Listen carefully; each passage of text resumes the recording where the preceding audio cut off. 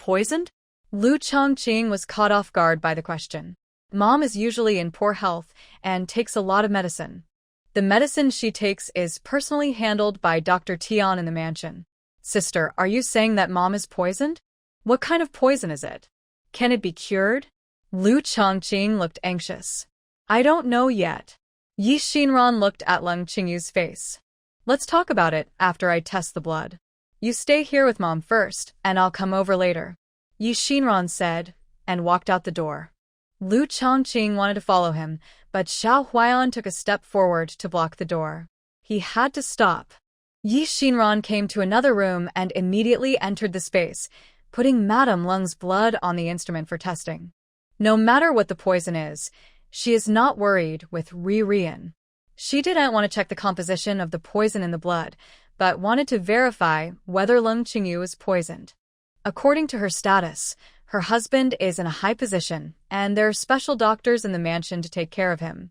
This kind of chronic poison must be done by someone around her. Yi Xinran didn't want to wrongly accuse anyone. She must be 100% sure.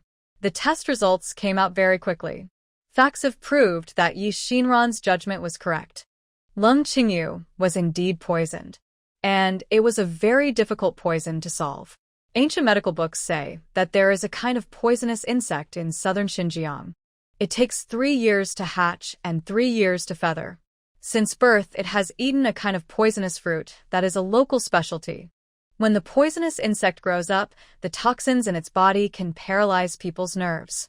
If taken for a long time, people's memory will gradually decline, their nerves will gradually weaken, and finally they will become a useless person with no memory and no thinking ability. It just so happens that the wings of the poisonous insect are the antidote to the body's toxins.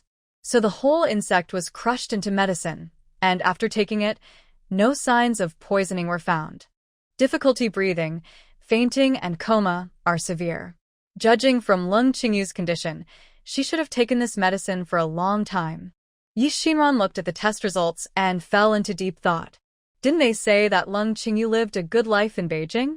The couple loved each other, the children were filial, and except for her poor health, everything else was going well. So when did she start to be poisoned? Yi Xinran exited the space and returned to the room where the three were. Leng Qingyu didn't wake up.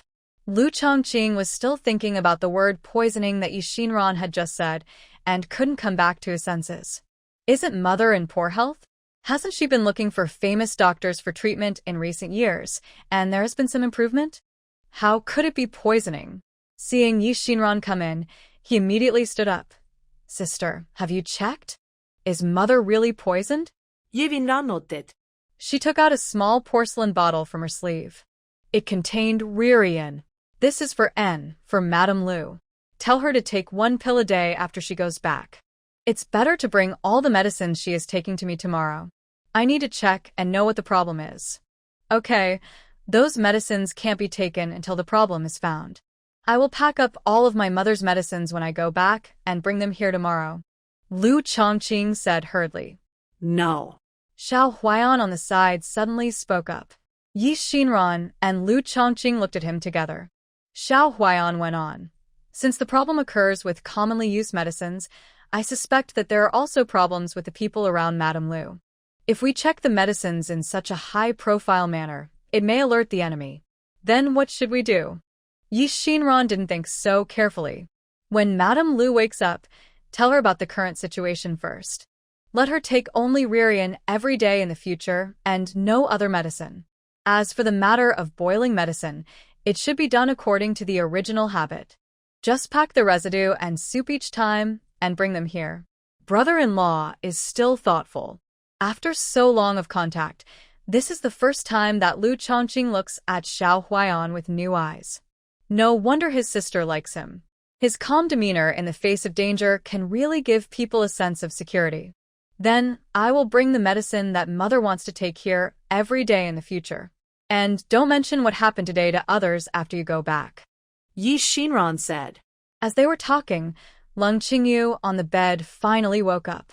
She snorted, slowly opened her eyes, and saw the 3 people surrounding the bed. Seeing Yi Xinran, Leng Qingyu's pale mouth showed a smile. I seem to have heard you call me mother again, just now. Lu Chongqing looked at his mother's worthless appearance and couldn't help but sigh. She had called her mother countless times since she was little, but she had never seen her mother so nervous. Her body was already in this state, but the first thing she said when she opened her eyes was this. Mom, there will be many more days for me to call you mother in the future. Don't you care about why you fainted just now? I know. Leng Qingyu's words were beyond everyone's expectations. She motioned Lu Chongqing to help her sit up, and then said, I shouldn't have been greedy for mung bean soup just now. This happened 3 years ago. It was hot that day, and Mother Wang cooked mung bean and lotus seed soup for me. After eating it, I also had a severe headache. Later, your father brought me medicine, and it got a little better. Since then, I never touch mung bean soup. So that's it. Lu Chongqing felt a little regretful.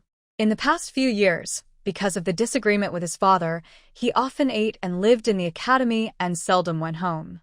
He also neglected to care for his mother. If he could always be with his mother, would he be able to discover his mother's abnormality earlier? Forget-me-nots are indeed like this. Eating mung beans will weaken the efficacy of the antidote, so they will get sick. Yi Xinran said. Madam, you should also be careful recently and don't touch mung beans anymore. I didn't touch it originally. It's just that it's rare. She stopped talking here, fearing that saying too much would burden Yi Xinran. Mom, it's not the mung beans. Lu Chongqing said anxiously. You are poisoned, do you know? Leng Qingyu was shocked to hear this. I am poisoned? She looked at Yi Xinran for confirmation, and Yi Xinran nodded. Leng Qingyu's body instantly turned cold. How could I be poisoned?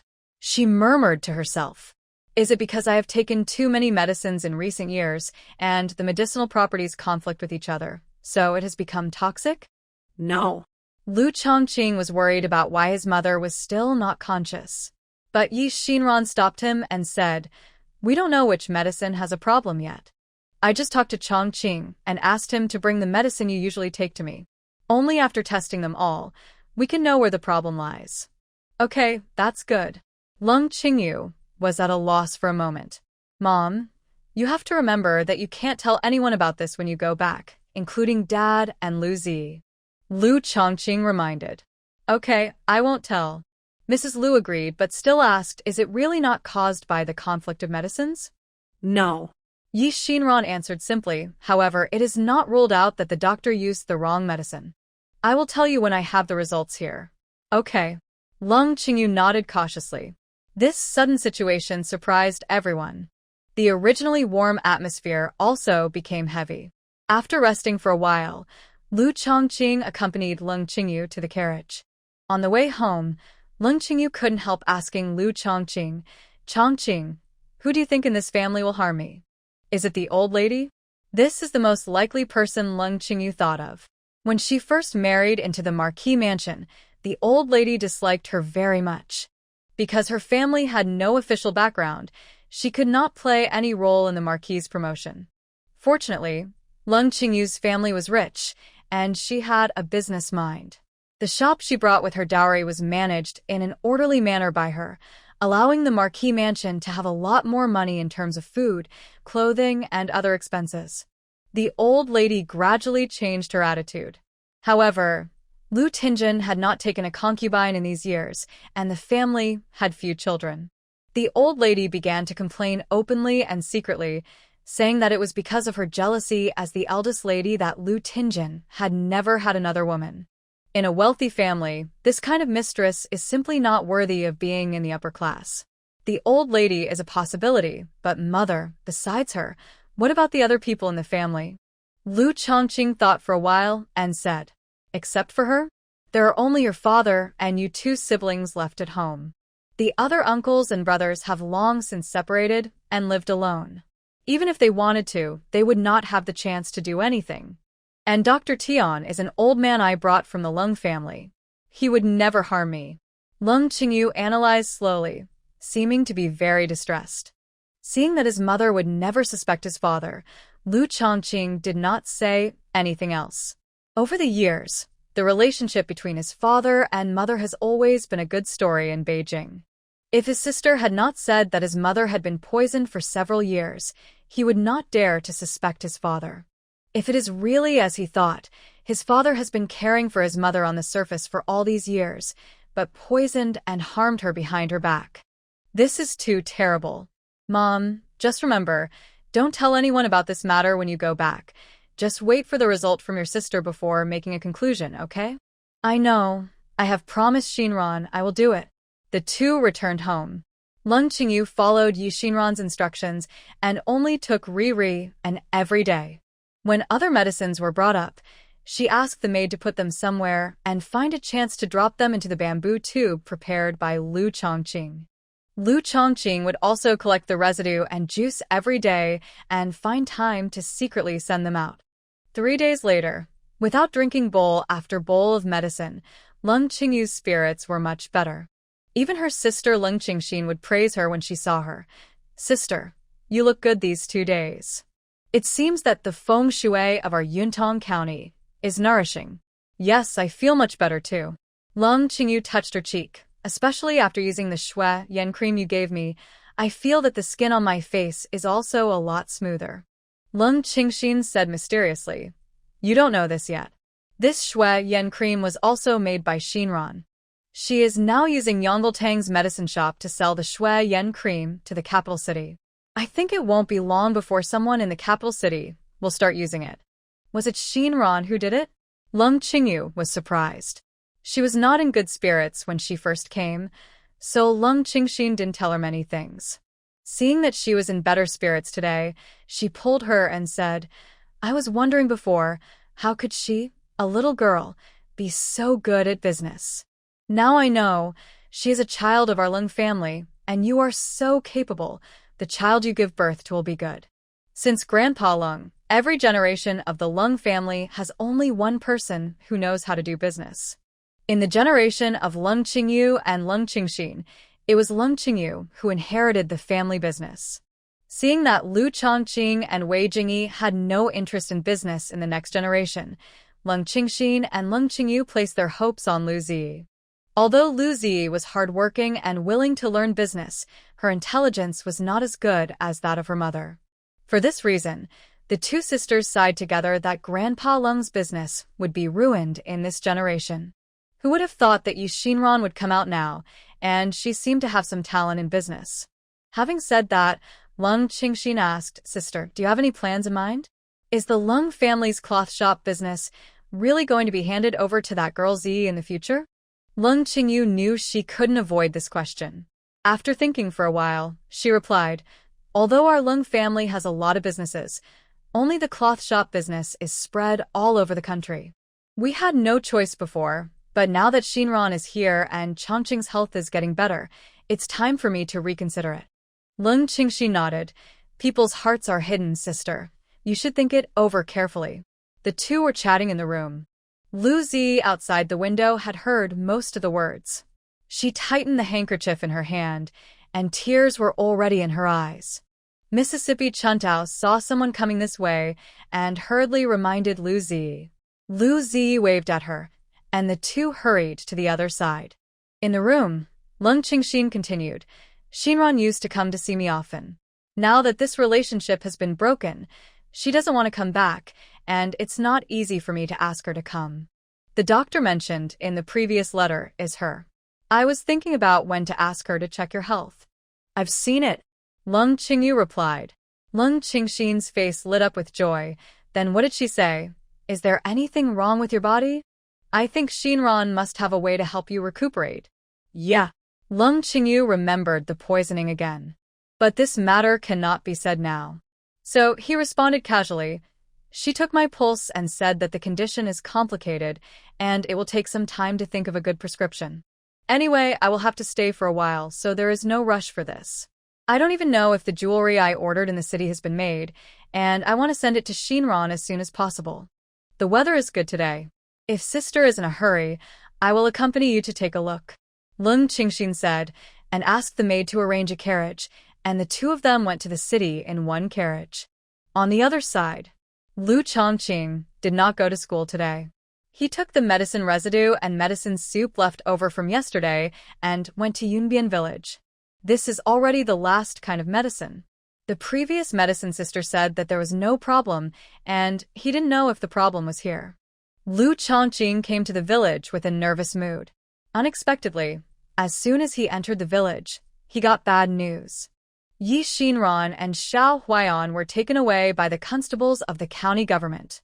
The head of the village said to Lu Chongqing with a sad face, "This young man has been coming to the Xiao family recently, and the head of the village has been familiar with him for a long time. Why were they taken away by the constables?" Lu Chongqing was anxious. It is said that there are new discoveries in the case of Zhang Dashan's family, so they want to call them over for questioning. New discoveries? Lu Chongqing had a bad premonition. He quickly climbed onto the carriage and told the driver to turn the carriage around and head towards the county government office. In the lobby of the county government office, Yi Xinran and Xiao Huaiyan were kneeling in the hall, answering the county magistrate's questions. "Miss Xiaoyi, is it true what Constable Li said just now about the conflict between your family and the Zhang family?" To reply to the master, "It is true. So although your two families are neighbors, you've always held a grudge against the Zhang family and finally hired someone to kill someone." Yi Xinran just laughed when she heard the county magistrate's words. "Sir, although I am dissatisfied with the Zhang family in my heart, I am not a cruel person. Do I have to kill someone if someone scolds me? Besides, I have been timid since I was a child. I dare not even kill a chicken. Where do I get the courage to hire someone to kill someone? Although you dare not. What about the man next to you? He is a hunter, and killing is naturally easy for him. I am innocent." Xiao Huaiyan straightened his upper body and said calmly, "Your Excellency, I am just a hunter, not a bandit. I would not dare to kill people and rob them even if you give me the courage. Why don't you dare?" County Magistrate Xiao said with a smile, "Xiao Huaiyan, have you forgotten why you came to Yuntang County in the first place?" Xiao Huaiyan did not show any panic of being exposed, but replied calmly, "Your Excellency, I am innocent, and I was exiled before." "How dare you?" County Magistrate Xiao slammed the gavel again. "How can this county wrongly accuse you? I think you two will not cry until you see the coffin." Come on, bring up the bracelet. The men quickly brought the jade bracelet found in Zhang Dashan's house. The jade bracelet was burned into pieces by fire, but the original pattern can still be seen. "Look carefully, Xiaoyi. Do you recognize this bracelet?" Yi Xinran was a little confused. "What bracelet? What does this bracelet have to do with her?" Seeing that she didn't answer, the county magistrate said again, "Look carefully. The word Yi is engraved inside the bracelet. Isn't it yours?" "My lord, this is indeed not mine. My family is poor. This bracelet looks very valuable. If you don't believe it, you can go to the jewelry shop in the city to ask who bought this bracelet." County Magistrate Xiao said sternly, "I knew you wouldn't admit it. I have just sent people to investigate. There will be results soon. When the facts are laid out before you, let's see if you dare to be stubborn." Qiao Jingshan really didn't doubt Yi Xinran and his wife at first. But since the last time the Marquis came, he felt more and more that there was something wrong with Yi Xinran and his wife. Moreover, the Marquis's words implied that he hoped there was something wrong with them. Unfortunately, it was confirmed by many parties that Yi Xinran and Xiao Huaiyan had nothing to do with the case of Yi Desheng's family. The county magistrate was a little disappointed, but he didn't expect to find a breakthrough in the case of Zhang Dashan's family. It turned out that it was not a lover or an internal conflict, but the neighbor Xiao family who did it. County Magistrate Xiao got excited, and immediately, someone brought the Xiao couple over. Facing the county magistrate's injustice, Yi Xinran was not afraid at all. What she couldn't understand was that County Magistrate Xiao had been nice to her before, and even took the initiative to show his goodwill. So why did his attitude suddenly change? What caused his attitude to change so drastically? She could only think of Lord Liu. The county magistrate was nice to her at the beginning because of the Liu family, and now his attitude towards her suddenly changed. It must be because of the Liu family. But what did Lord Liu say to the county magistrate? Doesn't he want to recognize her? Her attitude has been made clear to Madame Liu. If he just didn't want to recognize her, would he have to go through so much trouble? Yi Xinran couldn't figure it out, unless there was something else going on. The thought in her mind was only for a moment. While she was thinking, the person sent out to investigate the jade bracelet also returned to the yamen.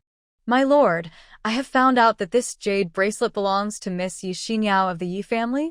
The county magistrate was also confused. He just wanted to check Yi Xinran. How could Yi Xinyao's jade bracelet appear in a family like the Zhang family that had nothing to do with her? Could it be? My lord, the results of the autopsy here are out. The coroner handed the results of the autopsy to the county magistrate in front of everyone. Yi Xinran took this time to secretly look at Xiao Huayan. Seeing that Xiao Huayan's expression did not change at all, she was slightly relieved. The two of them knew the Zhang family's affairs. However, Yi Xinran did not completely believe what Xiao Huayan said about the cause of death of the mother and son of the Zhang family. Although Xiao Huayan said that they had been killed by the killer a long time ago. But Yi Xinran felt that she heard the voice of Mrs. Zhang that night. However, none of this matters anymore. No matter who killed the person, it wasn't Xiao Huayan who did it. She warned herself. The county magistrate read the coroner's examination results from beginning to end. The deceased, male, between 20 and 30 years old.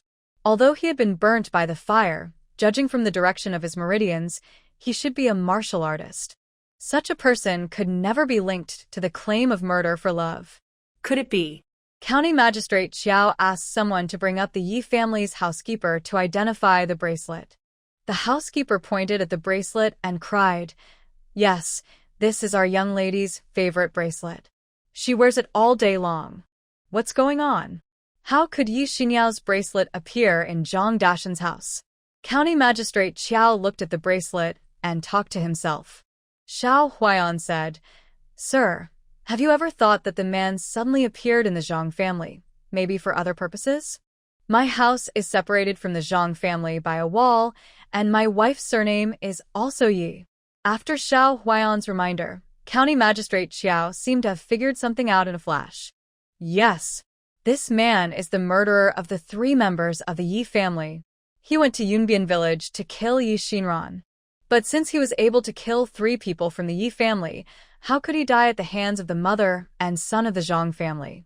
Xiao Huayan reminded, "Sir, although we country people are petty and prone to quarrels, we are all kind-hearted. I believe that this person must have disguised himself as someone else and stayed in the Zhang family, waiting for an opportunity to act against us. The mother and son of the Zhang family discovered his purpose and stopped him. Although it is unknown what happened in the process, the final result is in front of us. Zhang Dashan and Zhang protected us, and we are willing to pay a little money to Zhang Zong, which is also a little bit of our intention." County Magistrate Xiao didn't want to close the case like this. But this plan is undoubtedly the best solution at present. The murderers of the 2 murders have been found and have been brought to justice. The political achievements of Yuntong County will not be affected by an unresolved case. Most importantly, his son Xiao Ziyu was not involved. Even if someone leaked the news in the future and spread that Yi Xinyao was pregnant, Ziyu would at most be a victim of unrequited love. This method is simply too perfect. At this time, the county magistrate could not care about the attitude of Lord Liu. How can there be a perfect solution for this matter? If the problem of Yi Xinran and Xiao Huayan continues to be investigated, who knows what else may be involved? After thinking through all the things, County Magistrate Xiao finally changed his previous attitude. This matter is so complicated, but I didn't expect that under coincidence, it would turn out to be such a result. Zhang's mother and son are brave and fearless. They dare to strike hard at the murderer who committed heinous crimes. They deserve to be rewarded. Go find Zhang Zong, and this county will reward him well. As for Yi Xinran and Xiao Huayan, since it has nothing to do with you, you can go back. You must remember that as a citizen of Daliang, you must abide by the law to ensure your safety. Your Excellency is right, Xiao Huayan said expressionlessly. As long as we abide by the law, Your Excellency, as a parent official, will definitely protect us and will not wrongly accuse us. The implied Xiao County Magistrate was speechless. In fact, there are still many doubts in this case, such as the death of Zhang Dashan and his mother, such as the origin of the murderer. But the people were burned to charcoal, and it was obviously impossible to continue the investigation with these few people in the county government. County Magistrate Xiao could only hastily close the case and gave the killer the identity of a thief who coveted the Yi family's property. As for where he came from, there was no way to find out. Unless Yi Deshang is resurrected, there will be an answer to this matter. When Lu Chongqing rushed to the county government office, the case had come to an end. He waited anxiously at the gate of the government office and only felt relieved when he saw the figures of Yi Xinran and Xiao Huaiyan. "It's great that you are all okay." Lu Chongqing patted his chest. "My heart can't stand this kind of tossing. We are not afraid of our own shadows. What are you afraid of? Do you really think your sister and brother-in-law can kill people?" Yi Xinran teased him. "That's not the case. I'm just afraid that the county magistrate can't tell right from wrong and make a false judgment." "I've just thought about it." "If it doesn't work, I'll have to ask my uncle to plead for mercy." Dean Wei? 예빈란 similet. Dean Wei is only interested in reading the books of sages. As a scholar, he is not willing to interfere in these matters. But fortunately, you didn't want to go to your father. Lu Chongqing, I will never go to him unless it is absolutely necessary. Besides, he may not be able to manage it even if I find him. I'm not afraid that he won't care. I'm just afraid that if he intervenes, it will become more and more chaotic. Thinking of Lord Lu, Yi Xinran's pupils shrank. They walked out while talking. Yi Xinran and Xiao Huaiyan were brought here by the Yamen runners. They didn't take a carriage. Lu Chongqing asked the driver to send them back first. Wei Mansion. Lu Tingjin listened to the report from the servants and couldn't help but clench the teacup in his hand. Suzaku died in Yunbian village? He is the head of the 4 guards in the mansion. The other 3 guards were no match for him. How could they be defeated by 2 villagers? Xuanwu saw the dark face of the Marquis and hurriedly advised, "Marquis, I think the county magistrate just wanted to perfunctorily deal with it. The person who died may not be Zhuke." The Marquis finally put down the teacup. "Who else could it be if not him? We have been here for so long, but Zhuke has never shown up. We have searched every corner of the city, but there is no mark left by him. Tell me, if he is not dead, what else could be the reason?" Xuanwu was speechless. He had the same idea as the Marquis. As a guard of the Marquis's mansion, when performing a mission, no matter what emergency situation he encountered and he needed to leave, he had to leave an internal mark to facilitate the later person to take over. Zhuke could not disappear without a reason like this. He did not leave a mark, so someone must have killed him when Zhuke was unprepared. But what kind of person could let Zhuke die quietly? Not even a trace was left. The Marquis tapped his fingers lightly on the table. "Go check Yi Xinran's husband and see what his background is." "Yes." Xuanwu took the order and retreated. Across the courtyard, Lu Chongqing was also telling Leng Qingyu what happened today. Leng Qingyu was nervous the whole time and only breathed a sigh of relief when Lu Chongqing said that the 2 had returned home safely. The 2 children are also pitiful. How could they be involved in a murder case? "Mom, maybe it's not bad luck?" Lu Chongqing reminded. "I always feel that this matter is not so coincidental. The Yi family has been prosperous in Yuntong County for so many years and has never been unlucky. Why did his family suddenly get killed when we came this time? After forming a prejudice against a person, it is inevitable that all problems will be attributed to him. His mother was poisoned, and the Yi family was killed. Are these things really unrelated to his father?" Leng Qingyu knew what her son was thinking. Although she was sure that Lu Tingjin would not have any problems, she was not so stupid.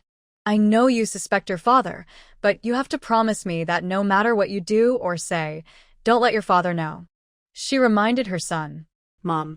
Lu Chongqing was very surprised by Leng Qingyu's words. "You also suspect?" Leng Qingyu poured cold water on him again. "I don't suspect.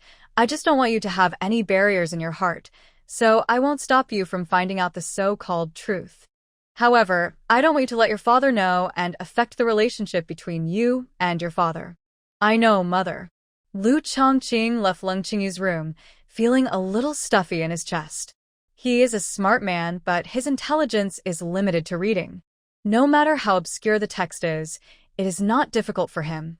But when it comes to investigating a case and finding the truth, he doesn't know where to start. But now he is not alone. He still has a sister who can help him. I believe that together they will be able to find out the truth of the matter. Yi Xinran's house. Yi Xinran put the last portion of medicine residue given to her by Chongqing into the testing instrument. There were no problems with the previously tested medicines. This last portion is particularly important. Yi Xinran sat quietly in the laboratory, waiting for the test results. When the red light indicating the completion of the test flashed, she stood up and picked up the test sheet. The more she looked at it, the tighter her brows frowned. The test sheet showed that there was no forget-me-not in this medicinal material. This was too unexpected. Yi Xinran collected all the previous test sheets together and read them from beginning to end. Each one showed that there was no forget-me-not. Where did the toxin in Leng Qingyu's blood come from? Yi Xinran thought for a long time. Decided to ask Lu Chongqing tomorrow. In the evening, Wei's house. Lu Tingjin lay on the bed, looking at Leng Qingyu, who was combing her hair. Qingyu, have you taken medicine well recently? I see that your complexion seems to have improved recently. Leng Qingyu curved the corner of his mouth. Look at what you are asking. If you don't take medicine well, can your complexion be better? Oh, yes, look at what I asked. I was thinking that since I have come to Yuntong County, should I find a local famous doctor to see it and prescribe some other medicine? Leng Qingyu lay down beside Lu Chongqing. No need. She put her head close to Lu Chongqing's shoulder. Those medicines are so bitter. Even if they are miracle drugs, I don't want to take them anymore. The Marquis reached out and touched Leng Qingyu's hair. You are so old. Why are you still like a child, even complaining about taking medicine? I'm not. Leng Qingyu said, I just take too much. I've suffered enough over the years. Okay, if you don't want to take it, we can stop for a few days, but for your health, you still have to take these medicines in the end, especially the sugar pills. Remember to carry them with you. Got it. Leng Qingyu nodded and said coquettishly, Why are you talking so much today? It's because I'm worried about your health. The Marquis helped Leng Qingyu pull the quilt. They went to sleep. The Marquis's snoring gradually became louder, but Leng Qingyu couldn't fall asleep. He had shown all the medicines he had taken in the past few days to his daughter, except for the sugar pill. Before the Marquis mentioned it, Leng Qingyu almost forgot that this was also a medicine she often took. This medicine was specially prepared by the Marquis from a doctor at Shanyutang. Taking one pill before going to bed can promote sleep. Occasionally, if you have a severe headache, taking it can also have an effect. The reason why she had never thought of it before was that she usually took it as a sugar pill, not as serious medicine. Another thing, because this was specially prepared for her by the Marquis, she was still unwilling to doubt the Marquis in her mind, and accordingly, she did not want to doubt the medicine prescribed by the Marquis for her. But at this moment, her mind was full of the fact that she had to take this sugar pill to show it to her daughter. Leng Qingyu was a little puzzled by her own thoughts. When did her trust in the Marquis begin to waver? She slept very uneasily that night. After breakfast the next day, she asked Butler Tong to help her prepare the carriage, and she wanted to go to Yunbian village in person. Lu Zi came over from the backyard. First he asked about his mother's health, and then he said, Mom, before coming, didn't you say that you would take me to familiarize myself with the business here? The weather is good today, and there is nothing going on at my aunt's place. How about we go to the shop and take a look? Leng Qingyu was a little embarrassed. Half a month ago, she would have taken Lu Zi there without hesitation. But now, she needs to think about it carefully. To be precise, she doesn't want to take Lu Zi with her now. Zi, Mother has been busy buying things for Xinran's family these days. I am really too busy. There is no rush for business matters. Mother will teach you slowly in the future. I know, Mother. Leng Zi lowered her eyes. She was a little unhappy, but she had to put on a strong look. Sister is Mother's biological daughter. It is normal for Mother to worry about Sister. It's Zi's fault. She distracted Mother. Looking at Lu Zi's expression, Leng Qingyu knew that the Marquis had told her the truth. For some reason, Leng Qingyu felt no ripples in her heart. She felt a little strange. It seemed that her heart was really biased. With Yi Xinran, she no longer liked Lu Zi. This was also the child she had raised since childhood. Leng Qingyu used these words to comfort herself, and then comforted Lu Zi. Zi, don't think too much. You know that although Xinran is the biological child of the Marquis and me, the hard work we have put in you over the years is not fake. I just hope that the three of you siblings can get along well and help each other in the future. I know, Mother. I will treat my sister and Chongqing well. Everything I have now is given to me by Mother and Father. My daughter is content and grateful. Good child. Leng Qingyu patted her shoulder and turned to leave. Behind him, Lu Zi looked at Leng Qingyu's back, his eyes getting colder and colder. It was agreed that all the family business would be handed over to me. Why do you regret it halfway? Why does she have everything as soon as she comes back? Chun Tao saw Lu Zi's expression and reminded her quickly. Miss, this is the Wei Mansion. You have to be careful. Are you feeling unwell? I'll call a doctor to help you. No need. Lu Zi stomped her feet fiercely, took a deep breath, and then returned to her usual self. Yi Xinran is just a poor little thing who has survived until now. Let's wait and see. Leng Qingyu got on the carriage and first went to the jewelry shop in the city to pick up the jewelry she had ordered a few days ago. Then she turned around and headed for Yunbian village. Along the way, she always felt that a pair of eyes were staring at her. But after lifting the curtain and looking for several times, she didn't find the shadow of the person following her. Leng Qingyu was a little nervous.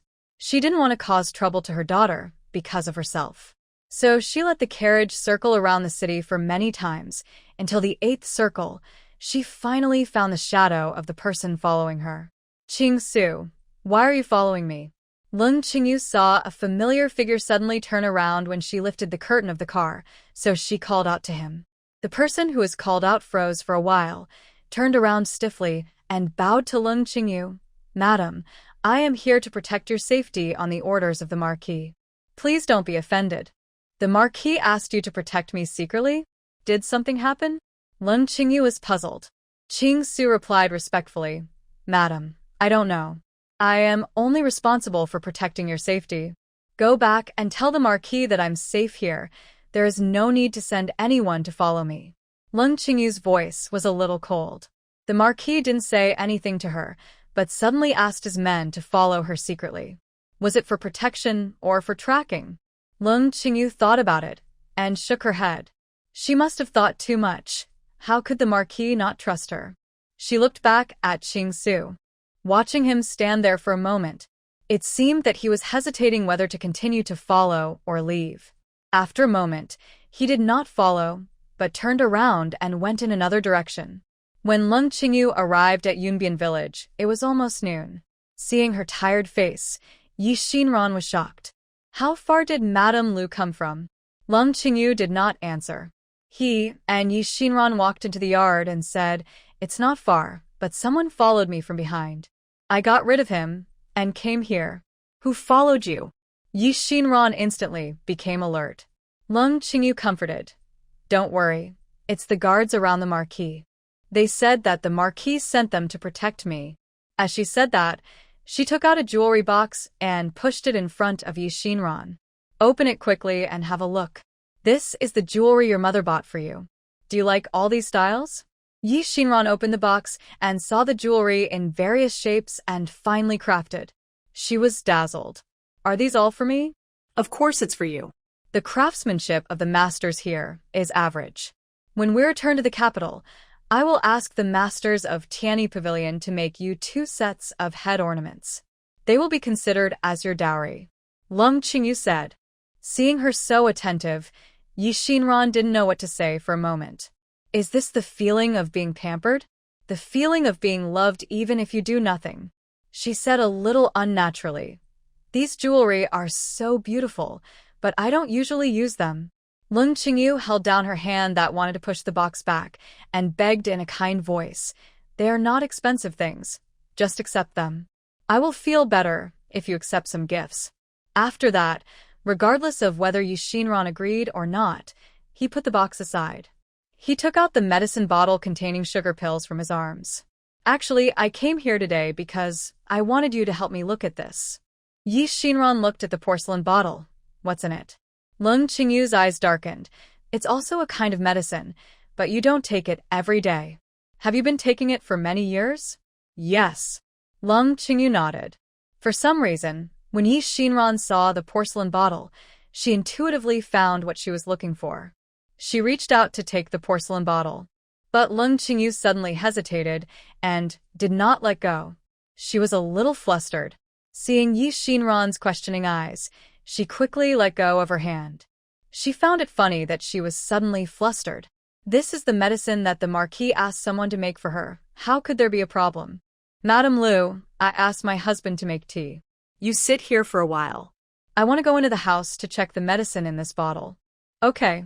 Leng Qingyu sat in the yard. After a while, Xiao Huaiyan brought out the tea, and the two looked at each other in silence. Xiao Huaiyan just silently poured her tea and refilled the cup. Leng Qingyu drank 2 cups in a row. Seeing that Xiao Huaiyan wanted to pour more, she hurriedly stopped him and said, "Don't pour it. I'm full." Okay. Xiao Huaiyan stopped and shifted his attention to the bamboo in his hand. Leng Qingyu looked over and saw that he was carving a little man. What are you doing? This was the first time she took the initiative to talk to Xiao Huaiyan. Xiao Huaiyan kept moving and said, "Little toys for the children." Oh. Leng Qingyu nodded. Then she looked at Xiao Huaiyan silently. Her son-in-law looked good, but it was a pity that he looked too cold. Just sitting there, he seemed to exude a murderous aura. Leng Qingyu suddenly felt worried. Will he be good to Xian Ran? He looked so fierce. Would he attack Xian Ran? Xiao Huaiyan noticed Leng Qingyu's gaze. He raised his head. What advice does Madame Lu have? No. Leng Qingyu waved her hands quickly. She thought to herself, the tone of voice is so harsh. Will it scare Shinran? It is said that the more a mother-in-law looks at her son-in-law, the more she likes him. But Leng Qingyu felt that her son-in-law looked a little scary. She began to worry about Yi Shinran's future life again. The two sat awkwardly for a while, and Yi Shinran finally walked out of the room. Seeing her depressed look, Leng Qingyu's heart immediately lifted. She supported herself on the stone table with one hand, propped herself up and stood up straight, barely maintaining a smile on her face. Shinran, are the results out? Ye Vinran noted. Then she said, all the medicines that Chongqing brought me before have been checked, and there is no ingredient of forget-me-not. The only one with forget-me-not is the thing in this porcelain bottle that Madame brought me. Although she was mentally prepared, Leng Qingyu couldn't hold on when she heard this, and her body swayed twice. Madame, be careful. Xiao Huaiyan was quick to reach out and support Madame Lu. Seeing her state, Yi Shinran couldn't help but ask, Madame, since you brought the medicine to me for examination, you should have some doubts in your heart. Why do you react so strongly? Leng Qingyu was stunned for a while, smiled bitterly, and said, to be honest, this is the medicine that the Marquis personally went to Shuani Hall to ask for me 7 years ago. Shuani Hall? Yi Shinran was also stunned. She didn't expect that there would be things about Shuani Hall again. She couldn't understand the style of the shopkeeper of the Shuani Hall branch before. Where did a shopkeeper get such courage? Now she has figured it out a little. It turns out that the upper beam is not straight, and the lower beam is crooked. Seeing Yi Shinran's expression, Leng Qingyu asked hurriedly, do you know Shuani Hall? I know a little, Yi Shinran said, and I have dealt with it superficially. Leng Qingyu nodded. Shuani Tong is so famous. It's normal to know it, but I didn't expect that they have such harmful medicine. Madame Lu, Yi Shinran interrupted her. Have you ever had any conflicts with Shuani Tong? No. Then do you have any business dealings? No. Leng Qingyu was puzzled. Why are you asking this? Since there is no dealings and no conflicts, then Shuani Tong has no reason to harm you. You mean? Leng Qingyu's expression suddenly froze. Yi Shinran, Madame Lu knows what I mean. She just doesn't want to face it. The result is already in front of us. Instead of continuing to avoid it, it is better to face it directly. What do you think, madam? Leng Qingyu's lips trembled slightly. What Yi Shinran said was exactly what she was thinking. But deep in her heart, she was unwilling to doubt the Marquis, and even more unwilling to believe that the Marquis would have the intention to harm her. If this was true, then all her efforts and so-called happiness over the years would have become a joke. It was difficult for her to accept such a fact. "Madame Liu, I heard that you were very good at business," Yi Xinran said slowly. "Before you got married, you had already begun to take charge of most of the Leng family's business." These were all what Leng Qingyu had said to her. Seeing that Leng Qingyu didn't say anything, Yi Xinran continued, "Your ability is already better than most women in the inner courtyard. You can obviously hold up your own sky, so why bother to desperately entangle a man whether he loves you or not?" Leng Qingyu had never heard such a statement in her life. Aren't women supposed to take care of their husbands and children and manage the harem? Some women were born in humble families and could only be slaves or concubines. They could not even get ahead in their lives. Compared with them, Leng Qingyu always felt that she had a good life. The Marquis loved her so much that he even did not take concubines for her sake. This was something that many women would never beg for. But Xinran just said that these were not important. Women should live for themselves? "Xinran, are these ideas of yours?" Leng Qingyu wanted to say. "Are they a little shocking?" She looked at Xiao Huayan's face, but didn't say it. You can't say bad things about your daughter in front of your son-in-law. Even if what she said is wrong, it must be right. Who knows that Xiao Huayan didn't care? "Madame Liu, I think what my wife said is right. When two people live together, they should understand and achieve each other. No one should think about others and pay for others all their lives. If Ran wants to do something, I will definitely support her to do it. I won't ask her to live according to my ideas just because she is a woman. After all, she has always been Yi Xinran before she became Xiao Yi." Xiao Huayan's words greatly changed Leng Qingyu's impression of him. It turns out that the cold face is just his appearance. In fact, he is a good man who can understand and support his wife. This is completely opposite to the impression given by Lu Tingjin. Thinking about it carefully, Tingjin always seems to be polite and caring for herself, but over the years, he rarely really talked to her about his heart. In the first few years after getting married, when Lu Tingjin needed money to manage things, Leng Qingyu learned about his difficulties from the old lady or the servants, and took the initiative to take out money to help him solve them. He seemed to always put his concern for others in the open, but kept his own affairs hidden. Madame Liu, Yi Xinran saw that she was lost in thought, and couldn't help reminding her, "I know that it is difficult to convince you to doubt a person who has lived with you for more than 10 years, based on this point. In fact, you might as well give it a try. Try to look at him from now on from the perspective of an observer, and you will have your own conclusion." Leng Qingyu's trust in Lu Tingjin had already been shaken when she got the test results. Now Yi Xinran's words have completely awakened her. Escape is not a solution to the problem. Now, if you want to get rid of this dilemma, you can only rely on yourself. "Okay, I'll try." Leng Qingyu sorted out her mood and took a carriage back to the Wei mansion. She thought a lot along the way, from the two people's acquaintance to the two people living together. It seemed that Lu Tingjin was in charge of everything, and she was just the passive enjoyer. No wonder her sister always said that she was dazzled by Lu Tingjin. Now she had to change her attitude and observe Lu Tingjin again, with the eyes of a guest. Back to the small courtyard where they lived, the Marquis was scolding his subordinates. Seeing Leng Qingyu coming back, he immediately asked them to leave, and turned to look at Leng Qingyu with a smile. "Madam came back so soon. Why didn't you stay over there for lunch?" "I was afraid that the Marquis would worry, so I hurried back." Leng Qingyu looked at the Marquis' reaction calmly. Sure enough, once there is a gap in the heart, everything will seem problematic. In the past, when I saw the Marquis like this, I would only think that he was gentle and elegant, with the demeanor of a scholar. But now, I feel that his expression is a bit fake. He wanted to kick the guards away in the previous second, and he was tender and affectionate in the next second. Isn't this transition a bit fast? Lord Lu didn't know what Leng Qingyu was thinking, and he held his wife's hand as before and said, "I told you that you are not in good health. You should eat well and rest well. It's past dinner time for you to come back." Yan Xiu hurriedly agreed and asked the small kitchen to prepare it. Leng Qingyu kept staring at the face of the Lord Marquis, but couldn't come back for a long time. Is he really pretending like this? Lu Tinjin stretched out his hand and waved it in front of Leng Qingyu's eyes. What's wrong, madam? What are you thinking about? Oh, nothing. Leng Qingyu shook her head. Has the Lord Marquis eaten? Do you want to accompany me to eat more? Lu Tinjin smiled. I have eaten a long time ago.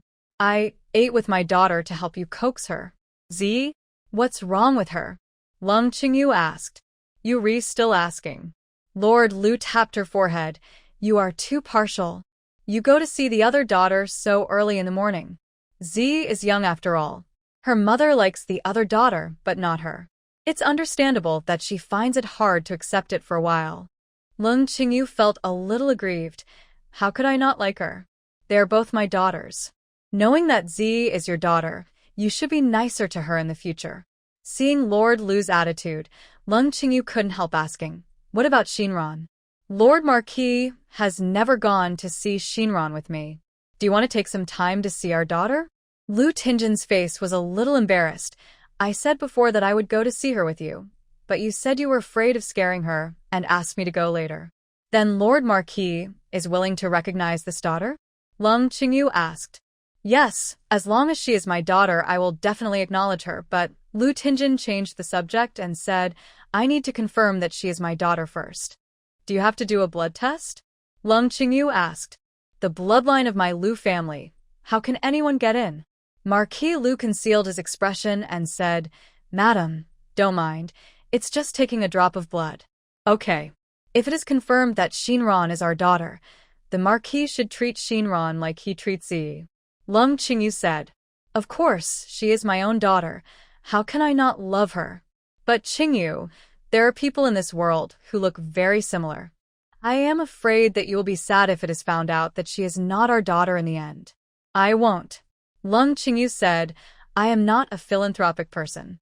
I will not be sad for people who have nothing to do with me. But I believe that Shinran must be my child. The Marquis did not comment. Seeing that the food had been served, he served Leng Qingyu a bowl of porridge and said, after confirming Yi Shinran's identity, shouldn't we return to the capital? I still have official business to deal with, and your tranquilizer is almost finished. I asked Shen Yitang to make this year's new medicine. After returning to Beijing, we will go to get it together. Yes. Leng Qingyu did not refute, but lowered her head to drink the porridge. Lu Tinjin looked at her, and a barely perceptible smile flashed across his lips. Leng Qingyu told Yi Shinran about their decision. Shinran, mother is not suspicious, but the Marquis is stubborn and will not admit it until the blood test is done. I am thinking that no matter what happens in the future, I will recognize you and give you a legitimate position in the Lu family. This way, it will be easier for me to do what I want in the future. Yi Shinran agreed, without hesitation. Since Madame Lu said that she would see to it, she would also cooperate with her request. I have no problem. Does the Marquis want to be there in person to watch? Yes. Leng Qingyu's expression was a little embarrassed. In order to convince him, this matter must be witnessed by him with his own eyes. Then let the Marquis take the blood. He is here. He can't just be a spectator. Yi Shinran suggested. Yes, this is a good idea. Leng Qingyu suddenly realized. Before this, she had always thought of testing her blood and Shinran's blood. As long as it was proved that they were mother and daughter, the matter would be settled. Unexpectedly, Shinran came up with such a method. Proving that they are father and daughter is more convincing than proving that they are mother and daughter. As long as you prove that you are her daughter, let's see what else he can say in the future. Leng Qingyu said. Then Madame Lu, please choose the date. I have time recently and can come to your house in person. It was just a drop of blood. Yi Shinran didn't have any pretentiousness. Madame Lu had sent a lot of jewelry, as well as bedding and furniture for the family during this period. It was impossible for her to say that she didn't feel anything. She should go on this trip both emotionally and logically. However, she proposed that the Marquis verify it personally, not for any reason that would be more convincing, but because of blood type. With the help of Lu Chongqing some time ago, Yi Xinran got blood samples from both of them. The Marquis was type B blood, and Leng Qingyu was type A blood. And she herself was also type B blood. Only people with the same blood type can blend. To convince them, she must do a blood test with the Marquis to succeed. Okay, it's great that you agree. I'll go back and tell the Marquis that we'll do the blood test as soon as possible. Leng Qingyu was very happy. But there's one thing I want to say first. Yi Xinran said, even if the blood test is successful, I won't go back with you. Of course, you are so old now, you have the life you want to live. You had to rely on yourself before, but now that I am here, I will make sure you live the life you want. Leng Qingyu quickly agreed. There was no problem on Yi Xinran's side. The Marquis naturally agreed quickly. 2 days later, Yi Xinran, accompanied by Xiao Huaiyan, went to the backyard of the Wei family. Wei Jingji and Wei Jingyi went to the school early in the morning.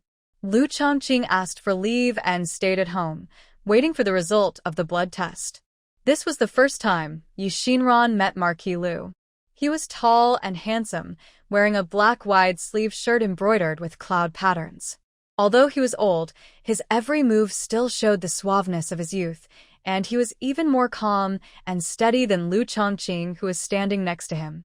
Yi Xinran said secretly, he looks like a decent person. No wonder he can fascinate Madame Lu like that. There was a girl standing next to Lord Lu. The girl was wearing a goose yellow gauze dress and had a crooked bun. She looked well-behaved and sensible, but the expression between her eyebrows made her seem a little mean. While Yi Xinran was looking at her, the two of them also looked at her. Lord Lu was very surprised. Although he had heard many times before that Yi Xinran looked similar to Leng Qingyu, no matter how much he heard, it was far less shocking than seeing her in person. Through Yi Xinran, he seemed to see the innocent and kind Leng Qingyu when he was 18 years old. Leng Qingxin hadn't seen Yi Xinran for many days. When she saw her come in, she pulled her over and whispered to her. Lu Zi couldn't help but curled her lips when she saw it. The purpose of this meeting was to drop blood to recognize relatives. Seeing that everyone was together, the Marquis said, "The reason why I invited Miss Yi here today is because my wife and my son think that Miss Yi is a member of the Lu family. After seeing her today, I also have some doubts. In order to prevent the Lu family bloodline from flowing outside, I would like to trouble Miss Yi to take a drop of blood for us to verify." He said this politely. Yi Xinran had nothing to say, just nodded. The servant immediately brought a tray with 2 bowls of water on it. Why 2 bowls? Leng Qingyu was surprised. The Marquis explained, Madam suspects that Miss Yi is her biological daughter, so my Z would be someone else's child. I thought that since we have to verify it, we might as well verify it, so as to avoid any barriers in the future. Okay. Leng Qingyu nodded in agreement. She had not mentioned bringing Lu Zi along before because she was afraid of hurting Lu Zi's feelings. Since the Marquis said so, and Zi's expression seemed to be willing, Leng Qingyu also wanted to take the opportunity to make things clear. Then please let Miss Yi come first. Marquis Lu made a gesture of invitation.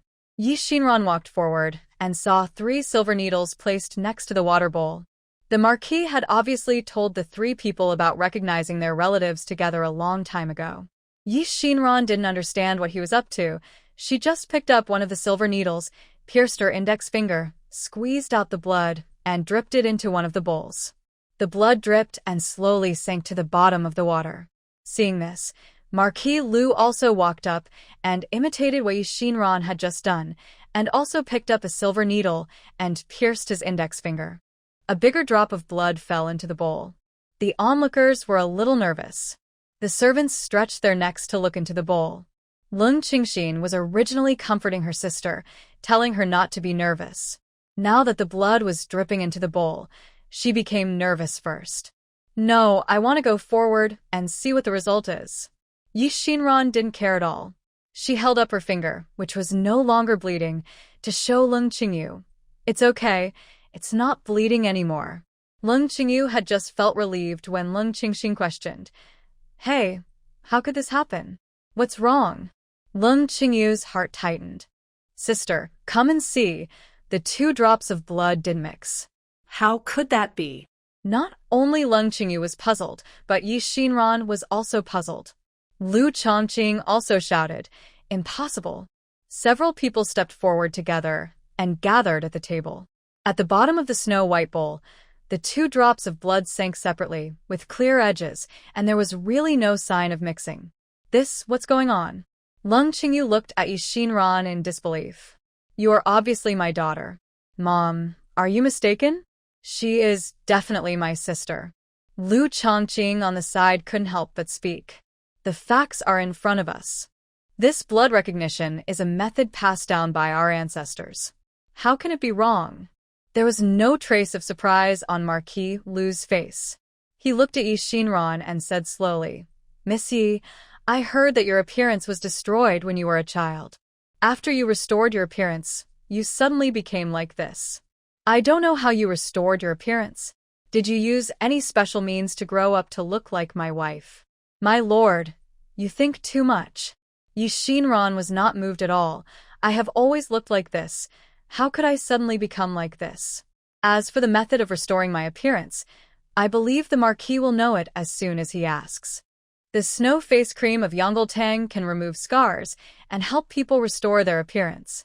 I see that your lady seems to have some acne marks on her face. My lord might as well buy it for her to try. It will work quickly." Lu Zi was originally standing aside to watch the fun. Seeing that Yi Xinran's blood and the Marquis blood did not mix, she was secretly happy in her heart. Father really didn't lie to me. I didn't expect that the next moment I heard Yi Xinran talking about my appearance. Yi Xinran, you are just a rascal who wants to sneak into the Marquis mansion. You are not qualified to judge my lady. Before Lu Zi could speak, the maid Chun Tao beside him spoke first. Lu Zi quickly scolded, "Chun Tao, slap me. Who told you to talk to Missy like that?" She looked at Yi Xinran with an apologetic face. "Sister, don't be angry. Chun Tao is ignorant. That's why she said that." "Thank you for your reminder. I'll let the maid go to Yongla Hall to buy the snow cream in a while." "Humph." Yi Xinran snorted at her pitiful look. The dog is just relying on the power of the master. How can a dog come out and bite randomly without the permission of the owner? "Miss, look at her." Chun Tao looked aggrieved. Lu Zi's face also became very ugly, "Since it has been proved that you are not my father's daughter, Miss Yi, I'd better not call you sister for now. You look so mature, it's really not appropriate to call me sister." Yi Xinran deliberately looked at her. "Besides, even if I'm not the daughter of Lord Lu, it doesn't mean that you are the daughter of Lord Lu, right?" She had a strange feeling. Yi Xinran originally thought that Lu Zi would be the daughter of Yi Deshang and Zhou. After all, this is how it plays out in soap operas. In order to make their children live a better life, parents from poor families deliberately swap their children with those from rich families. But this Lu Zi looks nothing like Yi Deshang and Zhou, and doesn't look like Yi Xinyao at all. Could it be that Yi Deshang and Zhou secretly swapped their children? Lu Zi was not annoyed at all when she heard Yi Xinran's words. She maintained her ladylike appearance and said, "Miss Ye's words do make sense. In order to prove the truth, my father was going to do a blood test with me today." "Father, I'll do it now."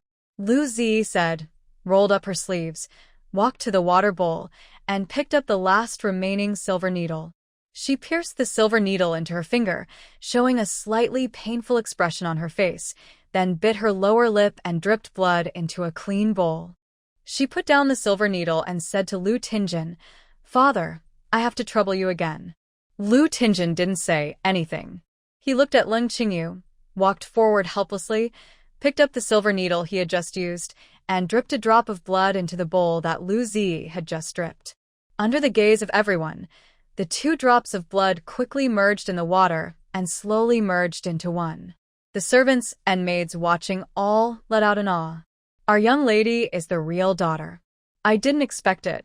I also thought that the girl surnamed Yi was the daughter of the Marquis." "Me too. Miss Yi looks too much like Madam." Lu Tingjin looked at the blood drops in the bowl with an expression of as expected. He looked at Leng Qingyu and said, "Madam, you finally believe me now. I've said it before, Z is our child. How is this possible?"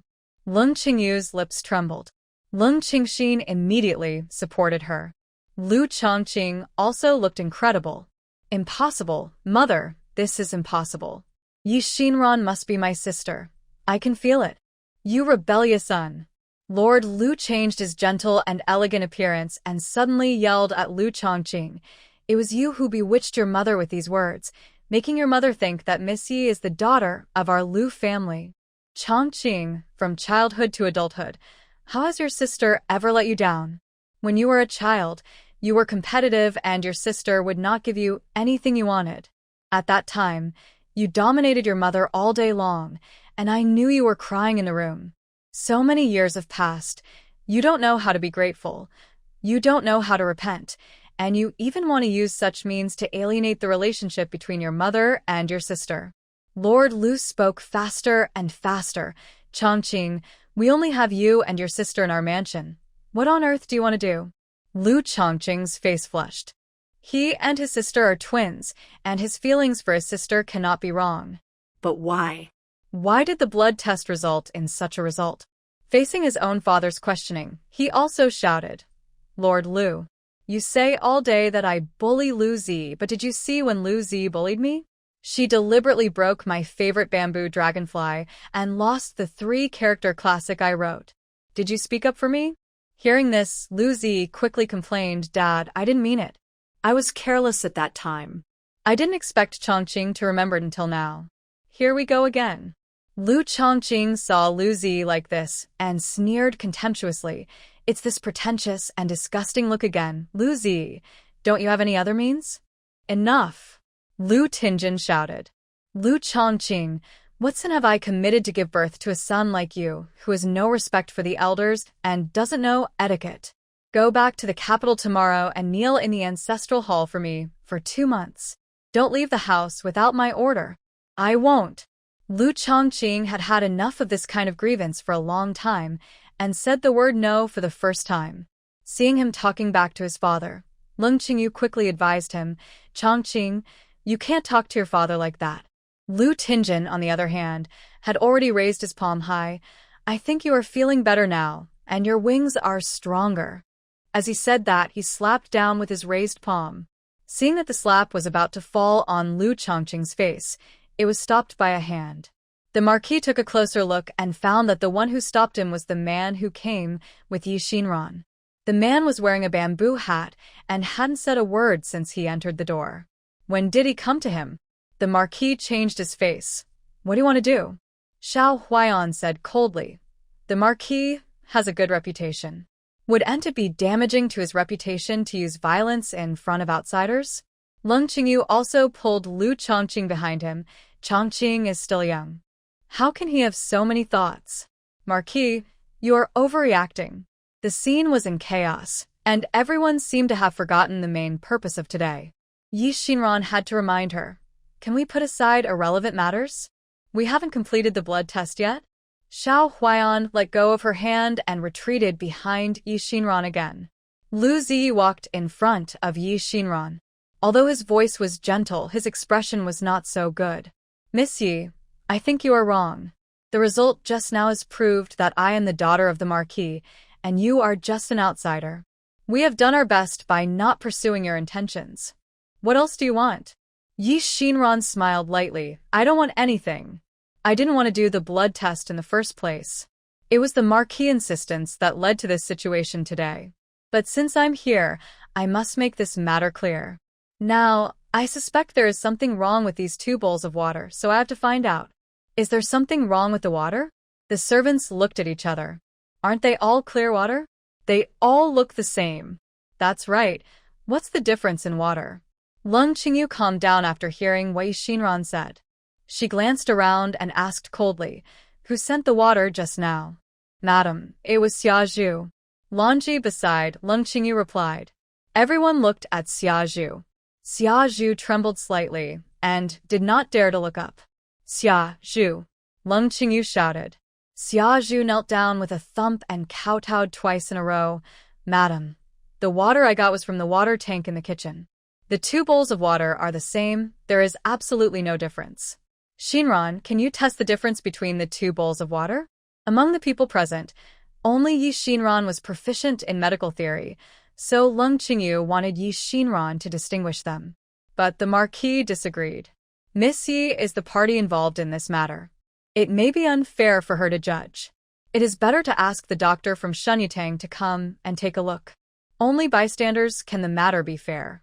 It also prevents someone from making a fuss about it. When Marquis Lu said this, he cast his eyes on Yi Xinran. Yi Xinran received this look, but didn't care. Instead, she smiled. My lord, you have thought it through very carefully. Did you expect this to happen? Lord Lu paused and didn't say anything. Then Yi Xinran continued, Don't bother me. I have a simpler way. What way? Everyone looked at her. Yi Xinran didn't say anything, but walked towards the bowl of water. Yi Xinran, what do you want to do?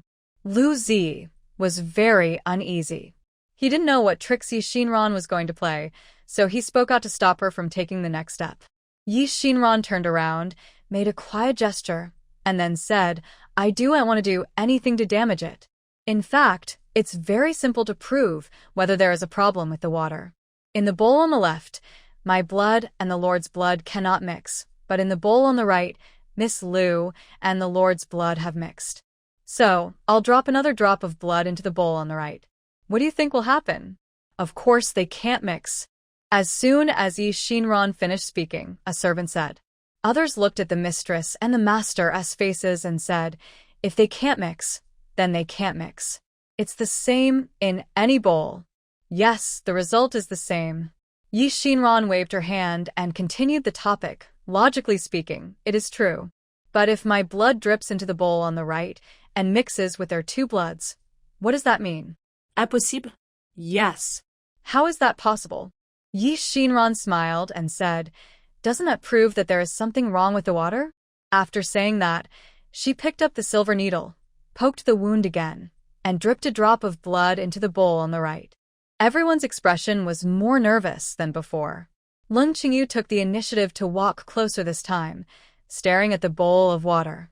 Lu Chongqing and Leng Qingxin also came over.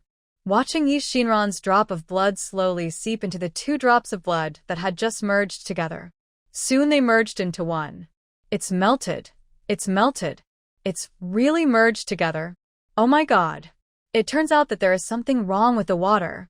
Everyone looked at the bowl of water and talked about it. Lu Ziyi looked at Lu Tingjin with a distraught expression. It was all Yi Xinran's fault for ruining their plan. Lu Tingjin looked at Xia Zhu and said sternly, What's going on?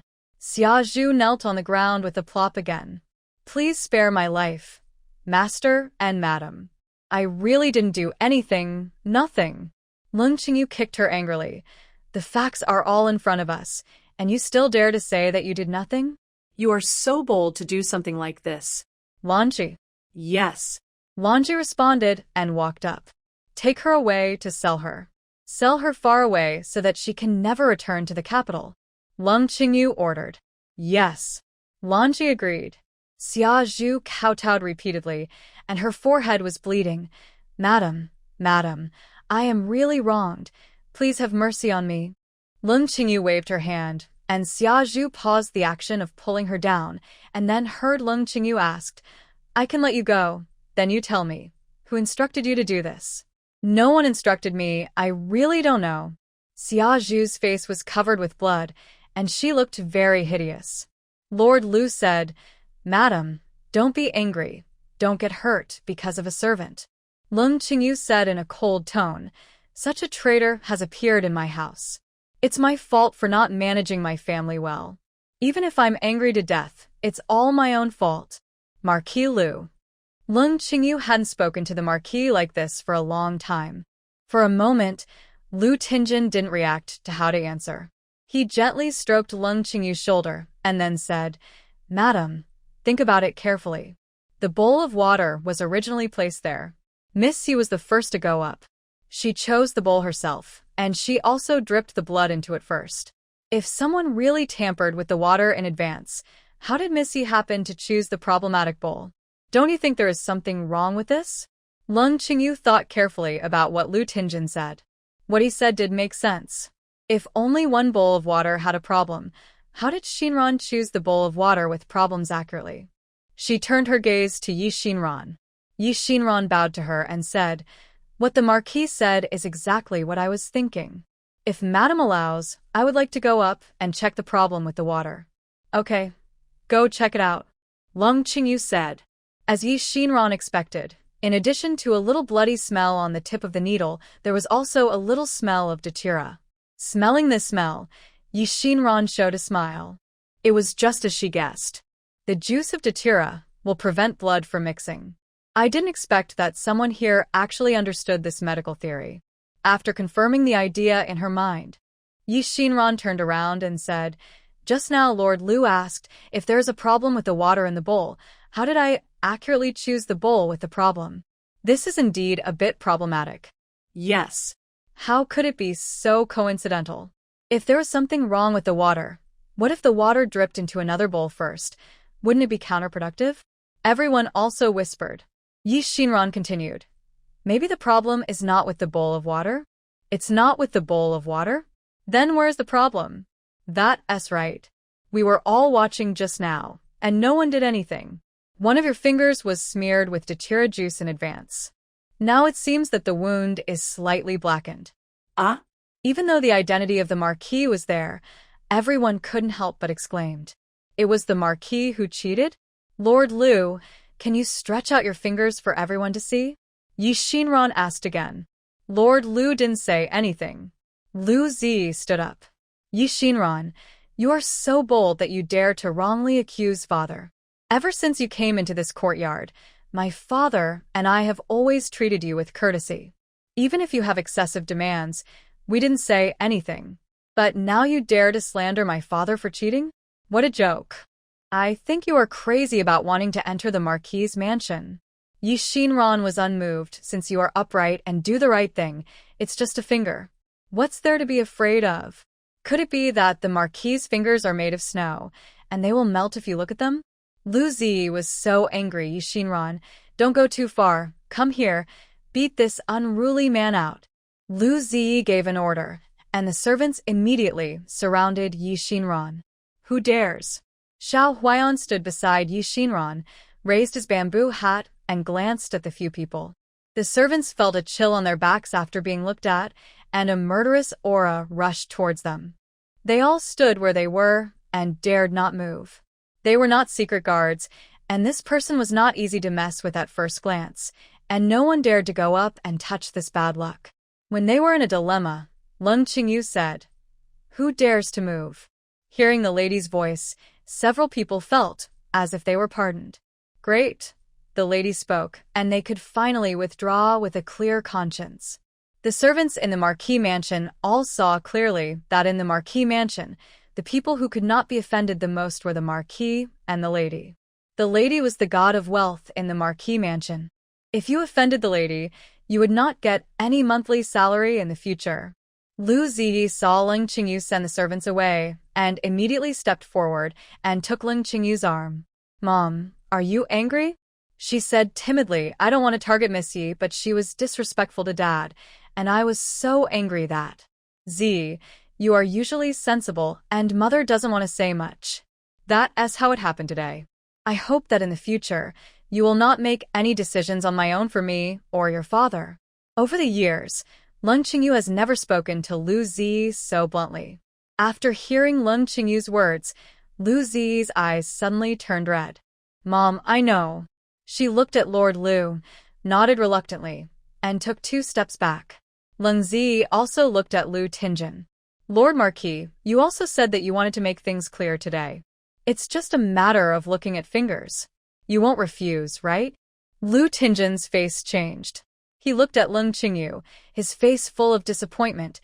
"Qingyu, we have been husband and wife for more than 10 years, and now you want to ask me for an explanation for an outsider?" Leng Qingyu looked at Lord Marquis' face and was a little shaken. Over the years, what she feared most was that Lord Marquis would be disappointed in her.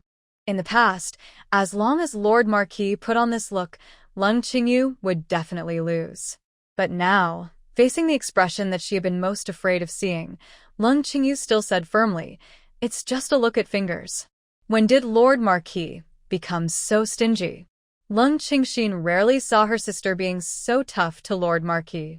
She was happy in her heart and followed up and said, "Brother-in-law, you are a grown man, not a lady from a wealthy family. Do you still have to be shy about this kind of thing? Is there really something wrong with your hand?" She deliberately used such words to provoke him. Unexpectedly, after hearing this, Leng Qingyu turned around and said, "Nonsense. All nonsense. Go get me some more water. I want to test it again." "My lord, don't be anxious." While he was turning around, Yi Xinran stepped forward and grabbed the hand of the Marquis. Seeing this, several guards immediately attacked Yi Xinran. But before they could get close, they all felt a needle-like pain in their knees at the same time, and they all fell to the ground at once. Yi Xinran was quick-eyed and quick-handed, and took this opportunity to turn over the palm of the Marquis, and a black dot on the tip of the Marquis' index finger was immediately revealed. "My lord, you are very cruel to yourself." Yi Xinran chuckled. "This datura flower is poisonous anyway.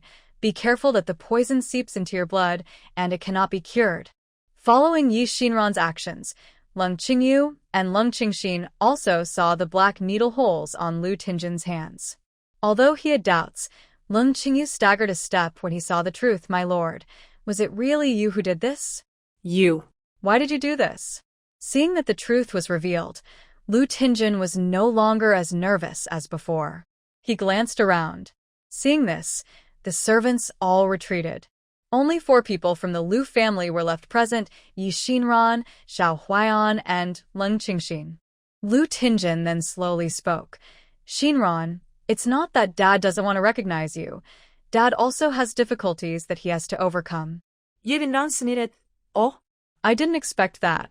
"My lord, why don't you tell me, what exactly is the difficulty that makes you unwilling to recognize your daughter?" Leng Qingyu's eyes were fixed on the face of the Marquis.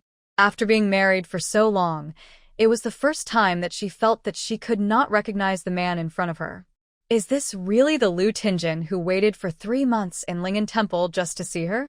Leng Qingyu clearly remembered that before getting married, he once said that in this life, he would always put his wife first. But now, in order to prevent herself from recognizing her daughter, he even used such a despicable method. Leng Qingyu, when did he change? Facing Leng Qingyu's gaze, Leng Qingyu pondered for a long time and finally said, "Qingyu, I really have my own difficulties. The reasons are not convenient to explain in front of the children. Let's go into the house and talk slowly, okay?" If it were in the past, Leng Qingyu would definitely agree.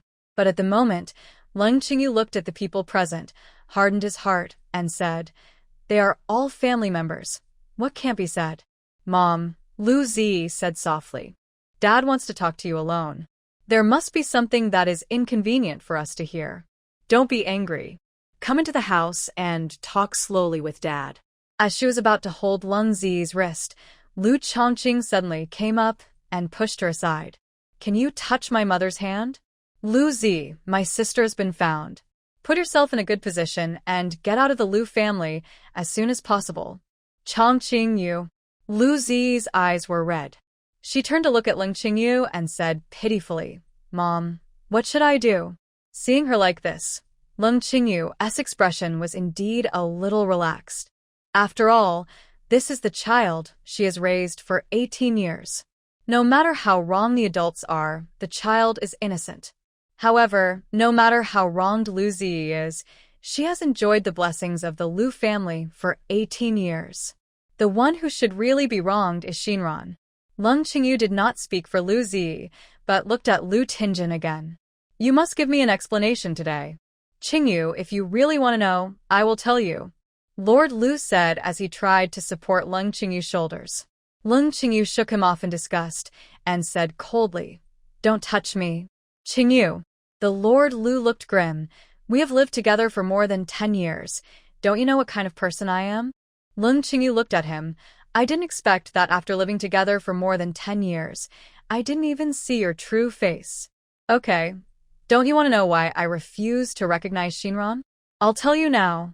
Leng Qingyu looked at the people present and said, "Because I was the one who exchanged the child back then." "You." Leng Qingyu covered his chest and couldn't speak. She pointed at Leng Qingyu with trembling fingertips. "You Why did you do this? Lu Tingjin looked sad. Do you think I want to? I do all this for you. For me? Leng Qingyu didn't know how to react. Lu Tingjin said, when you were about to give birth, I went to Sen Temple to pray for you. The master of Sen Temple once said to me, this girl hurts her mother, and only if she goes can the mother's safety be guaranteed. You're talking nonsense. You never mentioned this matter at the beginning and never discussed it with me. Leng Qingyu didn't believe it at all. However, Lu Tingjin had a look of concern on his face. How can I tell you this? If I told you, would you agree? Although I also like our daughter, keeping her will hurt you. We are a loving couple, and I can't let you get hurt. Not even our daughter. Seeing Leng Qingyu's face full of disbelief, Lord Lu continued, I know you would rather hurt yourself than hurt our daughter, so I buried this matter deep in my heart. It happened that when you were giving birth, the farmer you were staying with was also giving birth. Seeing that she also gave birth to a daughter, I got excited and secretly exchanged the two children and moved Z to your side. By leaving our daughter in the Yi family, I can protect her and let you sleep at ease. The situation was urgent at the time, and this was the best way I could think of. Leng Qingyu's lips trembled. So, you obviously know everything, but you let our daughter suffer outside all these years. How can she suffer? Lu Tingjin said quickly, over the years, with your support, hasn't Yi Shang been living a good life? He has changed from an ordinary farmer to a merchant. Although his family is not rich, at least he can ensure that his daughter has no worries about food and clothing. Moreover, didn't we also arrange a marriage for our daughter to the child of County Magistrate Xiao? Although she can't live in the Marquis' mansion, at least the child has a worry-free life. According to the original plan, as long as there is a chance, Qiao Jingshan can be transferred to the capital, and then our two families will visit each other. Although our daughter can't be in your arms, you can see her whenever you want. What's wrong with this? All these things that the Marquis said were arranged by Leng Qingyu. She did these things at the beginning, not because Yi Xinran was her own child, but out of gratitude to the Yi family and a little affection for the child. Unexpectedly, by mistake, it turned out to be the care of the child in the Marquis' mouth. If I didn't do these things at the beginning, would the Marquis do it? Leng Qingyu was at a loss for words to refute for a moment. Yi Xinran did not expect that Lu Tingjin was so thick-skinned and reacted so quickly. He actually connected all the things that happened in the past with a thread, and all of them became his credit, and it sounded flawless. It seems that Lord Lu had prepared this set of rhetoric a long time ago. So when did he start preparing for this? Did he think about it after the blood test went wrong, or before coming to Yuntong County? All of this is unknown. But it doesn't matter, because he was careless. In this ring of arrangements, there is still a big loophole. The Lord's explanations were really too surprising. Leng Qingyu did not expect that it was because of her that the mother and daughter could not recognize each other for more than 10 years. She was a little unsteady and almost fell down. I'll take your mother back to the room to rest, and you entertain the guests here. As he said, Lu Tingjin was about to help Yi Qingyu leave. Just as she turned around, she heard Yi Xinran shouting, Wait a minute, both of you. Yi Xinran, what are you going to do? Can't you see that your mother is not feeling well? Lu Ziyi no longer cared about maintaining her ladylike image in front of outsiders. She raised her head and stared at Yi Xinran with vicious eyes, wishing she could stare a hole in her face. Seeing this, Lu Chongqing immediately stood in front of her and glared back with the same fierce eyes. Yi Xinran didn't care at all. She walked past the two of them and walked in front of Lu Tingjin and Leng Qingyu. Madam Lu, can your body hold on? Leng Qingyu's mind was in a mess. When she saw Yi Xinran, she seemed to have gained some strength and stood up again. I can still hold on, Xinran, you say? Yi Xinran pointed to the bowl where the blood test had just been dripped and reminded, the test is not over yet. Isn't it a bit early to leave now? Not over yet? Leng Qingyu couldn't react. Hasn't it been proven that you are my biological daughter? She grabbed Yi Xinran's hand. Child, mother knows that you have been wronged. You don't want to recognize me, right? She now has only one thought in her mind, that is to recognize Yi Xinran. Yi Xinran gave her a comforting look, then looked at Lord Lu and said, Just now it has been proven that I am your biological daughter. But have you forgotten that in this bowl, in addition to my blood, there is also Lu Zi's blood, which has also been mixed with the Lord's blood? Several people took a breath of cold air. Yes. Just now Lu Zi's blood and the Marquis blood were mixed together first. Later, Yi Xinran discovered the problem and dripped blood in again. They were just busy confirming Yi Xinran's identity and completely ignored this problem. Later, after listening to Lu Tingjin's explanation, they tacitly accepted that Lu Zi was Yi Desheng's daughter, but completely forgot the fact in front of them. Leng Qingyu patted her forehead. Oh, look at my brain. How could I ignore this matter? But Xinran is my sister's biological daughter, and Zi is the daughter of the Yi family, so how could Zi's blood be mixed with the blood of the two? Leng Qingyu's mind also became a little clear. Yes. She just felt that something was wrong. At the beginning, Zi's blood was mixed with the Marquis blood. Could it be that Zi is also the Marquis daughter? She looked at Lu Tingjin in confusion. At this time, Lu Tingjin's face became extremely ugly. Today's events were messed up by Yi Xinran. Faced with Yi Xinran's aggressiveness, he had made concessions and acknowledged Yi Xinran's identity. Unexpectedly, she would not let go and actually expose the things he wanted to cover up in public. What on earth does she want to do? Will she not stop until the family is disturbed? Lu Tingjin glanced at the guards behind him. If they were not useless, how could Yi Xinran find out the problem he had today? Several people felt the gaze of the Marquis, and all broke out in cold sweats. Marquis Lu looked at the man behind Yi Xinran again. Although he rarely spoke and never stole the limelight. But the Marquis was sure that this man was not an ordinary person. I heard that the Marquis and Madame Lu are the talented and beautiful couple envied by everyone in the capital. Since they got married, there has been neither a concubine nor a beautiful concubine in the family. What about Lu Zi? Yi Xinran looked at Lu Tingjin leisurely and said in surprise, could she be the illegitimate child of the Marquis outside? In this dynasty, even an adopted daughter would have a much higher status than an illegitimate child. Illegitimate children are stolen. The child born from an affair is worse than a blade of grass. Before Lu Tingjin could figure out how to respond, Lu Zi could no longer bear such an insult and shouted, Yi Xinran, what nonsense are you talking about? My mother is clearly. Shut up. Marquis Lu shouted, stopping Lu Zi from speaking. Lu Zi also knew that he had spoken out of turn, so he quickly shut up. Lu Tingjin didn't want to get entangled with Yi Xinran, so he just said to Leng Zi, Madam, I have explained the situation very clearly just now. Zi is indeed the child of the Yi family. As for why the blood is compatible, I can't explain it clearly. Maybe I have to go back to Beijing to consult the old doctor. There must be some reason for this. Leng Qingyu couldn't believe what the Marquis said. Too many things have happened these days. First, the Yi family was wiped out, and Xinran was implicated for no reason and went to the Yamen for interrogation. Fortunately, she was unharmed in the end. Then Leng Qingyu herself was found to have been poisoned, and the cause of the poisoning had not yet been investigated. Now there is the incident that the Marquis has replaced his daughter, but she is blood compatible with Lu Zi. Leng Qingyu has lived for most of her life, and all the things she has experienced combined are not as many as what happened in the past few days. And these things all point to one person.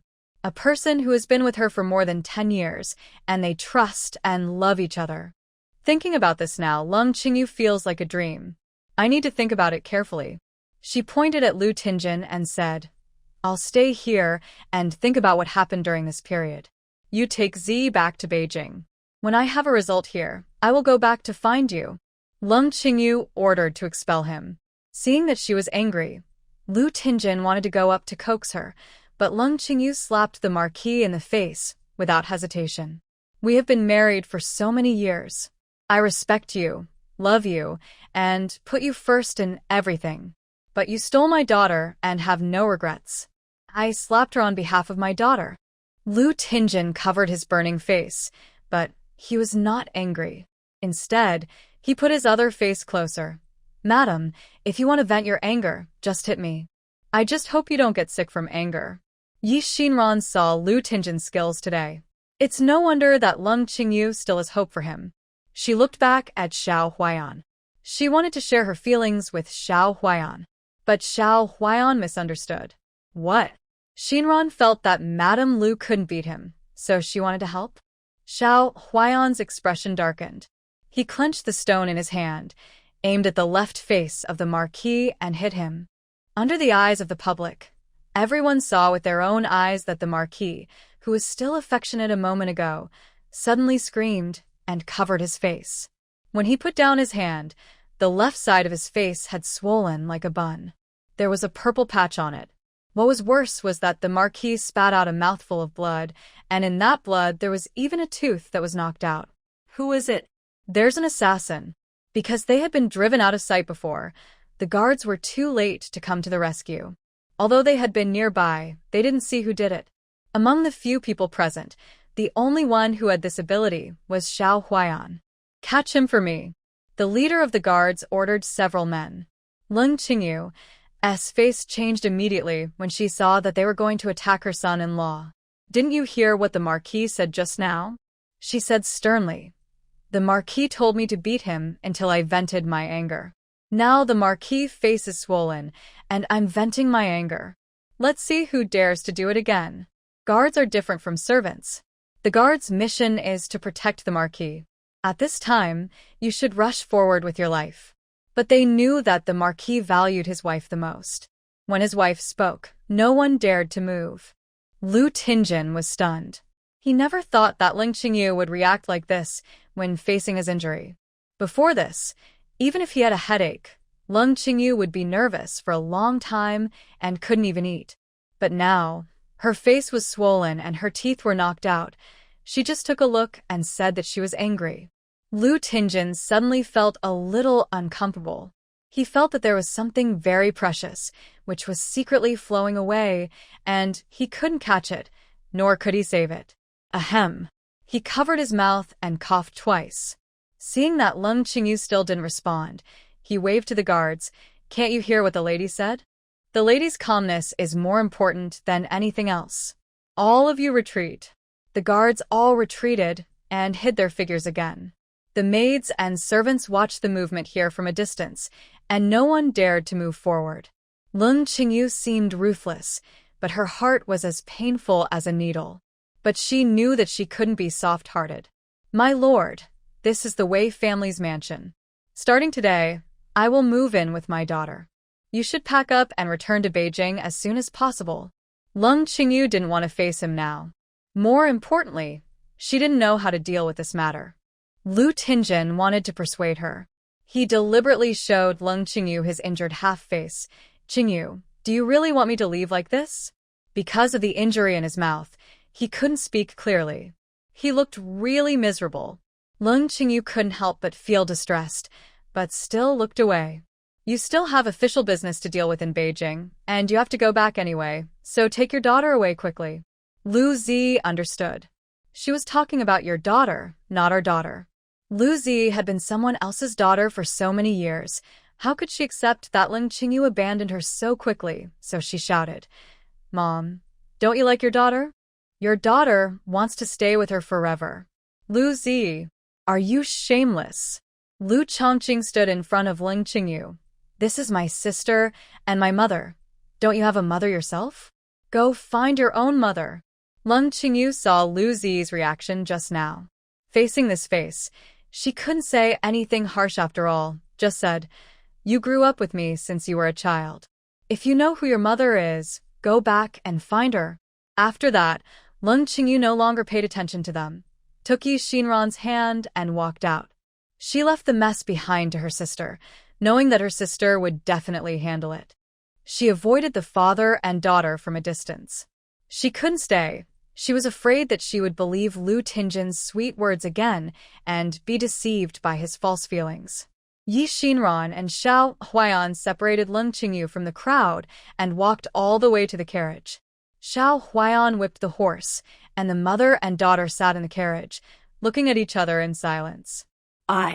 Today. Both of them wanted to break the awkward atmosphere and spoke at the same time. Leng Qingyu smiled, and looking at her daughter, her mood improved a lot. What do you want to say? You speak first. Yi Shinran thought for a while and said, today's incident has caused such a big fuss, and I didn't discuss it with you in advance. I'm sorry. I don't mean to destroy your family and your current life, but I can't stand people lying to you. This is the truth. If it were someone else, Yi Shinran might have turned a blind eye. Leng Qingyu reached out and touched Yi Shinran's head lovingly. Seeing that Yi Shinran did not resist, she gently exerted force and let Yi Shinran lean on her shoulder, then said, how could Mother blame you? It was Mother who didn't know people well, so you suffered all this. If it was back then, Leng Qingyu couldn't say it. Back then, she couldn't see that Lu Tingjin was such a person. Even now, she still can't tell which of his words are true and which are false.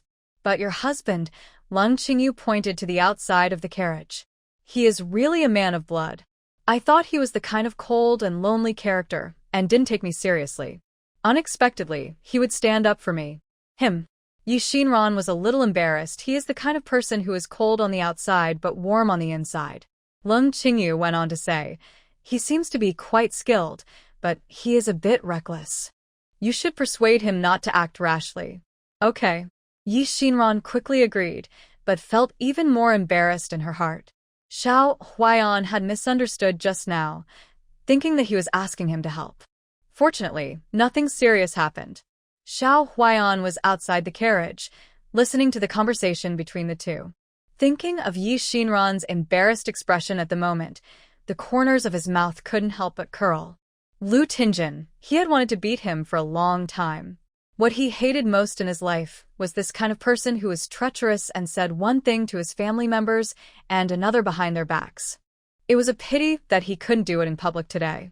When he had a chance in the future, he would let this Lord Lu taste the real feeling of being beaten. The carriage quickly returned to Yunbian village. This time they did not go back to the old house, but came directly to the door of the new house. Leng Qingyu looked at the newly decorated house and nodded happily. So you have moved to the new house. Very good. Plant some flowers and plants in the corner of the yard next spring, and plant peach trees and apricot trees over there. It will be very beautiful when it blooms. Yi Shinran nodded. I'm also thinking about planting a peach tree, and I'm going to build a grape rack here. Yes, it would be nice to plant a grape tree. Leng Qingyu looked around and made a few suggestions, and then she said belatedly, this is your new home. Am I meddling too much? Seeing Xiao Huaiyan also parked the carriage and walked in, she added, I just said that I was coming to live in your house just as an excuse. I won't disturb you for too long. Tomorrow I plan to go to the temple to ask if there are any vacant dormitories. I will live in a temple for a while, just in time to calm my mind. There are many houses at home. Madam, why do you have to go so far if you want to calm down? Yi Shinran knew that she was embarrassed to stay at home and only said, if Madam feels bad, how about helping me prepare lunch at noon today? Hearing her daughter say this, Madame Lu's eyes immediately lit up. When she was in the Marquis mansion, she would occasionally cook, and she could still make some simple meals. It was a pity that no one supported her at that time, so she gave up after cooking a few times. Taking this opportunity, she can show off her cooking skills. With the assistance of Yi Shinran, Madame Lu carefully prepared several dishes. Bitter melon and cabbage, steamed eggs with bamboo shoots, cucumber and pork ribs, sweet tofu soup. Yi Shinran didn't know where Madame Lu got such a dark recipe from. She suddenly had a very bad premonition. Yi Shinran's worries were right. When all the dishes were served on the table, the three of them took a bite each and fell silent. Each dish has its own unique taste that is indescribable. In the end, Xiao Huaiyan held the bowl and only ate a bowl of rice, and Yi Shinran and Leng Qingyu only ate a few bites of the dishes and stopped moving. My cooking skills are too bad. I'd better not cook in the future. Leng Qingyu felt a little embarrassed. Yi Shinran had to come for her. Fortunately, I didn't inherit such poor cooking skills. You can stay here with peace of mind during this period and try my cooking. The awkward atmosphere was resolved. With this episode, Leng Qingyu's mood finally improved, but when she returned to the room, she began to feel absent-minded again. When Yi Shinran knocked on the door and brought a plate of walnut cakes, she finally couldn't help but ask, Shinran, Is Ziyi really Lu Tinjin's biological daughter? In the Wei residence, Yi Xinran was just playing along, using this statement to make the Marquis fall into the misunderstanding of self-proof. No matter what Lu Ziyi's identity is, as long as the Marquis has this idea, he must bear the consequences. At that time, she was unsure.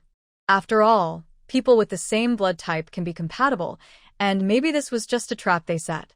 But now Yi Xinran doesn't think so, because she got Lu Ziyi's hair at that time and tested it after returning home. Now the results are out. Lu Ziyi is really the daughter of Marquis Lu. The man who always claimed that he and Leng Qingyu were deeply in love actually had such a big daughter. Facing Leng Qingyu's inquiry, Yi Xinran nodded. Lu Ziyi is the Marquis's daughter, the real one. Leng Qingyu's tears flowed out in an instant. How could he? Leng Qingyu was choked with sobs and couldn't speak. Je Winran understood her feelings.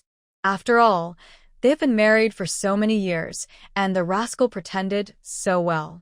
Put yourself in his shoes, and it would be difficult for anyone to accept it for a while. Madam, although I shouldn't say this, you might as well think about it. What has Lord Lu done for you over the years, and what has he gotten from you? He has always insisted on not taking concubines and spread this as a good story, but he is cheating on you outside behind your back. Does he want to get something more important from you? Leng Qingyu wiped her tears. More important things? What can she have?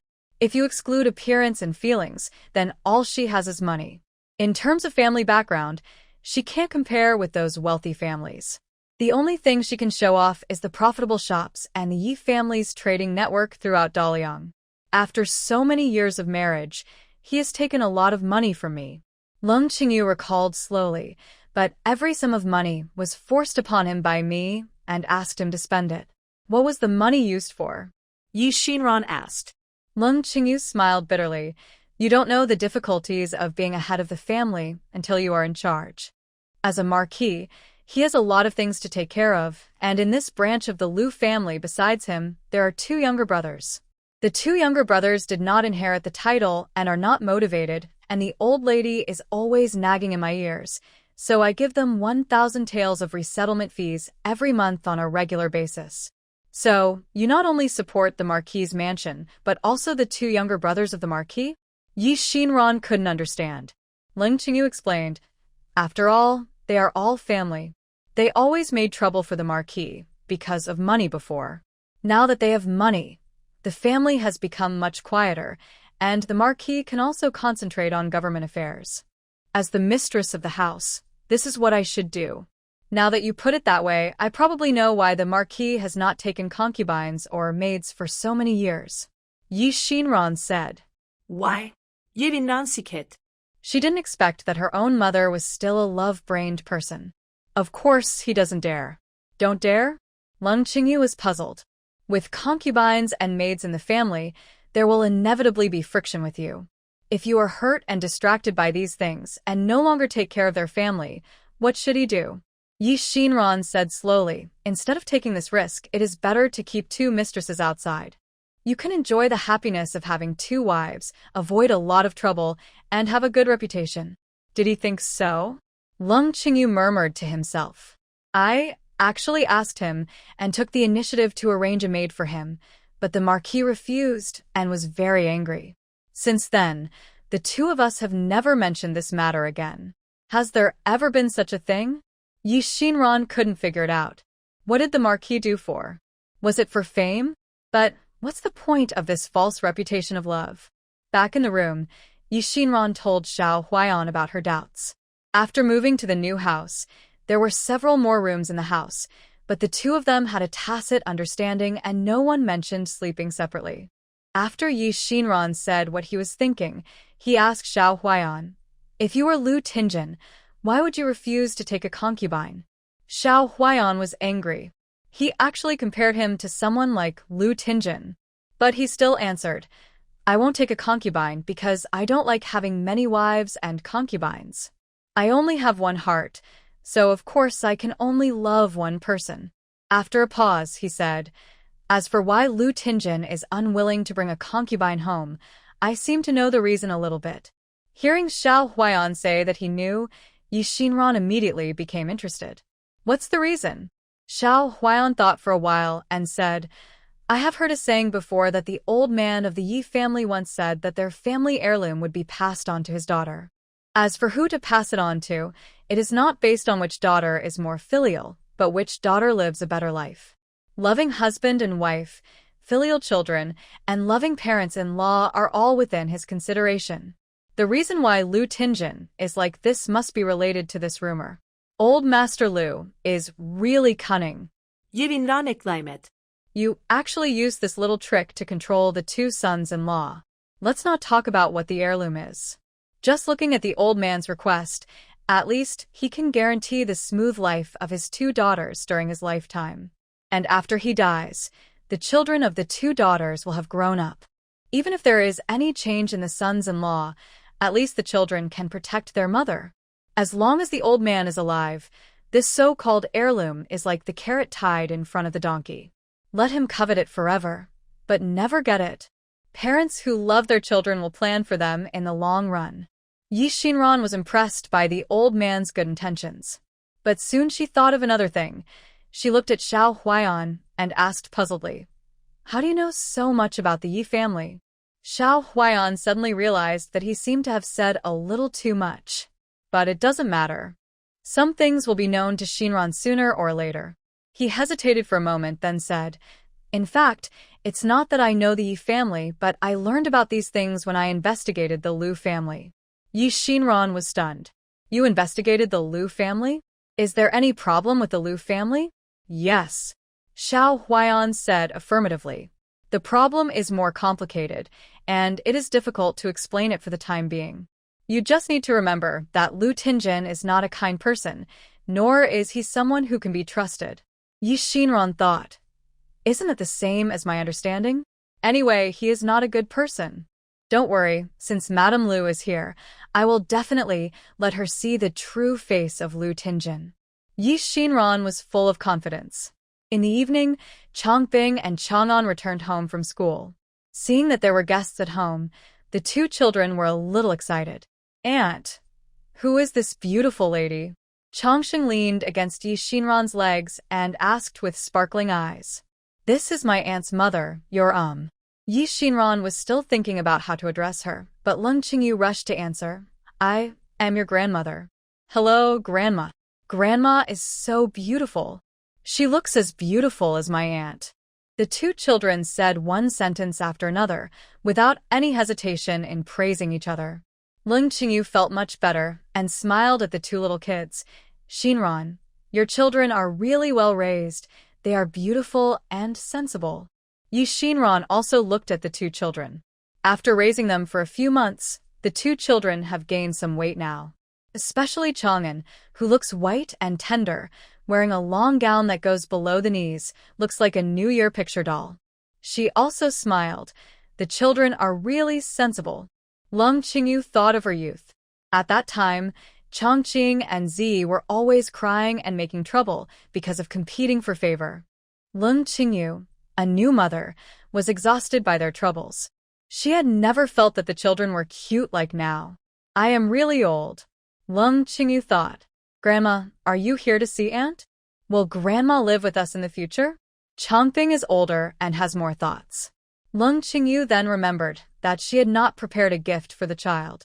She reached out and touched the gold hairpin on her head and felt that it was inappropriate. She hurriedly took out the purse from her waist and took out 2 small gold ingots from it.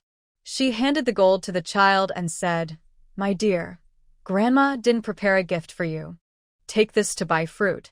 Yi Xinran saw it and quickly stopped her. The children are so young, madam. You don't have to give them so much. Leng Qingyu thought about it and gave the gold to Yi Xinran. It's not safe for them to hold so much money, so you keep it for them. Yi Xinran waved her hand. Madam, don't be so polite. The two were still being polite, but Chang'an tilted his head and asked, Aunt, isn't Grandma your mother? Why don't you call her mother? 예빈란. Leng Qingyu also paused. She stuffed the gold into Yi Xinran's hands and then looked at Chang'an and Chongping with a loving face. This child is so well behaved. The more I look at him, the more I like him. It's all Grandma's fault. I lost your aunt when I was a child, so your aunt is not used to calling me mother, Leng Qingyu explained. But Grandma lives here. Your aunt will definitely forgive me, don't you think? Chang'an immediately replied, Grandma, then you must love your aunt well in the future. Our aunt is the softest and kindest. Leng Qingyu nodded quickly. She bent down and touched the heads of the two children, and suddenly felt that Chang'an looked a little familiar. This shouldn't be the case, Leng Qingyu thought. She didn't know Xiao Huaiyan, let alone the child's mother. It must be because she liked him too much that she had an illusion. Leng Qingyu comforted herself like this. Dinner was prepared by Yi Xinran. In order to avoid the situation at noon, she didn't let Leng Qingyu reach out. Leng Qingyu didn't get involved because she found something more interesting. In the yard, Leng Qingyu and two children were feeding the geese. Changping was the main labor force, while Leng Qingyu and Chang'an squatted aside as spectators. They watched Changping add water to the geese first, then mix the vegetables and rice bran together and pour them into another trough. Second brother, you are really amazing. They like the food you mix very much. Chang'an was full of admiration. Changping also looked proud. Of course, I am very good at doing these things. You are still young, so you don't need to worry about these things. I am responsible for the work, and you are responsible for studying hard and making your aunt happy. Well, I know. Chang'an nodded solemnly. Leng Qingyu looked surprised. The two children were well organized and had a clear division of labor. They even regarded making their aunt happy as a daily task. You all like your aunt very much, right? Leng Qingyu asked. Chang'an answered as a matter of course. Of course, aunt is the best person to us, and aunt knows everything. She is very amazing. But Grandma, Chang'an looked at Leng Qingyu. Grandmother is even more amazing. She can give birth to such an amazing aunt. Leng Qingyu heard this, and her eyes were red for some reason. How she hoped that her child's excellence was because of her. But although she gave birth to her, she did not really raise her, and because of her carelessness, her daughter suffered for more than 10 years. Grandma, why are your eyes red? Is there sand in your eyes? Changping heard it, and quickly moved a stool and helped Leng Qingyu sit on it. Chang'an came over, used his soft little hands to pry open Leng Qingyu's eyelids, exhaled twice gently, and then asked, Grandma, are you feeling better? Yes. Leng Qingyu shed a tear. She quickly wiped her eyes and laughed from the bottom of her heart. You are all good children. She was proud of Yi Xinran from the bottom of her heart for raising such a well-behaved child. At the same time, he also thought of the two children he raised. In the past, she didn't understand why Z didn't get close to her. After thinking about it, she just thought that it was because she favored Lu Chongqing that caused this consequence. For this, she regretted it for a long time. It was not until today that she really understood that perhaps Lu Zi knew who her biological mother was a long time ago. The fact that she can have such a relationship with herself now should be the instruction of the Marquis and her biological mother. Thinking of this, Leng Qingyu finally made up her mind. She wanted to write a letter to her father and ask her father to check Lu Tinjin's background carefully. She wanted to know what Lu Tinjin had done behind her back all these years. Having made up her mind, Leng Qingyu immediately wrote a letter to her family. As soon as she finished writing and went out, there were two more people in the yard. It was Chongsheng and Lu Chongqing. Yi Xinran was also surprised to see the two people come in. Why did you two come back together? Chongqing was afraid that Leng Qingyu would drive him away, so he quickly said, Chongqing said he wanted to go home. I thought it would be inconvenient for him to go home with such a long journey, so I asked the driver to send him back. Chongqing looked disgusted after hearing this and said, When did I say I wanted to come back? It was Lu Chongqing who forced him into the car. Seeing Chongqing's face change, Lu Chongqing quickly put his hands together and begged in a low voice, Master Xiao, didn't you agree that you would help me once? Chongqing didn't have a very good impression of Lu Chongqing. If it wasn't for his aunt's face, he wouldn't want to ride in his car. But a man who eats someone's food will be soft-mouthed, and a man who takes someone's money will be short-handed. Since you've ridden in someone else's car, you can't expose their past. Chongqing simply ignored him and turned to talk to Yi Xinran. Chongqing was left alone with Leng Qingyu. He hesitated for a moment, then whispered, "Mom." When Leng Qingyu left today, she didn't take him with her. He thought his mother was angry with his father and didn't want him anymore. Chongqing's character has always been a little twisted. He is cold, arrogant, and lonely outside, but unreasonable at home, and refuses to let Lu Zi take advantage of him. He doesn't dare to say a word in front of his biological father. In front of his biological mother, he always has a desire to be recognized and loved. Leng Qingyu loves this son very much. But because of his poor health, Leng Qingyu didn't dare to let him do anything since he was a child, nor did he want him to do anything. Other children can run and jump, which is progress. Being able to climb a rockery can even get a compliment for being brave.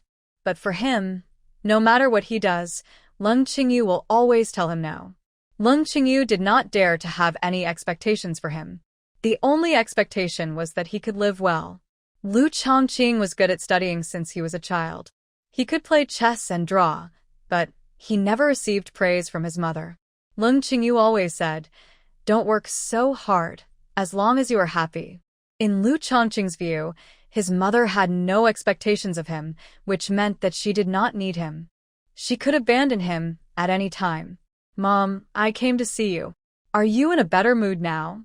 he asked carefully. As expected, Leng Qingyu asked, "Chongqing, why are you here?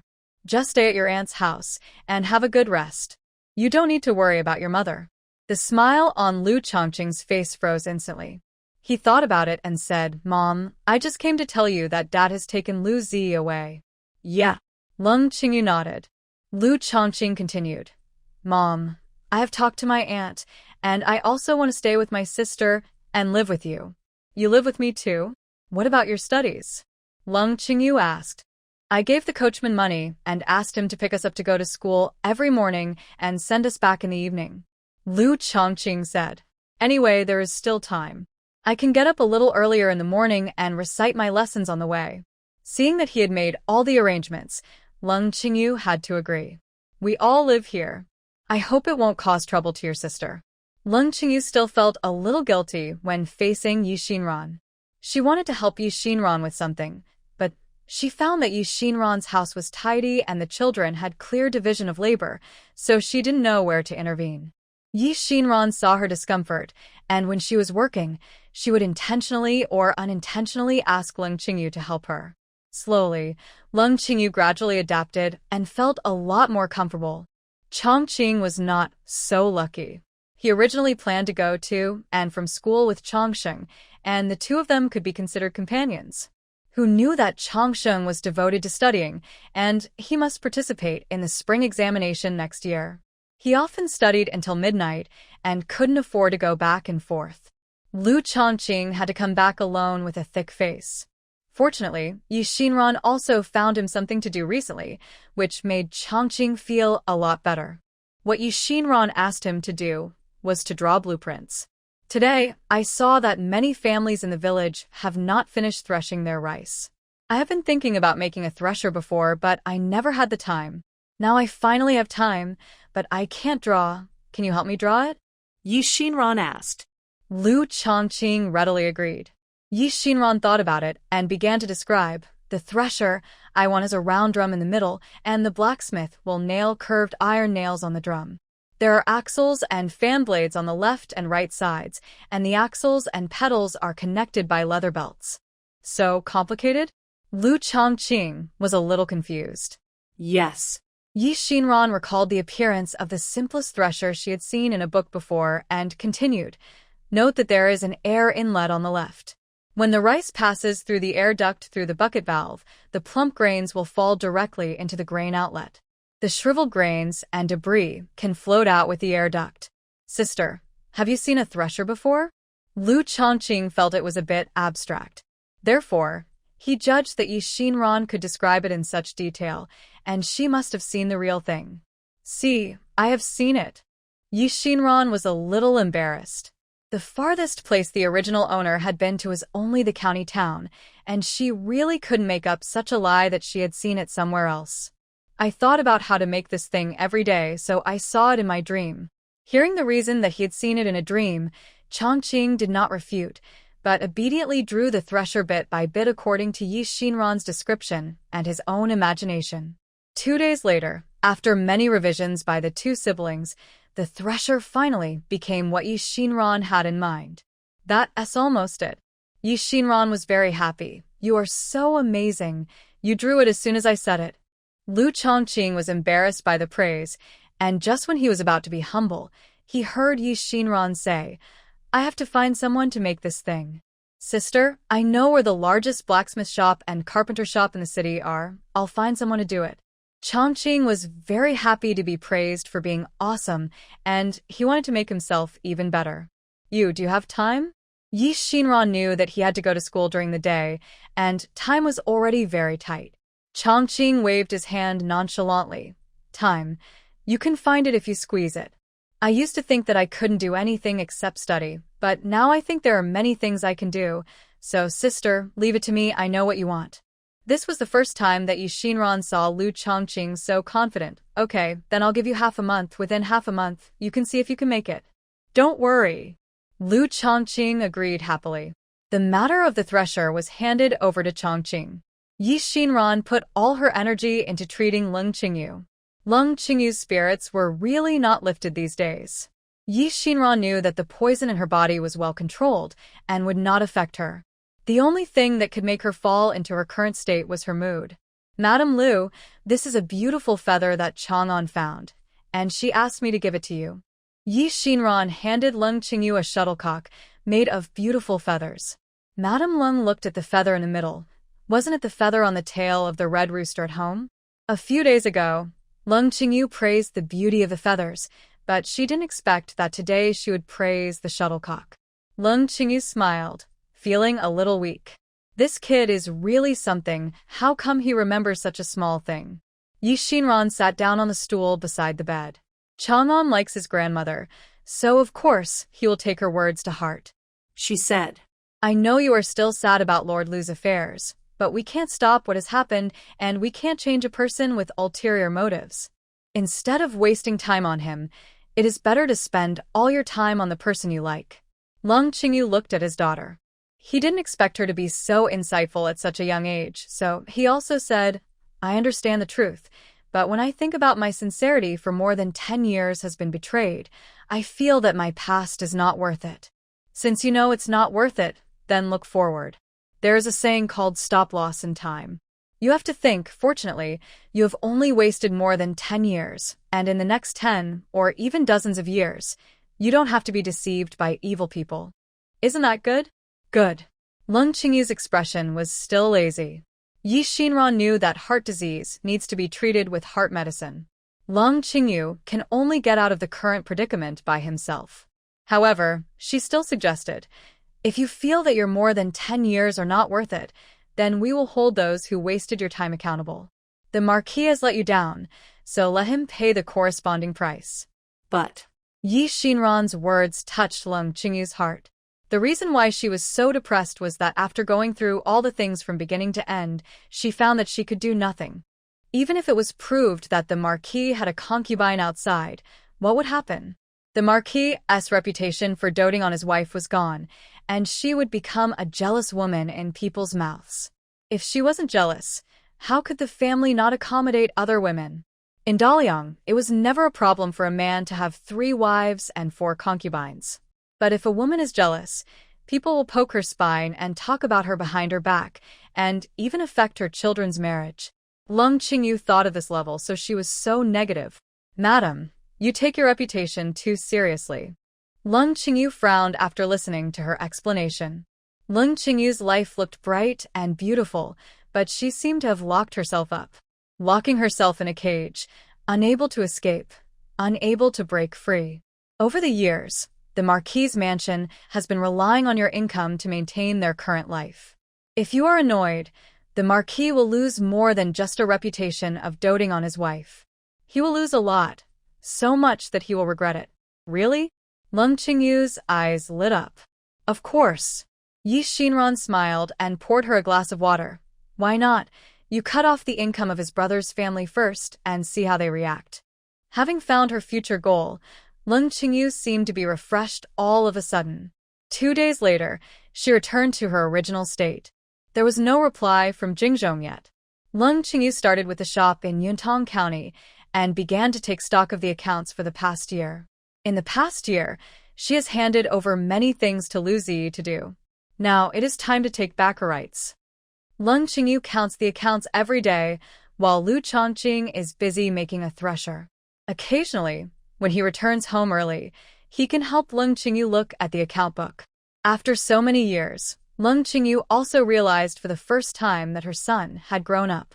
He was no longer the boy who struggled to survive under her wings and always competed with her sister for favor. Lu Chongqing was quick and sharp in reading the account book. He carefully left questionable marks on the account book. Leng Qingyu saw it and discovered for the first time that her son actually had a talent for business. How much has she overlooked over the years?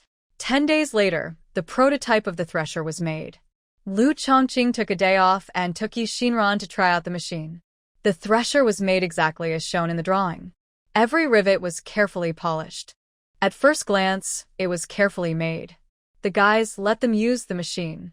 The huge thresher started to turn, and the grains on the rice ears were quickly swept away. Even Yi Xinran was surprised by the speed. But Yi Xinran also found a problem. The vents were relatively small, and the debris and rice were not naturally separated when they fell to the ground. Yi Xinran asked them to make slight adjustments. 3 days later, the thresher was adjusted. An ox cart pulled the thresher to Yunbian village. It was delivered directly to the home of the village head. The villagers gathered around the thresher and marveled at it. Some young people were curious and wanted to touch it, but the village head slapped their hands away. Uncle Village Head, what is this? Yes, it looks so big. What can it do? This is a grain of something. The village head didn't remember. He opened his mouth, but finally looked at Yi Xinran and said, "Explain it to them." Yi Xinran had already prepared a handful of rice ears. The rice in the village head's house had not been threshed yet, so it was just right for demonstration. This thing I made is actually for threshing for everyone. 예빈란 에이플라이넷. Some time ago, everyone worked hard to help my family build a house, and the threshing work was delayed, so my brother and I came up with this thing to make threshing easier for everyone. This thing looks big, but it is actually very simple to operate. I will show you now, Yi Xinran said, stepping 1 foot on the pedal of the thresher. When the drum in front of the thresher started to rotate, she placed the rice ears on the drum. Before everyone could see what was going on, they only heard a swish. The rice grains on the rice ears were threshed cleanly. Oh, it's amazing. Yes, how can this thing be so powerful? The rice grains are gone in a flash. Who said it wasn't? I haven't finished threshing the rice in my family for half a month. If I had this thing earlier, I would have finished the work in half a day. This time there is hope. Amid the discussion of the crowd, Yi Xinran stopped what she was doing. The high-speed rotating drum also slowly stopped. Xinran, this is a good thing. You must have put a lot of thought into making it. The head of the village touched the thresher lovingly and then asked, "How much should the villagers charge for renting your thresher?" Yi Xinran smiled, looked at everyone and said, "No charge. I said I want to thank everyone." Oh, no charge. How can that be embarrassing? We all got paid for helping the Xiao family build the house. How can this be considered helping? Even if we have to say thank you, we should thank you, Madam Yi. Seeing that everyone understood what was going on, the head of the village was also very relieved. Villagers in a village should be like this. Then this can be regarded as another contribution made by the Xiao family to our village. I still say that there will always be a place reserved for you two in our village's ancestral hall. Good people, really good people. That's right. We have benefited a lot from following Madam Yi. The head of the village looked at the joyous villagers and said proudly, "Look at her generosity." With Madam Yi, the villagers in our village can be said to be blessed. Then how do we use this thresher? Uncle head of the village, such a precious thing. What if it breaks down? People gathered around the thresher and started discussing it again. Everyone wanted to reach out and touch the new thing. The head of the village looked at everyone and said, "It's getting cold this year, and everyone's housework has been almost done. Tomorrow, Every household will send one person to learn how to use this thresher. He paused here and then asked Yi Shinran's opinion. Madam, please take a trouble tomorrow and explain to us all how to use this thing, okay? Yi Shinran nodded. Okay. That's good, said the head of the village. The thing is in my yard. If you want to use it, just bring the rice to my house. Next year we will pull this machine to the field, and everyone can take turns using it, so it won't be so troublesome. Listen to Uncle Village Head. No one had any objection to what the head of the village said. Thank you for the hard work, Madam Yi. Yes, Madam Yi. Don't hesitate to let us help if there is any work at home. That's right. Otherwise we feel bad. It's just a small favor. Don't take it too seriously, Yi Shinran said. After the crowd dispersed, the head of the village looked at Yi Shinran, hesitated for a while, and then asked, Shinran, this is the first time I've seen this thresher in my life. You said this thing is so easy to use. Can I tell the county magistrate about it and let him take a look and promote in the county? We are all farmers, and we have to get up early and work late at night at this time every year. If we had this thing, we might save a lot of effort. Yi Shinran smiled. Uncle head of the village, I also thought of what you said. Things are made to be used by people, and we don't have to hide such a thing. Uncle head of the village, just tell the county magistrate when you have time. After what happened last time, Yi Shinran had a much worse impression of Qiao Jingshan. But he is the county magistrate after all, and the parent official of Yuntong County. As villagers living here, they still can't go past him when encountering problems. But Yi Shinran doesn't intend to step forward. Let the head of the village handle it himself. Okay, I know what's going on now with what you said. The head of the village already had an idea in mind. The next day, Yi Shinran went to the head of the village to demonstrate how it used the thresher and explained all the precautions. Everyone learned by doing, and because it was simple to use, they learned quickly. In the afternoon, villagers came one after another to bring their own rice to the head of the village to thresh it.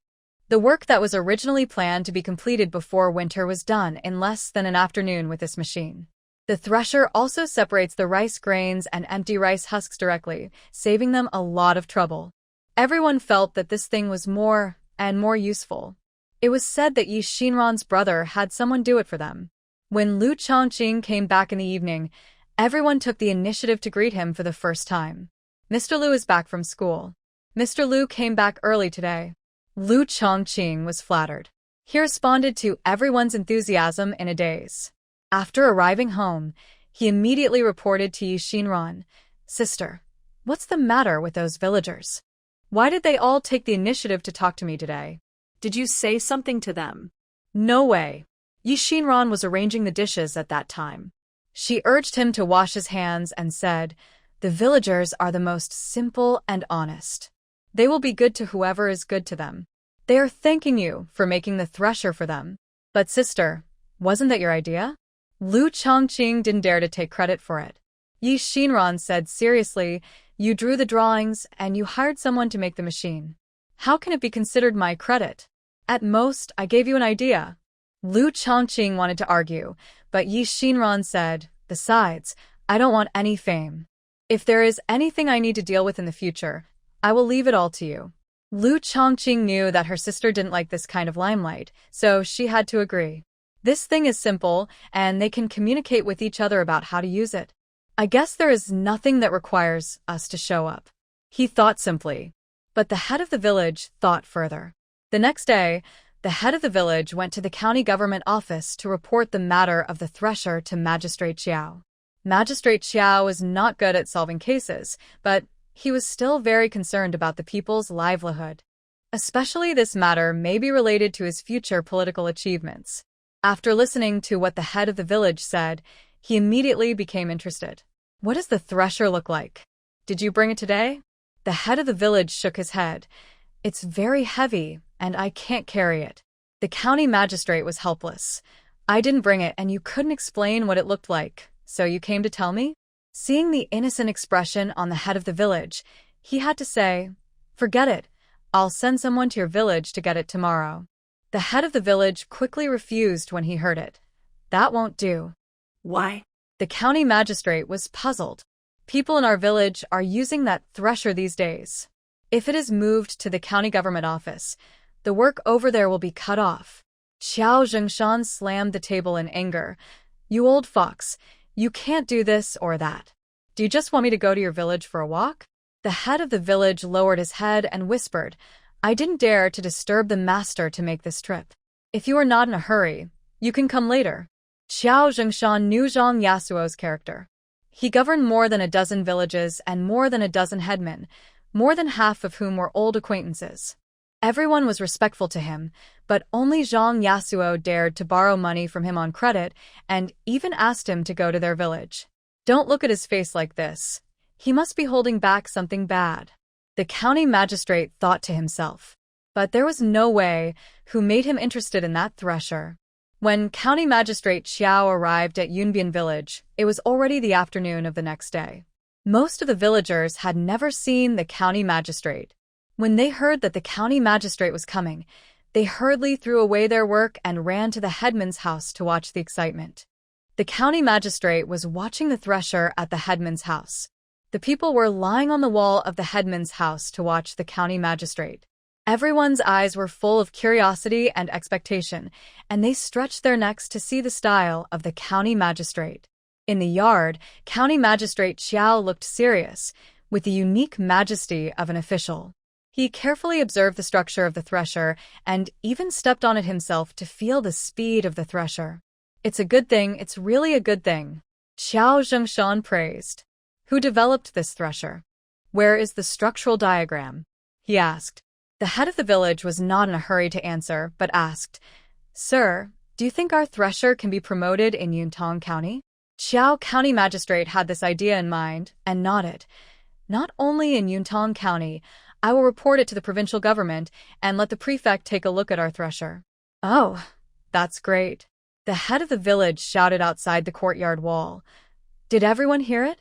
The county magistrate said that he would report the thresher to the prefectural government. By then, our village will be famous in Tiancheng Prefecture. The common people live their lives in an honest manner. Who dares to think so far? And after hearing what the head of the village said, everyone applauded. Xiao County Magistrate waved his hand. Don't be in a hurry to be famous. Tell me first, who came up with this thresher, and where is the diagram? The head of the village said slowly, The county magistrate actually knows this man. He is Yi Xinran's younger brother. I don't know what his identity is, but it seems that he is from an important background. The county magistrate must know. When county magistrate Xiao heard this, the smile on his face disappeared immediately. He had just heard about Yi Xinran's recognition. With the attitude of the Marquis towards Yi Xinran before, he never thought that Yi Xinran was actually the daughter of the Marquis. But the news was released by the Leng family. Xiao Zhengshan speculated. The child is now recognized by the lady, but the Marquis does not want to recognize him. He couldn't figure out the specific reason. But the dilemma in his heart was real. Being nice to Yi Xinran might offend the Marquis. Being not nice to Yi Xinran might offend Madame Lu. Yi Xinran was originally an inconspicuous little girl. How did she become such an important person now? Xiao Zhengshan had a headache. County magistrate. County magistrate? The head of the village saw that the county magistrate was silent and had to remind him. Oh, you say? Xiao Zhengshan finally came back to his senses. The head of the village said, I remember hearing you mention before that the prefect is very concerned about the people's harvest and has visited various counties in disguise. I thought that if the county magistrate presented such a thing, the prefect would definitely look favorably upon you. Xiao Zhengshan was awakened by this sentence. Yes, no matter who developed the thresher, as long as it is reported, it can add a credit to him. Let's talk about the Marquis's mansion. Before, he pinned his hopes on the Marquis, but the Marquis had said lightly several times, You don't have any achievements, and it will be a bit troublesome to get promoted. You have to wait for an opportunity. Now that this opportunity has not come, Xiao Zhengshan knows that there is no hope for the Marquis. He can only find a way out for himself. Now that a great opportunity is before him, how could he not fight for it? You are right, the county magistrate nodded. That's why I said just now that I need the drawings. I want to make another thresher and send it to the prefect. I hope this machine can help the people solve their problems.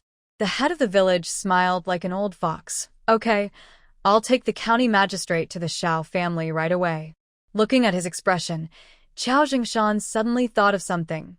Zhang Yasuo, you specially lured me here just for this matter? Yes.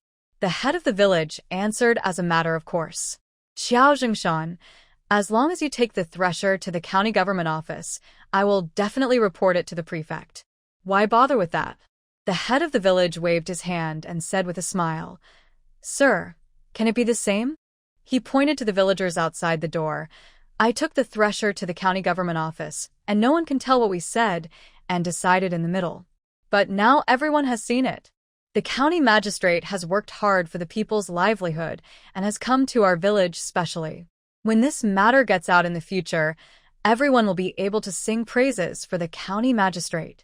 Qiao Jingshan frowned. I think you are afraid that I will take credit for it and not give all the credit to you, right?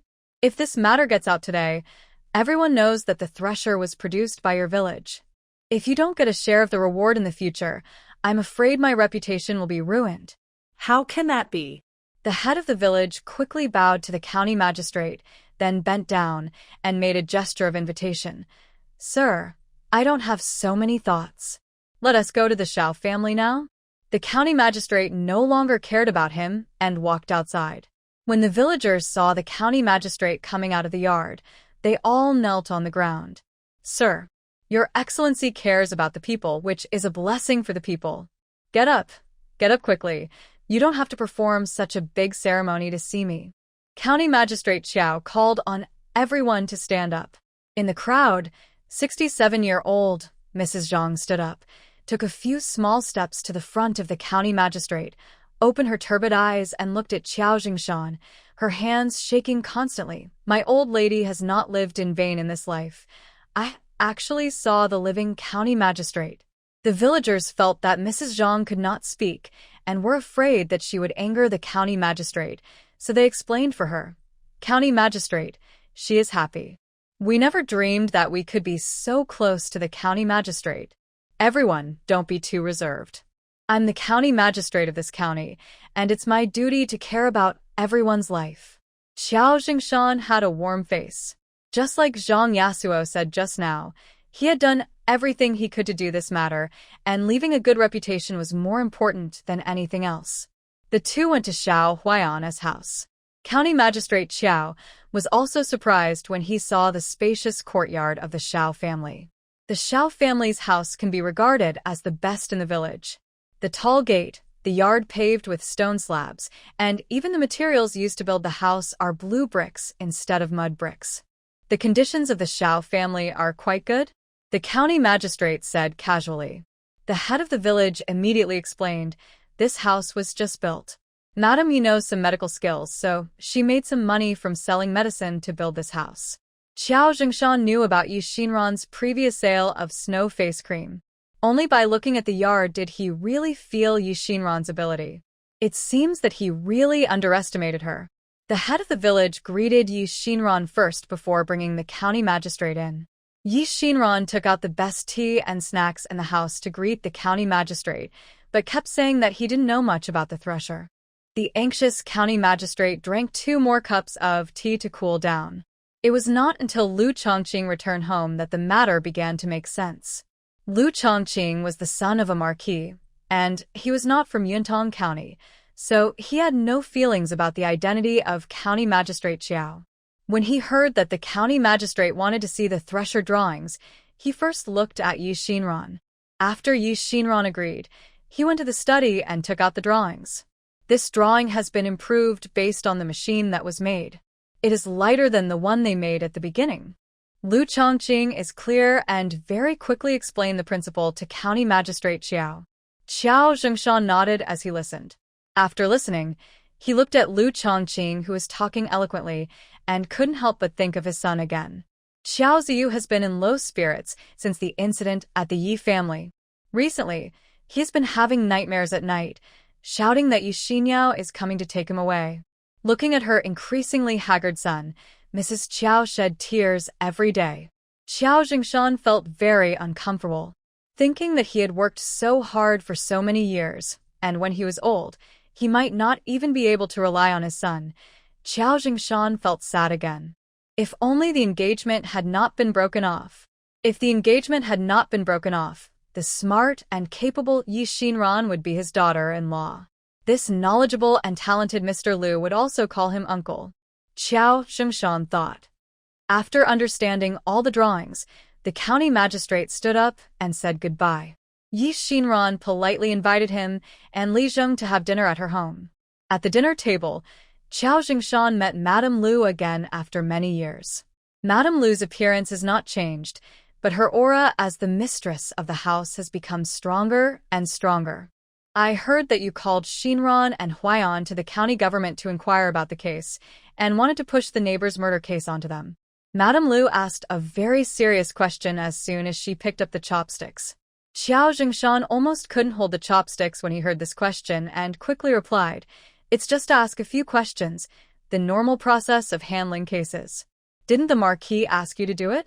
Leng Qingyu didn't believe it. The Marquis had always been in contact with Qiao Jingshan. She didn't believe that Qiao Jingshan would do such a thing without asking the Marquis in advance. Qiao Jingshan put down his chopsticks completely this time.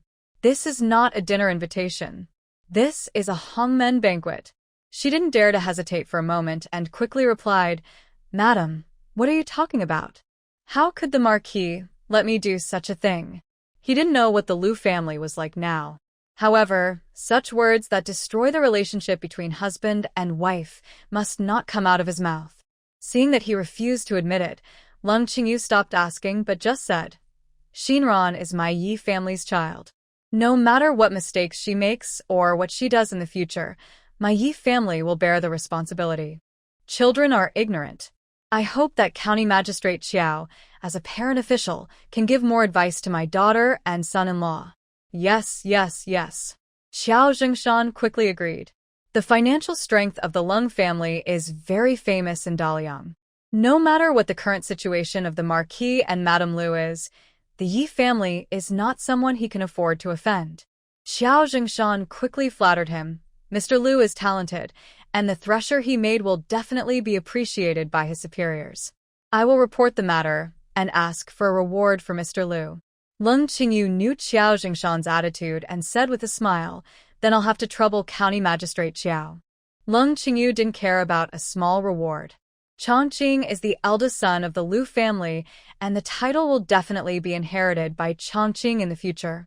However, since Qiao Jingshan is willing to work hard for her, Leng Qingyu is not afraid that she will dare to harm her daughter in the future. "Don't be polite, County Magistrate Qiao. Eat more dishes." Xinran's cooking skills are very good, and these dishes are all carefully prepared by her. Qiao Jingshan felt like he was sitting on pins and needles. At this moment, even if all the delicacies from land and sea were placed in front of him, he couldn't taste them. Fortunately, the Xiao family ate very quickly, and there was no need to clink glasses at the dinner table. This torment was over soon. Back at the county government office, Qiao Jingshan immediately had someone make another thresher according to the blueprint. 2 days later, the thresher was completed, and Qiao Jingshan took the thresher to the provincial capital overnight. Time waits for no one, and when the weather gets cold, the thresher will seem less important. There is still late rice to be harvested in the south at this time of year, and now is the right time to promote the thresher. When Prefect Liu saw the thresher, he was also greatly shocked.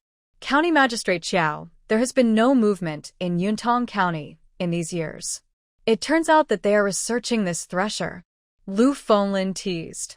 Qiao Jingshan hurriedly explained, "To answer your question, Your Excellency, this thresher was not developed by me, but was made by the son of the Marquis of Jing'an, who saw that the people were suffering and worked day and night for a long time." "It was actually made by the son of the Marquis of Jing'an?" Prefect Liu was shocked. He originally thought that this thing was useful and wanted to promote it in several large counties under his jurisdiction. But when he heard that it was the son of the Marquis's mansion, he immediately felt that his chance to show off had come. If he reported this thing to the court, once the court adopted it, it would not only be their Tianchong mansion that would be rewarded, but also Master Liu. At that time, because of his recommendation, Master Liu's fame would be praised, and Marquis Jing'an would definitely look at him differently. Climbing up the high branch of the Marquis Jing'an mansion, wouldn't it be just a matter of time for him to advance to the next level in the future? Lu Fenglin had a good plan in mind, and even foresaw that he would be promoted to a higher level soon. The Thresher was recommended layer by layer, and people in the officialdom already regarded the Thresher as a treasure. Yi Xinran and Lu Chongqing did not pay much attention to this matter. After all, they were too far away from the court. The tribute of the Thresher had to go through layers of recommendation, and it became the official's own political achievement at which level. The higher the official, the more powerful he was. At that time, they could not take the drawings to find someone to reason. Anyway, from Leng Qingyu to Yi Xinran, they were not interested in things like promotion and wealth, so they only expressed their gratitude for the recommendation of the head of the village and did not have much expectation for it. Soon, other villages in the county also used threshers. With the help of the thresher, people threshed and stored all the remaining rice simply and quickly. The people praised the thresher. Lu Chongqing didn't know that he had become a strange man in the mouth of the people. In the officialdom, some people began to praise Lord Lu for his good parenting. However, before the head of the village received the reward from above, Mrs. Lu received a reply from home. In the letter, Mr. Leng first expressed his concern for his daughter's health. Both of his daughters were not in good health, especially the eldest daughter, who was much stronger than her younger sister when she was young, but has become weaker and weaker over the years. Mr. Leng told her not to take everything too seriously, and to keep healthy is more important than anything else. Attached to the back was a record of Lu Tinjin's movements during this period. Lu Tinjin's daily life is basically a three-point line. After returning to Beijing this time, he did not do anything else. In addition to attending court and doing business in the government office, he stayed at home most of the time. Sometimes he went out for social events, and it was basically in a restaurant called Zhuangguanlu. Leng Qingyu noticed that according to the recorded time, Lu Tinjin stayed directly in Zhuangguanlu 5 times after returning to Beijing. The frequency is a little higher than before. Zhuangguanlu is a time-honored brand in Beijing, and it entertains all the nobles in Beijing. In order to provide better conditions for the nobles, in addition to the private rooms for dining, it also built special rooms for guests to rest. Lu Tinjin has a room there that he has booked for a long time. Every time he gets drunk, he stays directly in the Zhuangyuan building. According to him, he is afraid of disturbing Leng Qingyu's rest. Leng Qingyu was not used to it when they just got married, until one time he got drunk at home and smashed things in the bedroom for no reason. Leng Qingyu then realized that he was a bad drinker and he really didn't want to disturb her by not going home. From then on, Leng Qingyu turned a blind eye to this matter and only asked the servants around the Marquis to take good care of the Marquis. He doesn't stay outside very often, usually 2 or 3 times a month, occasionally more. Just this itinerary alone, there is really nothing wrong with it. It is consistent with his reputation for being clean. Leng Qingyu pondered for a moment, and then saw the old man wrote at the back, "I think that you and Lu Tinjin have been married for more than 10 years, and have always been a model of love and affection. If you suddenly want to check his movements, you must have discovered something." I couldn't see anything wrong just by looking, so I asked Zhuangguanlu to investigate carefully. This time I finally found some clues. Old Man Leng passed over the process of investigation. However, Leng Qingyu knew that Lu Tinjin must have been very secretive for so many years without revealing any clues. It must have taken a lot of effort to find out the problem. The old man continued to write. After the investigation, I learned that although there was a place for guests to rest in the restaurant, Lu Tinjin did not sleep in their store every time he was drunk, but went to the alley outside through the back door. I had someone guard for a few days, and it happened that Lu Tinjin invited his colleagues to drink again. After the colleagues left, he got up and went to the backyard. The 2 words backyard were blurred, with a drop of thick ink on them. It can be seen that the writer hesitated when he wrote this. Leng Qingyu then looked down. There is a low door in the backyard. After Lu Tinjin went out of the low door, someone immediately came to meet him. The people I sent watched from a distance and only saw them enter a small courtyard. Lu Tinjin did not come out of the small courtyard until the next morning, returned to the restaurant through the back door, and got on a carriage in front of the restaurant and left. It can be seen that Mr. Leng was a little excited when he wrote this paragraph. Even the handwriting on the paper was much more sloppy. At the back, there was another ink stain, as if something was crossed out. Mr. Leng continued to write, I asked someone to squat in the outer courtyard for 2 days and found that there was a mother and son living there.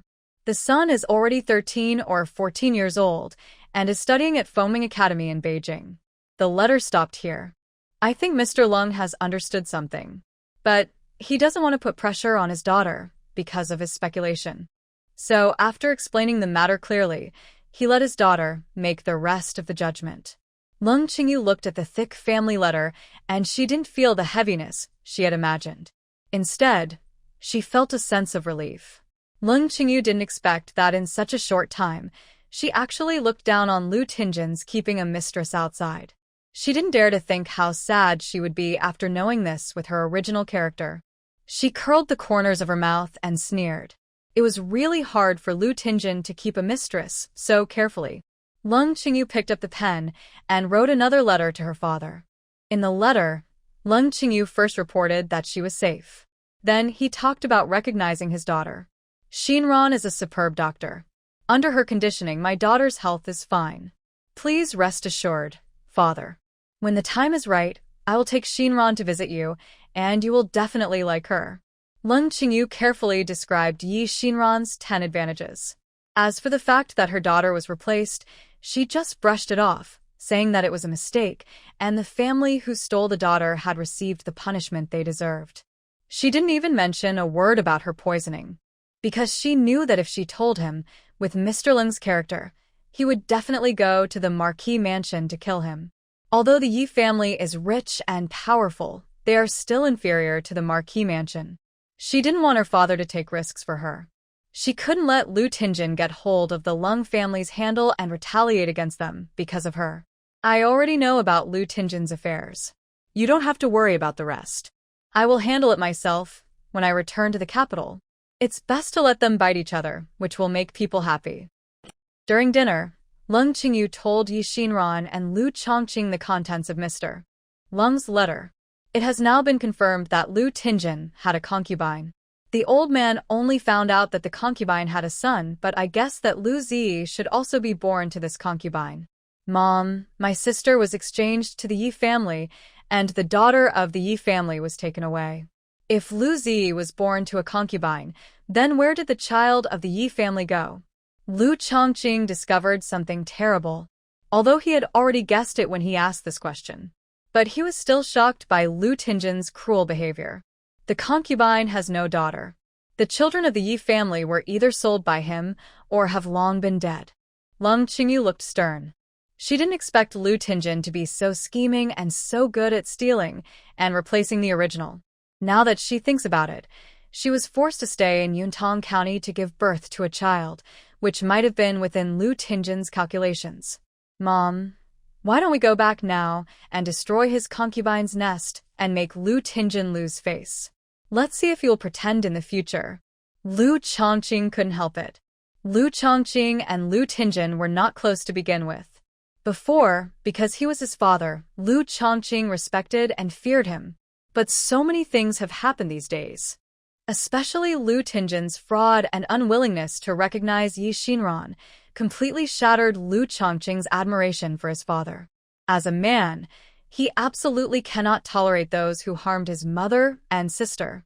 After so many years, your father has become an old fox. Besides, keeping a concubine is not enough to make him lose face. We need to think about this matter in the long run. Leng Qingyu comforted her son. Now her body is mostly recovered, and Chongqing's body is also mostly recovered. This is more important to them than anything else.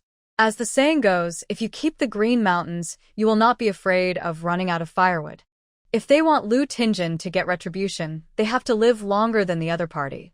Besides, she has lived in the Lu family for so many years and knows everything about their family. It is still easy to find a breakthrough. And this opportunity did not make him wait too long. Half a month later, Lu Tinjin sent her a letter, asking her when she would return to Beijing. The persimmons in Lingen Temple are in season again. If you can return to Beijing, I would like to stay in the temple with you for a few days. Too many things have happened during this period. We need to calm down and have a good talk. Lingen Temple is where the two of them got engaged. Lu Tingjin always knows how to grasp Leng Qingyu's soft spot. It's a pity that you only have soft spots when you love someone. If you really don't love someone anymore, the soft spots will turn into a mirror that can see through people's hearts, allowing Leng Qingyu to see Lu Tingjin's deliberateness and affectation. There were countless apologies and misses in the letter. Until the last two sentences, Lu Tingjin mentioned it unintentionally. My second and third brothers have also asked me about you these days, asking about your physical condition and return date. Speaking of which, they value you as their sister-in-law far more than I do. Leng Qingyu sneered. It's just for money. In a few days, it will be the first day of the new year, and it's time for Leng Qingyu to give them money. Think about it. Leng Qingyu has spent more than 100,000 taels of silver on them over the years. For family affection, hundreds of thousands of taels are nothing. But if hundreds of thousands of taels are fed to dogs, then the money is really a waste. Leng Qingyu threw the letter aside and ignored it. Instead, she sent a letter to Manager 1 of the silk shop in Beijing. Manager 1 has been with her for more than 20 years. Ever since she took over the family business, she's been working under her and is one of Leng Qingyu's most trusted people. She found some problems when checking the accounts these days. She needs Manager 1 to check them for her. In addition, she has an important matter and asked Manager 1 to help her do it. The capital and Yuntang County are 100 miles apart. It takes 10 days or half a month for the letter to be sent back and forth. Leng Qingyu estimated that when Manager 1 has dealt with the things over there, she will be almost back to Beijing. Yi Xinran didn't know Leng Qingyu's plan and couldn't help much. What she can do now is to completely detoxify Leng Qingyu and help her regulate her body. The medicinal properties of the forget-me-not insect are not strong, but it is troublesome to completely solve it. Once the medicinal properties of the insect body and the wings lose balance, it will also cause short-term headaches and fainting. Fortunately, there is Ri and to slowly remove the poison from her body. Yi Xinran calculated that in another month, all the toxins in Leng Qingyu's body will be detoxified.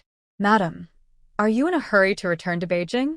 Yi Xinran asked when she saw Leng Qingyu's gloomy face. I'm not in a hurry to return to Beijing, but I feel a little resentful when I think that the people who harmed me are still happy now. Leng Qingyu said lightly. But he hated it very much in his heart. And that Shun Medical Hall, I heard a few days ago that you also had some grudges with them. What was it because of it? Yi Xinran briefly talked about what happened at that time. Then he said, Shun Medical Hall has a good reputation in recent years, but from what they have done, it is a group of profit-seeking villains. I think that Shun Medical Hall was able to give this poison to Lu Tingjin at the beginning, and Lu Tingjin must have spent a lot of money to ask for it. Spend money to ask for it? Leng Qingyu smiled bitterly. Where did Lu Tingjin get the money? Didn't he earn all his money? He used the money he earned to ask for poison for her. This is really ironic. Madam, have you thought about what to do after returning to Beijing? Yi Xinran was still worried. These days, her relationship with Leng Qingyu has been getting better and better, and she doesn't want her to put herself in danger. I probably have an idea, Leng Qingyu said. But don't worry, I won't anger Lu Tingjin. He used my money to buy poison to harm me, so I will use his relatives to make him suffer. The two brothers Lu Tingsong and Lu Tingyi will definitely not let their eldest brother have an easy time if they can't get the silver. After all, they have raised a dog for so long, and it was so oily before, but now it's suddenly hungry. How can the dog not bark? In addition to what she told Manager 1 to do, Lu Tingjin will suffer in the future. While the two were talking, the head of the village hurried to the Xiao family again. He had a stern face, but there was a smile on his face that he couldn't hide. This made his expression very ugly for a while. Seeing him like this, Yi Xinran couldn't help asking, Uncle head of the village, what's wrong with you? Did you have diarrhea because of eating the wrong thing? When the head of the village heard this, the expression on his face finally changed. He smiled from head to toe and said, You kid, you just ruined the atmosphere. Your uncle, the head of the village, Can't even be reserved. Yi Shinran didn't expose that he was not reserved at all, but just asked, "Uncle head of the village, what good news makes you so happy?" The head of the village took out a box from behind, opened the box, and inside was a pile of silver. "I went to the county government office today, and the county magistrate said that our thresher has been sent to the court. I heard that the emperor praised the thresher and expressed on the spot that he would reward the person who made the thresher." Yi Shinran pointed to the silver in the box. "Somewhat unbelievable. Uncle head of the village, is this the big reward you mentioned? This emperor is too stingy." Yi Shinran despised the emperor in her heart. How can this be? The head of the village knew that she had misunderstood when he saw Yi Shinran's expression. He quickly said, "This is a reward from Magistrate Xiao himself." The head of the village was a little proud. He also said that the money owed for buying the mountain will be written off. "The cost of our thresher is not small. This little money is his little gift to us as a subsidy." The head of the village pushed the silver in front of Yi Shinran. "You keep this money first. I estimate that it won't be long before the imperial edict comes down, and then your family will be honored." "Will there be a reward from the emperor?" Yi Shinran had never thought about this. He didn't expect such a small thing to reach the ears of the emperor. Yes. The head of the village was also very proud. He didn't expect there would be such a big response. It is such an honor to be rewarded by the emperor. Now he regrets it a little.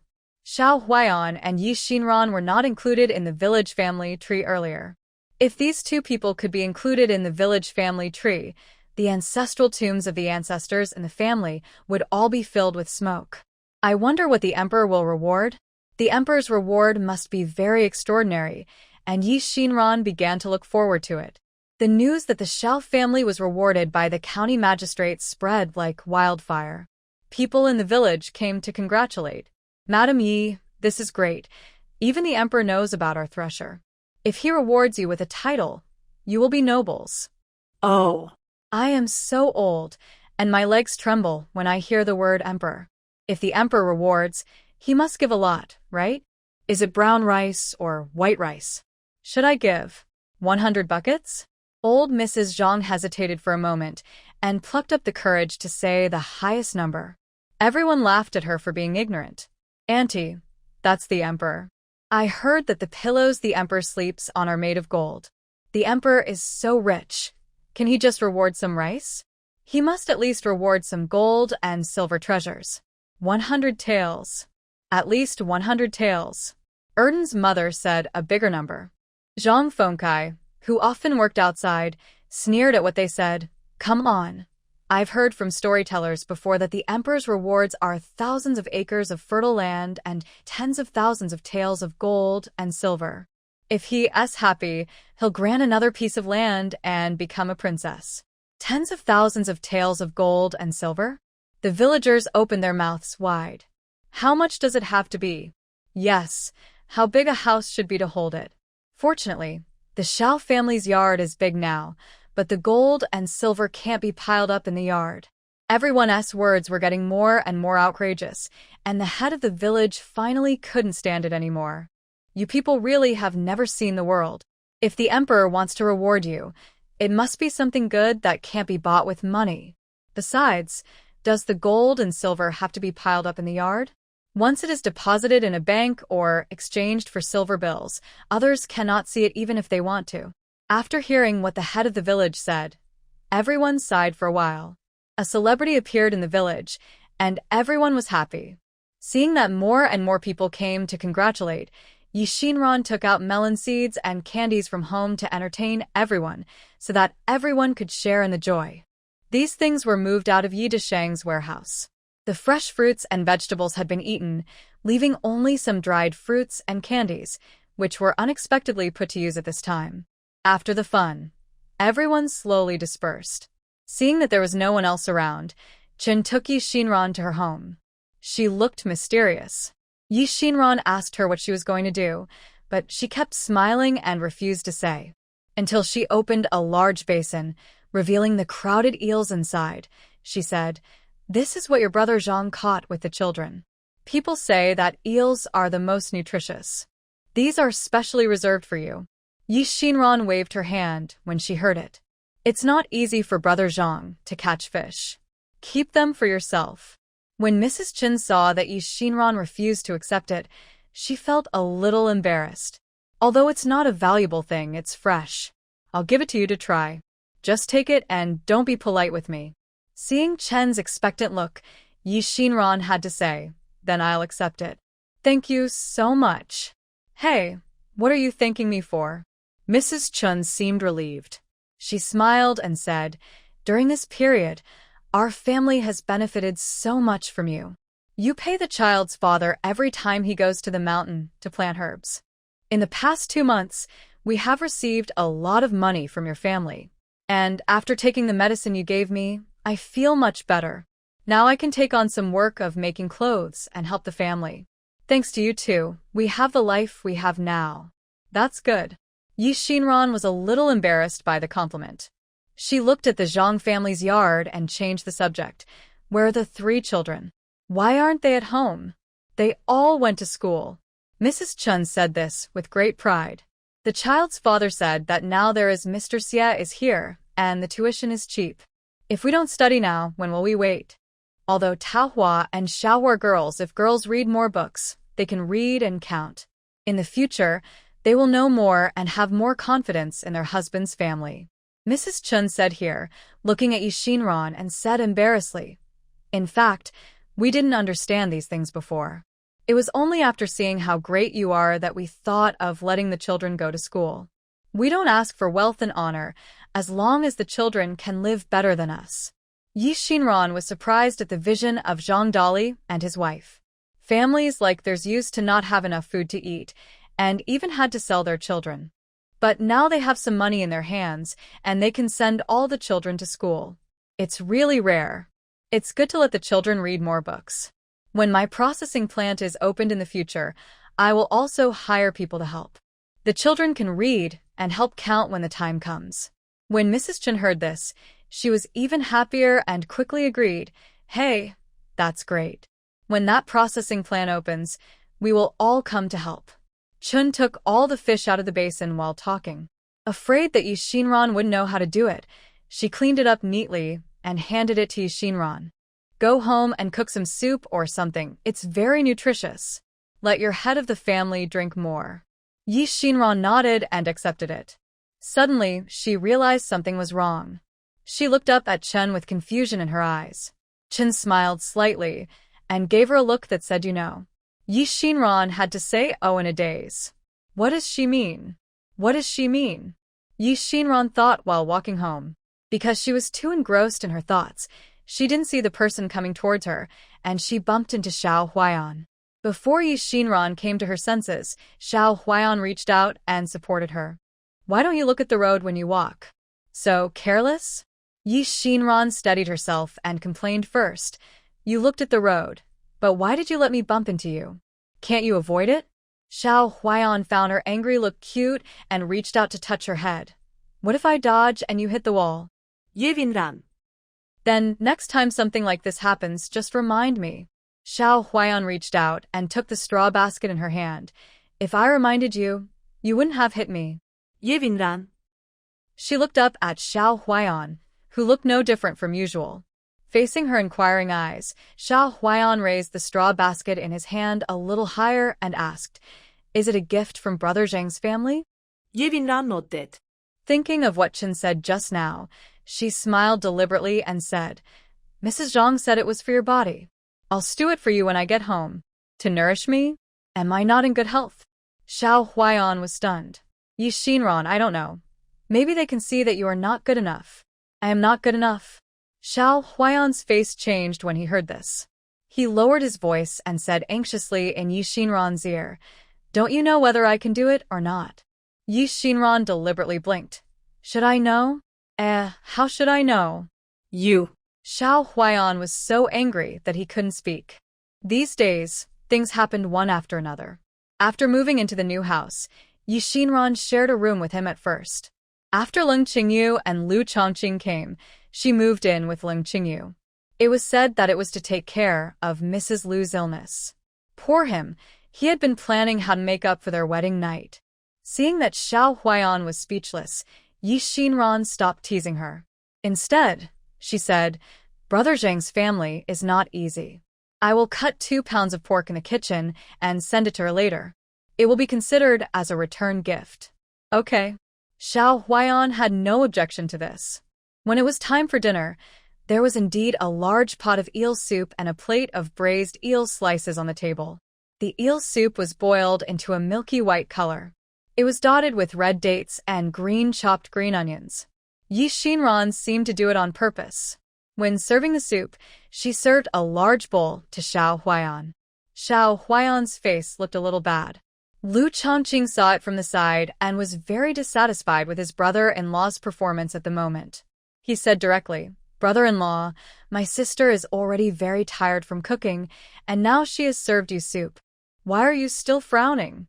Xiao Huaiyan did not speak, but just swapped his bowl with Lu Chongqing's and said, Young man, you should replenish yourself.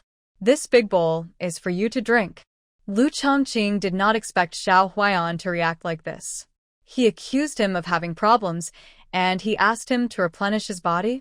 He looked up at Yi Xinran, who just smiled and said, Your brother-in-law gave it to you, so just drink it. Leng Qingyu also noticed the subtle atmosphere between the two of them. She drank 2 sips of the soup, first praised the taste of the soup, and then said, Xinran, why don't you move back to your room to sleep today? I'm much better now. Yi Xinran said, It's okay, I'll observe it these 2 nights. Chongping heard it from the side and said with regret, Aunt and second uncle can't live together. We can't have a sister next year. Cough, cough, cough, cough, cough, cough. Yi Xinran and Xiao Huaiyan choked at the same time. Yi Xinran's face turned red in an instant. Chongping, don't talk nonsense. Second brother is not talking nonsense. Eldest brother said that second uncle and aunt can only have a sister if they live together. Chang'an defended Chongping. Poor Chongsheng was once again put on the grill by his 2 younger brothers. Fortunately, he was not at home. If he was at home, he would have to dig a hole in the ground and crawl into it. Lu Chongqing silently lit a stick of incense for Chongsheng in his heart. However, he also caught a handle on Chongsheng. If Chongsheng dared to be cold to him again in the future, he would use this matter to make fun of him. Leng Qingyu, as an experienced person, was much calmer than the others present. Seeing that Yi Xinran and Xiao Huaiyan were both embarrassed, she took the opportunity to say, The child is right, Xinran, you should go back to sleep from today. If I feel uncomfortable, I will call you. Okay. Now Yi Xinran didn't dare to say a word anymore. She ate in silence and returned to her room in silence. Xiao Huaiyan didn't go back to her room directly. He accompanied the 2 children to clean up the dishes, check their recitation today, and finally praised them a few words before getting up and leaving. Chang'an saw Xiao Huaiyan walking away and whispered to Chongping, Second uncle seems very happy today. Chongping recalled Xiao Huaiyan's performance just now and agreed. Well, it seems so. Chang'an's little brain turned, and he immediately came to the conclusion. Then I know, second uncle must want to have a sister too. It seems so.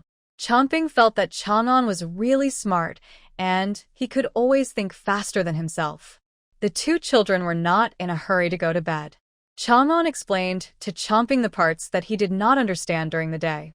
When Chongping understood everything, the 2 of them prepared to rest. Yi Xinran prepared rooms for each of the 3 children.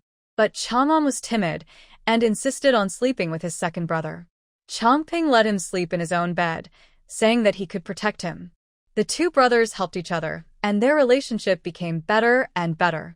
After the 2 turned off the lights, only the lights in Chongqing's room were still on in the yard. Yi Xinran and Xiao Huaiyan had also rested. Yi Xinran did not fall asleep. She was actually a little shy, and she turned off the lights directly after washing up. When Xiao Huaiyan returned to the room, he did not turn on the lights again because he was afraid of disturbing her. The room was dark, but the moonlight sprinkled down, allowing people to see the people and things in the room clearly.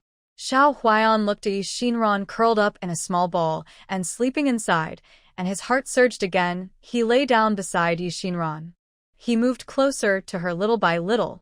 until there was only a gap between the two of them, and his hands were gently on Yi Xinran's body. He let out a sigh. I am finally satisfied. Yi Xinran felt the movements of the people around her, but she herself did not move at all. She still remembered what Xiao Huaiyan said before, that he would not touch her now. So she did not want to be the one who took the initiative. Xiao Huaiyan did not take the next step, and after a moment, he began to snore slightly. Yi Xinran's hanging heart finally died. She felt relieved and quickly fell into a dream. What she didn't know was that not long after she fell asleep, the person next to her quickly opened his eyes again. The autumn air was already cool, and the sleeping Yi Xinran naturally looked for the heat source around her. The soft body was gently pressed against Xiao Huaiyan's chest and abdomen through a thin layer of inner clothes, which made the man next to her react immediately. Xinran. As he opened his eyes, Xiao Huaiyan's breathing became rapid. But the lovely girl beside him was sleeping soundly, so she had no idea of his pain. Xiao Huaiyan smiled bitterly. He wanted to get up and take a cold shower, but he was afraid of waking up the people around him, so he could only lie there and control his impulse with his mind. The night was long, and Xiao Huaiyan didn't know when he fell asleep. In his dream, he seemed to have returned to the night of their wedding. The gauze curtains, the red candles flickered. The dim room seemed to be connected with infinite tenderness. Unlike that day, his legs were not lame, and Xinran's face did not have the scar that he had before. He lifted the veil and saw Xinran, who was wearing wedding clothes, looking at him with a pair of watery eyes. There was spring mist in her eyes, and her timid expression directly made Xiao Huaiyan's body numb. Husband. The woman in front of him opened her red lips, and the two words that came out of her mouth made Xiao Huaiyan's mind go blank. Xiao Huaiyan lowered his eyes, and he didn't know when Yi Xinran's wedding dress had been loosened. Xiao Huaiyan only felt a nameless fire, burning from the bottom of his heart to his internal organs. His mouth was dry. This was their wedding night. Thinking of this, Xiao Huaiyan began to act without any scruples. In the dim room, the ups and downs of human figures and the fragmentary sounds entangled in an intoxicating atmosphere. I don't know when it started to drizzle outside the window, and several peach blossoms that were about to bloom opened one after another in the drizzle, and were bent by the ruthless rain. Ran. Little ancestor. Xiao Huaiyan's eyes were full of obsession, and he whispered softly in Yi Xinran's ear. The wind and rain gradually subsided, and with them, Xiao Huaiyan's dream also ended. As the sky brightened, Xiao Huaiyan suddenly woke up from his dream. There was a strange feeling under the quilt. Xiao Huaiyan's expression also became a little subtle. How long has it been since he gained control of his body? Yi Xinran was still asleep. Xiao Huaiyan gently pulled out his arm that was pressing under Yi Xinran's neck, slowly got out of bed, and walked out the door lightly. When Changsheng and Chang'an got up to wash, they saw a few pairs of trousers dripping from the clothesline. Upon closer inspection, they were all from the second uncle. Second uncle, why did you get up so early in the morning to wash clothes? Changping rubbed the eye boogers on his eyes. Chang'an also pouted and laughed secretly. Second uncle, you got up secretly to wash clothes. Did you get your clothes dirty last night, and are you afraid that your aunt will scold you? Children may speak without restraint, but the truth spoken by the children is even more embarrassing. When Xiao Huaiyan heard the words "the clothes are dirty," his ears suddenly flushed. He looked at the two children with a cold face and slowly said, I got up at the usual time, but why did you two get up so late today? Do horse stance to extend the time for half an incense stick at night. The two children looked at each other, all dumbfounded. Did they get up late? It seems not. It was obviously the second uncle who got up early. The second uncle bullied the children, and they were going to complain to their aunt. Yi Xinran had already got up. She looked at the several pairs of trousers hanging in the yard. Except for a pair of white underwear, the other three were just washed a few days ago and had not been worn yet. Xiao Huaiyan's method of covering up the truth was too clumsy. People could see the clues at a glance. Okay, you would rather wash your underwear with a cold face than get close to me, right? Yi Xinran turned her eyes away and went to cook angrily. The atmosphere at breakfast was a little awkward. Yi Xinran and Xiao Huaiyan each had their own thoughts and no one spoke. The two children thought about the punishment they would receive in the evening, and they were no longer chattering as before. Seeing that things were not going well, Lu Chongqing ate 2 mouthfuls of rice and hurried out. Leng Qingyu drank half a bowl of porridge, then stood up and said he was going to the store. Madam Lu, I just happened to be going to the clinic, let me go with you. Yi Xinran also stood up to leave. Seeing this, Xiao Huaiyan hurriedly ate the last mouthful of porridge. I'll take you there. He drove the carriage to first send Leng Qingyu to Leng's cloth shop, and then turn the horse around and sent Yi Xinran to the clinic. As soon as Leng Qingyu entered the cloth shop, the shopkeeper Tao Qian knelt down in front of him. A few days ago, Leng Qingyu found out the deficit in the cloth shop's account and directly called people from the capital. Today, the new shopkeeper officially took office, and Tao Qian knew that the things he had done had been discovered. He knelt down and pleaded with Leng Qingyu, asking Leng Qingyu to show leniency and give him a chance to make amends. Boss, I have worked hard in Yuntong County over the years, and my whole family, young and old, have settled down here with me. Although my qualifications are a little worse, I have worked hard even if I have no merits. I dare not be greedy for a penny from the boss. The boss can ask someone to check. Those deficit projects did not go into my pocket. I sold them all to Yi Disheng at a low price. Leng Qingyu was unmoved. She casually flipped through the account book on the table and said, Old Tao, you have been in the Leng family for so many years. You should know all the rules of the store. In our Lingji cloth shop, all accounts must be clear and all operations must be conducted in accordance with the rules. You secretly opened a back door for Yi Disheng, which violated the rules of our store. Boss, I didn't want to, but Yi Disheng came with the letter from the boss to force me to submit. He said that he was on good terms with the boss and asked us to give him concessions. Otherwise, he would write a letter to sue me. I know that the boss has a close relationship with the Yi family, and I dare not offend him easily, so I made such a big mistake. I beg the boss to show mercy. Leng Qingyu sneered. I dare not offend him easily, so you use my money to do favors? Tao Qian, you sound so pitiful, but in fact, you have also gained a lot of benefits from it, right? Leng Qingyu threw the account book in his hand to the ground. Look for yourself. Is what is recorded above true? Tao Qian took the account book and was stunned. It clearly recorded every account he had embezzled from the store over the years. Tao Qian wiped the sweat from his forehead. He originally thought that Yi Disheng was dead, and he could just push these things onto Yi Disheng, and they wouldn't be found out. He didn't expect Leng Qingyu to check the accounts clearly in such a short time. He couldn't refute it now. The new shopkeeper Su brought Leng Qingyu a freshly brewed tea, and then stood behind Leng Qingyu without saying a word, looking at her nose and her heart. Leng Qingyu stopped talking nonsense with Tao Qian and said to Su Yan, Shopkeeper Su, give Lao Tao 50 taels of silver for my account, which is the travel expenses given by the Leng family. After paying the money, please leave. Tao Qian knew that he had no hope this time.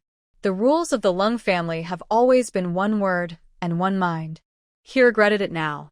If he had not been greedy for a moment and had not been deceived by Yi Disheng's words, he could have worked in the Leng family for 20 years and got 1,000 taels of resettlement fee. But now, everything is gone. However, with the evidence in front of him, Tao Qian was convinced. He took the silver given by Su Yan, kowtowed to Leng Qingyu, and left the Leng family cloth shop. Su Yan also received instructions from Leng Qingyu and informed the shopkeepers of various shops in the cloth shop about what Tao Qian had done. A few days later, the other shopkeepers of Leng's cloth shop got the news. Everyone was surprised when they saw the content. The shopkeepers had different reactions. Some sighed that Tao Qian was confused for a moment and actually did such a thing of giving up the big for the small. Some people hurriedly asked the accountant of the store to recheck the accounts of recent years, check for omissions and make up for the gaps, and find out the reasons for losses. Others were secretly happy. 5 years have passed. The boss of the Leng family, who is vigorous and decisive, has finally returned. Leng Qingyu dealt with Tao Qian's affairs and asked shopkeeper Su about the situation he had found in the capital. Su Yan knew what the boss was asking, and hurriedly told him what he had found out a few days ago. Master has asked someone to find out. The woman living in Yongning Lane is surnamed Zhao and has lived in the lane for more than 10 years. He has been working in the Leng family for 10 years. He is the most proud apprentice of Master Wan Qinian and knows the head of the Leng family very well.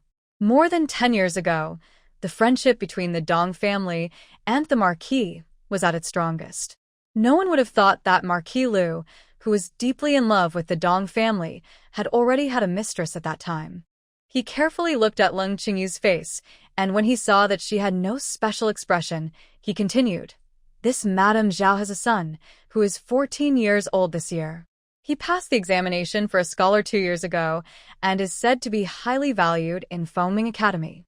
He is humble and polite, smart and studious, and the teachers in the academy like him very much.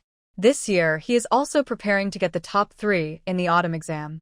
This is different from their young Master Lu. Although young Master Lu is good at studying, he is not outstanding. And he always has a kind of arrogance. It is said that except for Wei Jingyi, he never makes friends with his classmates, nor does he take the teachers seriously. The people in the academy are polite to him for the sake of the Marquis. Have you found out what the man in Madame Zhao's family does?" Leng Qingyu asked directly, without caring about other people's children. They both knew who the man in this family was.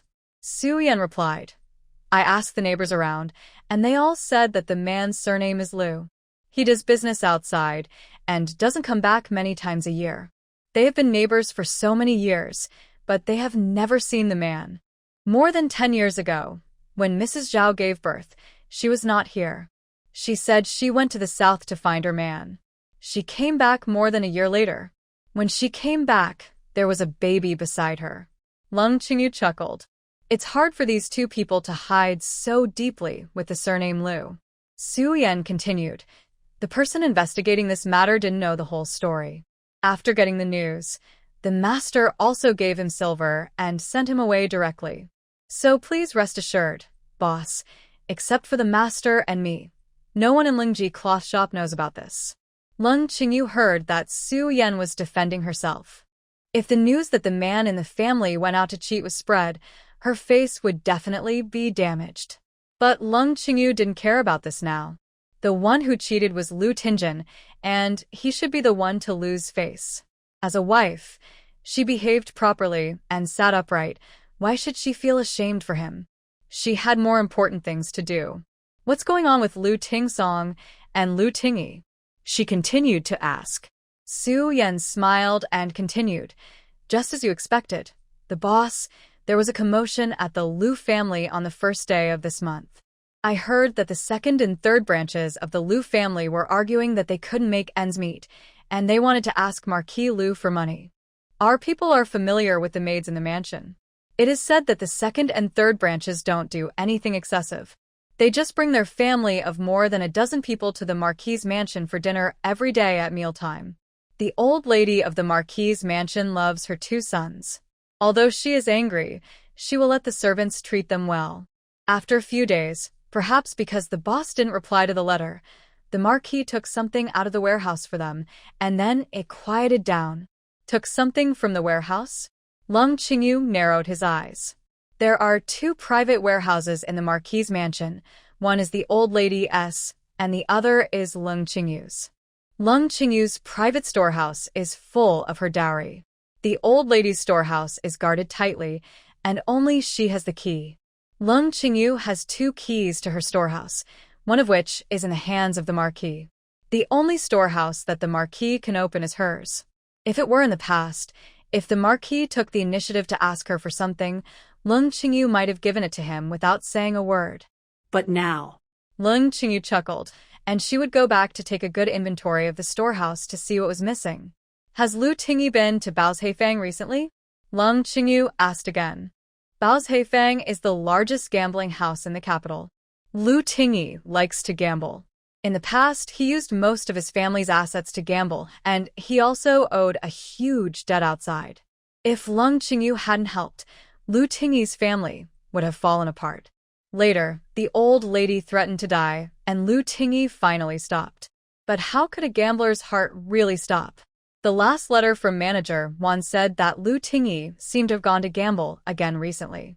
Leng Qingyu asked him to observe secretly, and if necessary, someone could come forward and lend him some money.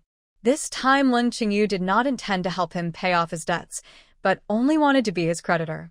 I go almost every other day. Susan deeply. But when I left the capital, his luck was still good. I heard that he won a lot, and he didn't borrow money from outside for the time being. There's no rush for this. Leng Qingyu said indifferently, 9 out of 10 gambling losses, sooner or later, he'll have to borrow money. While Leng Qingyu was strategizing, Yi Xinran was also planning with Li Mo in the clinic to open a branch in the city. Now everyone in Tianchong Prefecture knows about our Shuani Hall, and with the fame of Shuiyan cream, I think the time has come for our Yongltang to enter Tianchong Prefecture. Yi Xinran was amused by his appearance and was also infected by his determination. Doctor of the clinic, are you ready? Li Mo had already made plans and said, I have already prepared people here, so this is not a problem. The only thing I am worried about now is the problem of the shop. I asked someone to look over there, and there are not many street-facing, grand storefronts. Since we are living in the capital city, we certainly can't just find a place casually like we did in Yuntong County. Seeing that Yi Xinran had no objection to this, he added, I want to find a big place because of the issue of the snow face cream. Our snow face cream is selling so well now, and the price is so high. When we get to the capital city, we must have a grand storefront to match its current status and price. After all, clothes make the man, and the ready-made clothing store sells clothes, and the most expensive clothes have to be placed in the most conspicuous place. I understand, Yi Xinran said. Without Li Mo's explanation, she also understood the importance of publicity. At present, when people think of the snow face cream, the first thing they think of is scar removal, and they often ignore its other functions. Yi Xinran plans to make some more products in the same series as the snow cream, such as whitening products, wrinkle removal products. This way, she will definitely be able to open up a wider market. I know someone with a lot of connections. I'll ask her to find someone to help me find out about the store. Yi Xinran said. After being together for so long, this is the first time Yi Xinran has asked Leng Qingyu for help. Leng Qingyu was a little flattered. I didn't want to trouble you, but the Leng family has a wide network of contacts, so can you ask someone in Tianchong Mansion to help ask? Yi Xinran tried to express her needs. Leng Qingyu quickly agreed. What's so difficult about that? I have an idle storefront in Tianchengfu. You can ask your partner to take a look. If it works, you can use it directly. If you use it, we will pay the rent according to the market price. Yi Xinran was very grateful. Leng Qingyu waved his hand. Why pay rent? It's just a small storefront. Xinran, your mother's family is rich and very rich. These things will belong to you and your brother sooner or later. Leng Qingyu gave his sincere heart. Yi Xinran understood all this. She was very grateful and moved. She wanted to get closer to Leng Qingyu, but for some reason, she couldn't speak up. Faced with Leng Qingyu's kindness, she still subconsciously refused. In fact, I have money too. Although it's not much, it's enough to rent a storefront. Leng Qingyu saw that Yi Xinran had inherited her stubborn temper, but she could also see that Xinran had not rejected her at all these days. And she really cared about her now. During the 2 days of acupuncture and detoxification, Xinran stayed up all night, but she still maintained that indifferent attitude. Leng Qingyu felt a little distressed. This child must have never been loved by her elders since she was a child, so she would not act coquettishly or feel wronged, but would just try her best to do things well. It's so pitiful. After solving the Liu family's affairs, I must compensate my daughter well. Leng Qingyu thought. But for now, she just said, let's take a look first and then we'll talk about it. If your partner is not satisfied, mother will ask someone to find one for you. Yi Xinran knew that she had made the right choice to find Leng Qingyu for this matter. 2 days later, a letter came from Li Mo. The store that Yi Xinran introduced was the one that he had chosen at the beginning. At that time, I asked the people in the dental office, and they said that although the store was vacant, the owner had never registered it with them for rent or sale. How did you contact the owner of the house? Li Mo asked her excitedly, as soon as they met. It was also a coincidence. Yi Xinran was also very happy that the house could be settled so smoothly. Moreover, this store belonged to Leng Qingyu, so they were not afraid of having someone take the store back halfway through the business. That is not right. Anyone who can own a store like this must be rich or noble. Sister-in-law, when did you meet such a powerful person? Li Mo knew nothing about what happened during this period. He was busy running around to open a branch. He was busy buying medicinal materials and looking for a store. He even heard about Yi Xinran and Xiao Huaiyan being called to the government office for questioning later. So, he didn't even know that Yi Xinran had found a biological mother. Yi Xinran didn't intend to hide this from him. It was the Leng family who helped find it. She said. Leng family? Which Leng family? Li Mo reacted for a moment, and then it suddenly dawned on him. He confirmed with Yi Xinran in disbelief. Is it the Leng family of Lingji cloth shop? Yerinran nodded. My sister-in-law, when did you get involved with the Leng family? Are you on good terms with them? Do you know their owner? Li Mo continued to ask. Xiao Huaiyan couldn't stand his flattering face and said coldly, What does it have to do with you? Why is it not related? Li Mo was still in a state of excitement. Sister-in-law knows someone from the Leng family. If we want to transport goods, we can take advantage of their transportation line. You don't know that when it comes to transportation, the strongest family in the entire Daliang is the Leng family. No matter what business you do, as long as you take advantage of this line, your business is halfway stable. By then, even if you want to sell things to southern Xinjiang, there will be no problem.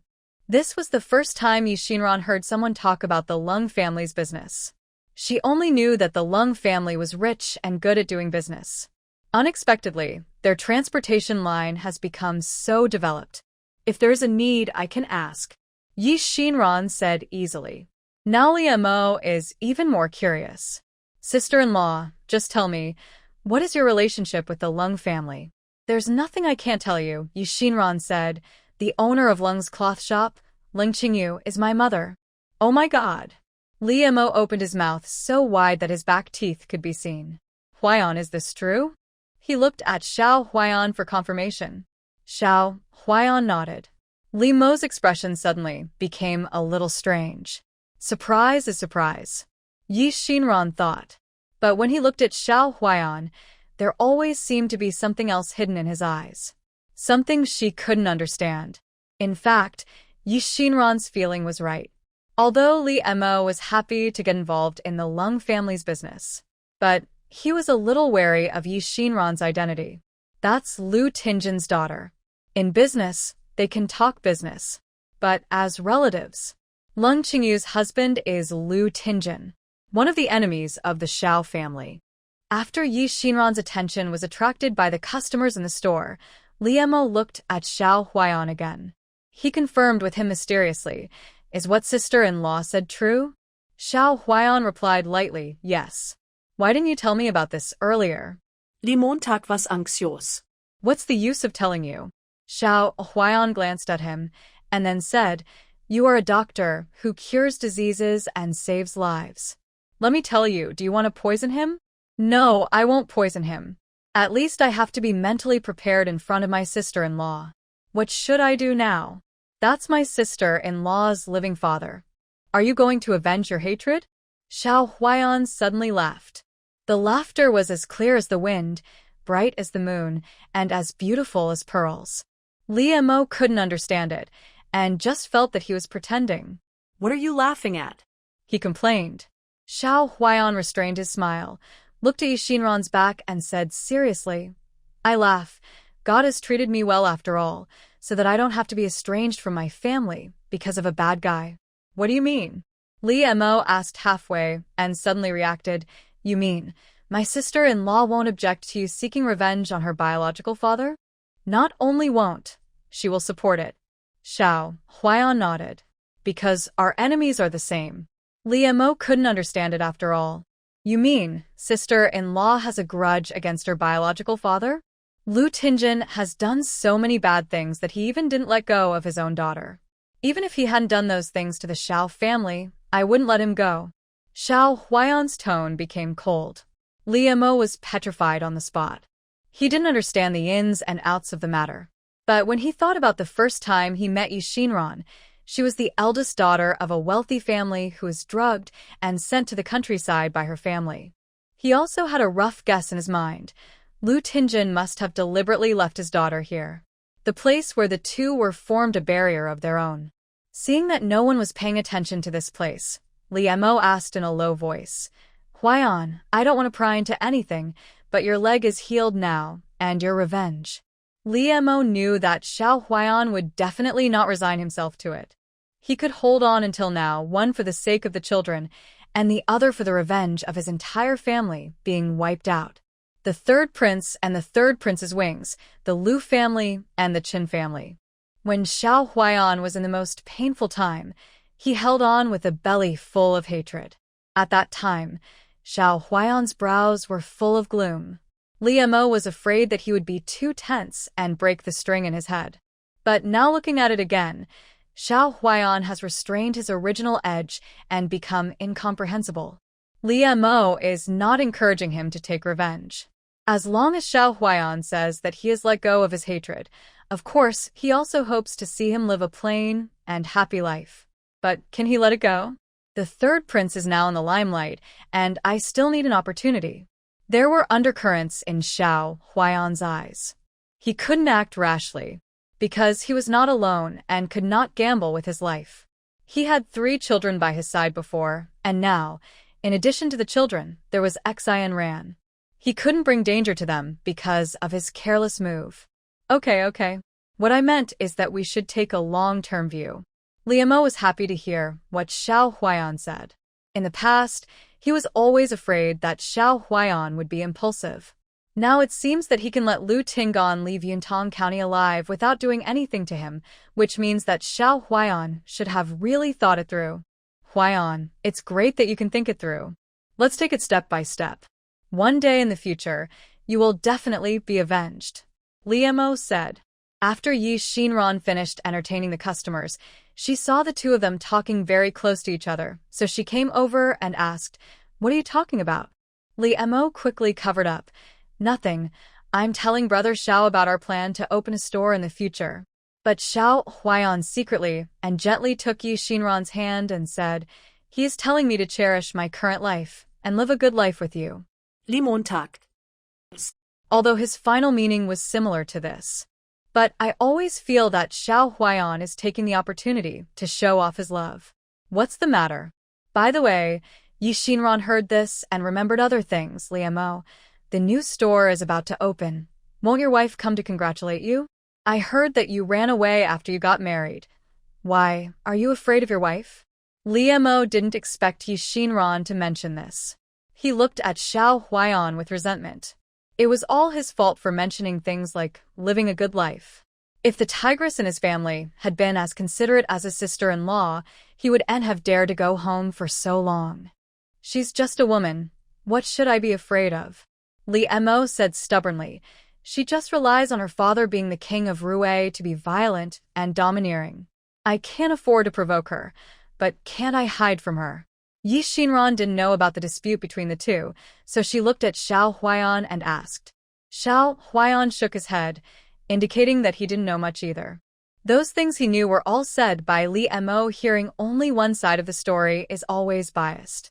Besides, the daughter of King Rue married Li Mo, and she must have taken a fancy to Li Mo as a person. It is impossible for her to bully him for no reason after marrying in. There must be some misunderstanding. Li Mo, since you are married, there is no reason to leave your wife at home to be a widow. Besides, you want a woman to stay at home and keep her chastity for you and serve your parents-in-law for you. How much money can you give her a month? Ye Vinran questioned. Speaking of money, Li Mo was obviously not confident. She has so much dowry, and she is richer than me. She won't look down on me even if I give her money. Well, according to what you said, she doesn't want your money or you. Did she marry into your family just to bully you? Are you a monkey on Mauname? Why do they have to bully you? After knowing each other for so long, this is the first time that Yi Xinran has said so much to Li Mo. In the past, the two had a pleasant business cooperation. I didn't expect that Shinran would be so angry when I occasionally mention my family today. Liemo looked at Xiao Huaiyan for help. Xiao Huaiyan shrugged, looking helpless. Shinran knew that this was Liemo's own family affair. But she also has principles, that is, she will never be friends with a scumbag. Besides, if the family members are not harmonious, the fortune will often not be prosperous. As a partner, Shinran feels that it is necessary for her to consider this aspect for the sake of business. Let me ask you, you don't want to pay attention to your wife. Is it because you have someone outside? Did you have a childhood sweetheart you wanted to marry? Shinran asked again, when she saw Liemo looking aggrieved. Liemo quickly shook his head. No, absolutely not. So now you are not satisfied with your wife, so you deliberately ignore her and want to marry a concubine or find a mistress outside. No, no. Liemo's two hands shook out after images. Seeing him like this, Shinran's attitude finally eased a little. Liemo also took the opportunity to explain, I have no one outside, and no one at home. I just want to run my clinic well. Then, why did you get married? Shinran didn't believe his nonsense.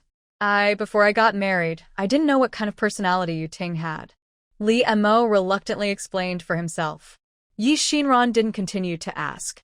This made Liemo finally relieved. He looked at Xiao Huaiyan and asked with his eyes, what should we do in the current situation? You should coax your own wife. But Xiao Huaiyan still shrugged his shoulders. Whoever provoked it, let him coax it. Shinran had already seen the little movements of the two. She finally said, in Daliang, it's not easy to be a woman. If you are willing, communicate with your wife. Maybe the problem will be solved. I see that you are also good at doing business. Why don't you have an idea when facing your own family affairs? Liemo's face finally turned red. In fact, Shinran was right. Even if she didn't say it, he knew that he couldn't avoid his family affairs. Since he had to face it sooner or later, he shouldn't wait until the two of them were tired of each other to solve it. At that time, there would be no perfect plan. Then I'll think about it. When the new store opens, I'll bring Yu Ting over to stay for 2 days. You can decide the specific method yourself. I hope that your family affairs will not affect our business. Yevinran urget. Of course not. Liemo is still confident about this. He has been out for so long. With Chen Yuting's ability, if she wants to destroy his business, she must have many ways. But she did nothing, which shows that she still respects his choice and supports his opening of a clinic. Fortunately, the business is getting better and better now. When they meet again, he won't have to feel embarrassed because of her words.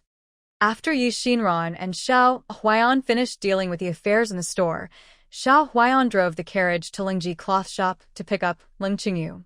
Leng Qingyu had already resorted out the accounts of the cloth shop with Su Yan. Su Yan is smart and has worked in the Leng family for so many years. So he got the hang of it quickly. Even the loopholes that Leng Qingyu had overlooked before were discovered by him. Leng Qingyu was very happy to see Shinran and Xiao Huaiyan coming over. He introduced Shinran to Su Yan and said, "This is the eldest lady. Seeing her in the future is like seeing me. If Shinran has any requests, just do it." Su Yan immediately bowed to Shinran respectfully. Su Yan greets the young lady. Shinran hurriedly gave him a fake support. "Don't be polite, Manager Su. If you need anything in the future, I will have to ask Manager Su for help." Su Yan immediately agreed. "If the young lady needs anything, just let me know." While speaking, Shinran was looking at Su Yan, and Su Yan was also secretly looking at Shinran. Before, he had only heard that the one from Yuntong County was the real eldest lady, but now that he had met her, he knew it very well. No wonder the lady could find this daughter. This lady and the lady are too similar in appearance and temperament. If these are not mother and daughter, then what kind is it? In comparison, the one in Beijing is not a little bit worse. The boss will be returning to Beijing soon, and I don't know what will happen to the silver and money that the lady withdrew from the shop. But these are the boss's family affairs. As long as the boss doesn't mention it, he shouldn't ask. Leng Qingyu got on the carriage and went back with Shinran. On the way, Leng Qingyu asked Shinran about opening a workshop again. Last time you told me that you wanted to set up a workshop to expand the production of your snow face cream. What do you think now? Yi Shinran said. It's basically settled. We must do it, but we have to build the workshop first. Most of the businesses I've handled were related to silk and cloth, but I've never seen anything like this kind of beauty product. Is the production process complicated? Does it require a lot of preparation? Have you calculated how many people are needed? Where is the main source of medicinal materials? What is the profit margin? Leng Qingyu is a businessman after all. When it comes to business, he plans far ahead. Yi Shinran is not worried about the profit issue. Judging from the cost of medicinal materials alone, her snow face cream can be regarded as a very profitable business. It's just that the production process cannot be disclosed to the public. There are also troubles in hiring people to produce it. However, if she wants to expand her business, she can't keep producing it secretly in the space. Sooner or later, someone will notice this problem. Before, Zhang Dashan secretly followed her, and she suspected that Zhang Dashan wanted to peek at how her snow face cream was produced at that time. Later, Zhang Dashan got into trouble and the matter was left unresolved, but Yi Shinran was still worried. So, before the new store starts business, her workshop must be built first. She said to Leng Qingyu, "Find people from the village. People in the village know each other well and are convenient to work. But there is no one who can manage, so we need to find two outside. The medicinal materials will come from Li Mo's shop. In the spring of next year, some medicinal materials will grow in the mountains, and then we can use local materials to reduce more costs." Leng Qingyu was very happy. As expected of his daughter, she had already thought of all the problems in advance. Where is the location? There is a piece of vacant land on the left side of my house, about 1 acre, which is enough to build a workshop. Yi Shinran said.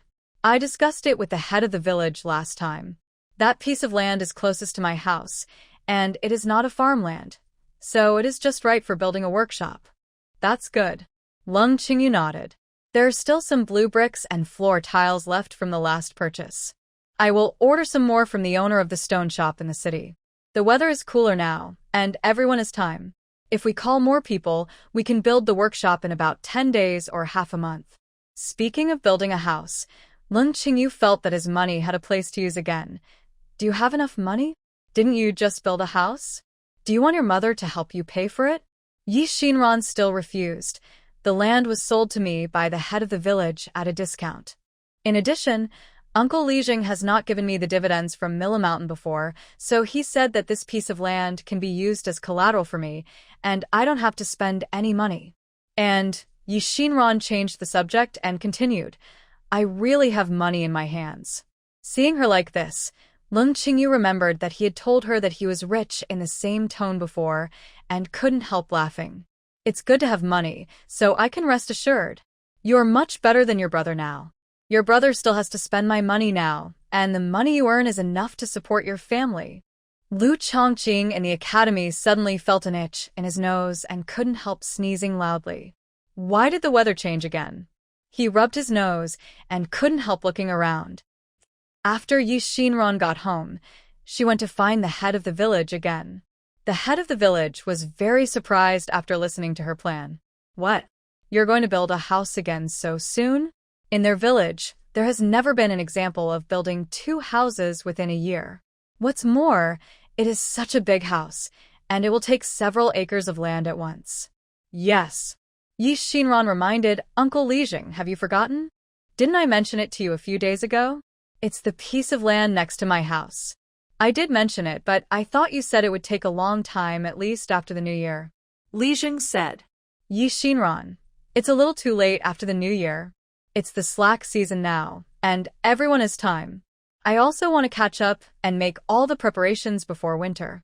So, Uncle Lijing, please tell everyone that it will take 1 more hour to build the house this time, but you will get 10 more coins a day. Anyone who is willing to come and help. 10 more coins a day. Lijing was a little surprised. Then 1 person will get 30 coins a day? Yes. Yi Shinran replied, 60 coins each for the carpenter and the bricklayer, and 20 coins a day for women and children. You kid. You are not my niece now. You are a great philanthropist in our village. Hearing that the wages Yi Shinran offered were higher than those for carrying heavy loads outside, the head of the village was happy and felt sorry for Yi Shinran. You have to spend frugally too.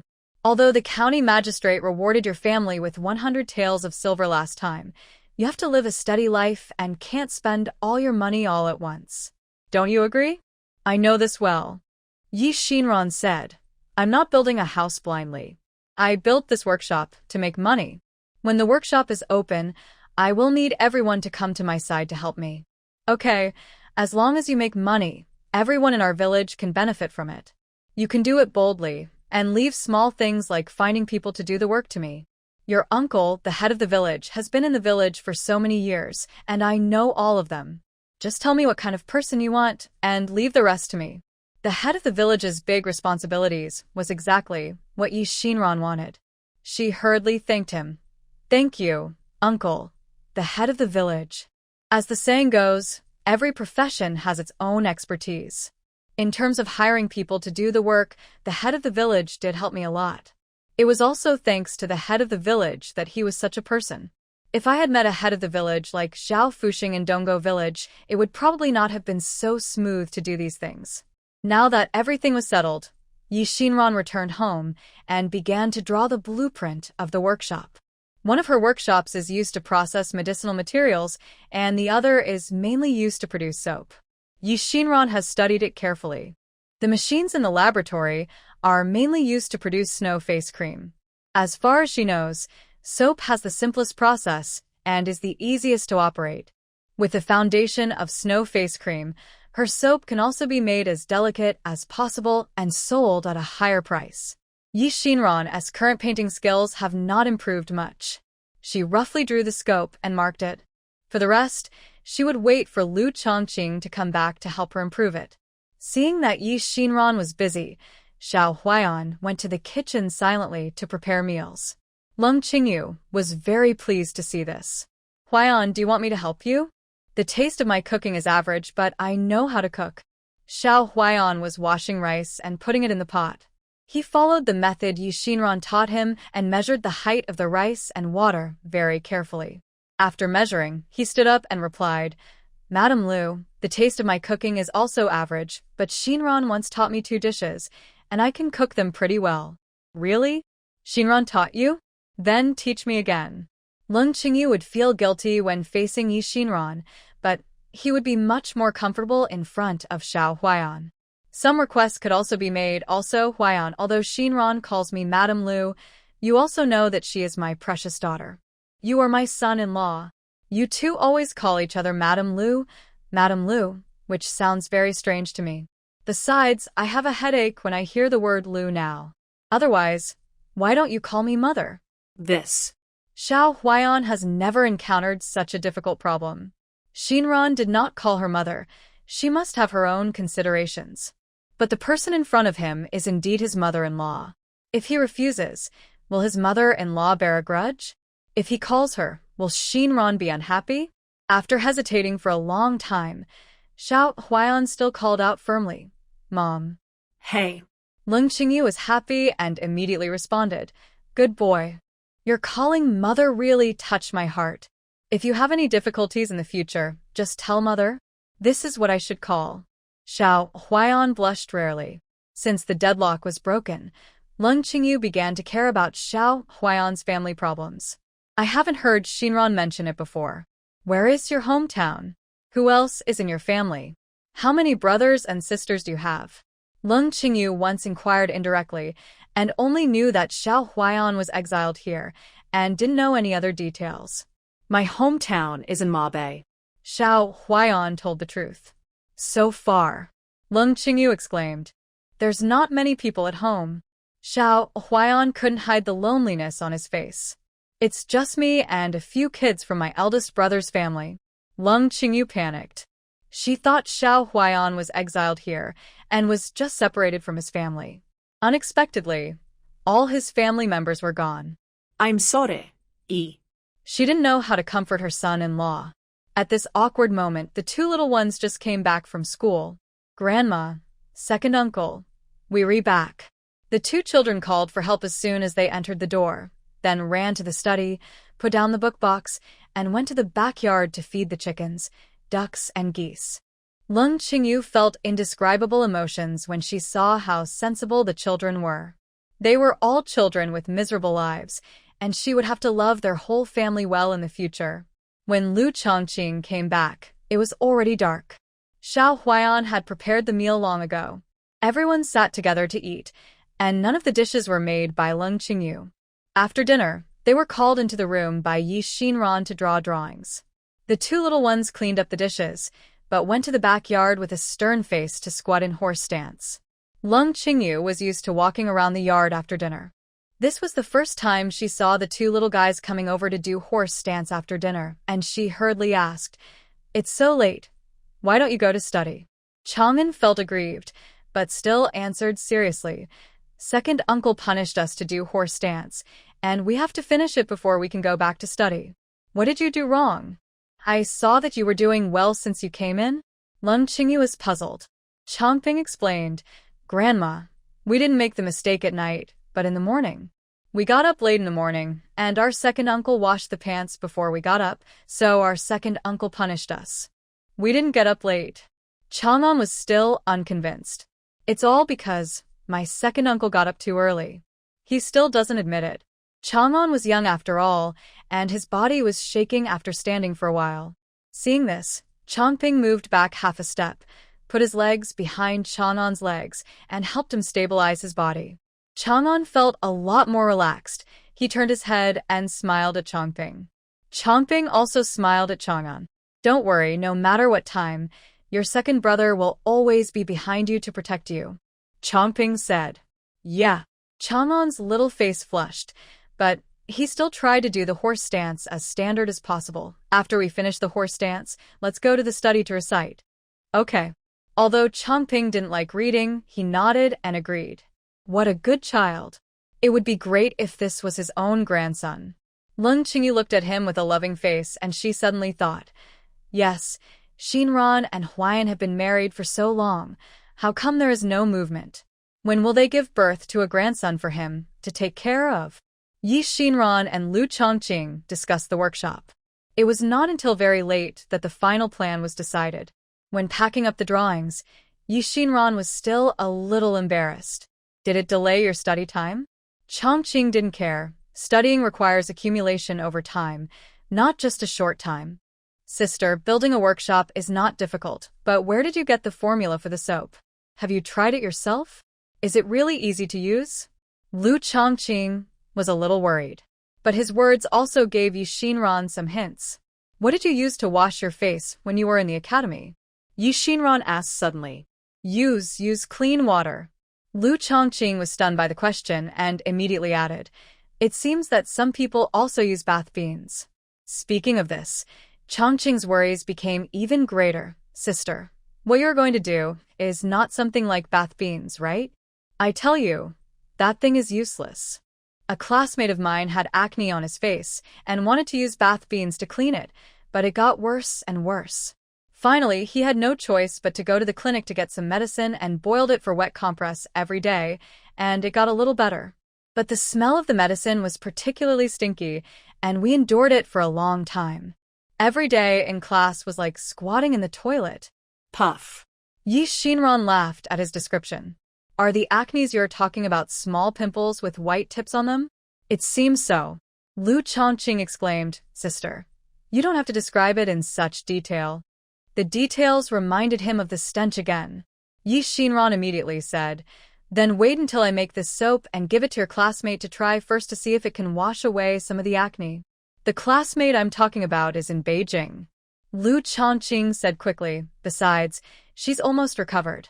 He didn't want to take the initiative to give her any soap. It was too embarrassing. "That's because you didn't pay attention. Some of your classmates must have acne." Yi Xinran didn't intend to let him go. She speculated that the so-called acne should be pimples. Many students in the academy are in their youth, so it is normal for some of them to have acne. Except for those young ladies, isn't this also a good entry point? "Sister, you." Lu Chongqing didn't know how to refuse. Yi Xinran immediately said, "Don't worry, my soap is absolutely easy to use. I won't embarrass you. Lu Chongqing was speechless. He was not afraid of being embarrassed. He was not familiar with those people at all. Autumn was getting deeper. The autumn planting in the village was slowly coming to an end. This year, because of the thresher made by the Xiao family, all the villagers completed all the work of autumn harvest and autumn planting before the cold weather. The taxes have been paid. Now there is leftover grain in the warehouse, and there are newly planted seeds in the fields.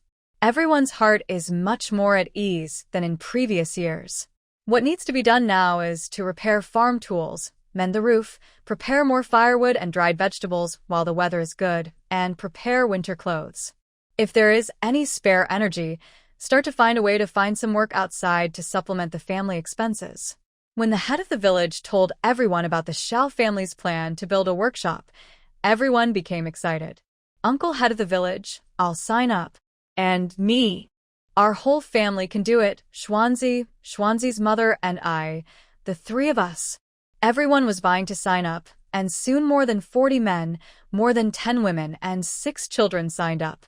The head of the village divided them into groups and told them to come to the Xiao family to work after breakfast the next morning. Yi Xinran and several bricklayers and carpenters first studied the distribution of the workshop rooms on the open space. The next day, everyone really came to the open space early. Xiao Huaiyan and the last person received their work badges and went to join the team digging the foundation. No one asked what the workshop was used for. They just worked hard. However, as they worked, they noticed something strange. The house built this time was different from the ones they had built before. There was no bedroom or foyer in the house, and there was a big stove inside. The walls of the room were still slanted, narrow at the top and wide at the bottom. According to the drawings, many ventilation holes had to be left. This house is strange. Is it used for cooking? Some villagers became curious about the appearance of the workshop on the drawings. Look at this big stove. Who uses such a big pot to cook? Someone objected. Erju's father was the foreman. Seeing that everyone was discussing, he immediately interrupted. Okay, what it is used for is not our concern. Now hurry up and mark this area for me first. People began to get busy again. With the experience of building houses before, everyone cooperated particularly tacitly this time. 5 days later, the house had taken shape. From a long distance, you can see the roof that is higher than ordinary houses and the big chimney on the roof. The old and young in the village were curious. When they had nothing to do, they would walk over here to see the excitement. Uncle Zhang, you walked far when you were young. Have you seen such a house? Someone asked. No. Uncle Zhang shook his head with some turbid eyes. I really haven't seen it. This house is really strange. Yes. People whispered. Such a big chimney looks like it will take a lot of firewood to burn. There is still open space around this house. I heard that it will be used to grow vegetables. Everyone was puzzled. They saw Yi Xinran and the children coming over from afar, and they all gathered around. Madam Yi, the house you built this time is not for living, right? What is it used for? Seeing that everyone was curious, Yi Xinran explained. It's used to make face soap. Face soap? Isn't it enough to wash your face with water? Why use soap? Old Mrs. Zhang has washed her face all her life and has never used that thing. Other villagers also echoed. Is anyone buying this thing?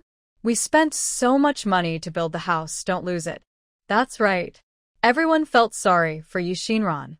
At this time, Yi Xinran also planned to let everyone know what she was going to do in the future. She took out a piece of soap she used from the space. This soap was bought by her before, and it was not much different from what she was going to make now. Grandma, this is the soap I want to make. You can smell it. Does it smell good?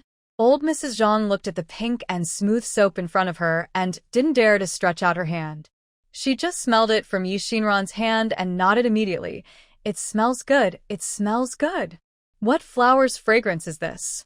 This is osmanthus. Yi Xinran replied. We can also make other scents in the future. Zhu Zi, your house is close. Can you go back and help me get a basin of water? Yi Xinran stood up and said to Zhu, who was standing in the crowd. Zhu didn't expect Yi Xinran to call him. He quickly responded, Okay, I'll go home and get it now. He ran away. The rest of them gathered around Yishinran and observed the soap in her hand. Everyone was there just now, and no one noticed how Yishinran took out the soap. It was strange to carry such a thing on your body. But when they smelled the scent of the soap, they could understand it. Who wouldn't want to carry such a fragrant thing with them? Erju quickly brought out the basin, which was half filled with water. Yishinran called out to Mrs. Zhang, "Grandma, can I use this soap to wash your face today?" Mrs. Zhang was flattered, but also a little embarrassed. She hadn't washed her old face for several days. What if the water turned it black? But she couldn't resist the temptation of the fragrance on the soap. "Okay, I'll risk my face today." She reached out her hand to scoop up water to wet her face, and Yishinran put the soap in her hand. After rubbing it twice, her hands were covered with dense foam. Close your eyes, apply the foam on your hands to your face, and wash it as usual. 예빈란 instructed. When Mrs. Zhang applied the foam to her face, the tip of her nose was immediately surrounded by the faint scent of osmanthus. She was reluctant to finish the process of washing her face as quickly as usual, so she rubbed it carefully. The dust and dirt accumulated over the years actually fell off slowly under this rubbing. Seeing that she had rubbed it almost done, Yishinran reminded her, "It's okay now." Mrs. Zhang had to reluctantly wash off the foam on her face. After washing it off, everyone found that Mrs. Zhang's face was actually a little whiter than before. Whiter. Whiter. Yes, it seems to be really whiter. Old Lady Zhang felt a little embarrassed when she saw the turbid water. But she couldn't care less about that now. Because her face was so smooth now, she felt like she had become younger all of a sudden. This thing is really good. When I was in my 20s, my face wasn't so smooth. "Aunt Zhang, can I touch it?" asked the daughter-in-law of Mr. Zhang. Old Lady Zhang quickly protected her face with her hands. "No, I washed it with great difficulty." Everyone laughed when they saw her like this. "Is it really that good?" "Yes. Aunt Zhang's face is always smooth after washing. Isn't it the same as bath beans?" Seeing that everyone was very curious, Yishinran simply said, "Why don't we all try it? It's not convenient to get water here. Let's go to the river and find a place to wash." Hearing what Yishinran said, the women were all happy. "Okay, let's go to the river." It's agreed that each person uses a little, but not too much. After a while, more than 20 women squatted in a row by the river in Yunbian village. They wet their faces with river water and waited for the soap to be passed to them. After each person got the soap, they turned it around in their hands for a few rounds and passed it to the next person when there was rich foam on their hands. After washing with the soap, the face became moist and smooth. The women looked at each other and praised each other for being beautiful. Then they laughed from ear to ear. The men standing on the shore were equally happy. They didn't know why their wives were so happy to wash their faces. But seeing her happy, they were happy too. As a bystander, Yishinran watched a group of women squatting by the water and laughing. A group of men stood on the shore and laughed. It was really a harmonious scene. When everyone washed their faces, the soap had almost slimmed down. The last one to use it was Erden's mother. She returned the soap to Yishinran a little embarrassedly and then said, "I think this soap will work. It's much better than bath beans. But we use it too much. It's almost gone." Yishinran took the soap and put it around her waist. Then she said it was originally for everyone to use. "If you like it, when the soap in the workshop is produced, we'll give everyone a piece. No, we can't take it for free. We'll buy it at any price you sell it for. Then we'll talk about it later." The two were talking. On the other side, a young couple had gathered together. Dezhu had just married his wife. He couldn't wait to get close to his wife. "Wife, what did you use to wash your face just now? It smells so good, let me smell it." Duant gets so close. Everyone is watching. Dezhu's wife was shy and pushed him out. Dezhu took his wife's hand and said, "Then let's go home and smell it." The two of them were so affectionate that they made a bunch of people blush. The rest of the couple looked at each other with a hint of ambiguity in their eyes. Only Yishinran was alone, looking around, and no one even looked at her. What a super dog food feast. She sighed in her heart and left the crowd to go home. When she arrived at the door, she found an unfamiliar carriage parked outside. In the yard, Leng Qingyu was talking to a stranger. Is it a guest from Beijing? Yevinran greeted. Leng Qingyu waved at her. Shinran, you're back. Come and sit down. This is the housekeeper of the Marquis mansion. He's here to settle accounts with me. The housekeeper of the Marquis mansion? Come here to file accounts? Does the Marquis mansion value the madams so much? When Yi Shinran was thinking about this, the housekeeper was still talking. Half a month ago, a new young master was born in the mansion of Duke Qing. The old lady sent someone to send a pair of jade rui, a gold lock, and a pair of silver bracelets. These are on account at Linglong Pavilion, totaling 850 taels. The second and third masters have not received their monthly salary this month, so the old lady paid 400 taels of silver from her own account. The old lady said that she had paid the 400 taels first, and the remaining 1,600 taels would be used to supply the second and third masters after the madam returns to Beijing. The housekeeper kept reading the account book in his hand. Leng Qingyu asked lightly, anything else? There are also some household expenses, food and clothing, and the money for the young lady and the master to visit friends, a total of 1,300 taels. The housekeeper said, handing the account book to Leng Qingyu. According to the previous rules, as long as Leng Qingyu signed and stamped on it, he could go to Leng Ji's silk shop to withdraw money. The shopkeeper of the silk shop was an old, stubborn man. He only recognized Leng Qingyu's handwriting and seal, not people.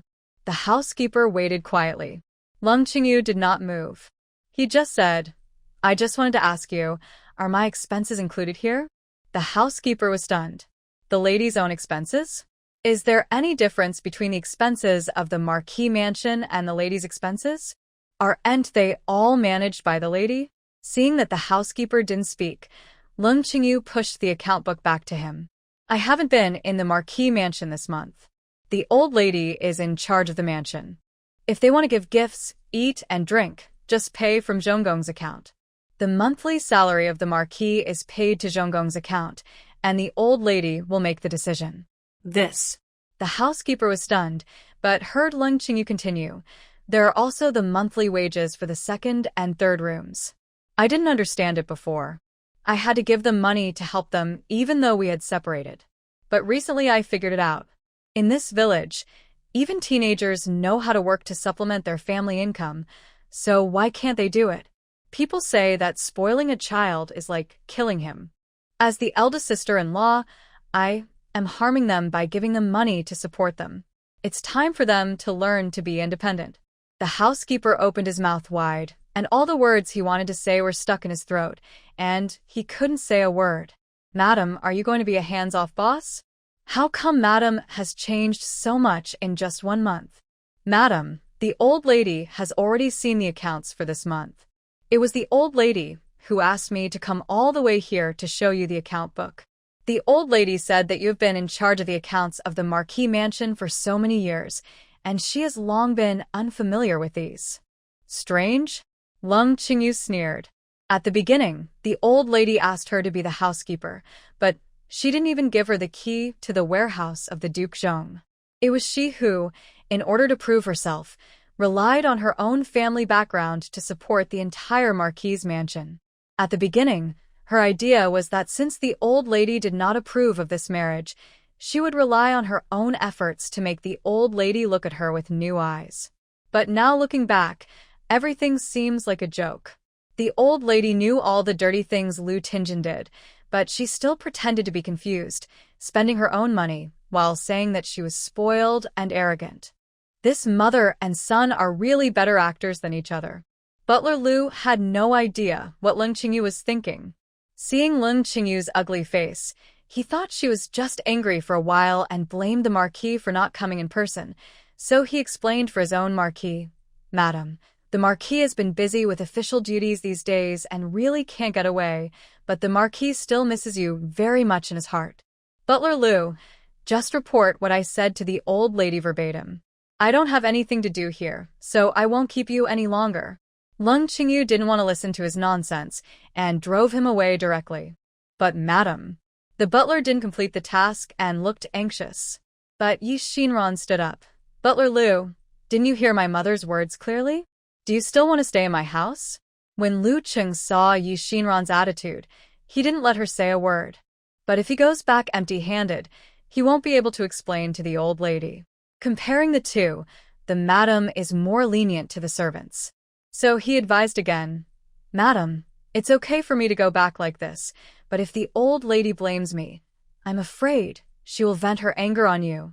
As soon as he finished speaking, Butler Lu felt a burning pain in his leg. Xiao Huaiyan held a broom in his hand, waving it while driving people away. Please make way.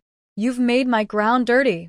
After saying that, another broom came and swept Housekeeper Lu 2 meters away. Housekeeper Lu. No, don't come towards me when you sweep the floor. Xiao Huaiyan. Such a big filth is standing in front of me. Who should I sweep if not you? Lu Cheng was driven out of the Xiao family, looking back every few steps. Leng Qingyu seemed to be blind. She was only staring at Yi Xinran at this moment, with indescribable excitement in her heart. Xinran, what did you call me just now? Yi Xinran, Mrs. Lu. Leng Qingyu. No, I clearly heard you calling me mother just now. You called me mother? Yi Xinran did call her mother just now. She couldn't stand a housekeeper being so shameless. Sometimes she mentioned the old lady, sometimes the Marquis, as if Leng Qingyu would have to give in if these two people were mentioned. Yi Xinran was listening nearby, and she couldn't help but want to support the woman next to her. Leng Qingyu has a daughter now. If you want to bully her mother, you have to ask her daughter if she agrees first. Seeing Leng Qingyu so excited, Yi Xinran didn't insist anymore. She had to give in. Okay, you are my mother. I will call you mother from now on, okay? Okay. Leng Qingyu grabbed Yi Xinran's hand excitedly and couldn't calm down for a long time. Before coming here, he vaguely heard people say that the lady recognized her biological daughter here. But this one is the biological one. What about the one at home? Butler Lu seemed to have figured it out suddenly. The lady recognized her daughter, but the Marquis still favored the one at home. So there are some contradictions between the two people now. Thinking of this, Butler Lu suddenly understood. No wonder the lady has this attitude now. She must be angry with the Marquis. The person who tied the bell must untie it. Unless the Marquis personally takes action, the lady's anger will be difficult to dissipate. But if he goes back empty-handed, the old lady will definitely punish him. Thinking of the old lady's methods, he felt numb. Thousands of miles away, the old lady of the Marquis mansion was losing her temper with the servants. Because Jinji accidentally broke a hair when she was combing her hair, the old lady poured the scalding hot tea on Jinji.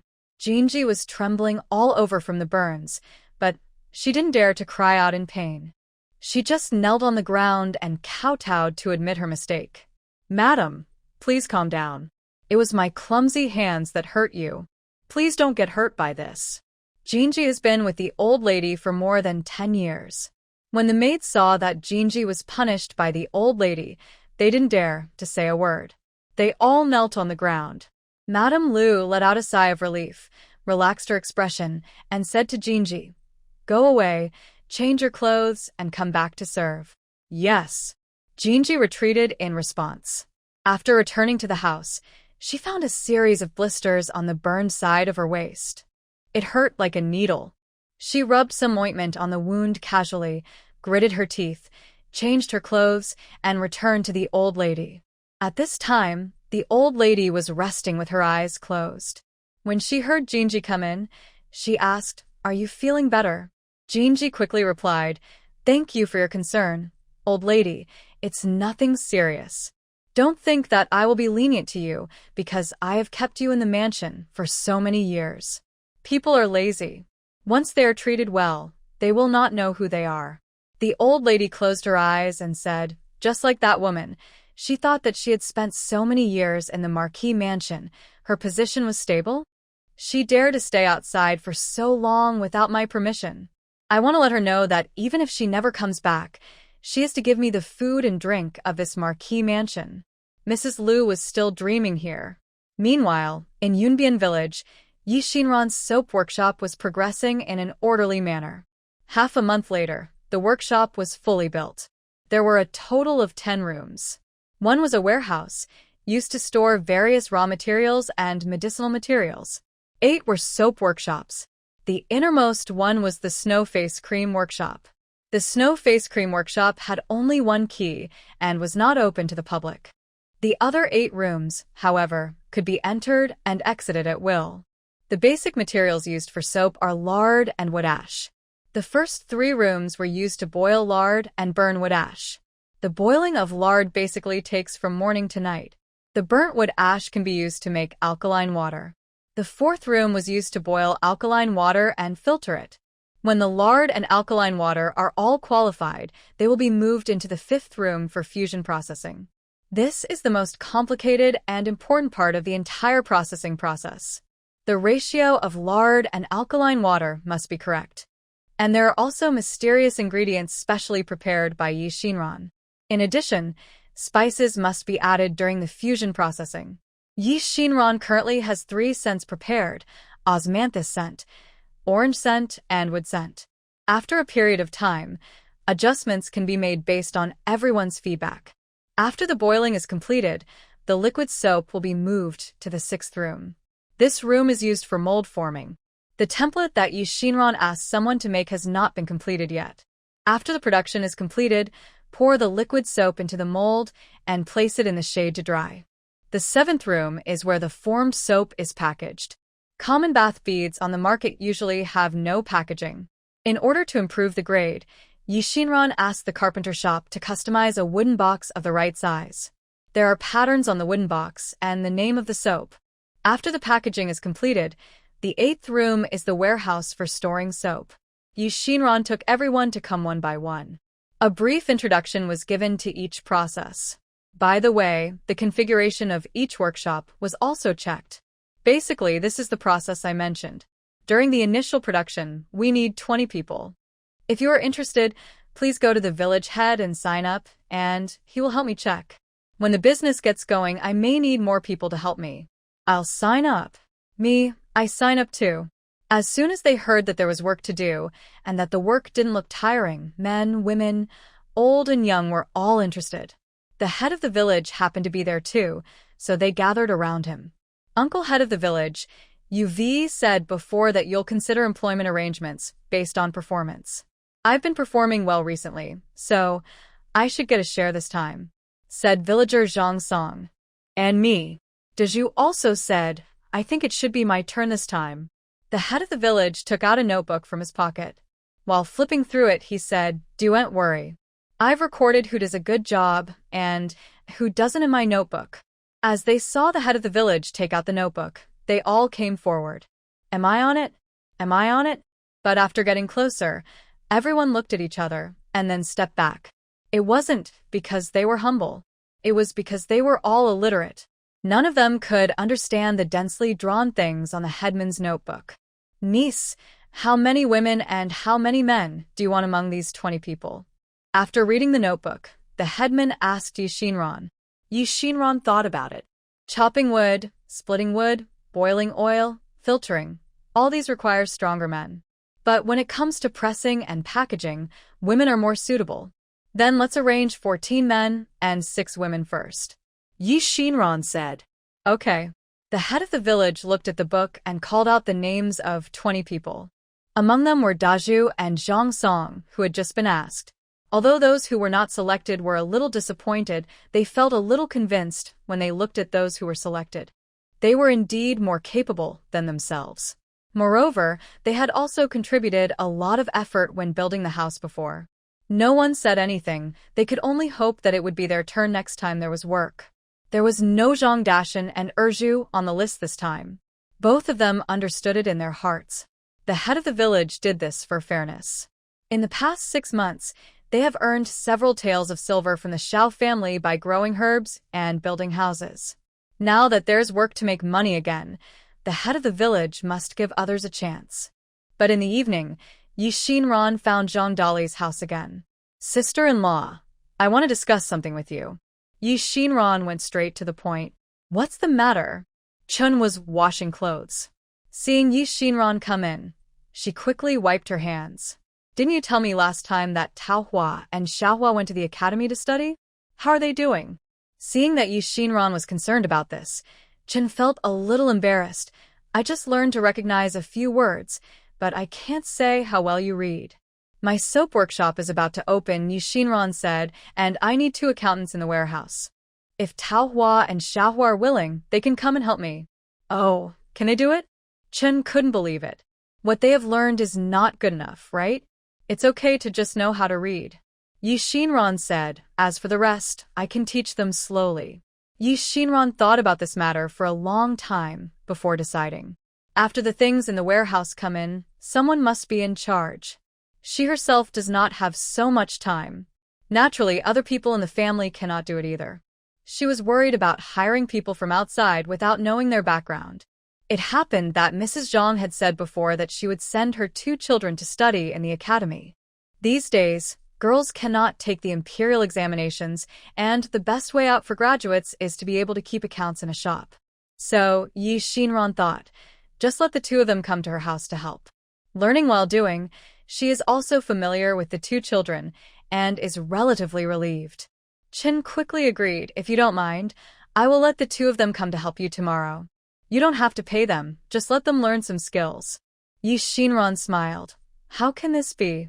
One thing is one thing, they work for me, and I must pay them wages.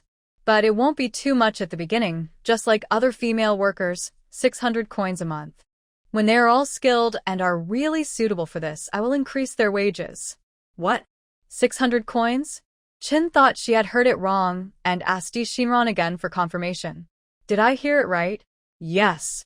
Yi Shinran nodded. If your 2 daughters work hard, they can earn more in the future. Yes. Chen didn't know what to say. Her nose felt sore, and 2 lines of tears flowed down. Chen was a strong person since she was a child. Her family was not well off, and she had no chance to learn a skill. So she went to help a widow in the village every day and begged her to teach her some needlework skills. The widow was afraid that she would take her job, so she didn't teach her much. However, Chen relied on her own understanding and really became a hand. She could make clothes for people, embroider simple objects, and earn some money to supplement the family. Because of her money-making skills, her family kept her for several more years. Seeing that she would be too old if she didn't get married, they hurriedly found a matchmaker, asked for a betrothal gift of 3 taels of silver, and married her to Zhang Dali. Zhang Dali didn't have many people in his family. The 3 taels of silver were also saved bit by his hard labor. Although he had no money after marrying his wife, fortunately, they were both hardworking, and the couple were united. They lived a good life. Unfortunately, God didn't favor them. Because of the poor family conditions, Chen didn't take good care of herself after giving birth. A cold left her with a root of disease. In the next few years, Chen's health got worse and worse. Zhang Dali had to feed several children and treat Chen's illness with the money he earned alone. He couldn't hold on for a while and had to sell the child. Chen thought about it. It was only more than half a year since Xiaohua was almost taken away. But in this short period of time, the family has undergone earth-shaking changes. Chen's health has improved. Zhang Dali earns more than before.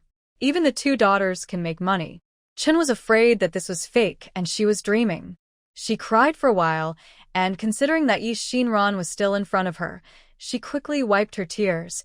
Thank you, Madam Yi. You are really a great benefactor of my family. Yi Shinran smiled. Sister-in-law, I know how to use people. If you want to thank someone, thank yourself. You can think of sending your 2 daughters to school. Isn't this just a good use? A warm feeling welled up in Chen's heart. She didn't want her children to have a hard life in the future, so she thought of sending them to school. She didn't think too much when she sent them there. Who would have thought that it would actually come in handy? But to be honest, this school was built because of Yi Shinran. In the final analysis, she should be thanked. Dezhu Nyang had the same idea as Chen. Since she married to Yunbian village, her proudest thing was giving birth to 2 sons in a row. But when her son grew up, she began to worry. Her son had to give a dowry to marry a wife. If the dowry was not enough, he would marry a you can't get a girl from a good family. Even if you borrow money from all over to get the betrothal gift, once people find out that your family is poor, they won't agree. Zhang Dazhu has always liked Sun Shuqin from Donggo village. He proposed twice, but the Sun family still didn't agree. Later, Zhu went to help the Xiao family and earned a lot of money. Dazhu's mother used the money to renovate the house and bought a few pieces of furniture. The Sun family was relieved when they heard the news. Now Dazhu is married and has been chosen to help in the workshop. The Sun family has a higher opinion of the Zhang family, and Dazhu and his wife are living a happy life, all thanks to the Xiao family. If you ask me, the Xiao family is the lucky star of our village, she said to her husband while eating. Dazhu's father has always been not good at speaking, but he agrees with what his wife said. Xiao Huaiyan is lucky, and that Yi is the lucky star. Yes, Dazhu's mother agreed. When Xiao Huaiyan first came, our lives didn't change much, and we were afraid that he would do something bad. All the changes started after Madame Yi got married. Now I really regret having 2 sons. If only one of them was a daughter. Dazhu's father glanced at her. What's wrong with having a daughter? Can you raise her to be like Madame Yi? There's no green smoke in our family's ancestral grave. Now, both children can make money. You should be content. 2 days later, all the molds and wrapping papers ordered by Yi Xinran arrived. The shops selling lard were also informed, and lard was delivered to them in the village every morning. Yi Xinran also announced that he would collect firewood. He paid 6 cents for a bundle of firewood. Those who were not selected had already started to prepare to go out to work, but when they heard that there was such a business, they stayed. 6 cents for a bundle of firewood, 2 bundles of firewood a day, that is 12 cents. Better than going out to work. When the first truck of lard was delivered, the workshop was officially opened. The 20 villagers selected by the village chief came to the workshop early, ready to work. Yi Xinran did not rush to start work, but first brought 20 contracts. This is the contract I wrote. We will state the rules and ugly words in advance to avoid trouble in the future. Because everyone is not very literate, I specially asked the head of the village to come and help everyone take a look. If there is no problem, we will sign and seal it. The head of the village was also notified of this matter at the last minute. He didn't expect Yi Xinran to be so meticulous. He first glanced over the contract, then nodded and said, I think there is nothing wrong with what Xinran said in it. He read out, staff members of this workshop must strictly keep the formula secret and must not disclose it without permission or take the materials out of the workshop without permission. Violators will be fined 500 taels of silver. 500 taels? Several people exclaimed. Even if we are sold together, I'm afraid it's not worth 500 taels. Yi Xinran said, this contract is to prevent the formula of the soap from being leaked. Let our workshop continue for a long time. As long as our workshop can continue to operate, everyone present can continue to make money here. This is actually a win-win situation. Of course, if anyone thinks it is unreasonable, they can withdraw now, and I will recruit someone else. Before signing, I will also talk about the wages for everyone to consider. Yi Xinran went on to say, our wages are settled on a monthly basis, and the wages are different for different jobs. For now, men get 800 coins a month and women get 600 coins a month. The previous month's salary is paid on the first day of every month, and they can take 2 days off a month without any deductions from their wages. What? There's a break? Staying at home and getting paid for nothing. Is there such a good thing? Everyone looked at each other. Dazhu was the first to stand up. I'll sign. What's the big deal? As long as I don't steal from the workshop and don't tell others the workshop's recipes. Won't I not be fined? Even without this document, I wouldn't do such a thing. That's right. Erden's mother also said, when we work for others, we should abide by their rules. This kind of good job is hard to find even with a lantern, and I'll sign too. Then I'll sign too. I'll sign too. In the end, none of the 20 people left. They all signed the contract and stamped their fingerprints. For those who couldn't write their names, the village head had to teach them how to write their names on the spot. After signing, Yi Xinran assigned them tasks. 5 people boiled lard and collected wood ash. 2 people boiled lime water. 4 people blended the finished product. 4 people were responsible for transportation. 3 people pressed the molds. 2 people packed the boxes. On the first day, no one else worked, Only the 4 people in the oil-boiling workshop stayed. Taohua and Xiaohua also came to the workshop. According to Yi Xinran's instructions, the lard that was brought was weighed. The quantity was checked and recorded in the account book. Then the first pot of lard began to be boiled. Thick smoke rose above the workshop, indicating that their village had other livelihoods besides farming. The people in the village only knew that this thing burned firewood from morning to night, which consumed a lot of firewood. But they didn't know that their fate would also change with the opening of this workshop. Changsheng heard that the family workshop was open and finally rushed back from the academy that day. Yi Xinran hadn't seen him for a while. When they met this time, she found that Changsheng was thinner and taller. "Aunt, I heard from Lu Chongqing that the family workshop was open. Is there anything I can help with?" Changsheng asked. Lu Chongqing, do you have any manners? I am your uncle." Lu Chongqing followed Changsheng and was very dissatisfied with his address. But Changsheng didn't seem to want to pay attention to him and didn't even look at him. "I don't need your help. Just study with peace of mind." 예빈랑 시밀렛. "Is the food bad in the academy? Why is our Changsheng so thin?" After all, he was a child that she had worked so hard to fatten up. Yi Xinran felt distressed to see him become so thin. "The food in the academy is pretty good," Changsheng replied. But Lu Chongqing said, "I know why he is thin. His classmates say he is a nerd who only thinks about studying and sometimes even forgets to eat lunch."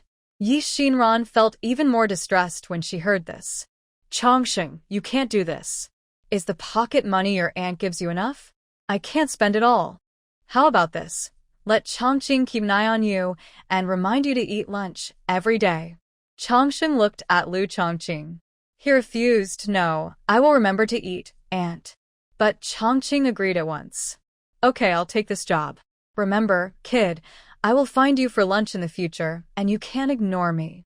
Yi Xinran was a little surprised by the attitude between the two. Why is Changsheng so cold to Chongqing? There must be a reason.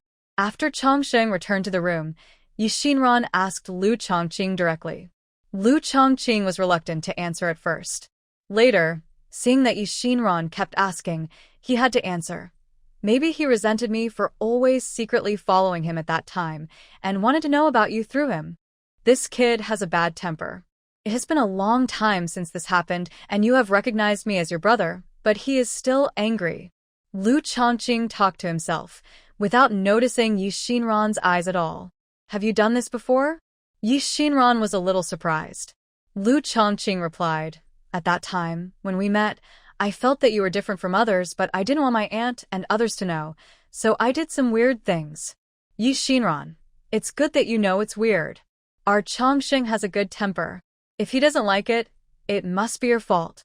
You should reflect on it and apologize to him. Lu Chongqing was unhappy when she heard this. "Sister, why is Chongsheng the only one from your family? Am I not from your family? We are real siblings." "Okay." Yi Xinran saw that he looked aggrieved and found it interesting. "Then you talk to Chongsheng. Chongsheng will understand." "Then I'll try," Lu Chongqing replied. In the evening, Lu Chongqing went to apologize to Chongsheng. Yi Xinran didn't know what they talked about, but she knew that Lu Chongqing was kicked out while talking. "What's wrong? Chongsheng won't forgive you?" Yi Xinran was a little worried. Chongsheng is not that kind of child. Lu Chongqing did not answer Yi Xinran's words, but laughed. "Sister, I found it. I found it." "What did you find?" Yi Xinran didn't understand. She looked at her brother with the same eyes as a patient. Lu Chongqing hurriedly said, "Didn't you tell me last time to take the face soap to the classmates with acne on their faces?" He reminded Yi Xinran and then continued, "I've been trying to find such a person these days, and guess what? I just found that kind of acne on Chongsheng's face.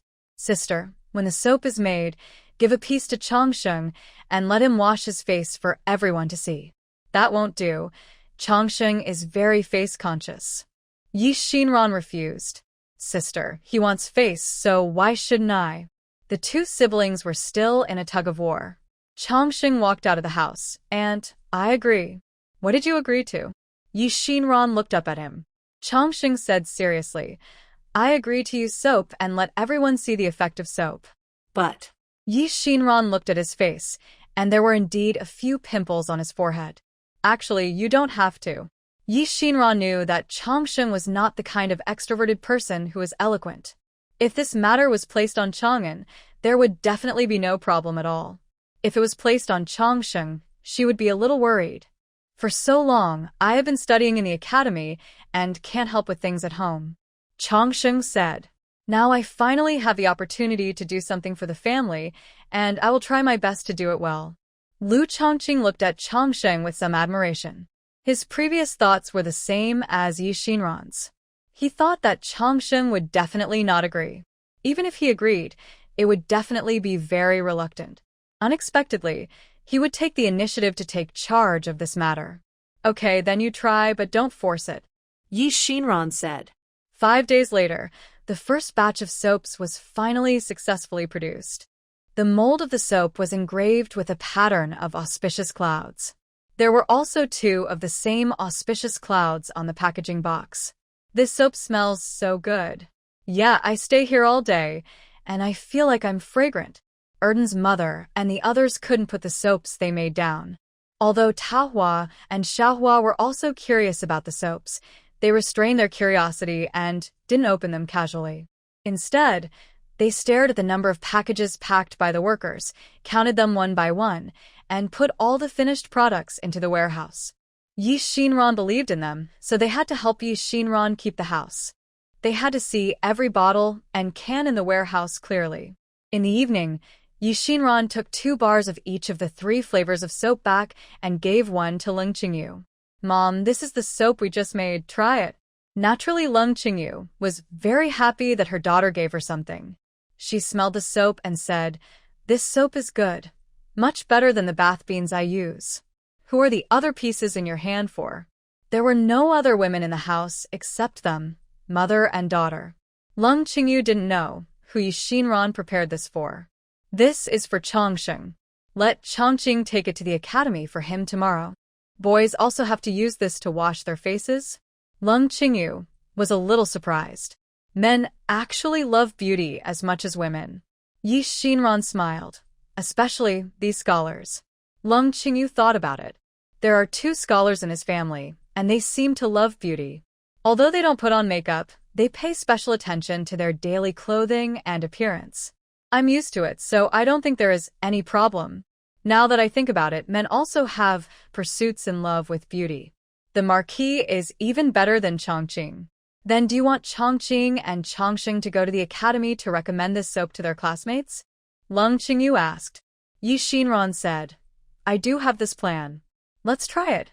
What if they think it's useful? The next day, Lu Changqing brought the soap to the academy.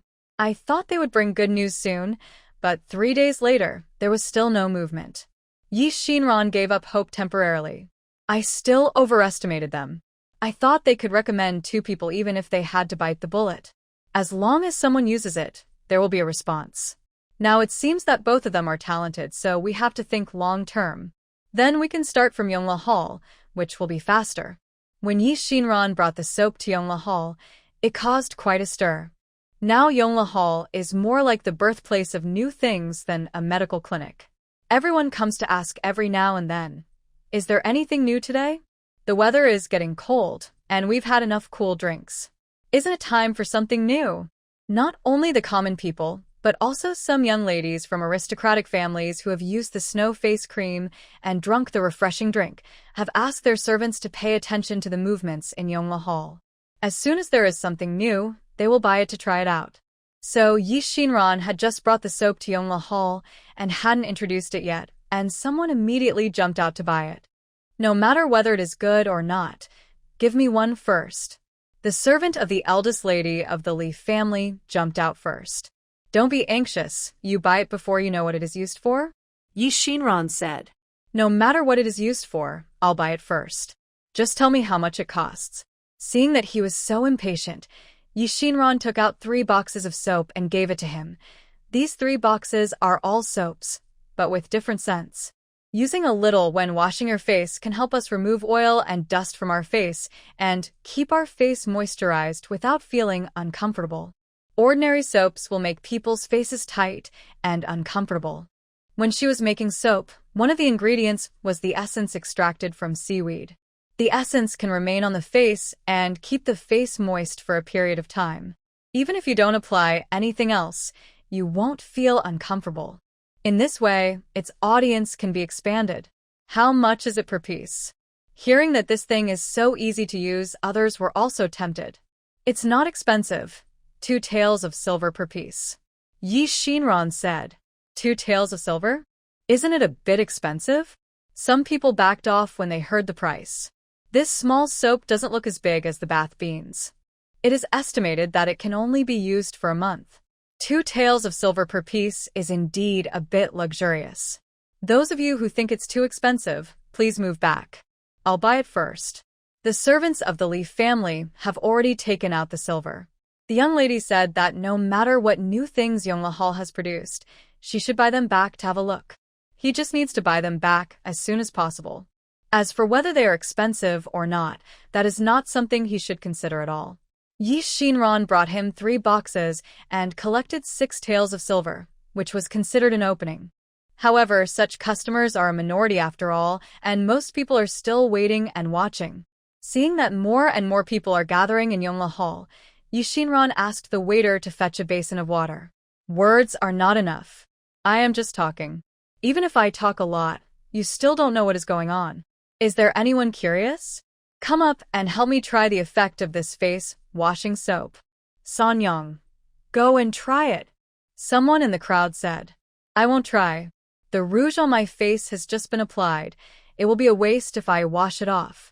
The person called Sanyang covered her face with a fan and looked down on her. That's right. Who would wash their face in public? That's right. Seeing that the onlookers were unwilling to come up, Yi Shinran said, How about this? Today, anyone who comes up to try it and can tell me how it feels, I will give him this face-washing soap she uses. How about that? We limit it to the first 5 people.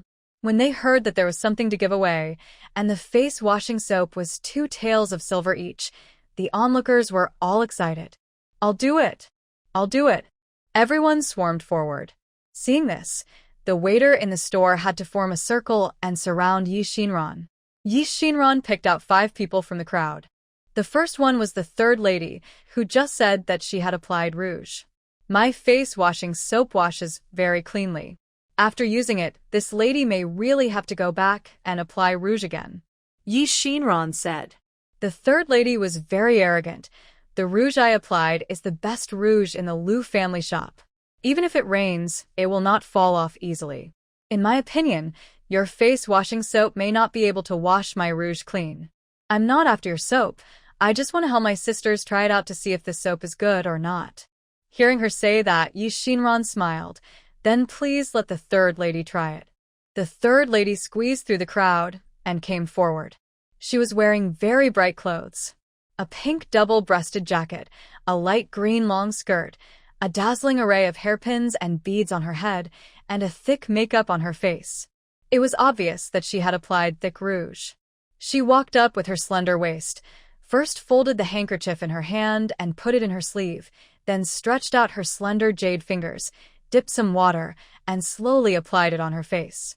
After wetting her face for a long time, she picked up the soap with her hands and rubbed it in her hands. This soap seems to have an orange flavor, and it smells quite good. She rarely said words of praise. Then, she slowly applied the foam of the soap on her face, circle after circle, very carefully. The people next to her were anxious. Hurry up. That's right. Wash it and let us see if it's washed off. Why are you in a hurry? The third lady was still unhurried. What's the hurry? Today I will wash it carefully to show you how a pretty girl washes her face. Under everyone's urging, the lady finally stopped what she was doing, scooped up the water, and washed off the foam on her face. When she raised her face again, the onlookers were surprised. They saw that the third lady's face, which was originally colorful, was now refreshed and clean. It looked much better than before she washed her face. This is so good. Yes. Better than with makeup. Listening to everyone's discussion, the arrogant third lady suddenly felt embarrassed. Really? I look better like this than before? Yes. Better than before. You can't lie to me. Why should I lie to you? I don't know you. The third lady finally believed it. How do you use the soap? Yi Shinran asked. Sanny Yangzi was so excited about being praised that she said happily, this soap is easy to use. It's better than the most expensive bath beans I've used before. Yi Shinran said, you like to put on makeup. Use this to wash your face before putting it on. It will make your face more moisturized and make the makeup stick better. You are beautiful. You don't need to apply such thick rouge in the future. Just apply a light layer. When the friends who came with Sanny Yangzi heard this, they were suddenly a little unhappy. They came from brothels and had seen all kinds of customers. They were the ones who knew best what kind of makeup could attract people. Although the owner of this store is also good-looking, she looks very plain without makeup. How dare she give Sanny Yangzi such advice? This lady said it as if she knew how to put on makeup. Will it work if you apply a light layer? How about you paint it for us to see? We have the rouge and powder we just bought here. Do you dare to try it? She looked at Yi Shinran, waiting for her to refuse. Unexpectedly, Yi Shinran was not stumped by her. If Sanyang agrees, then I will show my ugliness. If you don't like it, just wash it off again. Sanyang didn't object.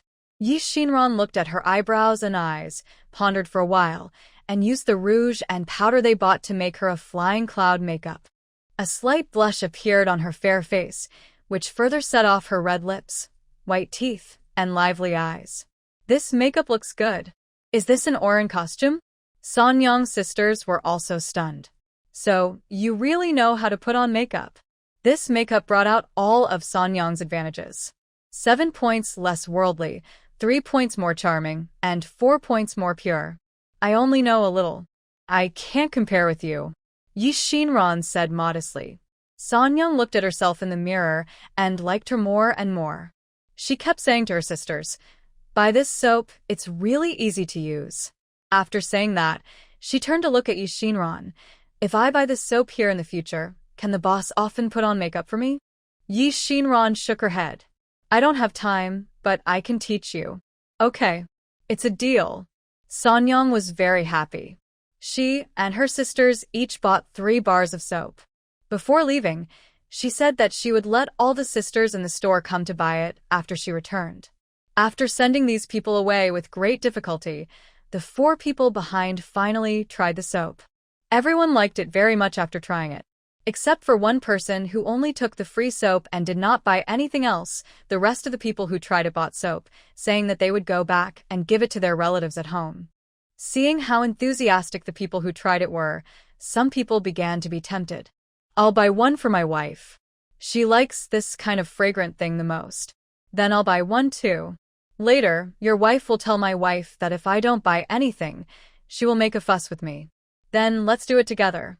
There are also some ordinary people who want to buy, but such expensive things are beyond their means, so they can only watch the fun from the sidelines. The things are good, but they are not suitable for me. I think so too, but when I have money, I really want to give it a try. On the first day of opening, 30 pieces of soap were sold and 60 taels of silver were earned. Yi Shinran was quite satisfied with the result. Unexpectedly, when he returned home, Lu Chongqing brought him another good news.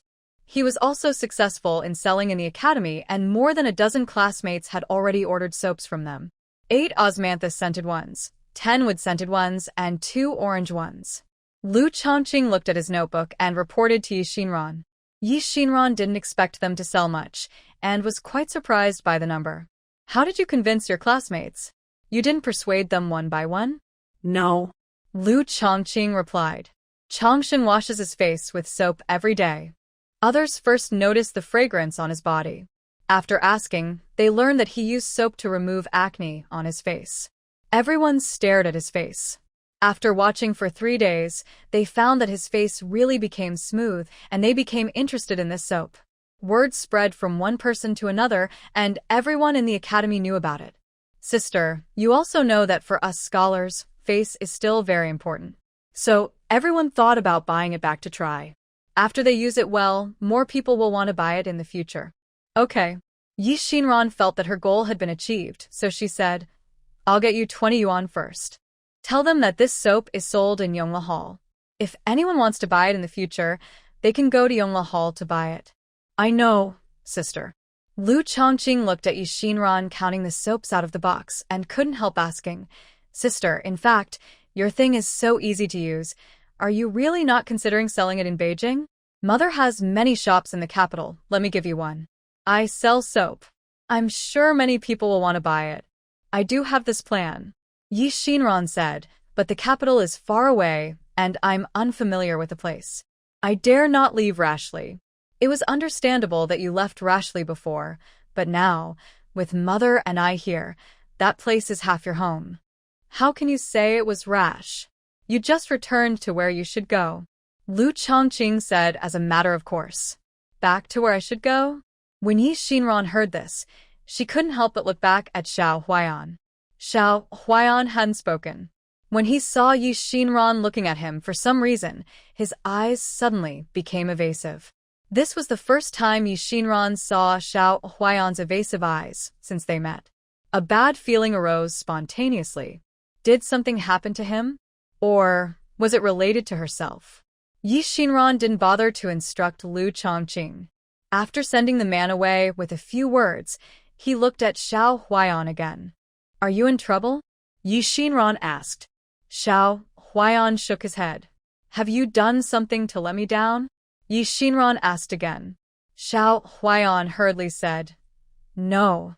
Why didn't you dare to look at me just now? Xiao Huaiyan didn't know how to explain.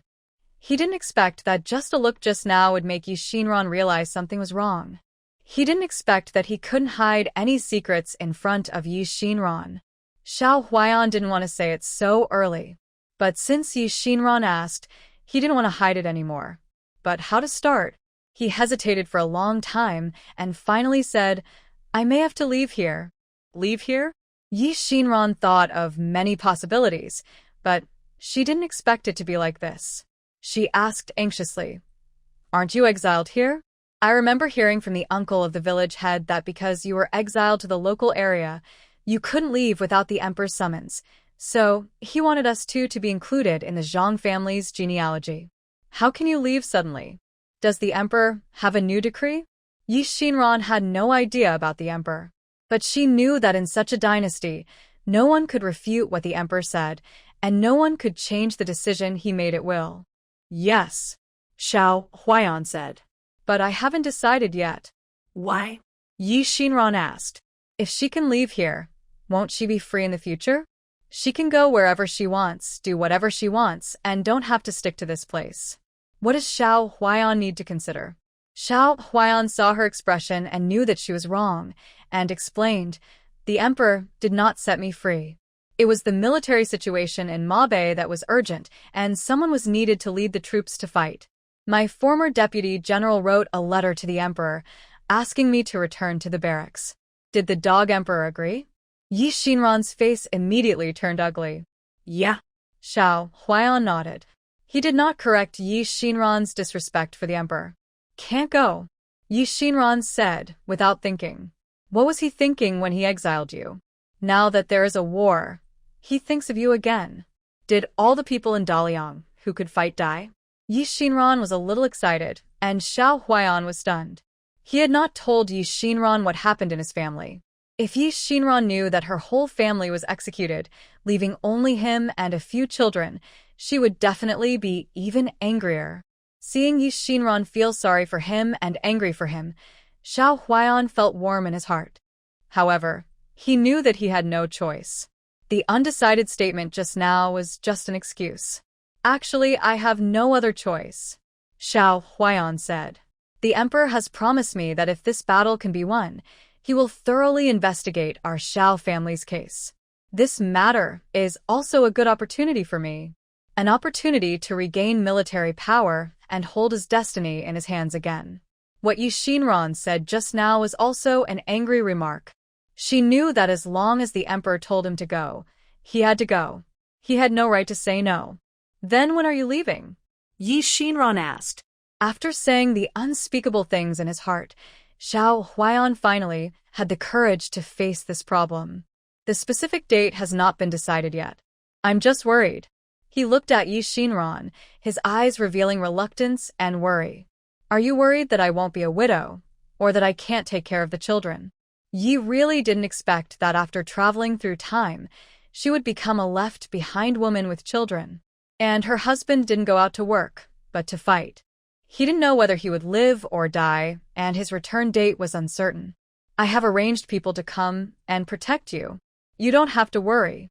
Xiao Huaiyan knew that no matter what he said, Yi Xinran would definitely not be happy, so he simply hardened his heart. He told her the next plan. What should I worry about?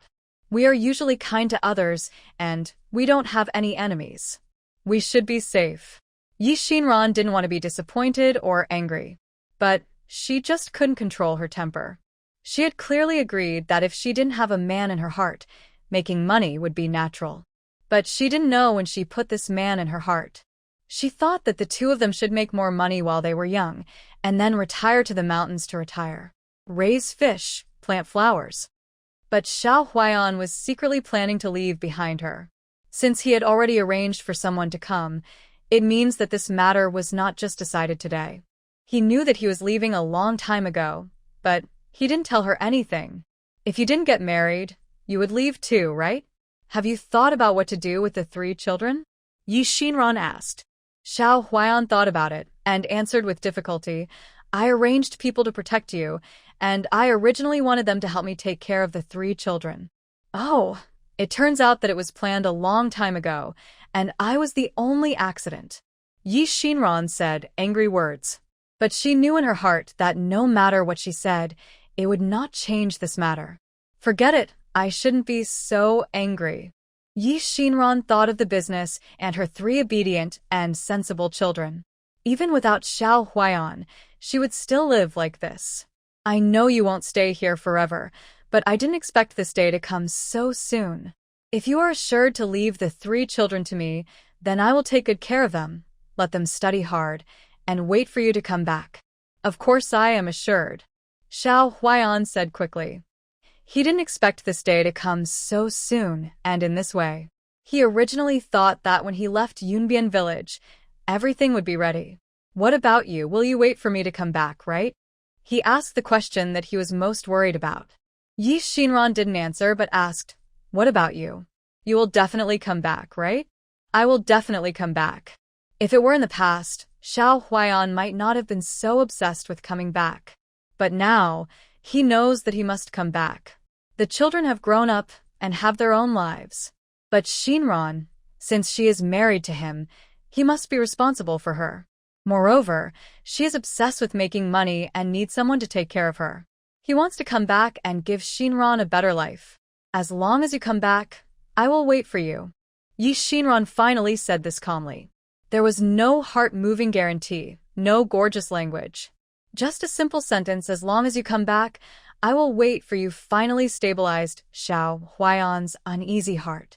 He secretly swore in his heart, no matter what happens in the future, no matter what kind of life he lives, as long as Yi Xinran is willing to be with him, he will make her happy.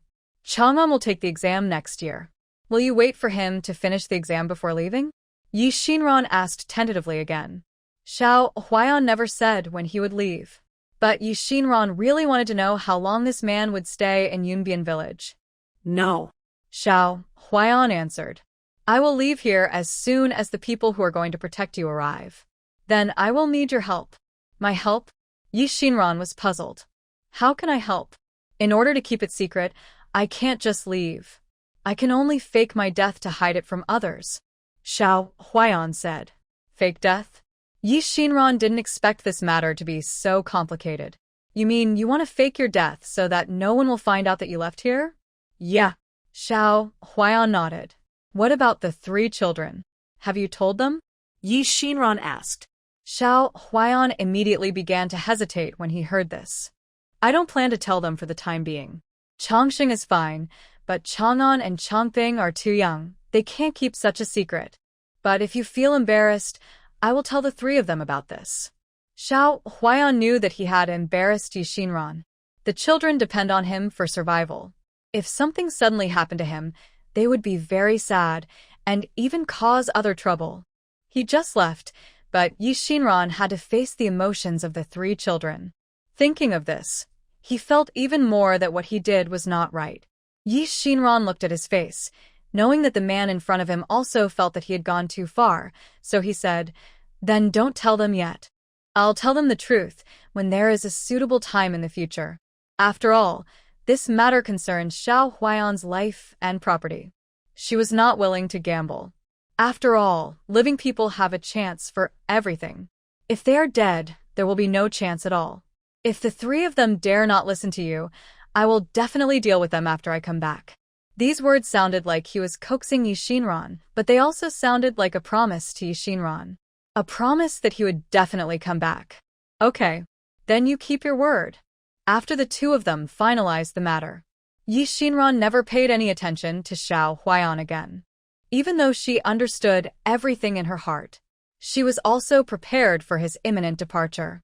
But the moment they looked at each other, resentment and unwillingness would still arise in her heart. She blamed him for not telling her earlier. She blamed him for making her bear all this. When pessimism came up, her eyes would unconsciously become moist. Yi Xinran didn't know when she had become so sentimental, so she tried her best to avoid Xiao Huayan's gaze. Even when she had to speak, her tone was light, trying not to show her emotions or get excited. The children didn't notice anything wrong. But Leng Qingyu discovered something wrong between the two of them. In the past few days, she has received 2 letters from Beijing one after another, and she has been planning to return to Beijing. But when she found out about the situation between the two, she was a little worried. Finally, she found an opportunity to secretly ask Yi Xinran what was going on. "Did you have a fight with your son-in-law? What did you quarrel about? I see you haven't been happy lately. If he dares to bully you, Mother will take care of it for you." Yi Xinran thought she had adjusted her mood. But as soon as Leng Qingyu showed her concern, the armor she had put on herself collapsed instantly. Feelings of grievance surged in her heart, and tears were about to flow out involuntarily. "I can't cry," Yi Xinran told herself. Mom, I'm fine. "Maybe I'm too tired recently, and I'm not in a good mood," she explained. "If you are too tired, take a good rest. As the saying goes, there is life. There is no shortage of firewood. Your own health is the most important thing," Leng Qingyu advised her. "Don't worry, I know what's going on." Yi Xinran's side followed the routine, while things on Xiao Huayan's side progressed quickly. 3 days later, the 2 outsiders were brought back by Xiao Huayan. Xiao Huayan claimed to the outside world that these 2 people were servants he bought to help Yi Xinran deal with workshop matters. But Yi Xinran knew in his heart, these were the people he arranged to protect the child and her. "This is Zhang Qian, and this is Ding Qiao." Xiao Huayan introduced Yi Xinran.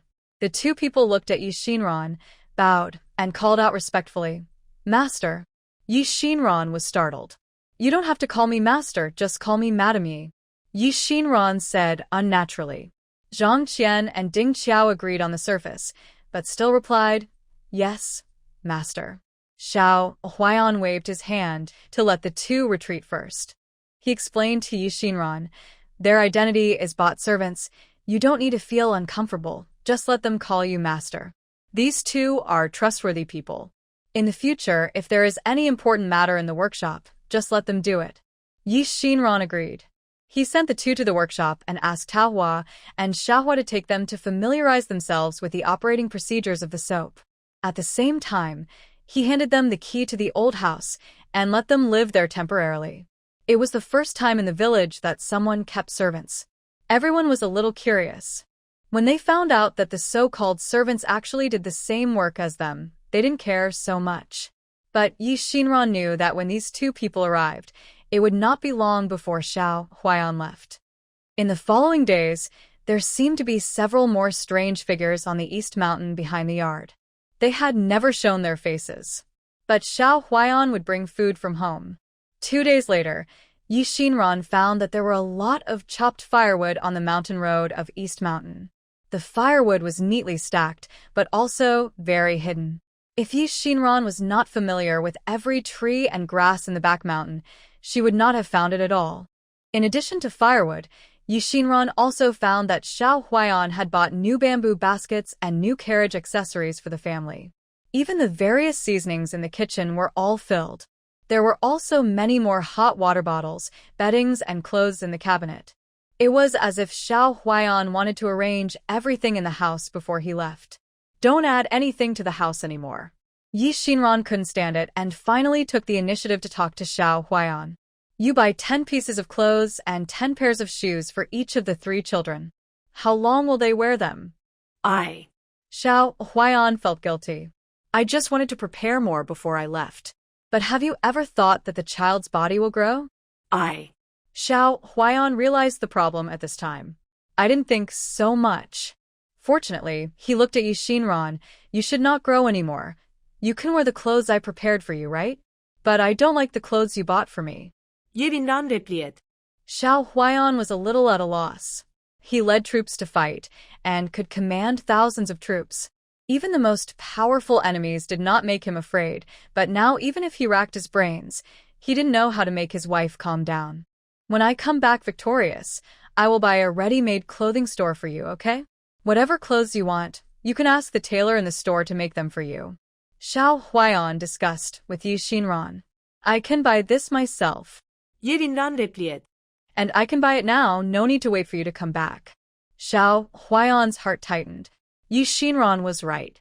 She could buy it herself. As long as she was happy, she could afford it from not only one garment store but even 10 garment stores. Why did he think that Yi Xinran would change her mind for a garment store? Xiao Huaiyan had 100 thoughts in his mind. He soon realized that, apart from his sincerity, he had nothing to show in front of Yi Xinran. So he gritted his teeth and said, When I come back, I will make a wedding dress for you with my own hands, so that you can wear the wedding dress I made and marry me again with dignity. You? Yi Xinran pointed at Xiao Huaiyan. You will make a wedding dress for me with your own hands? She never expected that Xiao Huaiyan would give such an answer. It sounded incredible that he would use his hands that were used to wielding swords and guns to make a wedding dress with his own hands, but it made people full of expectations. I mean what I say. Xiao Huaiyan vowed, although he didn't even know how to thread a needle now. But he knew that he must learn it. Then I'll wait. Yi Xinran once again said the words she had been waiting for him. Xiao Huaiyan's uneasy heart was finally half relieved. The rest depends on him to fight for it. Time flies. Zhang Qian and Ding Qiao have just recognized most of the people in the village. As for Xiao Huaiyan, it is time to leave. I'm leaving tomorrow. Xiao Huaiyan suddenly spoke in the dead of night. He wanted to say it tomorrow morning. The shorter the time to prepare for the departure, the less suffering you will suffer. But he really couldn't help it. He wanted to hug the girl next to him and listen to her say in his ear that everything went well and come back soon. When Yi Xinran heard this, her body suddenly stiffened. Then she responded muffledly. Yeah. Then he didn't move. Xiao Huaiyan felt a little sad. He did something wrong in this matter. It was no wonder that Xinran was angry. If he thought about it from another angle, he would be angry too. He comforted himself in his heart. Suddenly, he felt warm. A small body suddenly turned around and got into his arms. Xiao Huaiyan felt his chest was hot. After a while, he realized that it was the tears that wet his clothes. He felt so sour in his heart. He stretched out his hands and hugged Yi Xinran tightly in his arms. It seemed that as long as they hugged tightly enough, they would not be separated. Yi Xinran had suppressed her emotions for so long and pretended for so long, but when this day came, she finally couldn't hold on and burst into tears. Don't worry, I will come back. In the future, I will make sure you and the children have a better life. I will do my best to give you the best. Xiao Huaiyan stroked her hair gently, soothing her emotions until Yi Xinran finally calmed down. Then you must win the battle and return soon. Yi Xinran spoke while hiccuping. Xiao Huaiyan quickly agreed. Okay, I will come back soon. She went to the freezer in the laboratory to get ice cubes and applied the ice for a long time before the swelling in her eyes finally went down. What do you need me to do today? Seeing Xiao Huaiyan sitting by the bed and looking at her with a worried look on his face, Yi Xinran finally asked. You don't have to do anything, just act like usual. Xiao Huaiyan replied. Then, he repeated all the plans he and his companions had made. According to their plan, Xiao Huaiyan would go to the old house to work today. Because he was too tired, he took a short rest. As a result, the old house suddenly caught fire, and because he did not escape in time, he was buried in the sea of fire. They have found a body similar to mine. By now, the body should be in the old house. Xiao Huaiyan explained. When I go out later, I will let at least 6 villagers see me going to the old house, and I will tell them that I am going there to look for some useful items in the old house. When they moved, most of the things in the new house were bought by Leng Qingyu, so the items in the old house have not been taken back yet. Xiao Huaiyan's reason is reasonable. They will control the fire and no one will find out, and the fire will not hurt the people in the village. Xiao Huaiyan continued. After the villagers find out about the fire, they will go to the workshop to inform you, and you just need to follow the villagers to see it. For the rest, you can behave according to your own wishes. It's not according to your own wishes. It should be like a young widow whose husband died. Yi Xinran said. I just need to cry like I did last night. No. Xiao Huaiyan relaxed his expression and said, Anyway, it's all fake. You can cry casually. If you cry like you did last night, I won't be willing to leave. You? Yi Xinran shook her head. It was considered as an agreement. After breakfast, the 2 children waved goodbye and went to school. Leng Qingyu returned to the room to continue checking the accounts. Yi Xinran and Xiao Huaiyan went to do their own things as planned. Yi Xinran entered the workshop and was absent-minded. Zhang Qian and Ding Qiao seemed to know today's plan. Seeing Yi Xinran like this, they only advised her to take a rest in the warehouse. When other workers saw it, some advised her to go home and rest, and some advised her to go out for a walk. I'm fine. I just don't know what happened. My right eyelid has been twitching today. Yi Xinran forced herself to explain. The twitching of the right eyelid is a bad sign. You should be careful when operating today. Don't make any mistakes. Don't worry, Madam Yi. We are already skilled. There will be no problems. That's right, don't worry. We can definitely do these jobs well. Everyone assured Yi Xinran together. After working for a long time, someone suddenly ran into the workshop and shouted to Yi Xinran, Madam Yi, it's bad. Something happened to Brother Xiao. What? Something happened to Xiao Huaiyan? Everyone was shocked to hear the news. Although Yi Xinran knew it was fake, her heart skipped a beat. Where is it? What happened? Without any acting, Yi Xinran found that her hands and feet were shaking uncontrollably. Master, be careful. Ding Qiao stepped forward to support her and asked the person who came to report the news. Where is it? Take us there quickly. The messenger immediately said, It's at the old house of the Xiao family. The head of the village has already taken people to put out the fire. Let's go quickly and put out the fire together. It will be too late if we are late. Yi Xinran stumbled and followed the crowd to the old house. Seeing the rapid fire in the house, her legs softened and she sat on the ground instantly. Master, Ding Qiao exclaimed. The people nearby immediately noticed this side. Madame Ye. Be careful. Everyone rushed forward to help Yi Xinran up. But she pointed at the fire and said anxiously, Please, put out the fire quickly. Put out the fire quickly. Put out the fire quickly. Leave a few women here to look after Madame Yi. Yi Xinran was left outside the yard by everyone. She watched a group of people running back and forth to fetch water, but the fire showed no signs of shrinking. As the firefighting time got longer and longer, everyone's heart gradually cooled down. No one has come out for so long. I'm afraid it's too late. At this time, Zhang Dali suddenly rushed in from the crowd. He held a quilt in his hand, put it into the bucket, wet it, put it on his body, and was about to rush into the sea of fire. Dali, you're going to die. Someone called him to stop. The house could collapse at any time, and if Zhang Dali rushed in, his life would be in danger. He couldn't let one person go in without saving him. The fire has not been put out yet. I can't watch my brothers and Huaiyan die in the sea of fire, Zhang Dali said, and wanted to rush in. Chen was anxious and subconsciously wanted to stop him, but she also knew that her husband was doing something very important, so she had to control her steps and pinched her palms hard. Just when everyone was staring at Zhang Dali rushing into the sea of fire and fear, a voice broke the tense situation. "Brother Zhang, don't go." Yi Xinran had walked into the yard at some point. She spoke to stop Zhang Dali from taking the risk. Madame Ye. Zhang Dali paused, but still kept rushing into the house.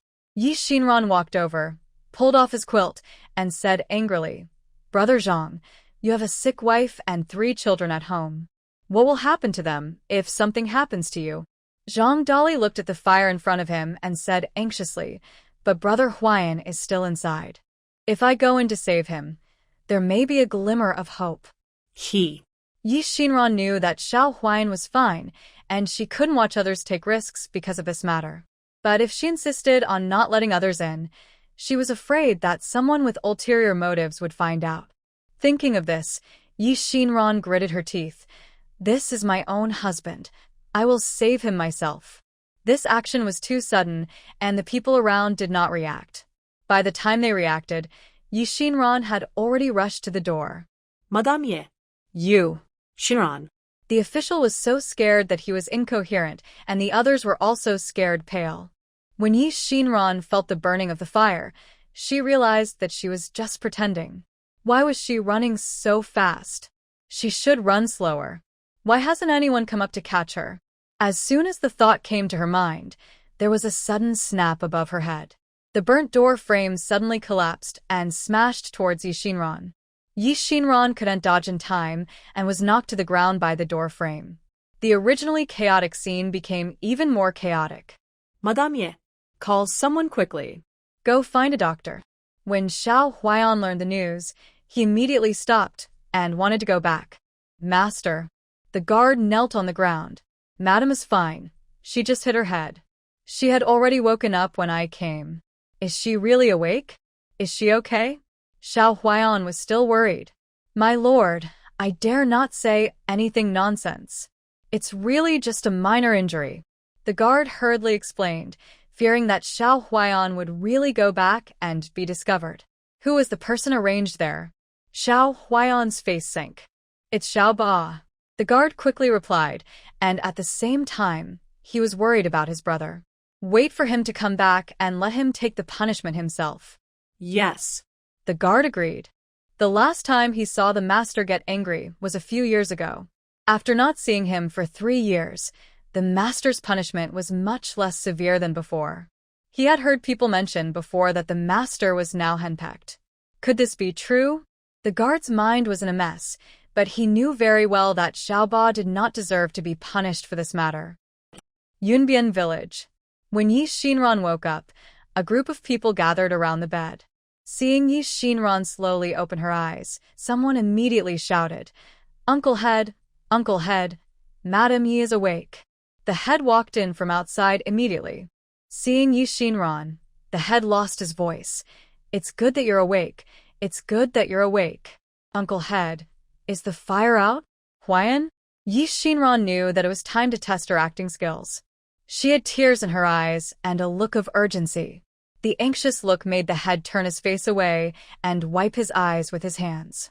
Yi Xinran looked at the people around her, and the people around her also turned their eyes away as if escaping. "Niece." The head of the village adjusted his mood and finally said, "Huayan, he is gone, but you still have to live your life." "He is gone?" Yi Xinran sat back on the bed with a dazed look in her eyes and kept muttering, "Gone. Gone. Xinran, you have to mourn." Xinran. Everyone wanted to persuade her, but there was no better words. In the face of life and death, all the comfort became so powerless. Yi Xinran waved her hand. "Everyone has worked hard. Thank you all today. I can't entertain you all now. You all go back. Let me be quiet." Hearing what Yi Xinran said, a group of people had to go out. As soon as they reached the door, they saw the 2 children of the Xiao family running home like flying. Aunt, what happened?" Everyone couldn't bear to see the children's sad expressions, so they all fled. As soon as they walked out of the door, they heard 2 sharp shouts behind them, followed by the howling of children. The villagers shook their heads. It's really unpredictable. The Xiao family's life has just started to improve, and this happened. How are Shinran and the 3 children going to live in the future? Oh. A cloud of sorrow hung over the sky of Yunbian village. That night, even the usually bustling dinner time lost its former joy. Not long after, Chongqing and Chongsheng also rushed back from the academy. Chongsheng seemed to have cried on the way. His eyes were still red when he got home. Yi Shinran was still thinking about how to fool Chongsheng, who was so smart. Unexpectedly, as soon as Chongsheng got home, he called his 2 younger brothers to his room. After a while, the 3 children came to find Yi Shinran together. Chongsheng, your second uncle. Yi Shinran had already thought of an excuse in her mind. But as soon as she opened her mouth, she was interrupted by Chongsheng. Aunt, you must be very sad about what happened to your second uncle. But Aunt, you still have us, and the 3 of us will definitely be filial to you in the future. Aunt, you must think more positively. Chongsheng said it sincerely. Yi Shinran's drafts were of no use. She never expected that the 3 children would think of herself first. If you are sad, just cry. You don't have to be so sensible. Auntie won't abandon you. Yi Shinran comforted them. But Chongsheng said, Annie, my second uncle told us that tears can be shed secretly when no one is around. A man should be strong. We must live well and not let our relatives suffer or our enemies be happy. Auntie, don't be afraid. We will protect you in the future. Chang'an said. Yes, Auntie can rely on us. Chongping also said. Okay, with you, Auntie is not afraid anymore. At this point, Yi Shinran remembered the words of the head of the village, so she said, Your head grandfather said. She paused and continued. He asked someone to buy a coffin, and this afternoon he put the person directly into the coffin. Huayan's body has been burned beyond recognition, so he won't let you see him for the last time. We are not afraid. Chang'an said with determination, No matter what our second uncle looks like, he's not scary. I know that in your hearts, your second uncle will always be the best, but your second uncle definitely doesn't want you to see him like this. Chang'an wanted to insist, but Chongsheng stopped his brother and said along the lines of Yi Shinran, Listen to Aunt. The burial date is set for 3 days later. Huayan doesn't have his own children, and you. We are the biological sons of second uncle and aunt. Chongsheng rushed to say, Aunt, I won't go to the academy these days. I don't want to go there in the future. Why? Yi Shinran was surprised. I don't want to make Aunt too tired, not to mention with my current level, I can learn by myself first. I want to stay at home to help Aunt. The 3 children have always had only a vague understanding of the family's business. Even for the soap, Chongsheng only knew how much it sold for, but he didn't know how much profit it made. He always felt that his aunt earned her money through hard work, and in the future, he shouldn't let her work so hard. That won't work. Yi Shinran said. Although your second uncle is gone, I can't let you lower the quality of your life because of this. Not only do you have to go to school, you have to study better than before. We have to stay at home to take care of our aunt. Chang'an and Chomping both stood on their brother's side. Yi Shinran's face suddenly turned cold. He said very seriously, Your second uncle just left, and you don't listen to me anymore? The 3 children were all silent. Chang'an pushed Chongping, and Chongping pushed Chongsheng. In the end, Chongsheng had to come forward and say, Aunt, we all listen to you. Okay. Yi Shinran was very pleased. This is a good child. Let's go see how Grandma is doing first. After saying that, he took the 3 children to the room where Leng Qingyu lived. Lu Chongqing was already inside, and when he saw Yi Shinran coming, he quickly made room beside the bed. Sister. Chongqing wanted to say a few words of comfort, but before she could say anything, Yi Shinran raised her index finger and made a hush gesture. How is mother? She asked. Not awake yet. Lu Chongqing replied. While the 2 were talking, Leng Qingyu's fingers outside the quilt suddenly moved, and she woke up. Leng Qingyu, who had just woken up, was still a little confused. She looked at the people in the room one by one, and when she saw Yi Shinran, she suddenly became a little excited.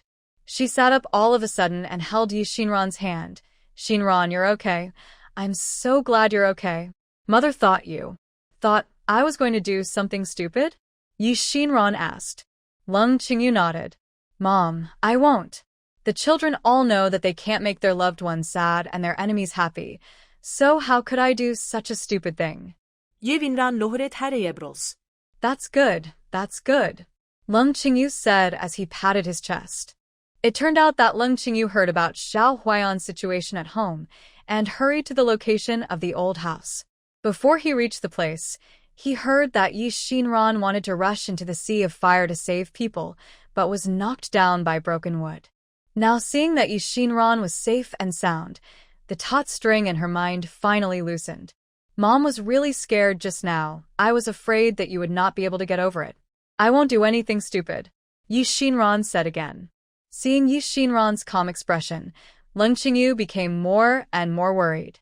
When people are extremely sad, they can't cry. Now the calmer Yi Xinran appears, the more painful she is in her heart. Leng Qingyu squeezed Yi Xinran's hand hard. Child, if you want to cry, just cry. You are like this, and Mom is very worried. Mom, I'm really fine. Yi Xinran comforted her, but she also knew that her face must be very ugly now. That night, Chen sent a lot of food. Seeing Yi Xinran's appearance, she also felt that Yi Xinran was too sad, which led to a trance. Chongsheng, you have to take good care of your aunt, do you understand? She instructed the 3 children. The children immediately agreed nervously. Seeing that everyone thought so, Yi Xinran decided not to waste energy on this matter. Her mind is turning very slowly now. She can't listen to a lot of what others say. The head of the village knew her current mood.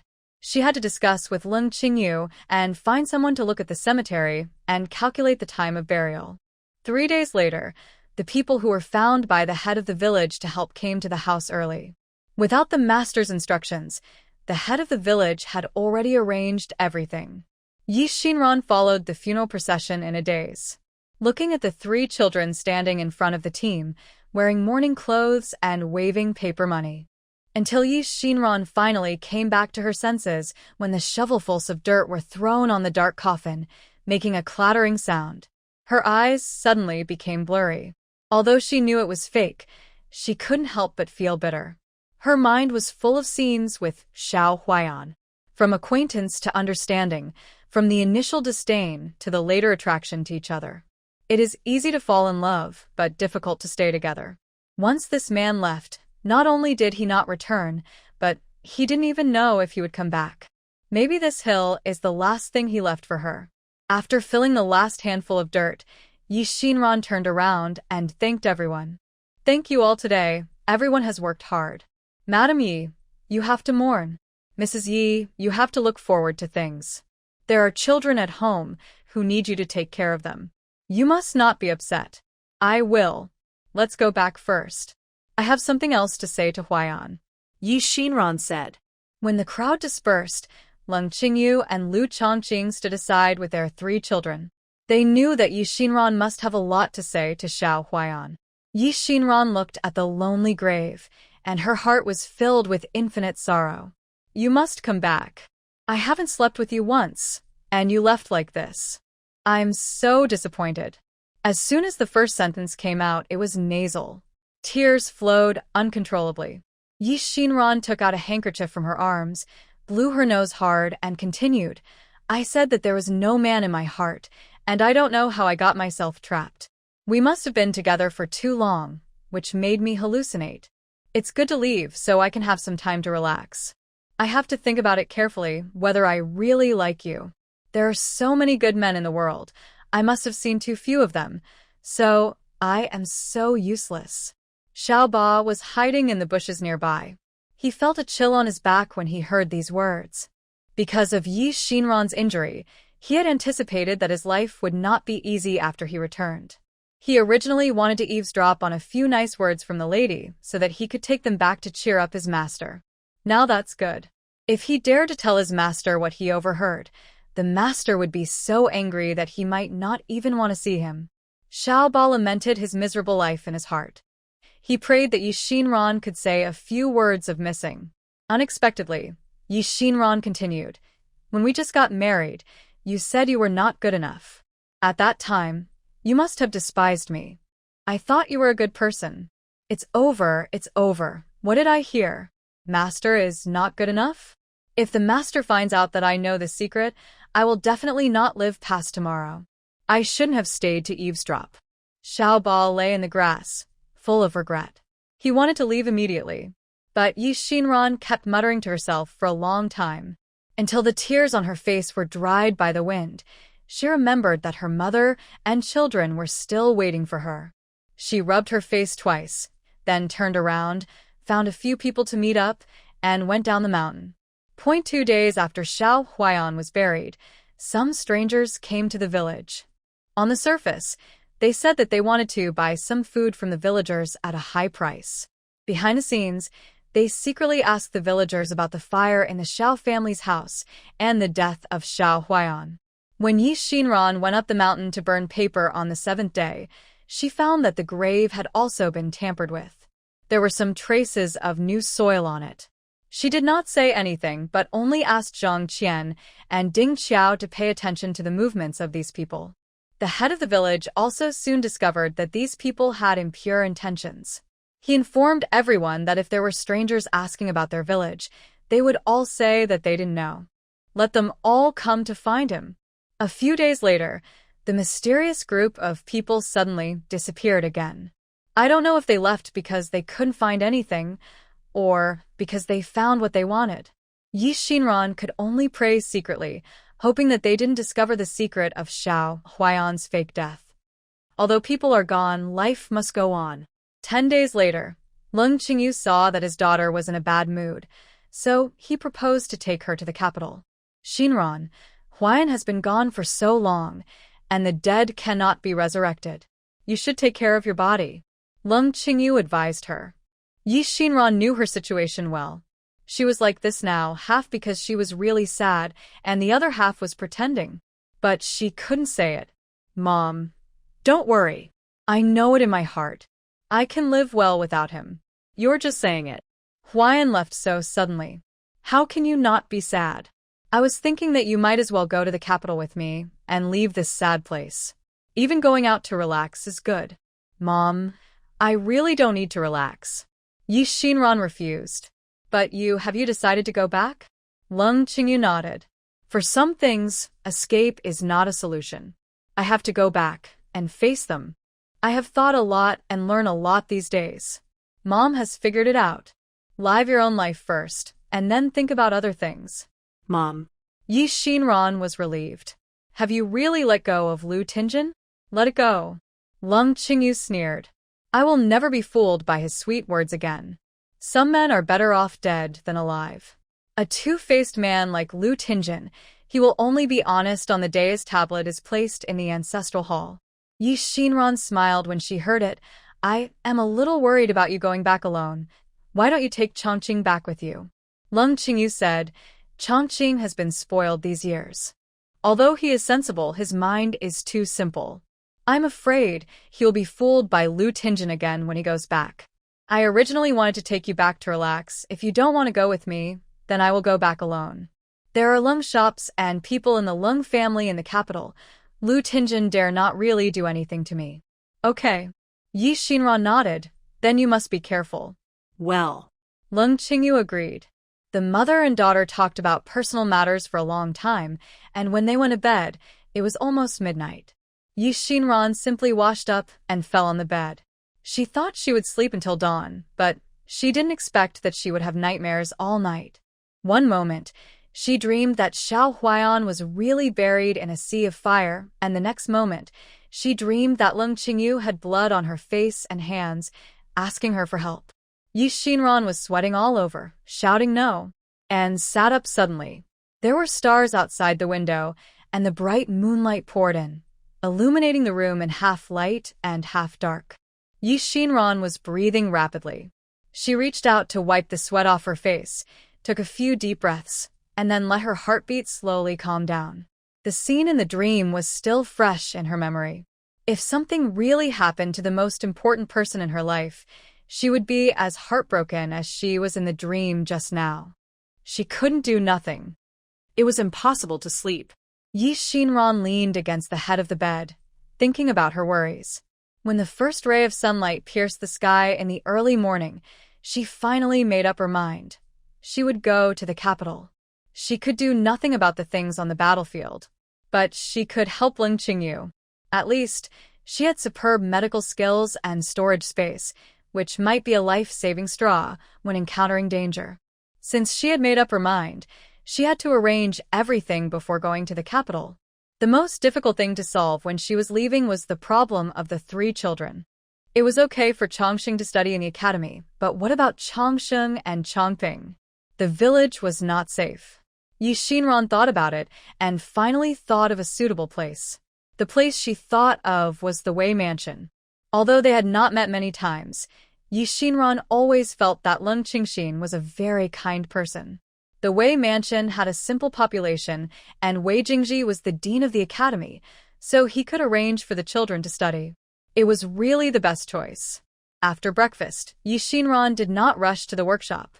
Instead, she stayed and told Leng Qingyu about her plan to go to the capital. Leng Qingyu was very surprised that she could change her mind and asked repeatedly, "Really? Are you really going to the capital with me?" Yi Xinran smiled. "Since I said it, I can't frame you. It's just that I can't let go of the 3 children and want to find a proper place for them. It takes a long time to go back and forth to the capital. In my opinion, it is safest to let the 3 children live in your aunt's house temporarily. Does mother think so too?" Yi Xinran said, "I thought about it for a long time this morning, and only in this way can I feel at ease. I will talk to Wei Jingji later and ask Chang'an and Changping to go to the academy to study as well. This way, they can go to school and go home together with Chongsheng, Chongqing, and Jingyi, and they can take care of each other. I'm not sure if Chang'an and Changping's levels are up to the requirements for admission to the academy." Yi Xinran was a little worried. "Don't worry, leave this to me. Just go and arrange your business matters." Yi Xinran's willingness to leave here with him showed that she had really let it go. Leng Qingyu was very happy that she would be able to spend every day with her daughter in the future. Leng Qingyu took care of all the matters concerning the child, and Yi Xinran began to arrange business matters. As for the clinic, it was simple. Li Mo was very skilled in the sales of snow face cream and soap, so he didn't need to worry about it. The new store was also temporarily under renovation, and it would take some time before it opened, so there was no need to rush. So there were not many things that needed to be instructed. When Li Mo heard that Yi Xinran was going to the capital, he was very supportive. "The market over there in the capital is better. Since you are going with Madame Liu, you can just take a look at the market over there in the capital and get our snow face cream into the capital as soon as possible. Leave all the matters concerning the store in the capital to me, and I can also have people go to the village to pick up the soap regularly, as long as you arrange people on the production side. If you really don't have anyone, I will arrange Li Qiao to go there." Li Mo muttered everything he could think of. When Li Qiao heard it, his face immediately became bitter. Yi Xinran smiled and said, "Don't bother him anymore. Li Qiao is a serious doctor after all. Let him do what he is good at. I will arrange people for the workshop. Okay, just tell me if you have any difficulties." Huayan is not here. Li Mo paused here and continued, "Huayan is gone. As his best brother, your family's affairs are my own affairs. Tomorrow, I will immediately bring the 3 children to my side." Yi Xinran shook her head. "No need for the children. I have already arranged a place for the children, at Dean Wei's house." Li Mo was a little surprised. "Dean Wei? That's great. I can always listen to Dean Wei's teachings at his place, which is much better than staying here with me. Then the business is all left to you," Yi Xinran said. Li Mo quickly assured, "Don't worry, just leave it to me." After arranging this side, Yi Xinran began to arrange the workshop. The workshop was established not long ago, which is actually what worries Yi Xinran the most. But fortunately, there are people who can be used now. After Yi Xinran returned to the village, he called Zhang Qian to his side and asked him in detail about the operating procedures in the workshop. Zhang Qian mastered it very well. He basically did not make mistakes when asked by Yi Xinran. You must pay attention here. When mixing, the temperature and heat must be kept stable." Yi Xinran once again emphasized the points that need attention, and then said to Zhang Qian, "I will be away for a while. During this time, you will be in charge of the things in the workshop. Zhang Qian was a little flustered. Master, I'm really not good at this. You have to be good at it even if you are not good at it. Yi Xinran said, because I really don't have a second candidate. But the master asked us to come here to protect the master's safety. If you leave Yunbian village, Ding Qiao, and I should be by your side. No need. Yi Xinran said, let Ding Qiao follow me alone. In fact, she doesn't like having someone around her. But Ding Qiao is good at fighting, and she needs someone like him. But Zhang Qian wanted to refute. Yi Xinran looked serious. Zhang Qian, I know you are ordered to protect me. I hope you can understand who your current master is. Yes. Zhang Qian bowed respectfully. Yi Xinran continued. I ask you to keep an eye on the workshop, without making any mistakes, to ensure the supply to Yongle Tang sales progress, and to keep more than 100 stocks in the warehouse. Yes, I obey your command. Ding Qiao heard the whole conversation between the two, and she immediately agreed to follow Yi Xinran to the capital. I will accompany the master and listen to the master's arrangements. Yi Xinran said again. Although you two were assigned to me by Huayan, I don't like subordinates who are in Chaoing but their hearts are in Han. If you can't work for me wholeheartedly, you two don't have to stay here. Hearing Yi Xinran say this, both of them knelt down in front of Yi Xinran. I dare not. I will definitely put the master first, do my best, and follow the master's lead. Get up. The two people expressed their opinions, and Yi Xinran felt relieved. Next, the person she was going to find was the head of the village. In Yunbian village, no one can speak more effectively than the head of the village. In addition to Zhang Qian, she also needs the head of the village to help her look after the situation in the workshop. Are you leaving Yunbian village?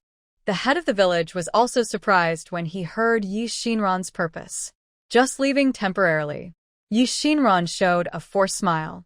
The head of the village thought about it and nodded. Okay, it's better to leave. Looking at the people and things here every day, it's inevitable that I will miss them. Then, will you come back? The head of the village asked uncertainly. Of course. This time, Yi Xinran really smiled. The workshop is still here and the money-making business is still here. Of course I have to come back. That's good, that's good. The head of the village finally relaxed his frown. You can go out and try your luck. I can also help you take care of these things at home. Will the 3 children go with you? Yi Xinran.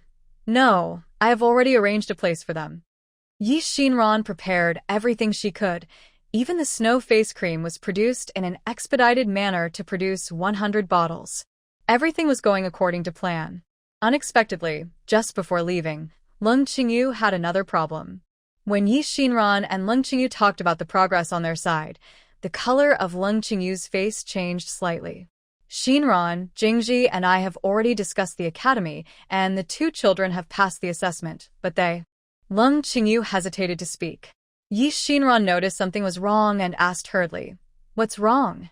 Leng Qingyu said then, The children are still young, and it is normal for them to like to dwell on some things. I have explained it to them many times these days, but Chang'an and Changping have always thought that you want to abandon them. Leng Qingyu didn't need to say much. Yi Xinran already understood what was going on. No wonder Chang'an and Changping always looked hesitant when they saw her these days. It was all her fault for being careless for a while, thinking only about business matters and forgetting that the children also had their own ideas. I'll talk to them. Yi Xinran said, The children are all sensible. As long as you explain the truth clearly, they will understand it. After dinner, Yi Xinran called the 2 children to her room. Chang'an has always been close to Yi Xinran, and he always acts like a spoiled child when they meet. But today he was surprisingly quiet and did not rush over to her at the first time. Chang'an, Changping, both of you come here. What are you doing standing at the door? Yi Xinran waved at them. The 2 children walked over with their heads lowered. Chang'an's little hands were still twisting the hem of his clothes, making them wrinkled. How have you been studying these 2 days? I heard from your grandmother that you all did very well in the academy for the assessment. Yi Xinran's tone was gentle, and Changping finally raised his little face. Thanks to Chang'an for helping me review. That's because you are smart enough. Yi Xinran scratched his nose.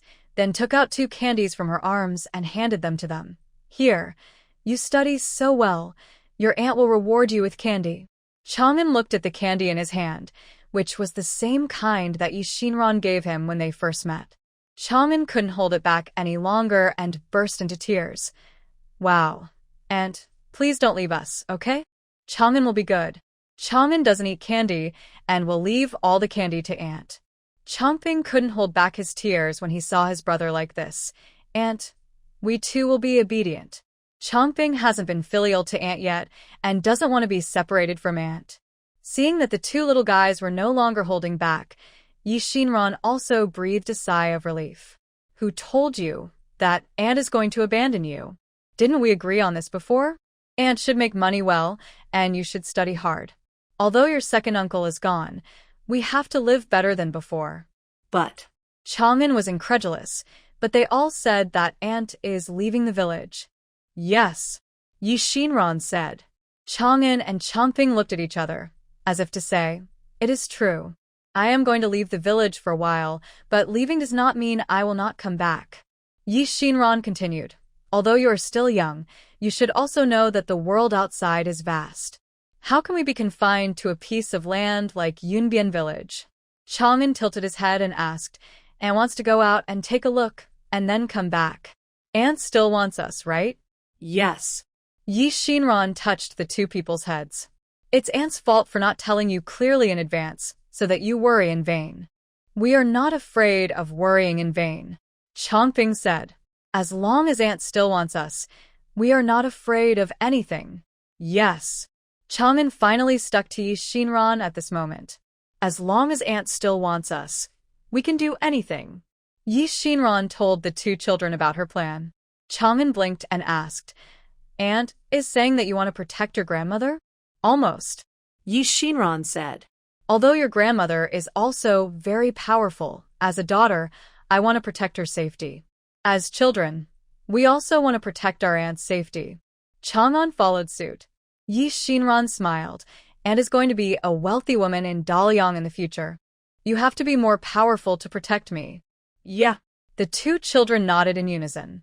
Their eyes were sparkling. 4 days later, everything was ready. The children were sent to the Wei mansion, and Yi Xinran and Leng Qingyu finally set out for the capital. There were 5 carriages in their group. 1 carriage was occupied by Yi Xinran and Leng Qingyu. 1 carriage was occupied by Ding Qiao and other maids. The remaining 3 carriages, one was loaded with Leng Qingyu's belongings, and the other 2 were loaded with the soap and snow cream that Yi Xinran brought to the capital. What Li Mo said was right. Since we are going to the capital, we should take the opportunity to study business matters. After all, it is under the feet of the emperor, and it is the place where princes and nobles gather. It is time to develop the market. The place. They walked and stopped along the way. Yi Xinran saw a lot of local customs and practices along the way. From a geographical point of view, Yunbian village is northwest, while the capital is in the central region. So the longer the carriage went, the warmer the weather became. The thick clothes they had already put on had to be changed into thin shirts. They were not greedy for speed, and they would stay to rest when they arrived at a larger town. Yi Xinran finally saw the powerful strength of the Leng family. There were Leng family shops in almost all towns. Silk and satin shops, cloth shops. Although the shops in each place were different, their signs were the same, all Lengji. Will it be difficult to manage so many shops? Yi Xinran asked. Will there be situations like Yuntong County, where there are bad debts? Leng Qingyu said, some things are inevitable when the business grows big. As long as the amount of bad debts is not high, we will not pursue it. Moreover, the Leng family has set rules from the beginning, with the state capital as the boundary, and the people above must control the people below. If something goes wrong with the shops in the county, towns, and villages, they will be reported to the higher authorities and punished accordingly. In this way, some people's sense of responsibility can be mobilized to a great extent. So that's how it is. Yevinran nodded. She also wanted to expand the soap business, but she had no experience and didn't know how to manage it. Now it seems that she still has a lot to learn from Leng Qingyu. However, she thought of another question. Are the shopkeepers of these shops hired locally or sent from the capital? Is anyone from the Liu family involved? These days, she has thought a lot about Leng Qingyu and Liu Tingjin. Liu Tingjin was willing to pretend to deceive Leng Qingyu for so many years. It is impossible that it was just for the expenses that Leng Qingyu gave to the family every month. What exactly is his ambition?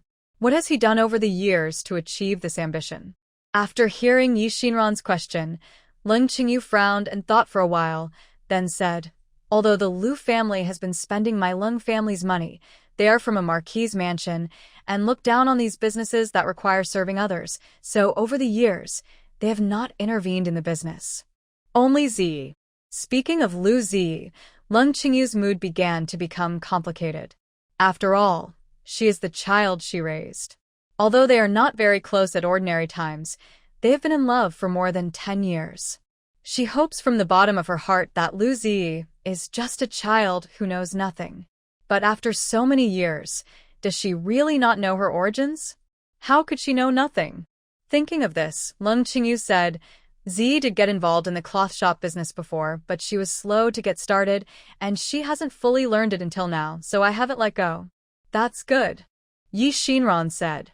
"If the Liu family puts too many people in the business, it will be troublesome to deal with it at that time."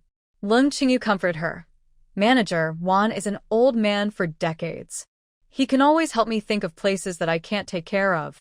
There shouldn't be too many mistakes." 2 days later, several people finally arrived in the capital. The guards at the gate saw the logo of the Marquis' carriage and let the people in without careful inspection. Yi Xinran stuck her head out of the window, looking at the towering city gates and the bustling crowds, and really felt the prosperity and bustle of the capital. There are so many people in the capital, and there must be more delicious and fun things than Yuntong County, she said. Lingyun Pavilion and Qingdianzhai in the capital are both very lively places. After settling down, I will let someone accompany you to go shopping. Leng Qingyu saw the novelty on Yi Xinran's face and said happily, "This is what a girl of her age should be like." Leng Qingyu felt that her daughter had a hard time supporting a family at a young age.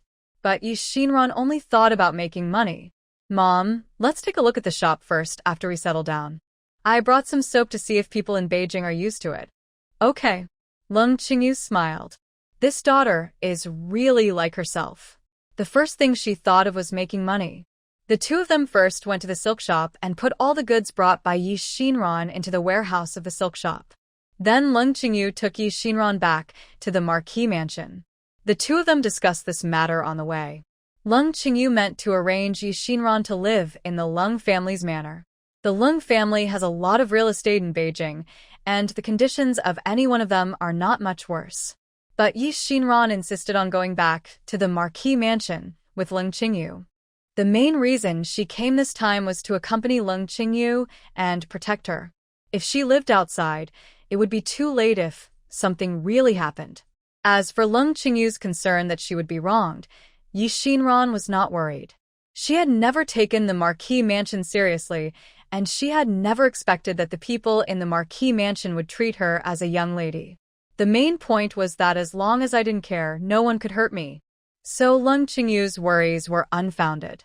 The servant went back to the mansion in advance to report the news. When the carriage arrived at the gate of the Marquis mansion, the servants and maids of the Marquis mansion had already lined up in a long row, waiting there.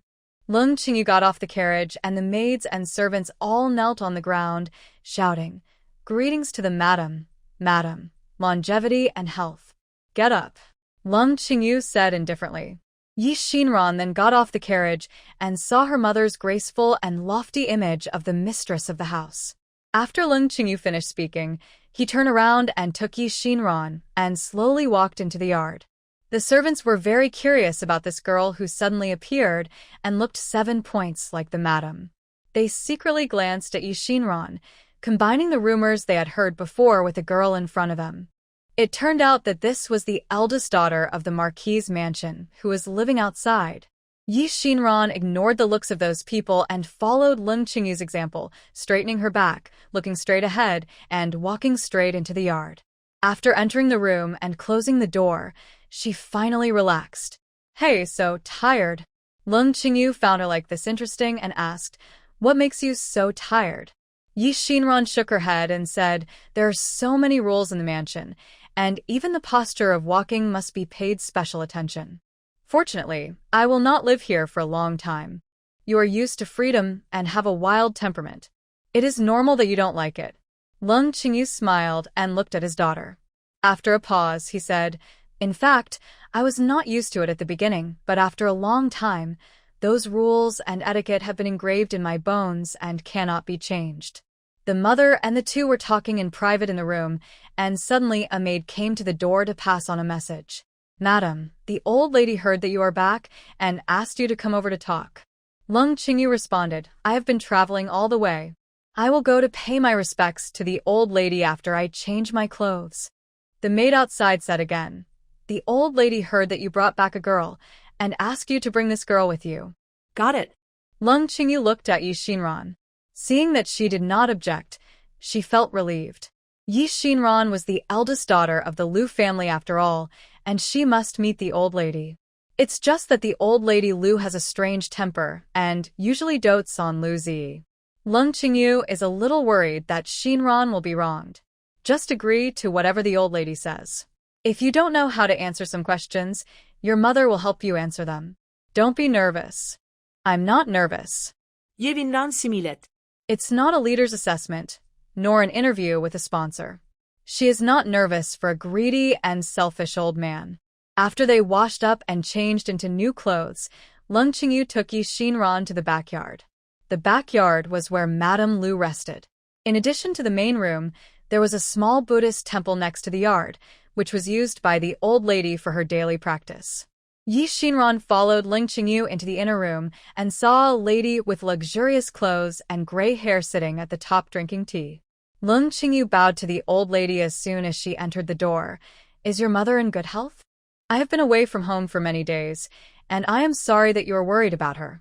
The old lady did not answer, but only lowered her head to skim the tea foam. After she turned the lid of the tea bowl 3 times and took a sip of tea, she said, "You know I am worried, but you still lingered outside for so long? I thought you would not come back." This sentence was full of sarcasm and did not leave Leng Qingyu any face. Leng Qingyu was familiar with her tone of voice. In the past, whenever she was unhappy, she would speak in this weird tone. If it were any other time, Leng Qingyu would have stepped forward to apologize. But not today. Leng Qingyu knew that if she gave in now, Xinran would also be wronged. She could be wronged, but her daughter couldn't. Besides, she had to swallow her anger in the past for the sake of the overall situation. Now, what overall situation could she take into account? "Mother," Leng Qingyu said, "I stayed in Yuntong County for treatment. My poor health over the years has caused Mother and Ting'an a lot of worry. Mother also hopes that I can get better soon." The old lady was stunned. She didn't expect that her daughter-in-law, who had been obedient for many years, would dare to talk back. She put the tea bowl in her hand down heavily, making a click sound, and said coldly, "What good doctors can there be in a small Yuntong County? Over the years, many famous doctors in Beijing have been invited, and even the imperial doctors in the palace have been invited by Ting'an to see you. Now you tell me that you went to that remote place in Yuntong County to see a doctor? If others hear it, they will think that our Hofu has treated you harshly." Leng Qingyu remained calm and just said, "Mother, how could you think so? Ting'an has been very caring to me over the years, and you have put half of the Marquis mansion in my hands. In the entire capital, everyone knows that the Marquis and I are in harmony and treat each other with respect. No matter who it is, no one would think in that way." The old lady snorted coldly and said nothing. Leng Qingyu took the opportunity to say, "In addition to curing the disease this time, my daughter-in-law actually has another very important thing." As she said that, she pulled Yi Xinran in front of her. "The Marquis and I went to Yunbian village this time and accidentally found our biological daughter Xinran." "Xinran, this is Grandma." Yi Xinran looked at the fat and mean-looking old lady and felt unhappy. But on her face, she still saluted respectfully and said, "Granddaughter pays respects to Grandma." The old lady looked at Yi Xinran, and her expression was a little unnatural. She coughed and then said, I heard about this from Tingen. Since she is the blood of my Lu family, she should be settled down well. Let Madam Sun take her to live in the West Wing later. Leng Qingyu shook her head when she heard this. It's okay to clean up the West Wing and prepare it, but Shinran is new here and doesn't know many things yet, so let her live in my yard for the time being. How old is she? And she still lives with you. The old lady was obviously dissatisfied. Leng Qingyu still insisted, we have just met as mother and daughter, and we need to get to know each other well together. Old Madame Lu looked up and down at Yi Shinran, with dissatisfaction in her eyes. It's okay to teach her well, after all. She is a wild child raised in the countryside, and doesn't know any rules. Let Z have less contact with her in the future, so that Z's good child will not be influenced by her. Leng Qingyu was furious when he heard this, and retorted, Shinran is not an ordinary child. Mother, don't look down on her. The old lady changed her face. MS. Leng, I see that you haven't made any progress in other aspects this time, but you have become a lot bolder. I didn't pursue you just now for Tingen's sake, but you are becoming more and more ignorant of the world. You haven't been back for a long time. What on earth is attracting you outside? As an old lady in the Marquis' mansion, it is inevitable that people will think too much when she says such words to her daughter-in-law. Women in the inner house value their reputation for chastity more than their lives. Her light words can take someone's life. Yi Shinran couldn't listen any longer, so she bowed lightly and said, Old lady, calm down. My granddaughter just took a closer look and found that you have 3 horizontal lines under your nose. I think you are usually very angry and say a lot of swear words. You are old now, so you should pay attention to keeping your mouth clean. I think since there is an ancestral hall for meditation in the yard, you should make good use of it. After all, your health is important, and if you create too much bad karma with your mouth, it may reduce your blessings. Mrs. Lu originally wanted to teach Leng Qingyu a lesson, but she never expected that the little girl she brought back would be so sharp-tongued. You are so brave. When will it be your turn to speak when I teach your mother a lesson? Yi Shinran bowed again and said, Granddaughter is also concerned about Grandma's health. She is afraid that you can't enjoy the happiness of family life. If there is anything wrong, please forgive me. The old lady slapped the table. How dare you? How can the younger generation of my mansion be so ignorant of etiquette? Madam Sun, slap me in the face. Yes. Madam Sun, who was standing behind Mrs. Lu, rolled up her sleeves and walked towards Yi Shinran. As soon as she waved her fat palm, she felt a sharp pain. She turned her head and saw that the maid beside Yi Shinran grabbed her wrist. Ding Qiao exerted force on her hand and swung Madam Sun's hand in a circle. With a snap, a slap swung back and hit Madam Sun's own face. Ah! You dare to hit me. Madam Sun covered her slapped face, and the other half of her face was red with anger. Ding Qiao retreated to her original position with a serious face. You hit yourself just now, not me. But if you dare to lay hands on my master again, I will not be polite to you. Rebellion, rebellion.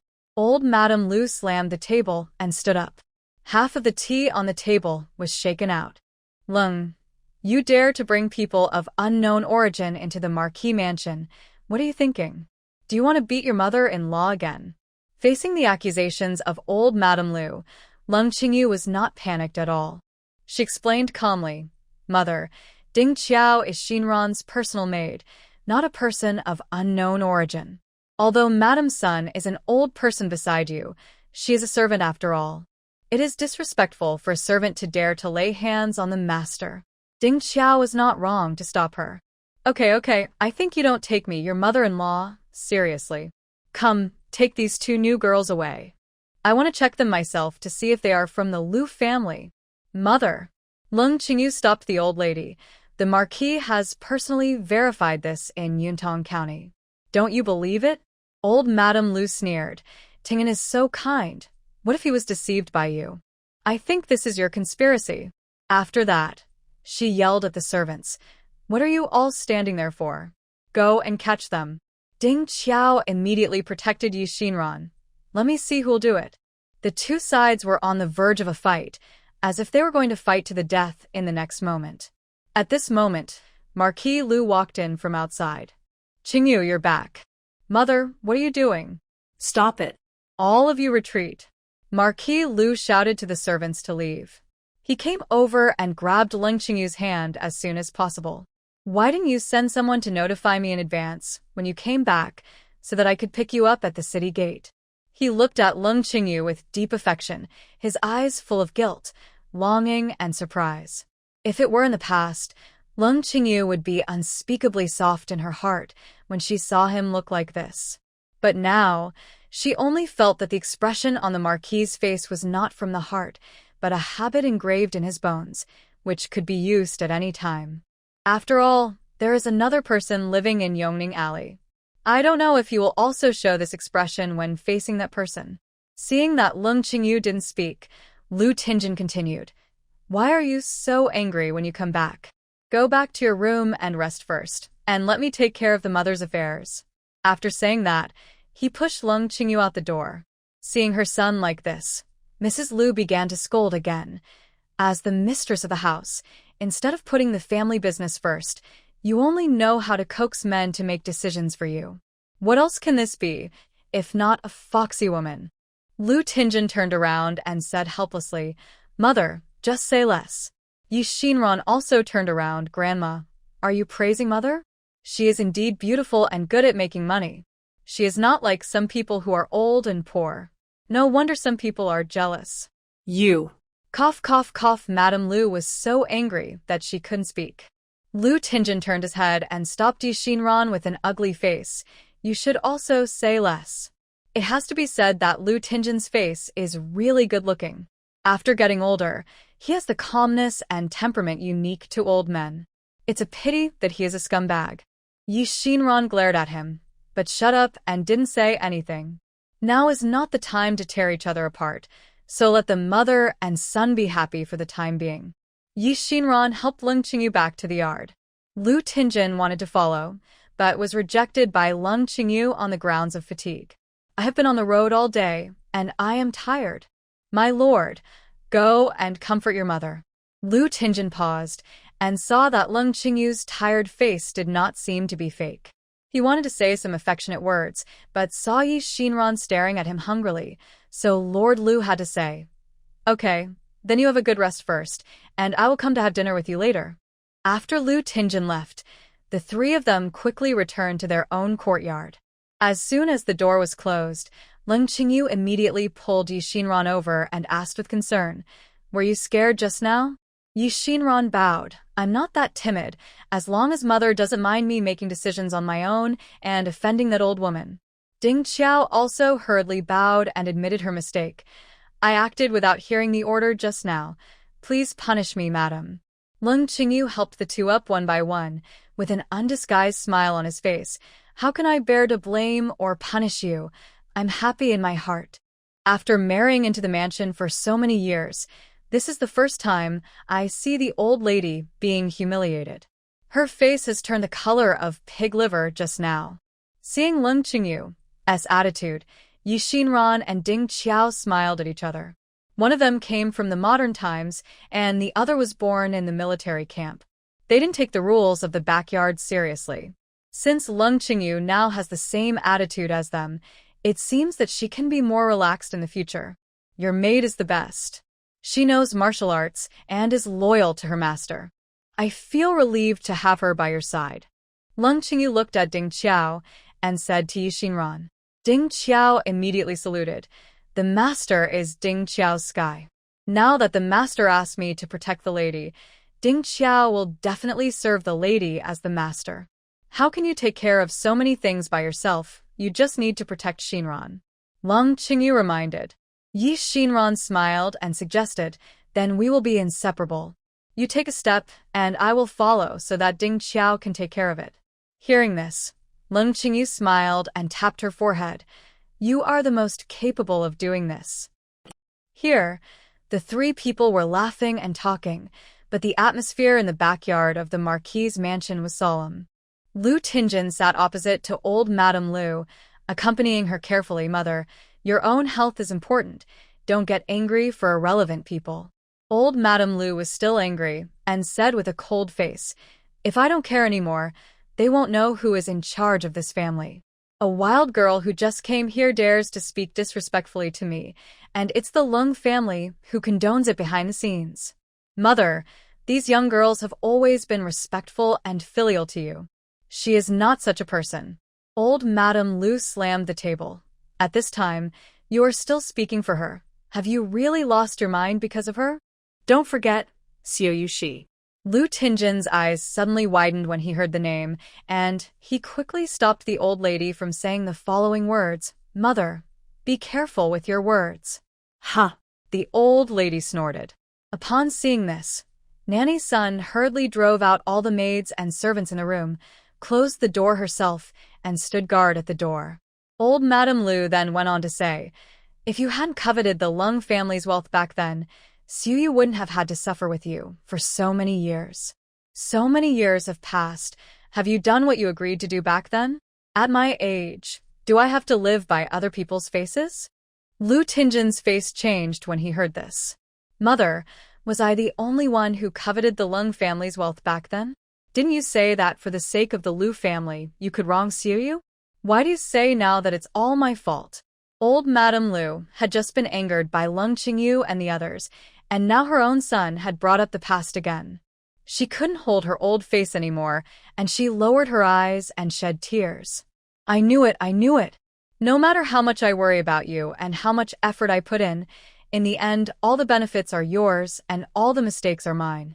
The old lady's voice was choked with sobs, which made Lu Tingjin feel irritated. But he was filial after all, and did not dare to show his irritation. He could only coax Madame Lu in a low voice. "Haven't we been doing what we agreed to do? Now Z has also begun to take over the business matters. If it weren't for Yi Xinran who showed up halfway, this matter would have been done long ago." When the old lady heard Lu Tingjin mention Yi Xinran, she immediately stopped sobbing. She thought of Yi Xinran with disgust on her face, and said, "None of the children born by Leng Qingyu is pleasing to the eye. Wasn't the Yi family foolproof at the beginning? I heard that her face was disfigured by the Yi family when she was a few years old. Why did she have a healthy face just now?" Lu Tingjin was full of doubts about this matter. He later asked someone to check the details and found out that Yi Xinran used the snow face cream from Tang to restore her appearance, and that the snow face cream was made by Yi Xinran herself. As for where she learned the skill, he couldn't find out no matter how hard he tried. He replied, "There are many doubts about this matter, and my people are still inquiring in Yuntong County.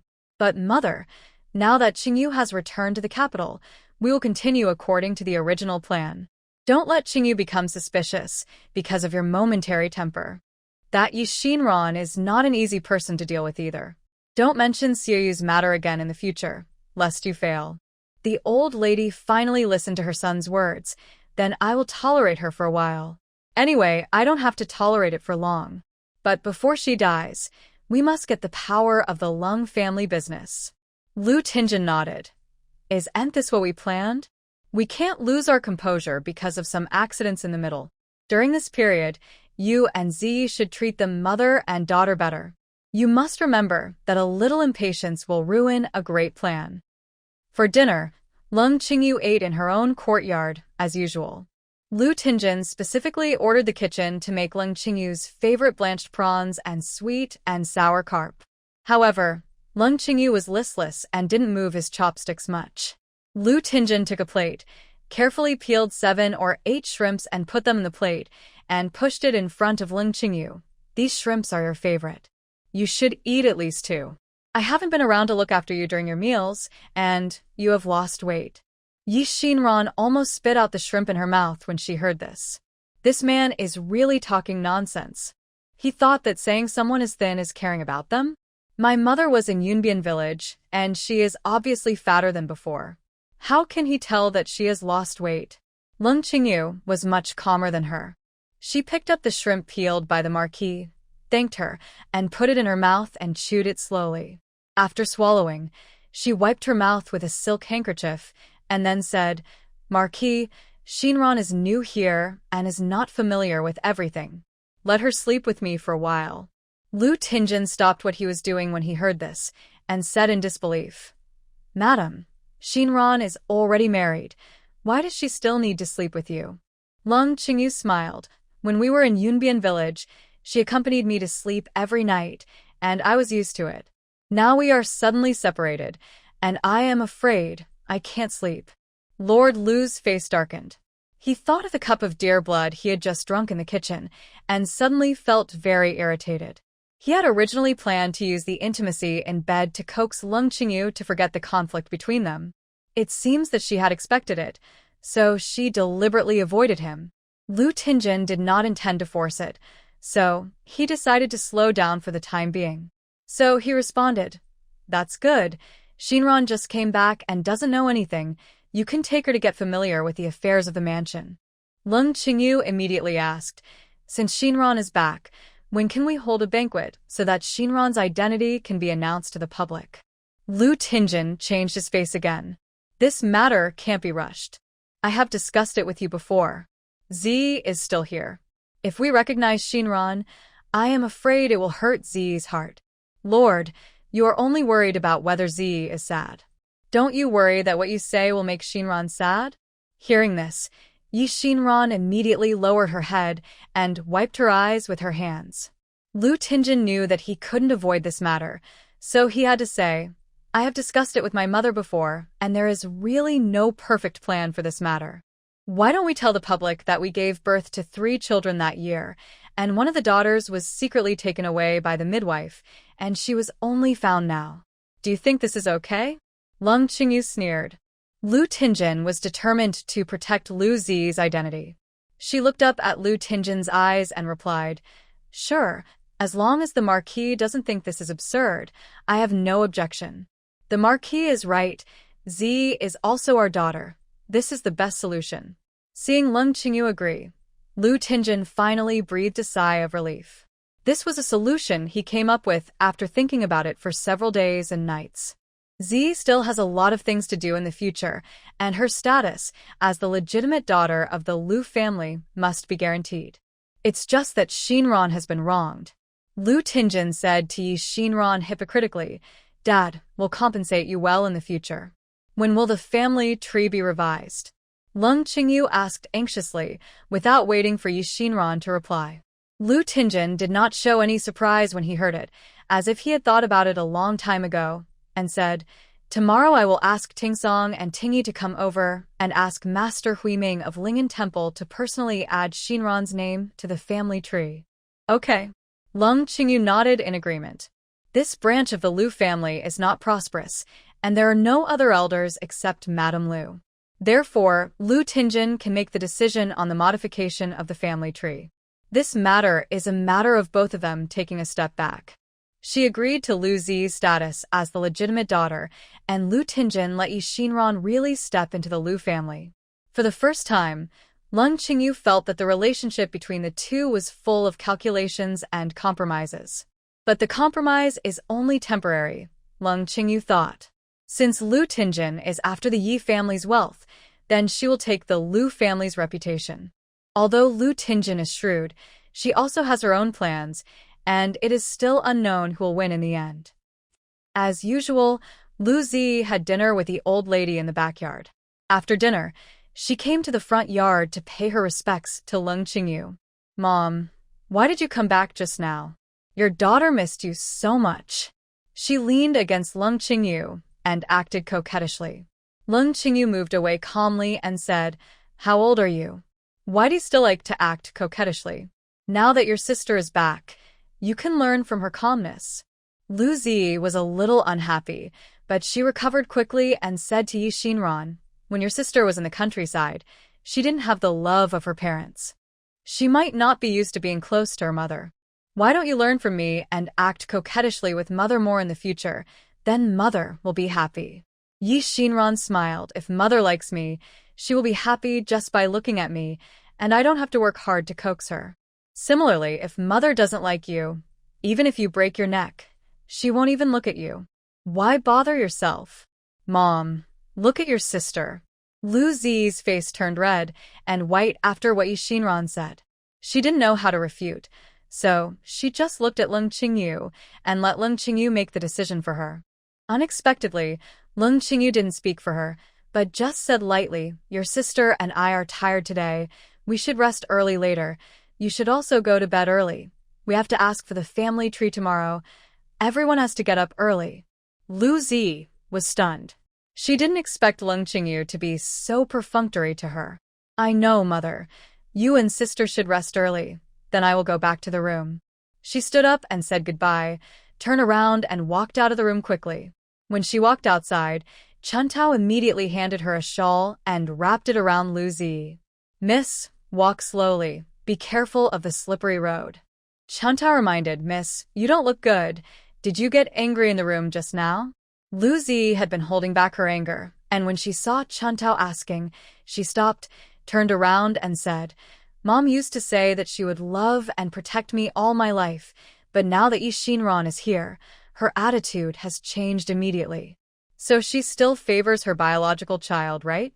Chuntao thought that the young lady was just being willful and didn't expect her to ask such a question, so she hurriedly replied happily, "Miss, although the lady has treated you well over the years, that person is her biological child after all, and you can still see the difference."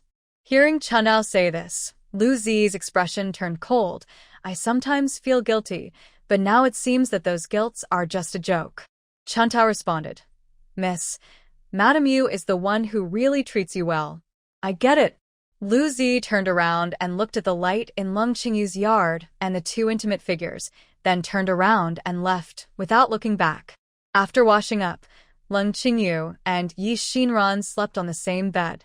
Ding Qiao rested on the small couch in the outer room. Yi Xinran opened her eyes, thinking about what happened during the day, and couldn't help asking, "Mom, what should we do next? Do you really want me to enter the Lu family?" Leng Qingyu narrowed her eyes slightly. "I've thought about it.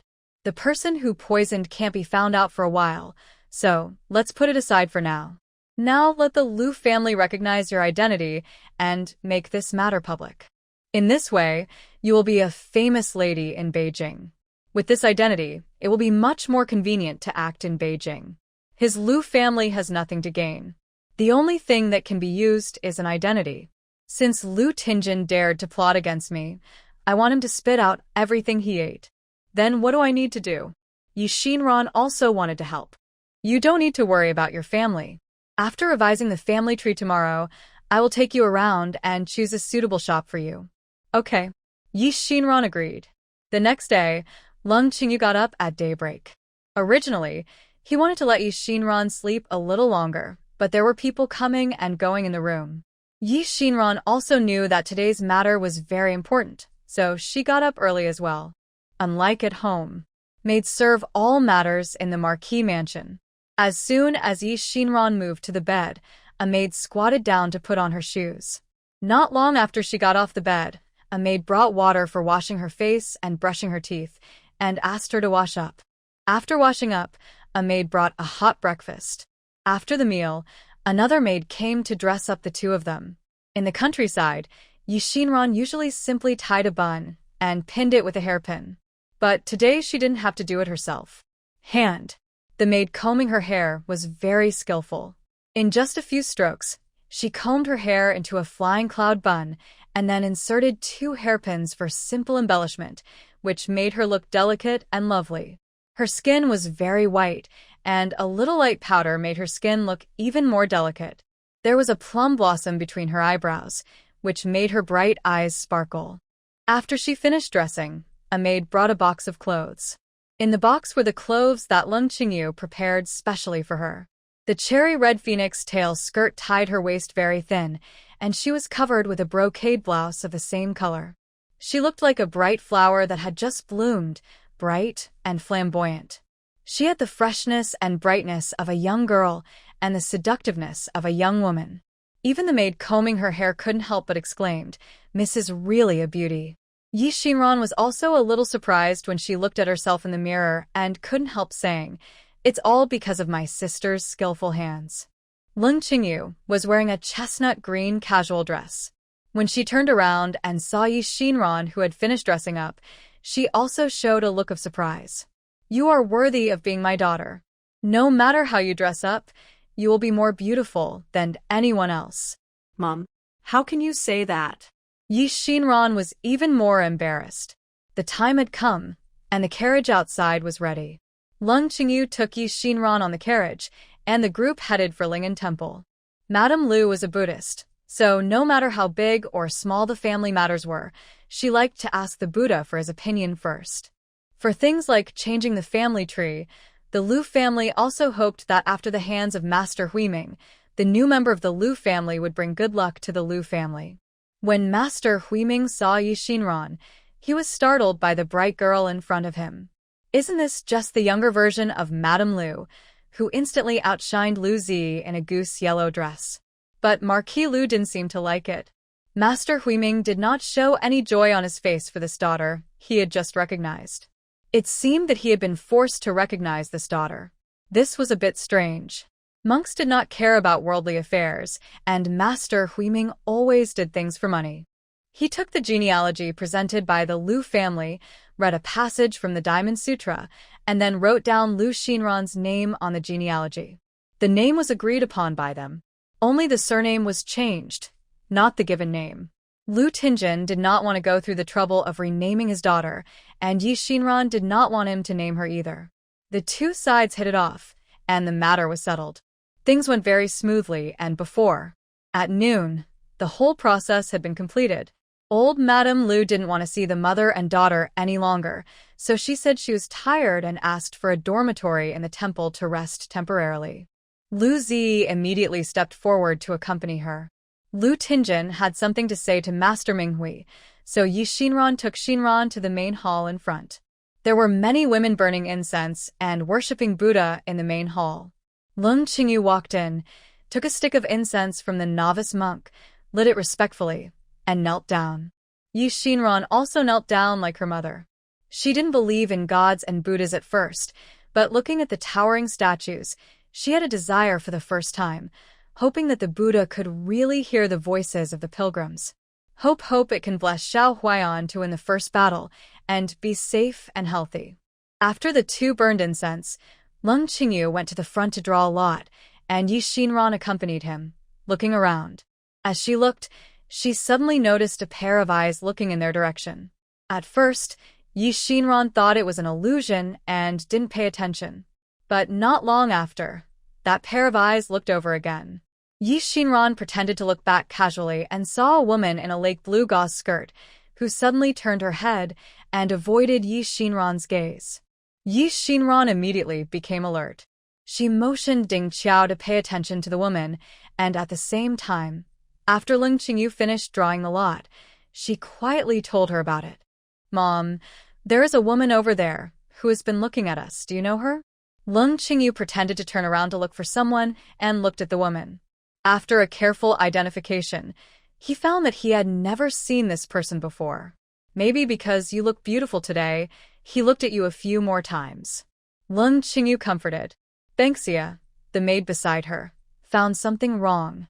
"Madam, there is something wrong with that person. What's the problem?" Leng Qingyu was puzzled.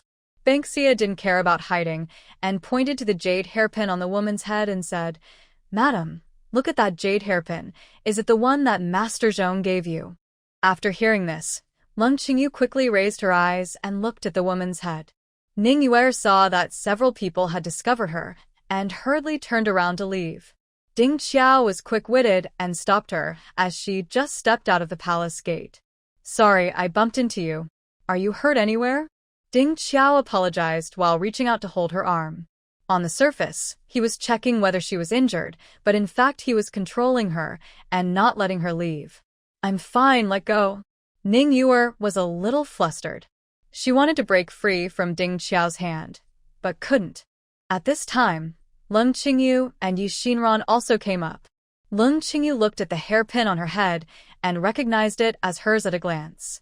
She winked at Banksia, who immediately stepped forward to hold her down, and said loudly, "You have been peeking at us for a long time.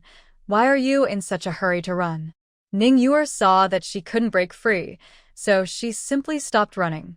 She reached out and pulled her dress, relaxed her expression, and said, "This girl is so unreasonable. You and I don't know each other.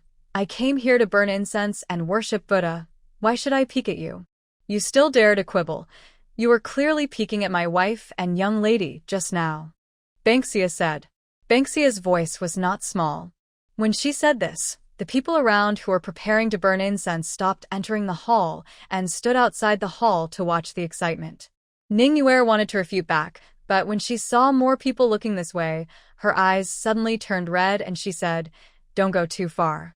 You slander me for peeping at you, for no reason. Lingen Temple is such a big place, and it's inevitable that we will meet when we come and go. Is this a place where only the ladies and ladies of your Marquis mansion can come, but we poor people can't come?"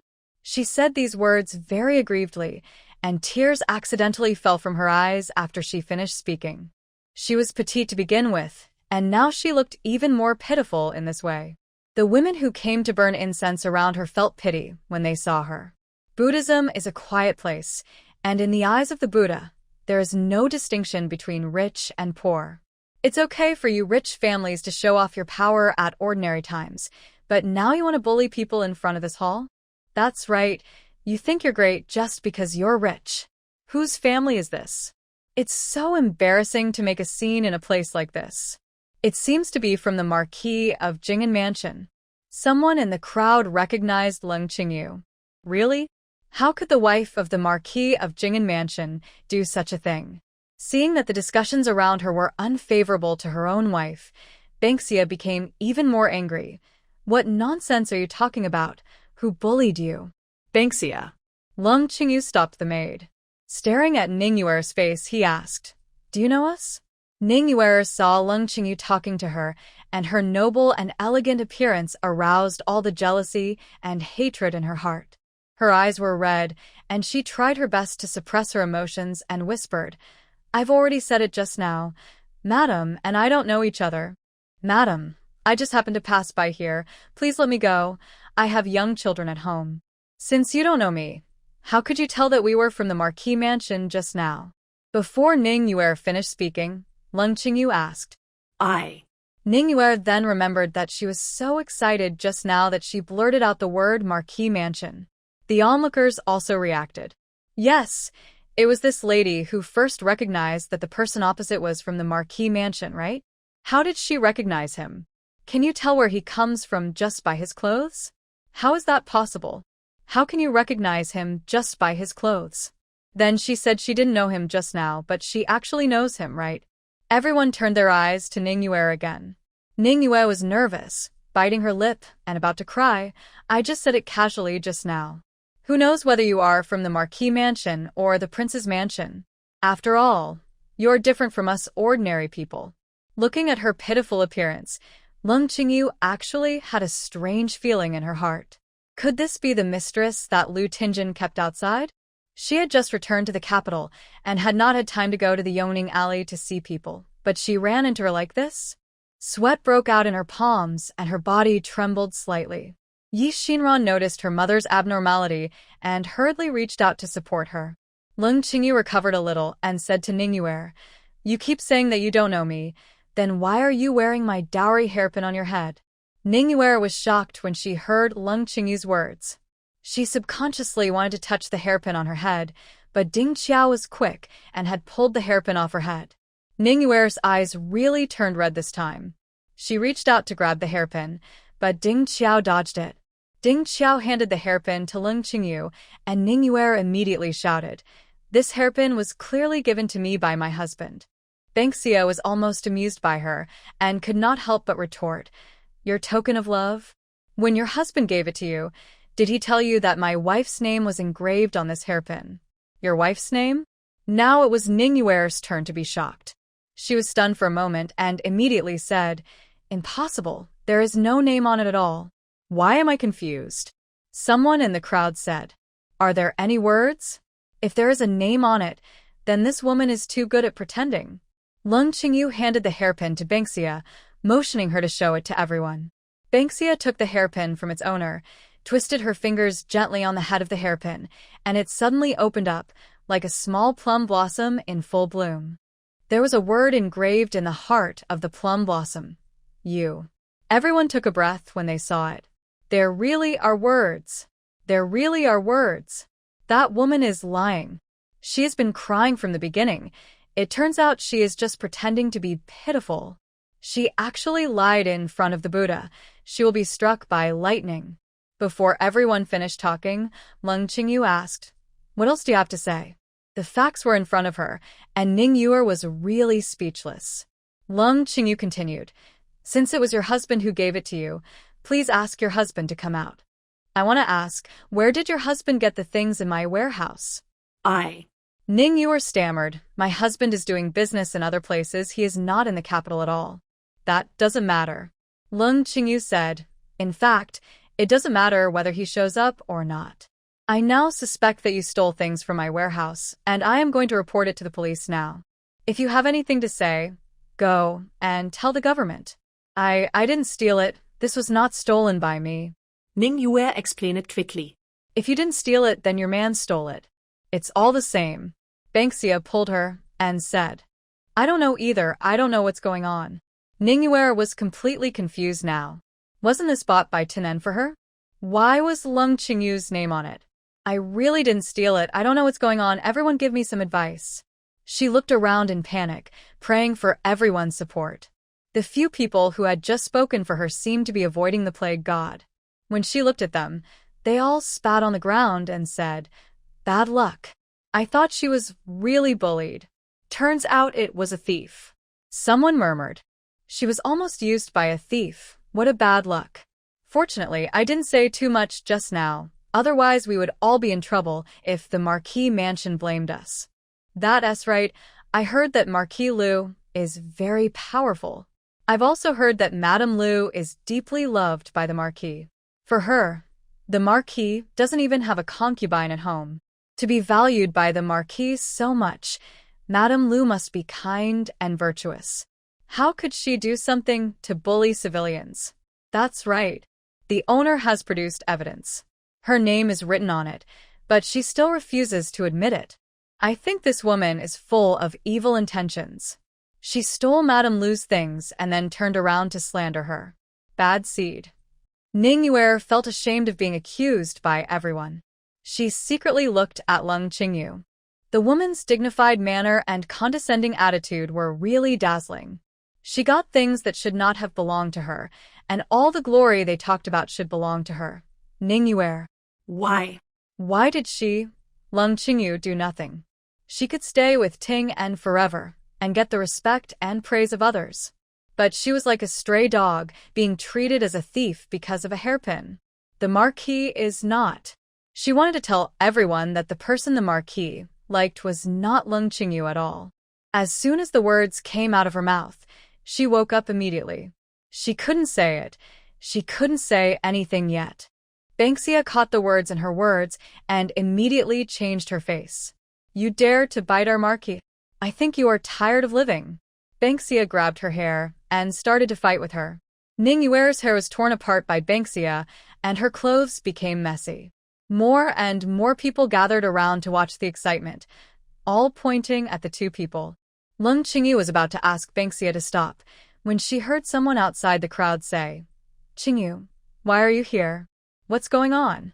As soon as Lu Tingjin finished speaking, Yi Shinran shouted to the outside, "Dad, you came at the right time. We caught a thief who stole things." Hearing Yi Shinran calling Dad, the onlookers immediately realized that it was Lord Lu standing outside and quickly made way for Lu Tingjin to come in. Lu Tingjin frowned when he saw the two women fighting in the crowd. He took Leng Qingyu's hand and said, "Why don't you let the servants catch the thief? Why did you come here in person? What if you meet a lunatic and get hurt?" Leng Qingyu thought his words were funny and immediately shook the Marquis' hand and said, "Thank you for your concern, Marquis. Today we met a lunatic who bit people like a dog." She turned to Banksia and ordered, "Banksia, don't waste your words with her. Tie her up and send her to the yamen." When Ningyu heard Lu Tingjin's voice, the blood in her body seemed to be frozen. Hearing him asking about Leng Qingyu's well-being and calling him a lunatic, the tears in her eyes could not stop flowing. Why should her Tingjin be nice to others, even if it was fake? Seeing that Ding Qiao and Banksia really came to tie her up, she reacted, knelt on the ground with a plop, kowtowed to Lu Tingjin and cried, "Please, Marquis, I am innocent. I really did not steal the hairpin from the Marquis' mansion. At this time, Lu Tingjun had already pulled Leng Qingyu out of the crowd. Hearing this familiar voice, his footsteps suddenly stopped. He turned around in disbelief and saw the woman kneeling on the ground brushing away the messy hair in front of her, revealing a familiar face. Lu Tingjun subconsciously wanted to blurt out, "Yue, why are you here?" But he held back. His face turned from pale to blue, and after a while, he squeezed out a few words from between his teeth. "What's going on?" Banksia had been staying in the capital and did not know about the conflict between Leng Qingyu and the Marquis, let alone the lady's current plan. "We just met this woman in the hall and found this hairpin stuck on this woman's head." When Lu Tingjun saw the hairpin in Banksia's hand, he almost choked. This hairpin was the one he gave to Ningyue before. Leng Qingyu's dowry was stored in a warehouse, and he found this hairpin from the most inconspicuous corner. He thought Leng Qingyu would not care about such an ordinary silver hairpin, and she would not be able to find it even if it was lost. Who would have thought that there was a hidden mechanism in this hairpin? Banksia saw Lu Tingjun's changed expression and thought he was angry because someone stole the lady's dowry, so she said, "This thief is also stupid. There are so many valuable jewelry in the warehouse, but he chose to steal this hairpin. This is the lady's favorite before she got married." Leng Qingyu didn't say anything. She watched Lu Tingjun's face turn from white to blue, and then from blue to black, and her mood couldn't help but get better. But Lu Tingjun spoke at this time. "It's just a hairpin, not a valuable thing. Is it worth you making such a fuss?" He scolded Banksia. "As a maid, you don't protect your master, but make such a big fuss for a hairpin.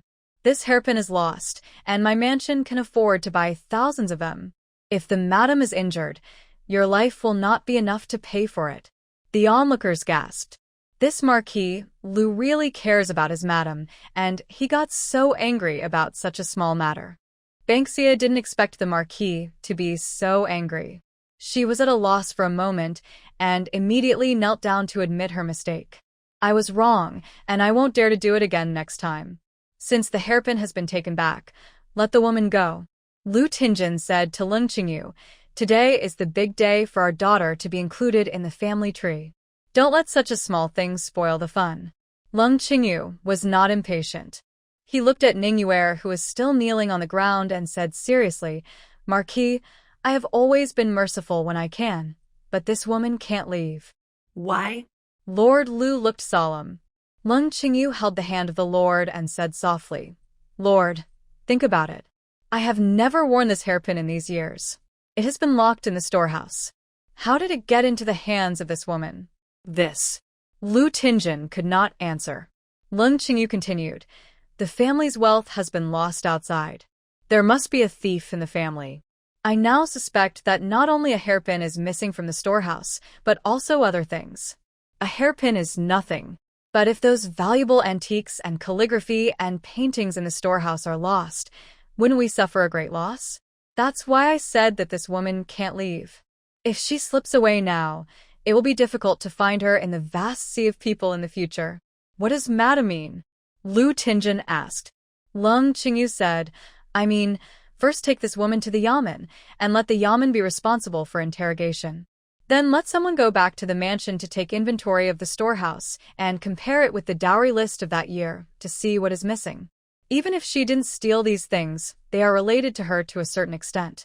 I believe that the people in the yamen will be able to pry her mouth open." Ningyue turned pale with fright when she heard this. She knelt a few steps forward and kowtowed to Lu Tingjun repeatedly, "I am innocent. I am innocent. My lord, I cannot go to the yamen. I cannot go to jail." Lu Tingjun had never seen Ningyue like this. They knew each other since they were young, and Ningyue has always been as bright as the stars in the sky. When has she ever been so embarrassed? Seeing Lu Tingjun hesitate, Ningyue thought that Lu Tingjun didn't want to take care of herself for the sake of the overall situation. She hurriedly said, "My lord, I have a child who is about to take the exam. If I go to jail, the child's future will be ruined. My son is innocent. He is the best child in the world. I can't let him suffer any grievances, my lord." Ning Yuer was in tears, and Lu Tinjin's heart was also tightened.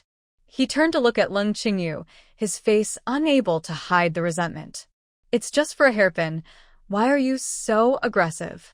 Leng Qingyu received his gaze, but was not moved at all. She had a gentle smile on her face, but she was secretly mocking in her heart. It looks like you are heartbroken. I'm afraid that more heartbreaking days are still to come. Lu Tinjin's mind was spinning rapidly. At this time, he must not let Yuer go to the yamen, but on Leng Qingyu's side, he must give an explanation. Just when he was in a dilemma, the old lady of the Lu family also came over. What are you doing? This is a quiet place for Buddhism. Aren't you afraid of being blamed by the Buddha? Madam Sun, take someone to ask all the pilgrims to leave. Madame Lu gave an order, and the servants of the Lu family began to drive people away. Seeing this, the people who came to watch the excitement had to leave temporarily. However, some curious people did not go far and kept staring at this side, wanting to know the final result. In order to see more clearly, some people even climbed up the big tree outside the courtyard wall. After driving away the others, Madame Lu spoke. Leng, you are getting more and more unreasonable now. Before coming, she had heard about what happened here from the maid, so she hurried to put out the fire. The relationship between her son and Yuer could not be seen through by Leng, so she had to suppress it as a mother-in-law. You are here to quibble with a common woman because of a hairpin. Where do you put the face of our Marquis' mansion? Leng Qingyu was not polite and replied directly. You have earned your face, so you should put it where it should be. Old Madame Lu was choked by these words. She was so angry that she was shaking all over. She felt so distressed when she saw Ning Yuer kneeling on the ground. Before she could say anything else, she heard Yi Xinran say, Grandma, don't worry. Look. The officials are here. The things here will be handled by the government. Old Madame Lu looked up and saw several officials coming here. Seeing Lord Lu and Madame Lu, the officials saluted hurriedly. Old Madame Lu's eyes turned red with anger, and she yelled at Yi Xinran, who told you to report to the authorities. Yi Xinran looked innocent. Of course you have to report to the authorities if you lose something. My mother is right. When you see a mouse in the house, there may already be a nest of mice in the house. Similarly, when you find that a hairpin is missing, the warehouse may have been almost emptied. Grandma, I will have a share of these dowries in the future. Of course I have to care about them. Nonsense. Old Madame Lu knocked her cane on the ground loudly. You don't have to accuse others. I was the one who took the hairpin out. She actually took the responsibility. Leng Qingyu was not surprised. She only asked, Mother, why did you take my dowry? If other people knew about this, they would laugh at our mansion behind our backs. Admitting such a thing, old Madame Lu felt embarrassed, but she still said angrily, You didn't come back last month, so we can't live like this in the mansion. You promised to give the second and third sons their monthly allowance, so of course it should come from your warehouse. I just took out a few things from it. This is our own family matter. Why do you implicate an innocent woman? Several officials were all staring at each other when they saw the situation. From what Madame Lu meant, she wanted them to take the person away. But from what Madame Lu meant, she didn't want to take the person away. What should they do now? The leader of the officials looked at Lu Tinjin and asked for his opinion. Lu Tinjin had no choice but to speak. Thank you for your hard work. Our family will handle this matter. But Leng Qingyu stopped him and said, Tinjin, I still feel it's not right. What's wrong? Lu Tinjin wanted to ask, Can't you go home and tell us if there's anything wrong? But in front of so many people, he had to maintain his image and couldn't say such things to Leng Qingyu. Leng Qingyu said, Mother said that she gave the things in my warehouse to the second and third rooms, but this woman just now said that this hairpin was a token of love given to her by her man. The time doesn't match at all. Mother must have remembered it wrong. She didn't take this hairpin out. I remembered it wrong. I remembered it wrong. Ning Yuer, who was kneeling on the ground, spoke quickly. I bought this hairpin on the street a few days ago. It's not the one my husband gave me. You keep changing it like this. There must be something wrong. Leng Qingyu said, and turned to look at Lu Tinjin. Tinjin, I think we should send her to the yamen for trial. At least let her explain where and when she bought the hairpin. If they all match, it means she is not lying. Tinjin, you don't want to protect her, do you? Leng Qingyu's words made Yi Xinran couldn't help but curl up the corners of her mouth. She is worthy of being a mother. She even knows the art of tea. What Lu Tinjin wanted to say was blocked by Leng Qingyu's words. I didn't want to favor her. Lu Tinjin explained quickly. Leng Qingyu sighed, as if a stone in her heart fell to the ground. That's good. She turned to several officials and said, "Excuse me, please take this person back and ask in detail about the origin of this hairpin. Please rest assured, madam. We will definitely find out the truth. Let's go. Take the people away." Several officers escorted Ningyue away. In order to cooperate with the questioning, Banksia followed. Lu Tinjin and old Madame Lu both looked very unhappy. Leng Qingyu looked at the Marquis and said, "The government office is still waiting for news from us. Why don't we go back to the mansion as soon as possible to take inventory?" Okay. Lu Tinjin had to agree. When old Madame Lu heard this, her heart began to beat. Leng Qingyu was not at home some time ago, but she took out a lot of good things from Leng Qingyu's warehouse. In addition to those distributed to the second and third rooms, some were given away by her to use her connections.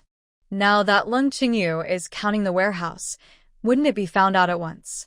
What about the gift she gave? I can't ask for it back from the emperor. Do I have to take it out of my own storehouse? When I thought about taking money out of my own storehouse, Mrs. Lu felt as if a piece of her heart was cut out. That was the hard work she had saved for her whole life. But if she didn't make it up to Leng Qingyu, this vicious woman would put the blame on Yuer. How could Yuer, such a good child, suffer such an injustice? And Chongning, he is so good at studying, he will definitely be the top scholar in the future.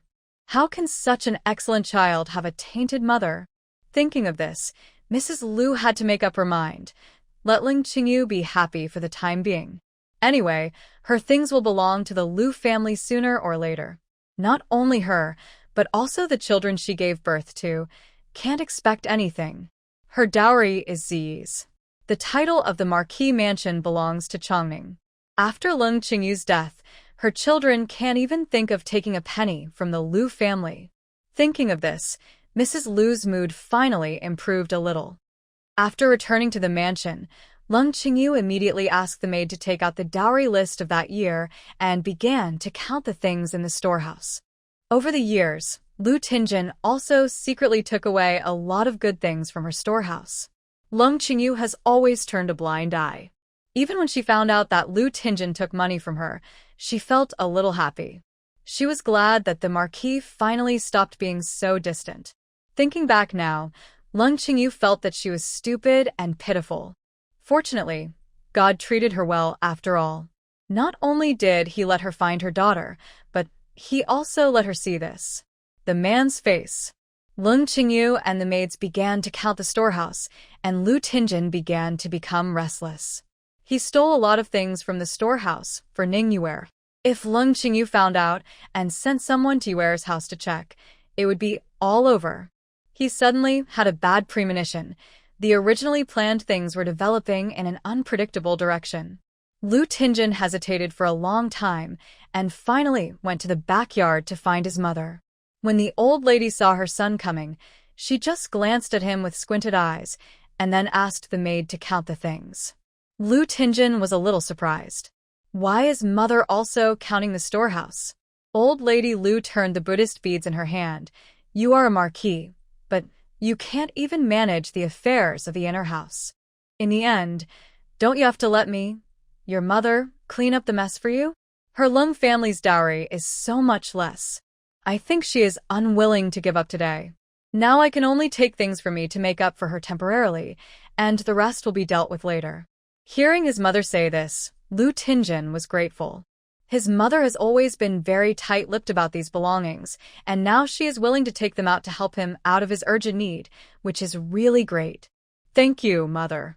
Your son will never let you suffer in the future. Old Madame Lu sighed. If you had listened to me earlier and solved the Leng family earlier, there wouldn't be all these troubles today. Lu Tinjin lowered his head. It's all because of my son's greed.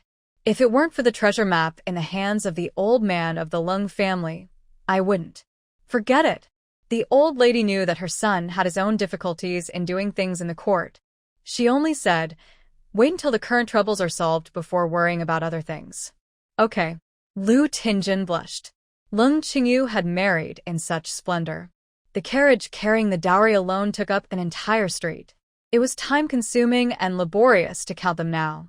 At the yamen, Ning Yuer's confession kept changing, sometimes this way, sometimes that way. If Leng Qingyu hadn't asked someone to make arrangements, Ning Yuer would have been beaten several times. Now the county magistrate dared not release her, nor did he dare to treat her harshly. He could only put her in prison and keep her well, waiting for new news from the Liu family.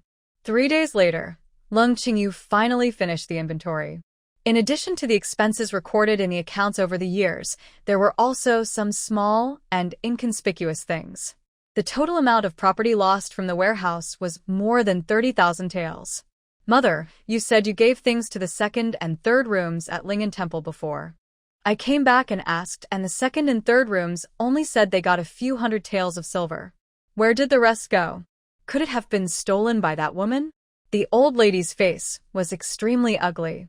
She is a woman and has nothing to do with our mansion. How could she steal so many things?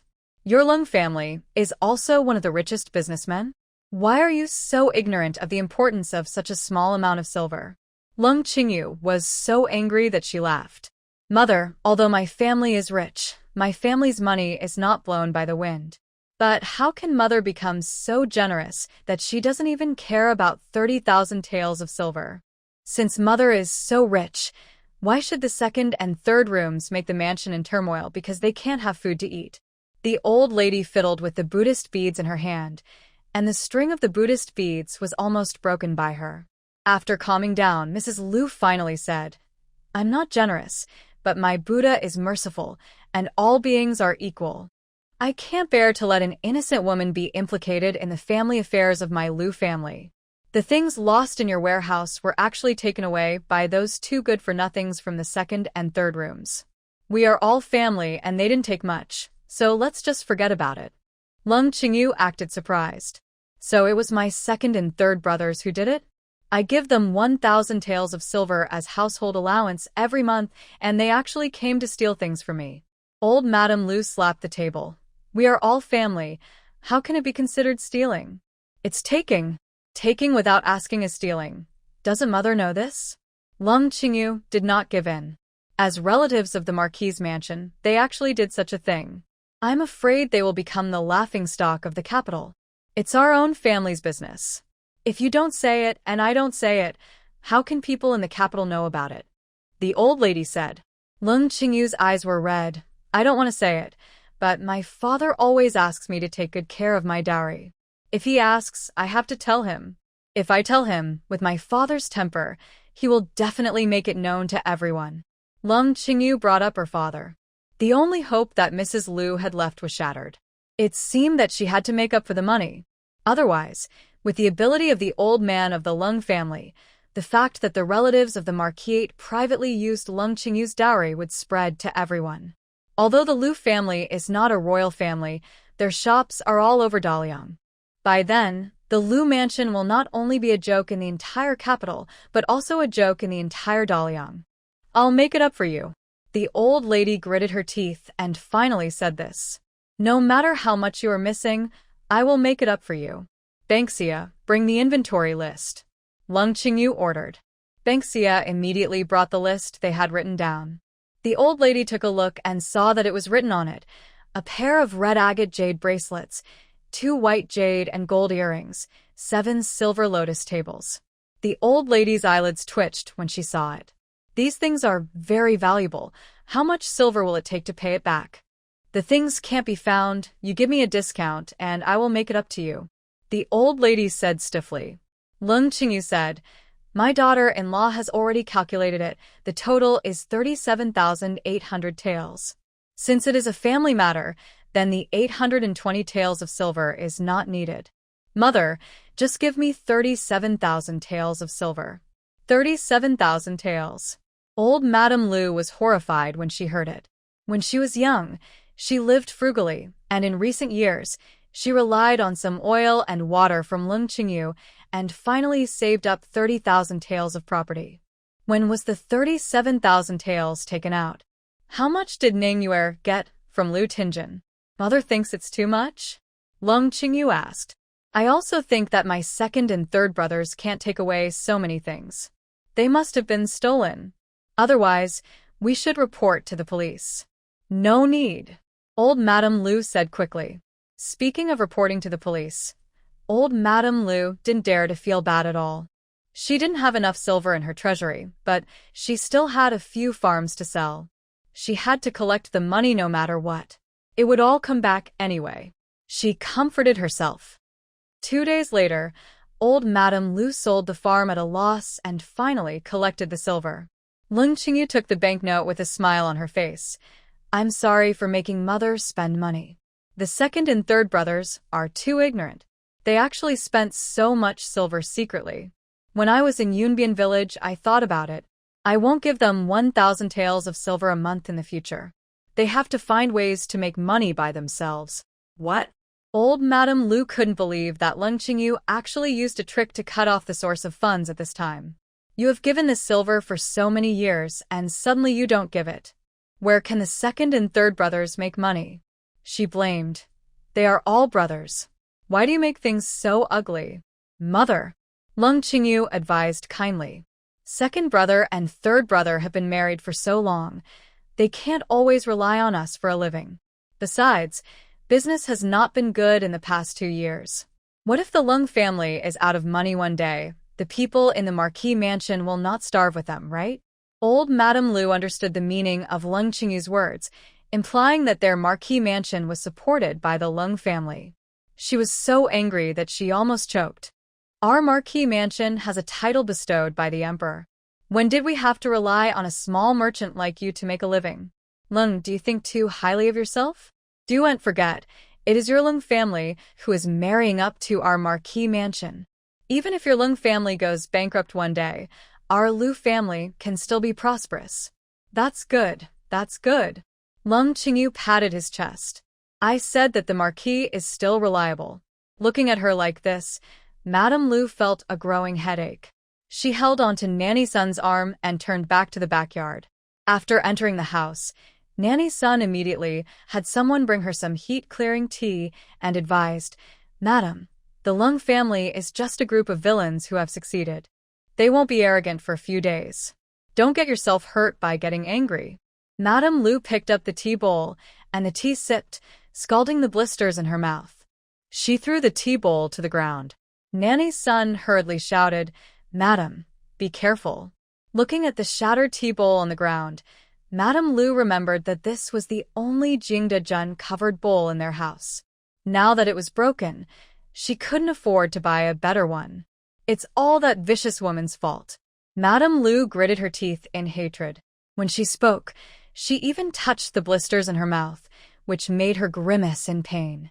And her daughter, that unlucky star. If that unlucky star hadn't come back, how could there be all these things happening now? She was just getting angry when Lu Zi came back from nowhere. Seeing the old lady in the room, she immediately stepped forward and cried, Grandma, how's my mother? Ning's matter?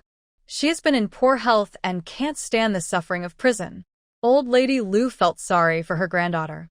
Seeing her crying, she had to comfort her. I have already filled the whole of Leng's family. Today your father will talk to the people in the yamen and let your mother out. That's good.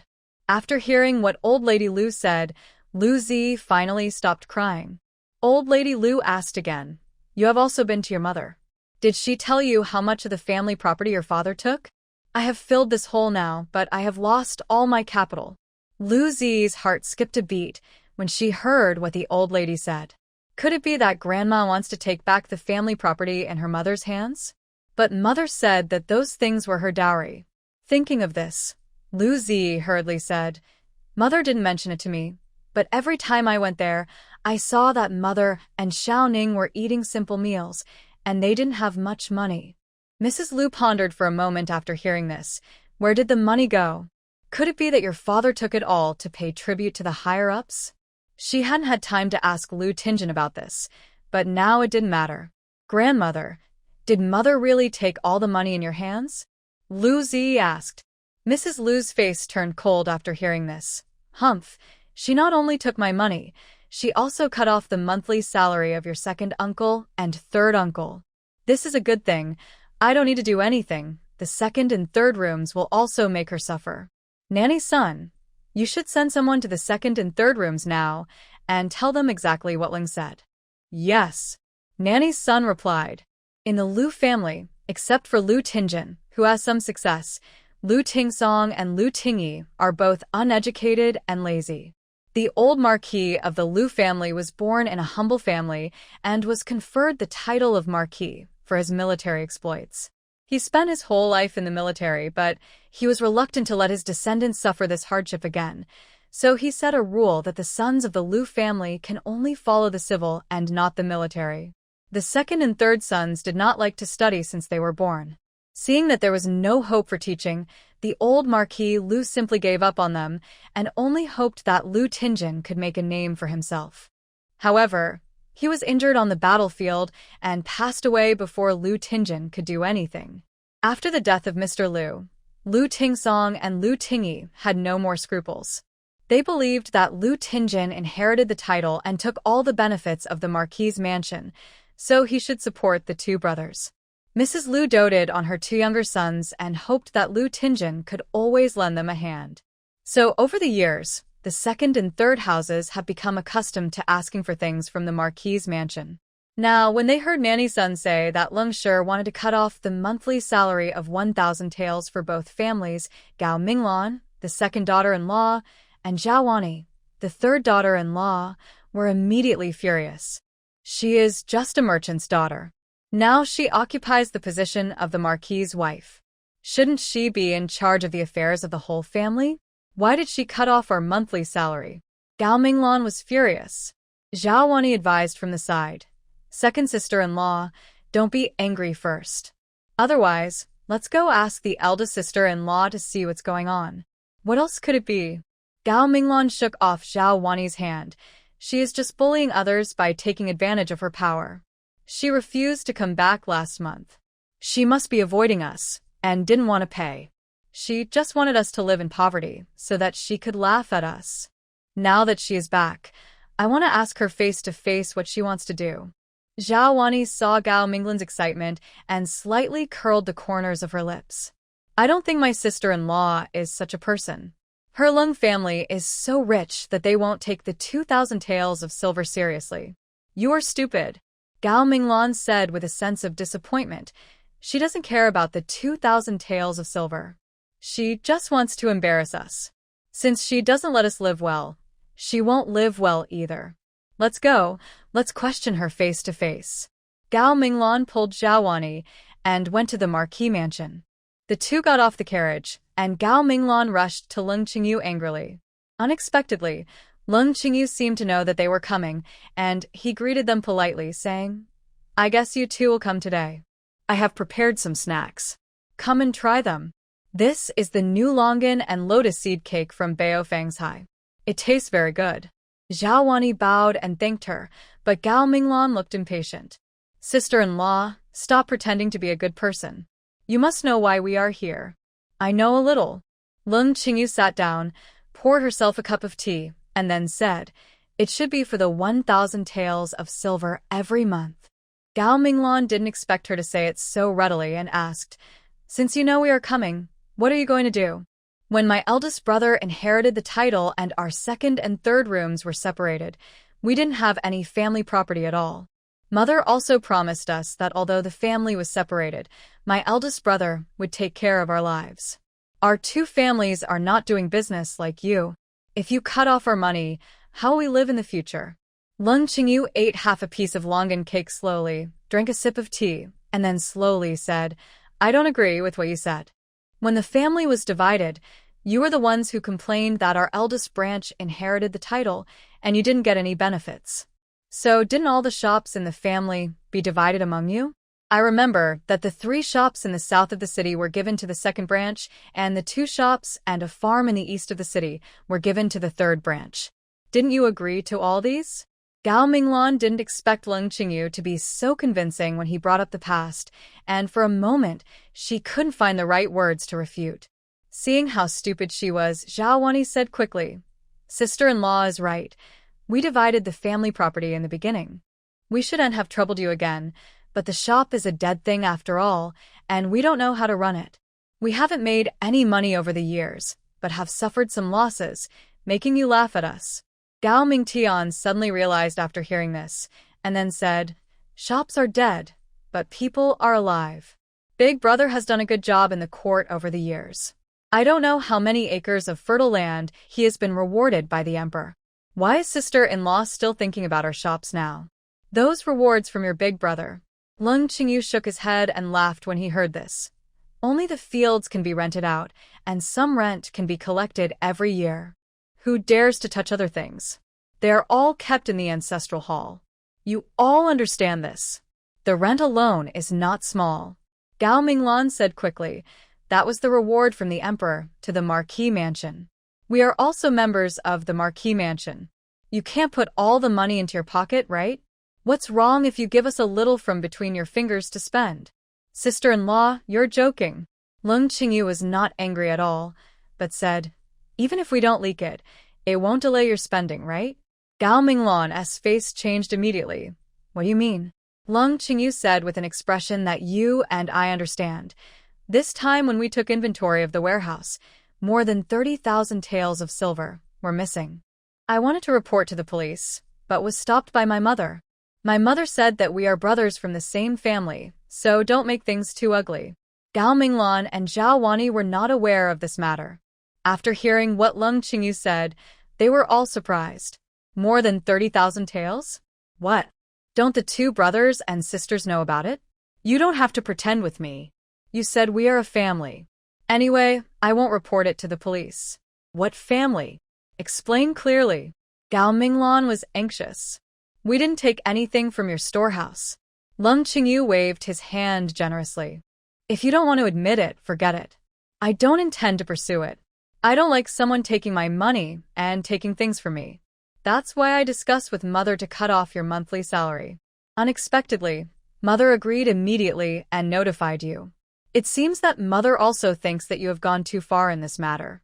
Gao Minglan and Zhao Wani looked at each other. There was doubt in their expressions. If they didn't spend the money, then the other party's family must have swallowed all the money. Gao Minglan was furious. "I thought she was in the same group as me, but it turned out to be a show." Gao Minglan was not the only one who thought so. Zhao Wani had similar thoughts in her mind. The other party usually looks stupid and silly, but unexpectedly, she is actually scheming. Her family has swallowed up so much silver, but she is still pretending to be stupid in front of her. Seeing the undercurrent between the two of them, Leng Qingyu raised the corners of her eyes slightly. She continued, "Actually, I was not so angry at first, but among the lost things was my favorite hairpin. I happened to see the hairpin on a woman's head a few days ago, and the woman said it was a token of love given to her by her husband. Who can tolerate this? If it weren't for the Marquis's true love for me over the years, I almost thought that the Marquis had a mistress outside." I heard Leng Qingyu mention other women. Zhao Wani and Gao Minglan were both interested. One reason they didn't like Leng Qingyu was that her family was too rich, which made them, the two daughters from official families, look down on them. Another reason was that Lu Tingjin had been too good to Leng Qingyu over the years. Outsiders knew that the Marquis loved the wife of his family the most. As sisters-in-law, they didn't even get half the treatment that Leng Qingyu received. Lu Tingsong had 2 concubines before he got married, and Lu Tingyi also had 3 concubines at home. Fortunately, both of them had good backgrounds and could control the people below them, and both concubines were considered obedient. But compared with Leng Qingyu, they felt a little ashamed. As a woman, who doesn't want the attention of her man to be focused on herself? Why is Leng Qingyu different? So, when they heard Leng Qingyu talking about women outside, they were particularly interested. "Didn't you ask in detail, sister-in-law? What's the origin of that woman? It's not such a coincidence that she bought something from the warehouse?" As soon as Zhao Wani mentioned it, Gao Minglan immediately responded. "What does that woman do?" Don't be upset if I say something unpleasant, sister-in-law. This woman must be extraordinary. Maybe she is really the flower that Big Brother keeps outside. You must be careful. After saying this, Gao Minglan showed a proud look on her face. She really hoped that Lu Tingjin would keep a few concubines outside. How will Leng Qingyu be noble in the future? Leng Qingyu was not annoyed after hearing her words, but smiled and said, "My sister-in-law, and I thought the same thing. I also thought that the Marquis had a mistress outside. But when I asked, it turned out not to be the case at all." The woman said later that she bought the hairpin from the street. Think about it. There is so much silver in my family, and the Marquis doesn't need to sell any hairpins, right? Gao Minglan and Zhao Wani looked at each other. Leng Qingyu's last sentence was right. Big Brother didn't need to sell hairpins. But what the woman said may not be true. Maybe she lied? Gao Minglan was still not giving up. Leng Qingyu said, "Well, it's not easy for us women. We are always suspicious of everything. I don't believe what the woman said, so I asked someone to check it out. What's the result?" Gao Minglan's gossip was so strong that she couldn't stop at all. The result. Leng Qingyu deliberately prolonged the tone, and then said, "The servant who was sent to follow came back and told me that the woman lived in Yongning Lane and had a 14-year-old son at home. I heard that the son is a good student and will take the top spot in the imperial examination next year. That it?" Gao Minglan asked quickly. Zhao Wani also felt that the matter was not that simple, and she concentrated on listening to Leng Qingyu's next words. Who knew that Leng Qingyu didn't say anything else? That it? After she finished speaking, she picked up the teapot and poured a cup of tea. Seeing that both of them were staring at him, he showed a very hesitant expression. Finally, as if he had made up his mind, he looked at Gao Minglan and said, "But the servants told me that the woman's son also has the surname Liu. He has been following her for the past few days and saw." "What did you see?" Gao Minglan had a bad feeling. "Forget it, I'd better not say it." Leng Qingyu seemed to regret what he had just said. But Gao Minglan was not willing to give up. She asked directly, "Sister-in-law, what did you see?" Leng Qingyu was asked with no choice but to say, "On the day when the woman returned home from the government office, the people I sent saw that it was the second son who sent her home." Ah? Gao Minglan's eyes widened, and she forgot to close her mouth. She never thought that she wanted to eat a melon, but ended up eating it on her own head. "Is it really my Ting song?" She was stunned for a long time and asked in a hoarse voice. Leng Qingyu nodded. There was a loving expression on her face. She still said, "The second brother just sent her home. Maybe they met on the way and sent her home. Don't think too much, sister-in-law." Before Leng Qingyu finished speaking, Gao Minglan raised her hand to stop her from saying, "Sister-in-law, listen to what you said. Do you believe it? If the eldest brother sent that woman home, would you believe that it was on the way?" Leng Qingyu shook her head slowly. Gao Minglan turned her head to look at Zhao Wani. Zhao Wani had an expression of watching a good show, but when she saw Gao Minglan turned around, she immediately changed to a sad look and shook her head. Seeing the two of them like this, Gao Minglan couldn't hold it anymore. She slapped the table and stood up. "You rascal!" He's eating from the pot and still looking at the basin. There are so many beautiful women at home, but he still wants to go out to eat a bite of wild food. I want to find him and ask him clearly. After saying that, Gao Minglan turned and walked out.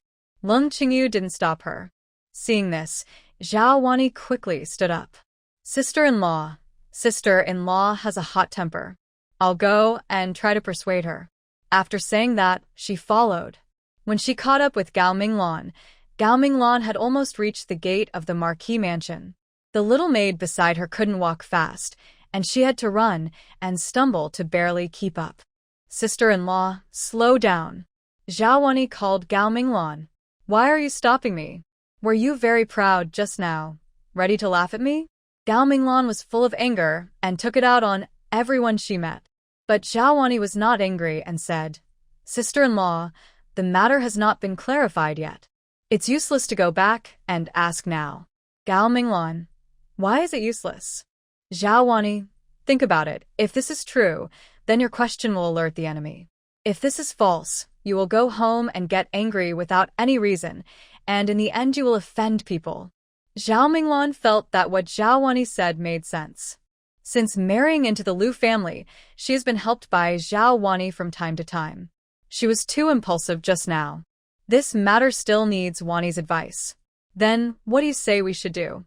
Gao Minglan looked embarrassed. Zhao Wani said, we asked the eldest sister-in-law for the detailed address and sent someone to keep an eye on it first. If the second brother really shows up there, it won't be too late for you to ask for punishment. Gao Minglan agreed deeply. Sister-in-law, you still think it through. Otherwise, I will make a big mistake again, she said. I'll go back and ask the eldest sister-in-law. Gao Minglan turned to find Leng Qingyu, and after soft and hard persuasion, Leng Qingyu finally gave in. I can give you the address, but you must not tell the Marquis that I told you. They have a good relationship as brothers, and their friendship cannot be ruined because of a word.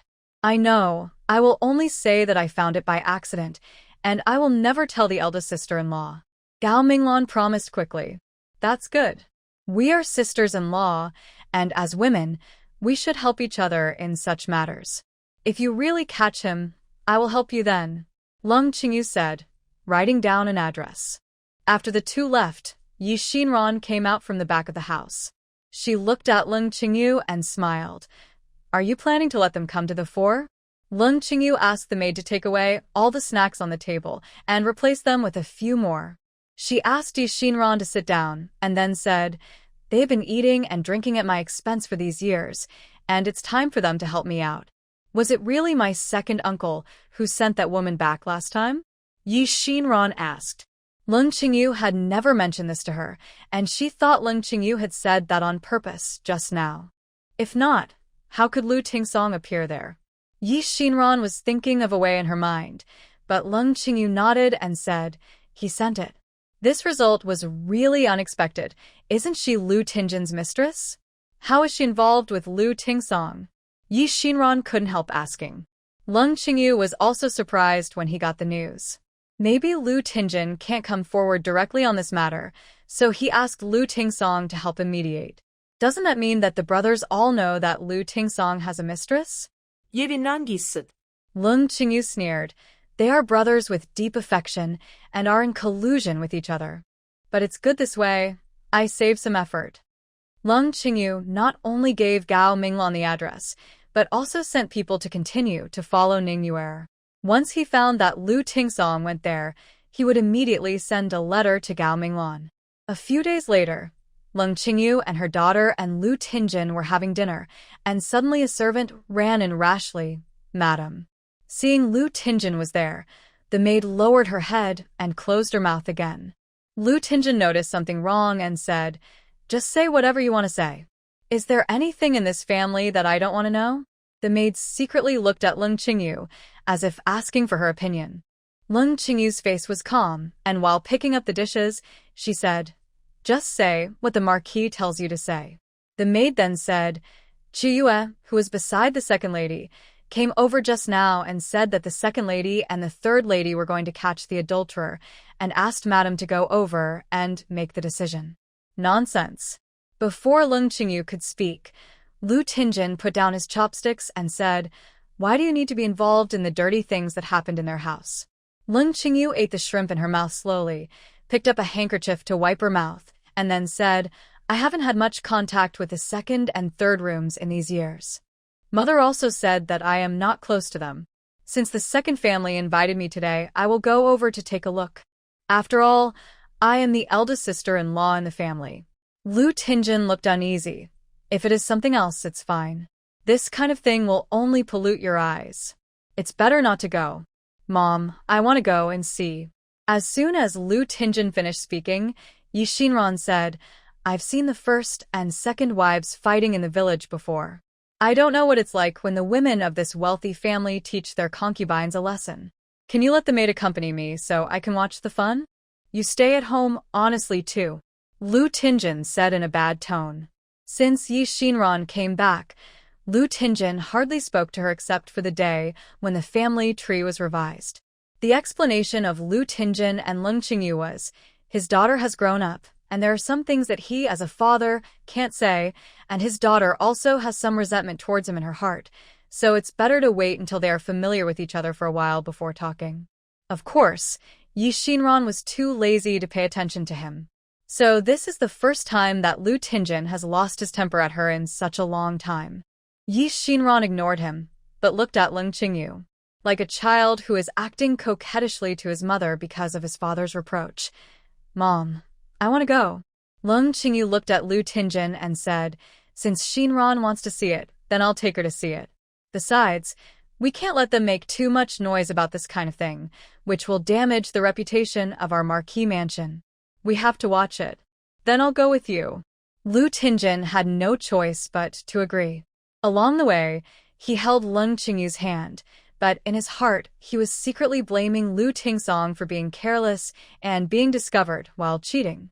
If he was really blocked in the room later, he might have to teach him a lesson and pretend to let his second brother and sister-in-law calm down. The familiar sound of cooked cakes coming from outside the car immediately brought his thoughts back. Lu Tingjin stretched his head and looked outside. Seeing the familiar road, he suddenly felt a strange feeling in his heart. How did he get here? Before he could figure it out, a wailing sound came from the front, filling people's ears. For a moment, the street vendors stopped talking and looked in the direction of the sound. Leng Qingyu urged the driver to speed up, and in a few breaths, they came to the outside of a courtyard. Looking at the familiar courtyard and a group of onlookers outside, Lu Tingjin suddenly felt out of breath. What's going on? Why did Tingsong come to Yongning Lane? My lord, why do you look a little ugly? Leng Qingyu looked at him and suddenly spoke. Lu Tingjin regained some consciousness. He hurriedly said, "I suddenly feel very uncomfortable and a little breathless. How about we go back first? I'll send the housekeeper to deal with things here." Leng Qingyu had waited for such a scene with great difficulty. How could she go back with him? She said, "It's really a bit chaotic here, and the Marquis's identity is not suitable to appear here. How about the Marquis go back first? After I finish dealing with things here, I will take a carriage back with Xinran. Aren't you going back with me?" Lu Tingjin held Leng Qingyu's wrist. Leng Qingyu was about to get off the car, but he held her like this, and she had to sit down again. "Why are you like a child? I'll let the coachman take you back first, and I'll go back to accompany you after I finish dealing with things here." Lu Tingjin wanted to persuade her again, but when he saw Leng Qingyu's puzzled expression, he was afraid that she would see something, so he had to say, "Then I'll accompany you." The two got off the carriage, and Yi Xinran had already walked in front of them. Before they could see what was going on inside, they heard another scream. Lu Tingjin pushed aside the crowd of onlookers very rudely. When he saw what was going on inside clearly, he felt his eyes go dark. In the crowd, Ningyu was kneeling there, pressed down by two maids. Her hair was torn, and her clothes were stripped, leaving only her underwear. Gao Minglan stepped on her hand and continued to crush it. Ningyu screamed in pain. "Who are you? Why are you hitting me? Is there any law in this world? Let my mother go, let my mother go." Ningyu's son was also held down by two servants. His eyes were red and bloodshot, and he roared in this direction. "Enough!" Lu Tingjin couldn't help but blurt out when he saw the scene in front of him. Gao Minglan turned around and saw that Lu Tingjin had also come, and asked in surprise, "Brother, why are you here? What are you doing in public?" Lu Tingjin looked at Ningyu, whose face was full of tears, and couldn't help feeling heartbroken. He wanted to go forward to help her up and put on her clothes. But he couldn't, because Leng Qingyu was right beside him, and there were so many people watching the excitement around him. At this moment, he even resented Leng Qingyu. If he hadn't married Leng Qingyu, Yue wouldn't have to suffer this. Seeing Lu Tingjin's unfriendly expression, Gao Minglan reluctantly raised her feet. She looked at Leng Qingyu. Her eyes seemed to be asking Lu Tingjin why he came. Leng Qingyu shook his head at her, indicating that he couldn't stop him. "Brother," Gao Minglan said, "this is my own family affair. You'd better not interfere." "If I don't interfere, what if you hurt someone?" Lu Tingjin said, "If you make a big deal out of it, my Marquis mansion will not help you clean up the mess." His face was serious and full of righteousness. At worst, she can be brought back to our house to be a concubine, which is a compliment to her. Leng Qingyu also advised gently, sister-in-law, don't be impulsive. Have you figured out everything? I don't think the second brother is that kind of person. When Gao Minglan heard this, her eyes immediately turned red. She pointed at the woman's son and said, Sister-in-law, I know what kind of person my man is. Look, I work hard at home to run the family business, give birth to children for her, and support those concubines, but what about him? He thinks that flowers at home are not as fragrant as wildflowers, so he goes out to keep women, and even the rascal is so big. My son is not a rascal. Ning Yue heard Gao Minglan scolding her son and banged her head against her legs desperately. What do you have to quibble about? There were neighbors watching the fun around Ning Yue's family, and seeing her miserable appearance, they couldn't help but say, she has lived here for many years, and she has always said that her man is doing business outside. Could this lady be wrong? Another neighbor said, I don't know whether her man is outside, but her family must not lack men. Otherwise, why did that noise come in the middle of the night? Upon hearing this, everyone around became interested. What noise? Tell me in detail? The woman who was asked was a little proud. She had been displeased with Ning Yue for a long time. She wore gold and silver like a young lady every day and looked at all the neighbors. Those who didn't know would think she was really the eldest daughter of a wealthy family. Only the neighbors knew the hidden truth. How can I explain it in detail? We can't imitate the noise.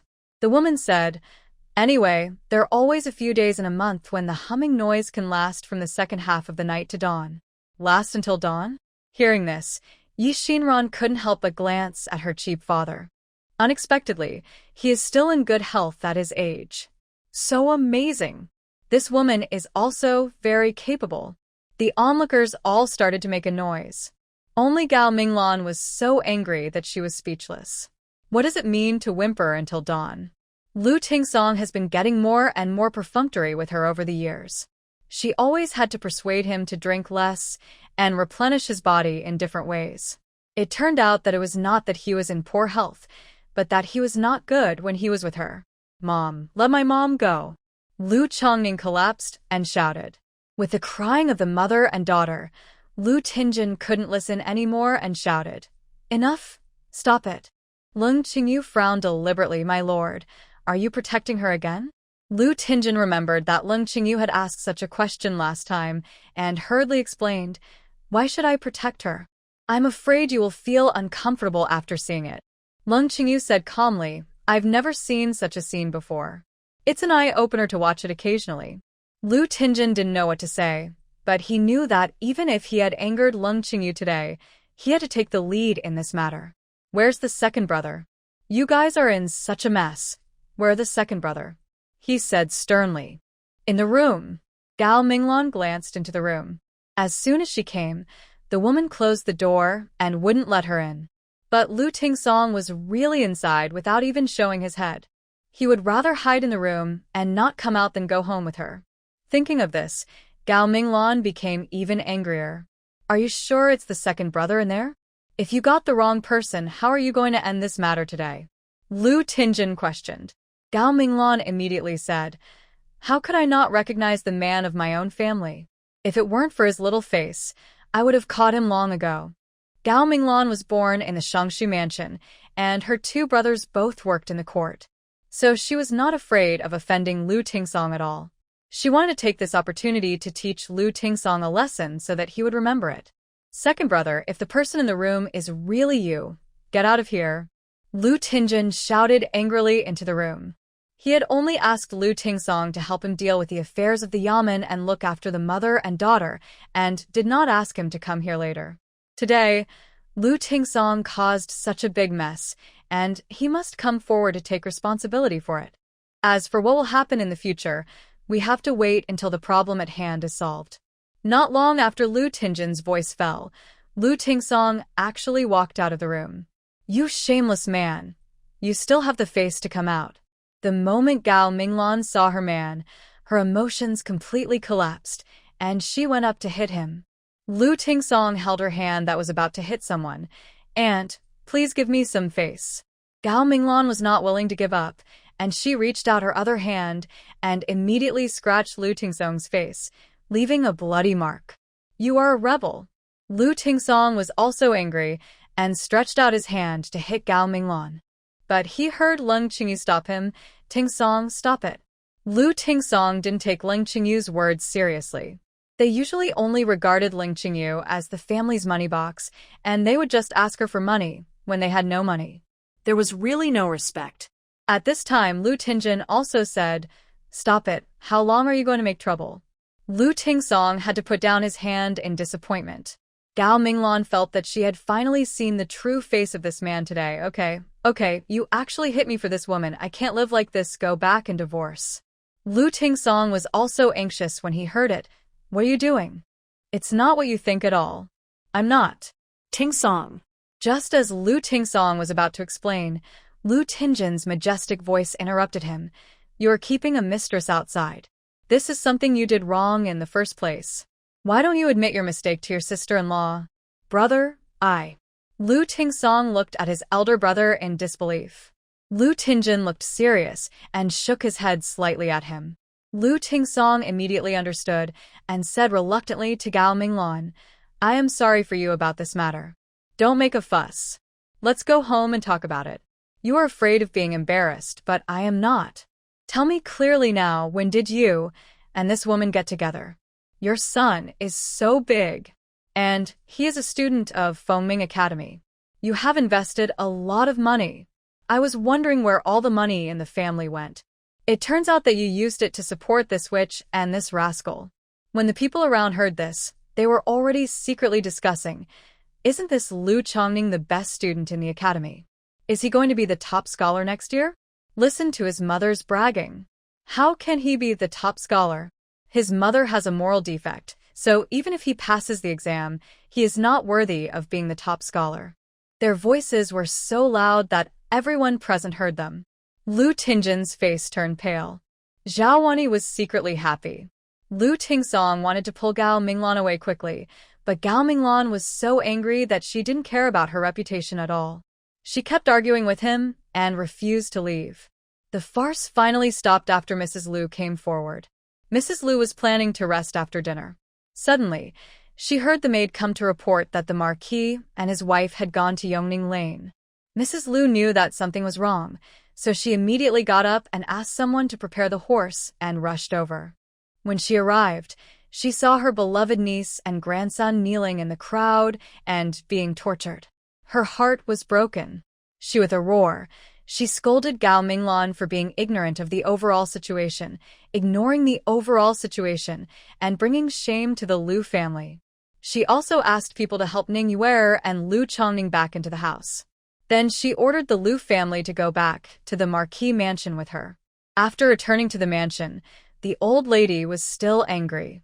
She scolded Gao Minglan for her incompetence, which allowed her man to have someone else outside. As the wife of Lu Tingsong, she should always put Lu Tingsong first and the face of the Marquis mansion first. She, Gao Minglan, is not worthy of being the daughter-in-law of the Lu family. Gao Minglan was scolded. She looked up to Zhao Wani for help, but Lu Wani immediately turned her head away and pretended not to see it. Leng Qingyu helped her speak. Mother only thinks about the reputation of the Marquis mansion, but doesn't think about our feelings. As a woman, if father also had a concubine back then, would mother turn a blind eye? So many things were lost in the mansion. Both my two younger brothers and sisters said they had never seen them. Maybe they were all sent to that woman's house by the second son. Doesn't mother want to get some of them back? I don't think she is a girl from a respectable family. If she is, what's wrong with her becoming a concubine in the mansion of the second son? Why does she have to be so sneaky?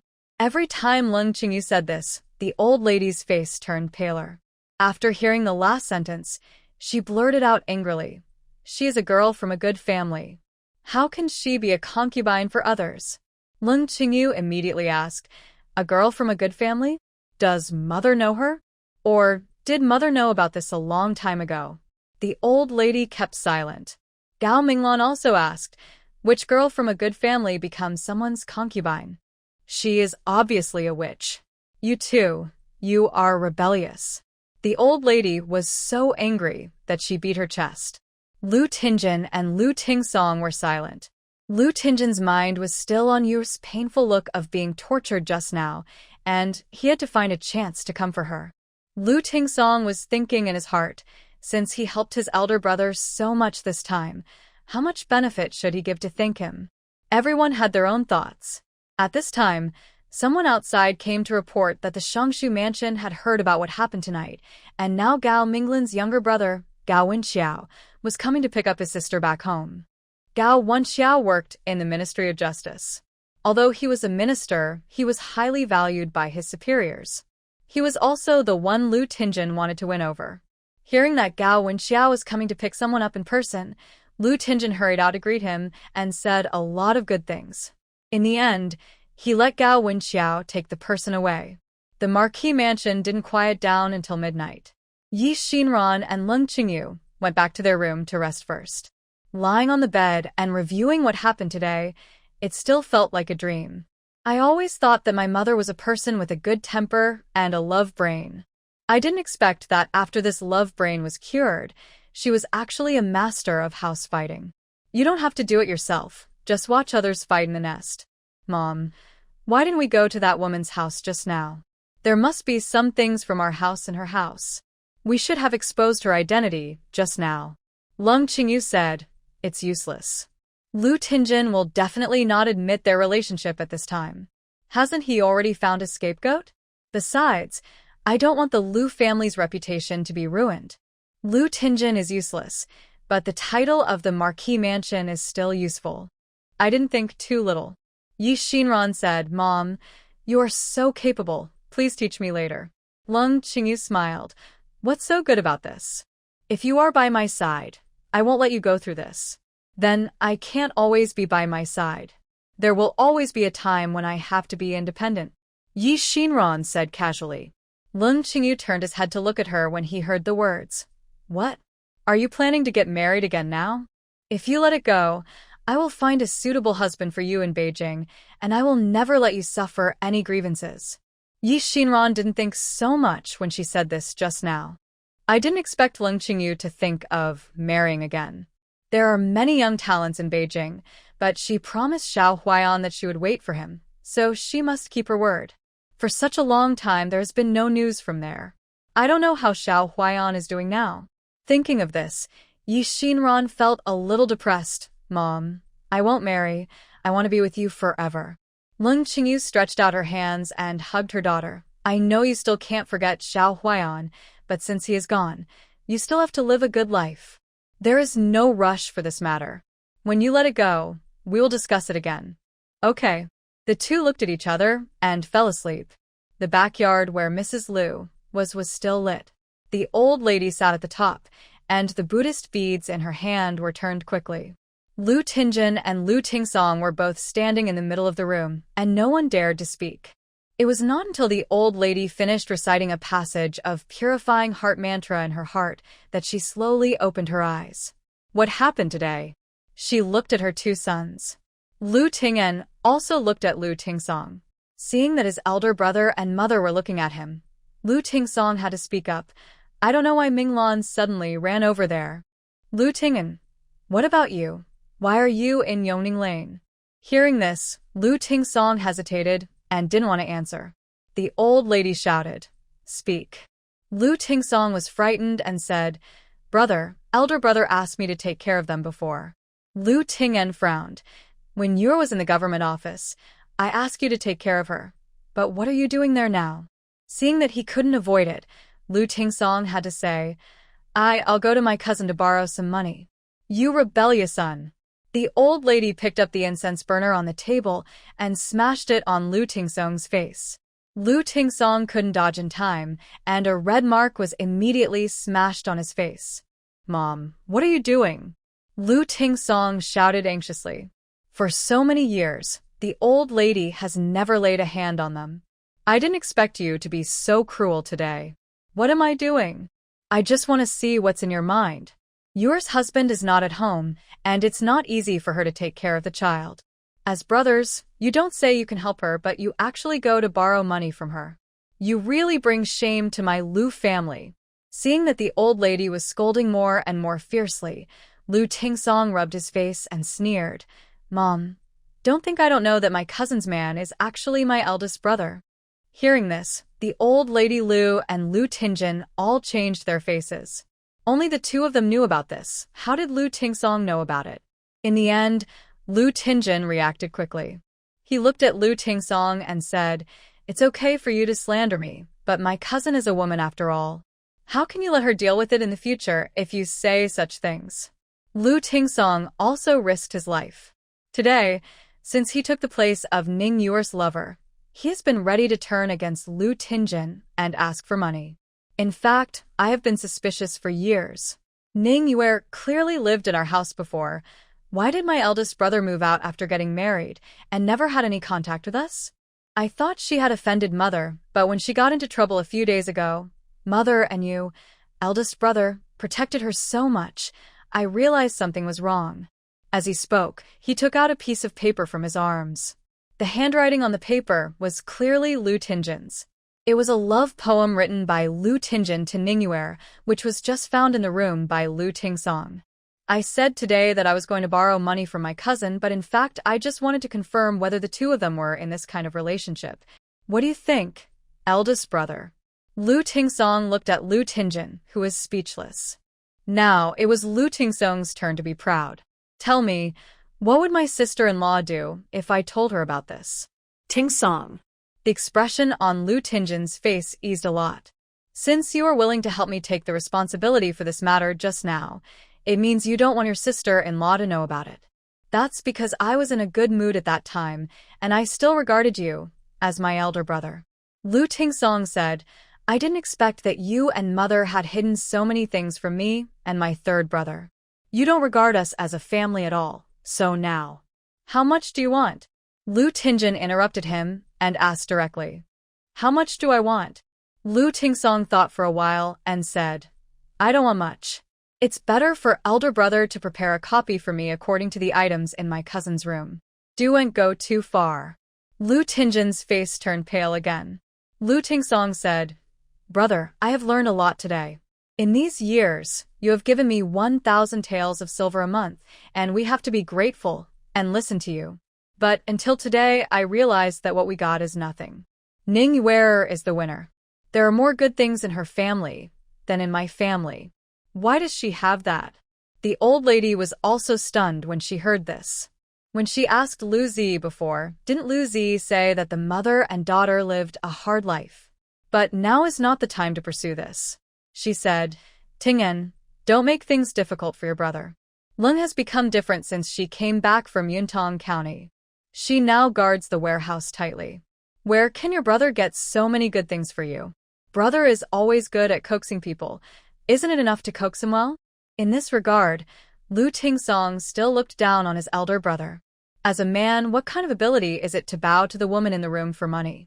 If it were that easy, your monthly salary wouldn't have stopped just like that. I think that after Leng came back this time, she seemed to have been possessed by someone else. She couldn't even perform the etiquette and filial piety. There must be something wrong with the daughter she brought back. Old Lady Lu continued to talk to herself. Lu Tingjin agreed with this point. I have long felt that there is something wrong with this Yi Xinran. She looks completely different from the Yi family's daughters that I knew at the beginning. Then you are suspicious. Old Lady Lu had a terrible idea. No, she is indeed the one Qingyu gave birth to. We have done a blood test to recognize our relatives. Lu Tingjin said, I am guessing that maybe something changed after she got married, which led to her becoming what she is now. So, what if she is your biological daughter? You have a daughter, Old Lady Lu said. If she delays our important matter, we can't be soft-hearted. Think of a way to drive her away if you can. If you really can't take her away, get rid of her. Only if she leaves, then Leng family will be as easy to manipulate as before, and by then, not to mention 3,000 or 5,000 taels, even 30,000 or 50,000 taels. What will it matter? Upon hearing this, Lu Tingjin glanced at Lu Tingsong. Lu Tingsong, what can I hear? Mother didn't even try to hide it from me. Old Mrs. Lu put down the Buddhist beads in her hand, straightened her clothes, and said, I heard that Yi Xinran's husband died.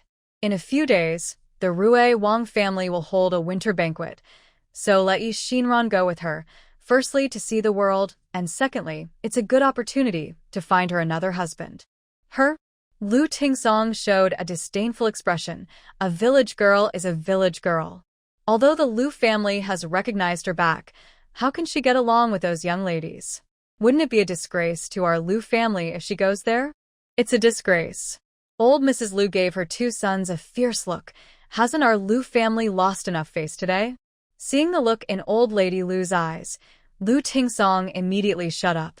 He also felt very embarrassed about what happened today, and he didn't know what to say when others asked about it in the future. Lu Tingjin pondered for a moment and said, "There were many families who wanted to marry Zi before, but Xinran just came back from Yunbian village and is now in mourning. This may not be so easy." Old lady Lu sneered. "What are you thinking about? Who in a prestigious family would marry a woman who would bring bad luck to her husband? What does mother mean?" Lu Tingjin suddenly thought of something. His eyes lit up. The mother and son looked at each other and nodded in tacit understanding.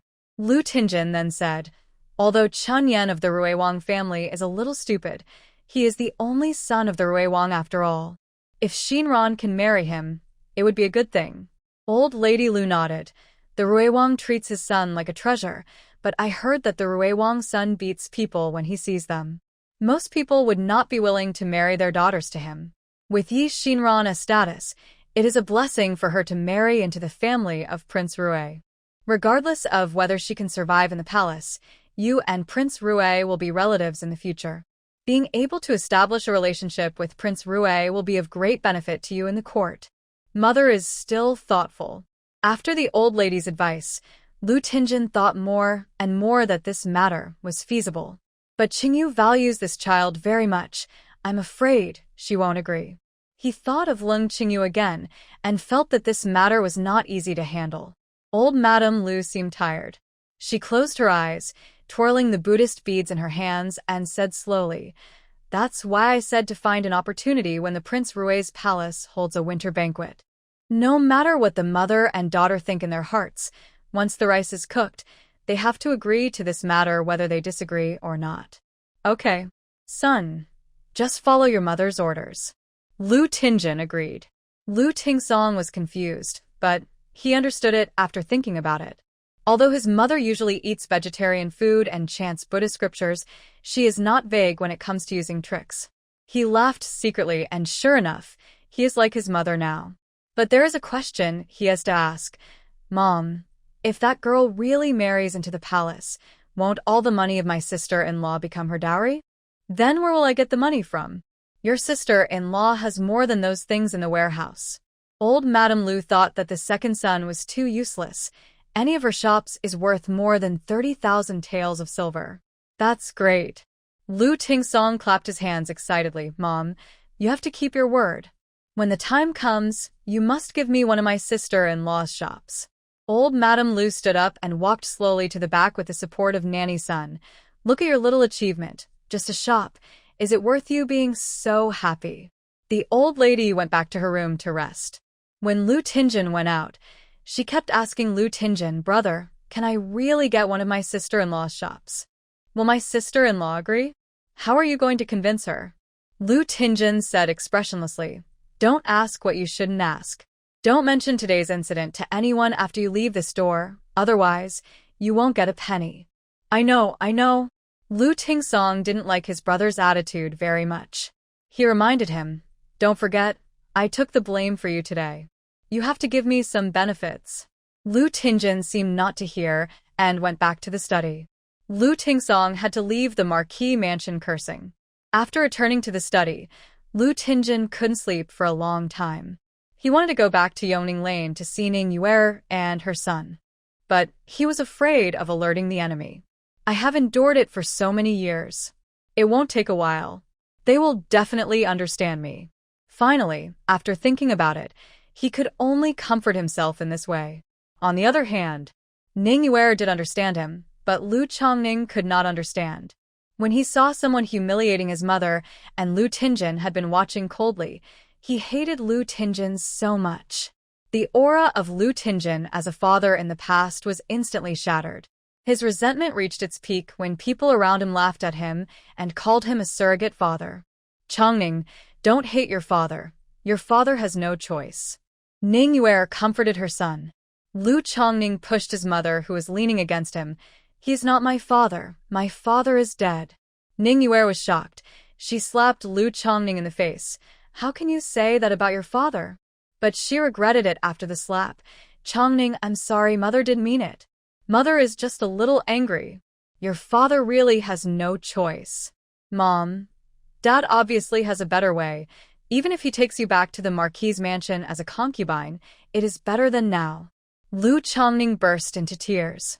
Ning Yuer panicked all of a sudden. No, it's not your father. It's mother. It's mother who doesn't want to be a concubine in the mansion. Mother wants you to be the eldest son, the eldest son. Ning Yuer and her son hugged each other. She patted her son's back and comforted him. Be patient, be patient. We will be back soon. We will be back soon. Everything in the Marquis mansion is yours, and can only be yours. Ning Yuer has said this hundreds of times. It has penetrated into Lu Chongning's heart. So this time he was comforted again. He decided to wait a little longer, waiting for the day when his father would take them back to the Marquis mansion. In the next few days, Leng Qingyu and Yi Xinran were very busy. Leng Qingyu was still checking the accounts. There were some problems with the accounts after Lu Zi took over in the past 6 months, and she needed to check them one by one. Yi Xinran, accompanied by shopkeeper Wan, went around to look for a suitable shop. Shopkeeper Wan liked Yi Xinran more and more. He thought to himself, no wonder I didn't like Lu Zi at all. It turns out that this is the real eldest lady. Yi Xinran was also very grateful to shopkeeper Wan. Under shopkeeper Wan's suggestion, she finally chose a shop next to Xinglong bookstore. The location of this shop is good, but the place is a little small. Do you think it's enough, miss? Shopkeeper Wan asked. Enough. Yi Xinran looked at the structure of the shop and asked, is the business of the bookstore next door good? Of course it's good. Shopkeeper Wan nodded repeatedly. This is the bookstore with the best business in Western Beijing. And the owner of the bookstore is not short of money. At the beginning, the owner wanted to spend a lot of money to buy the place where the bookstore is located, but shopkeeper Lin refused to agree no matter what. It's okay as long as the business is good. It can also boost our business, Yi Xinran said. With the help of shopkeeper Wan, Yi Xinran's progress was relatively smooth.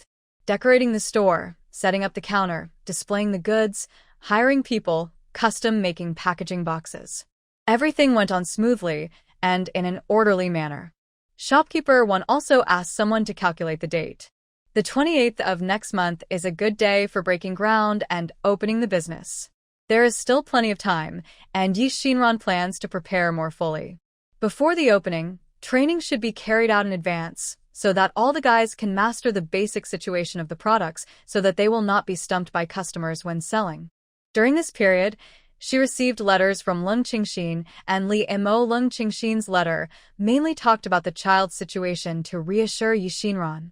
Chongsheng, Chang'an, and Chongping each attached their own words at the end of the letter. Chongsheng and Chongping talked about their own learning situation and asked Yi Xinran to take care of yourself. Chang'an wrote a page of paper in a very eloquent manner, recording how much he had grown recently, how many candies he had eaten, and how many times he had been scolded by the teacher. Yi Xinran was so happy when she read it, and she missed them from the bottom of her heart. Limo's letter was all about business. The snow cream and soap are selling well, and the store in the city has been renovated, waiting to open after Yi Xinran returns. Everything is going well in the workshop in the village. Now everyone's craftsmanship is more sophisticated, and the daily output is getting higher and higher. At the end of the letter, Li Mo also mentioned that the head of the village and the villagers missed her very much, and asked her when she would go back. Yi Xinran gently folded the letter and prepared to write back to them later. Things on her side have not been settled yet, and it will take a long time for her to go back. Soon it was the day when the Lu family announced Yi Xinran's identity. Leng Qingyu had been preparing for this banquet for a long time and sent invitations to all the nobles who had contacts in Beijing. There were many people who came to the Liu family. Many of them were on good terms with Liu Zi, and they were all ready to see the joke. She wouldn't be shy and afraid to see people. They speculated secretly.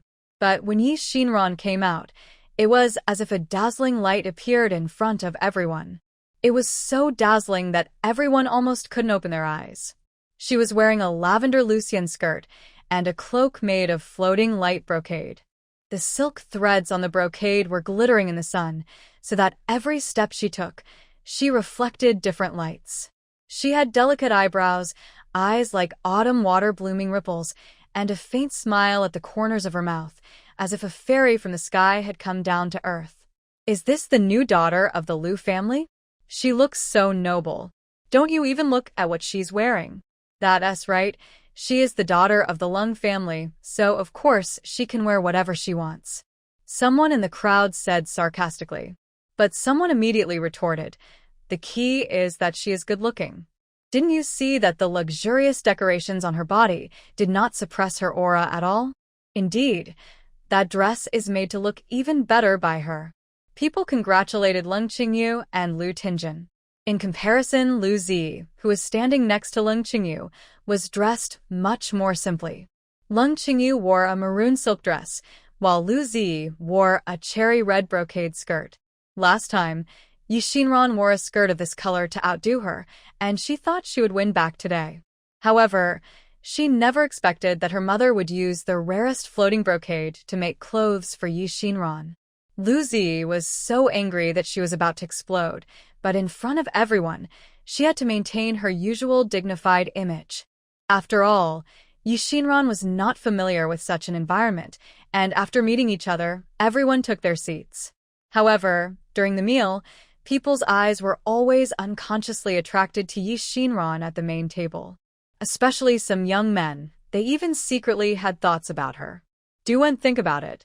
The sister who came with her said to her brother, I heard from Z that her sister had been married when she was in the countryside, and her husband has been dead for less than half a year. She's actually a widow? After hearing this, the young man's throbbing heart immediately calmed down. Some curious girls secretly asked Liu Zi, didn't you say that your sister is rustic? Now, she doesn't look like that. Liu Zi gritted his teeth and had to say, Mother was afraid that she would embarrass herself, so she made the floating light brocades specially. If this floating light brocade is worn by someone else, it will definitely be more noble. After hearing this, the sisters agreed deeply. After the banquet, the Liu family prepared gifts for every guest present, which were soaps carefully packaged by Yi Xinran. 4 pieces of soap were put in a box with the 3 words Yun Zhongxian written on it. This was also the packaging box designed by Yi Xinran for the store. Some were specially made for this banquet. Everyone was a little surprised when they received the soap. I've seen people giving gifts, but I've never seen such a thing. The maid in charge of giving gifts said, This is what our young lady researched and made in Yunbian village. It is very clean and comfortable to wash your face. Everyone accepted the gifts, but didn't take them to heart. It was just a thing for washing the face, so it didn't make much difference. After the banquet, Liu Zi went to the backyard to find the old lady. Grandma, isn't my mother too partial? She made such beautiful clothes for my sister, but I've never seen her be so generous to me. Old Madame Liu lived in the backyard, but she knew everything that happened before. She had no opinion on Yi Xinran's limelight, but thought it was a good thing. In this way, Prince Rui would not think that the Liu family was marrying up. But she would not say this to Liu Zi. Your mother has always been selfish. Even when Yi Xinran was not around, your mother was partial to Chongqing. Fortunately, you can see it clearly. You don't have to worry too much about these things. You just need to know it in your heart. But it's obvious that I've been filial to her for a longer time. Doesn't mother remember it at all? Liu Zi just couldn't accept it. Why should she be outdone by Yi Xinran? Don't worry, you are the child who grew up in our Liu family. Even if your mother doesn't remember you, your grandmother will always remember you. That girl will only be in the limelight for a few days. In terms of intelligence and knowledge, how can she compare to you? You will have a great future in the future. Don't bother with this country girl. You will lose your own identity. After hearing what the old lady said, Lu Zi finally agreed reluctantly. I must never let her outdone me in the future. Lu Zi said. Old Madame Lu patted the back of her hand. Don't worry. She will soon not be an eyesore in front of you. Lu Zi didn't know what her grandmother meant, but she could hear that her grandmother would help her.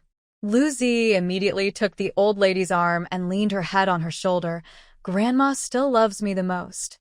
Old Madame Lu was very pleased and touched her head. You will marry into the royal family in the future to bring glory to our Lu family. There is no need to take people like Yi Xinran to heart. Yeah, got it. Lu Zi answered obediently. The winter banquet of the Rui Wang family was held on the 6th day of the winter month, half a month earlier than the opening of Yi Xinran's store. When Leng Qingyu heard Lu Tingjin talking about asking Yi Xinran to go and join in the fun, she refused at first. Xinran is not familiar with these ladies in the capital, and it would only add to her boredom if she went. What's more, she is busy opening a shop now, so it's better not to go to such a banquet. The Rui Wang family held a winter banquet, in fact, to find a suitable husband for their youngest daughter. Men and women of the right age in the capital did not have much chance to come into contact and could only gather people together through such banquets. The children of princes and nobles would go there, and everyone would have fun, write poems, play the piano, throw dice, toss pots, and get to know each other. After such a long time of contact, Leng Qingyu felt that his daughter did not like these. Didn't you say before that you wanted Xinran to integrate into the circle of noble ladies in the capital as soon as possible? Lu Tingjin said with concern. Even Princess Shuyi will be present at the winter banquet of Prince Rui's family, and several princes will also go. Such a good opportunity will be gone if you miss it. Lu Tingjin observed Leng Qingyu's expression while speaking, and seeing that she was still unmoved, he said, The princess of Prince Rui's family has heard about Xinran's affair some time ago. The invitation this time also invited Xinran and Zi. If she doesn't go, it might not be good, right? Leng Qingyu glanced at Lu Tingjin. She knew that Lu Tingjin would not be so kind as to think about his daughter as future. He was just afraid of offending the princess, and it would be difficult to explain to Prince Rui in the future. Let me ask Xinran first, she said. When Yi Xinran heard about this, she didn't refuse it at the first time. She wanted to join in the fun. More importantly, she had scattered so much soap a few days ago, and she wanted to witness whether it was effective. Mom, I'll go, she said. Leng Qingyu was a little surprised. If you don't like it, you don't have to force it. No, I'll just go and see what's going on. If there's someone I like, we can get to know each other. Leng Qingyu has been immersed in this circle since she was a child, and she knows the tricks in it best. These noble ladies are said to be well educated, but in fact, they are used to judging people by their appearance. Because Leng Qingyu was born in a merchant family, she has been looked down upon since she was a child. It's just because the Leng family is really rich and has the largest cloth and silk clothing in the capital, these young ladies have to ask her for help in order to buy limited materials. Gradually, she has gained a status in this circle. Now Xinran has just returned to Beijing, and there may be those who are short-sighted who will look down on her or even deliberately embarrass her. Leng Qingyu didn't want her daughter to feel embarrassed. But she also believes in Xinran's ability. She won't back down because of such a small matter. I know what I'm doing. If the situation is not good at that time, I will hide in an inconspicuous place to have a meal and come back. 예빈란 시밀렛. Leng Qingyu thought about it but still felt uneasy. Forget it. Instead of worrying at home, I might as well go with you. It would be better if mother accompanies you. On the day of the winter banquet, Leng Qingyu took her 2 daughters in a carriage to the Rui Palace. Yi Xinran wore a light pink yanlong qianshui skirt and a white cloak embroidered with cloud patterns, which made her look graceful and beautiful. Lu Zi wore a refreshing red dress with a plum blossom of the same red on her forehead. She wanted to overwhelm Yi Xinran with the bright and flamboyant red, but because the color of the dress was really not suitable for her, it looked flamboyant, but not bright. It was too eye-catching. When the 3 of them arrived at the gate of the Rui Palace, the palace's servants were already waiting at the door. They respectfully asked the people in the carriage to get off, and led the carriage to a suitable place to settle down. The ladies of each family arrived one after another. All supported by the maids, she walked slowly into the palace. For a moment, there was a gust of fragrant wind in front of the palace gate, which made Yi Xinran sneeze. Lu Zi looked back at her and felt that she was petty and had never seen the world. Last time in the Marquis mansion, everyone did not embarrass her for the sake of the Marquis mansion. Today she came to the Rue Palace. Let's see who will give her face. When Lu Zi met the familiar sisters, she immediately walked into the palace without looking back. Leng Qingyu and Yi Xinran didn't care and followed behind into the palace. The Rue Palace was magnificently built. Yi Xinran was dazzled by the building in front of her as soon as she entered the door. The steps were paired with jade and the stone statues of auspicious beasts wrapped in gold foil. It seems that the words "the palace is rich" are engraved on everyone's face. Yi Xinran and Leng Qingyu whispered, "This Rue Wang is very high profile." Leng Qingyu smiled and whispered, "Although Prince Rue is younger than the current emperor, he is still the emperor's uncle in terms of seniority. He injured his eyes while saving the emperor, and the emperor has always felt indebted to him, so the food, clothing, and other expenses are the best among the royal relatives and nobles. You can't say too much in other people's territory." After Leng Qingyu made a brief introduction, he stopped talking. The two of them walked in with the guests. When they arrived at the backyard, they saw that the palace had already prepared a place for fun. Those who arrived early were already playing pot tossing, archery, or drinking tea and chatting in twos and threes. When Yi Xinran came in, everyone looked back a few times, but no one spoke. Lu Zi had already sat down to drink tea with several sisters. When she saw Yi Xinran come in, Miss Qin deliberately asked, "Sister Zi, isn't that your sister? Why don't you ask her to come over?" Lu Zi looked back and said disdainfully, "Why ask her to come? She can't even read a few words, and she will only disturb our interest." Miss Qin heard the words and said deliberately exaggeratedly, "What? Did she really live in the countryside before? She didn't even read a book?" Lu Zi took a sip of tea. "What's the difference between Yuntang County and the countryside? Then why did your family let her go to such an occasion? Aren't you afraid of embarrassing the Marquis mansion?" The sisters at the same table also looked at Yi Xinran. Lu Zi sneered. She lost face this time, and next time they should know not to let her go out. "I'm so unlucky. How could I have such a sister?" Hearing what Lu Zi said, the ladies at the same table all laughed secretly. "It's really unlucky. Who would want such a sister to come to their family inexplicably? Sisters of the same clan should support each other. It's good enough that such a person doesn't cause trouble. What else can you expect?" Leng Qingyu took Yi Xinran to find a table and sit down. Chen Yuding, the eldest daughter of Rue Wang's family, saw it and came over to say hello. "Madam Leng, how did you have time to come here today?" Chen Yuding always liked to buy fabrics at the Leng family silk shop and was familiar with Leng Qingyu. When Leng Qingyu saw her, she hurriedly stood up and greeted her. "Greetings, Lord Yuding. This is your newly found daughter." She looked at Yi Xinran and asked. Yi Xinran knew the identity of the woman in front of her and also stood up and saluted. "Greetings, princess. Sit down quickly." While inviting people to sit down, she said, "This daughter looks like you and has 7 points of your lady's charm." Leng Qingyu smiled. "Yes, after all, she is a biological daughter. Lord Yuding doesn't have to greet us all the time, we just sit down." Chen Yuding stood up when he heard it. "Then you sit down first, I'll go to the side to greet them." Yi Xinran looked at the enthusiastic and generous Chen Yuding and felt a little bit of goodwill in her heart. She asked, "Mom, is this the daughter that the prince's family wants to marry?" Leng Qingyu shook her head and smiled. "This is the eldest daughter of King Rue. She is already married." Yi Xinran was a little surprised, and then she looked at Chen Yuding again, and she really wasn't dressed like a young lady waiting to be married. "She doesn't look very old." Leng Qingyu thought for a moment and said, "Indeed, she seems to be about the same age as you. But she looks very." Yi Xinran thought for a moment and came up with a suitable word, "experienced." She seems to be very familiar with these things and she handles them with ease, as if she has been used to them for a long time. Leng Qingyu followed Yi Xinran's gaze and said, Princess Rue died early, and Prince Rue did not remarry. Among the 3 children in the family, Princess Yuding is the oldest.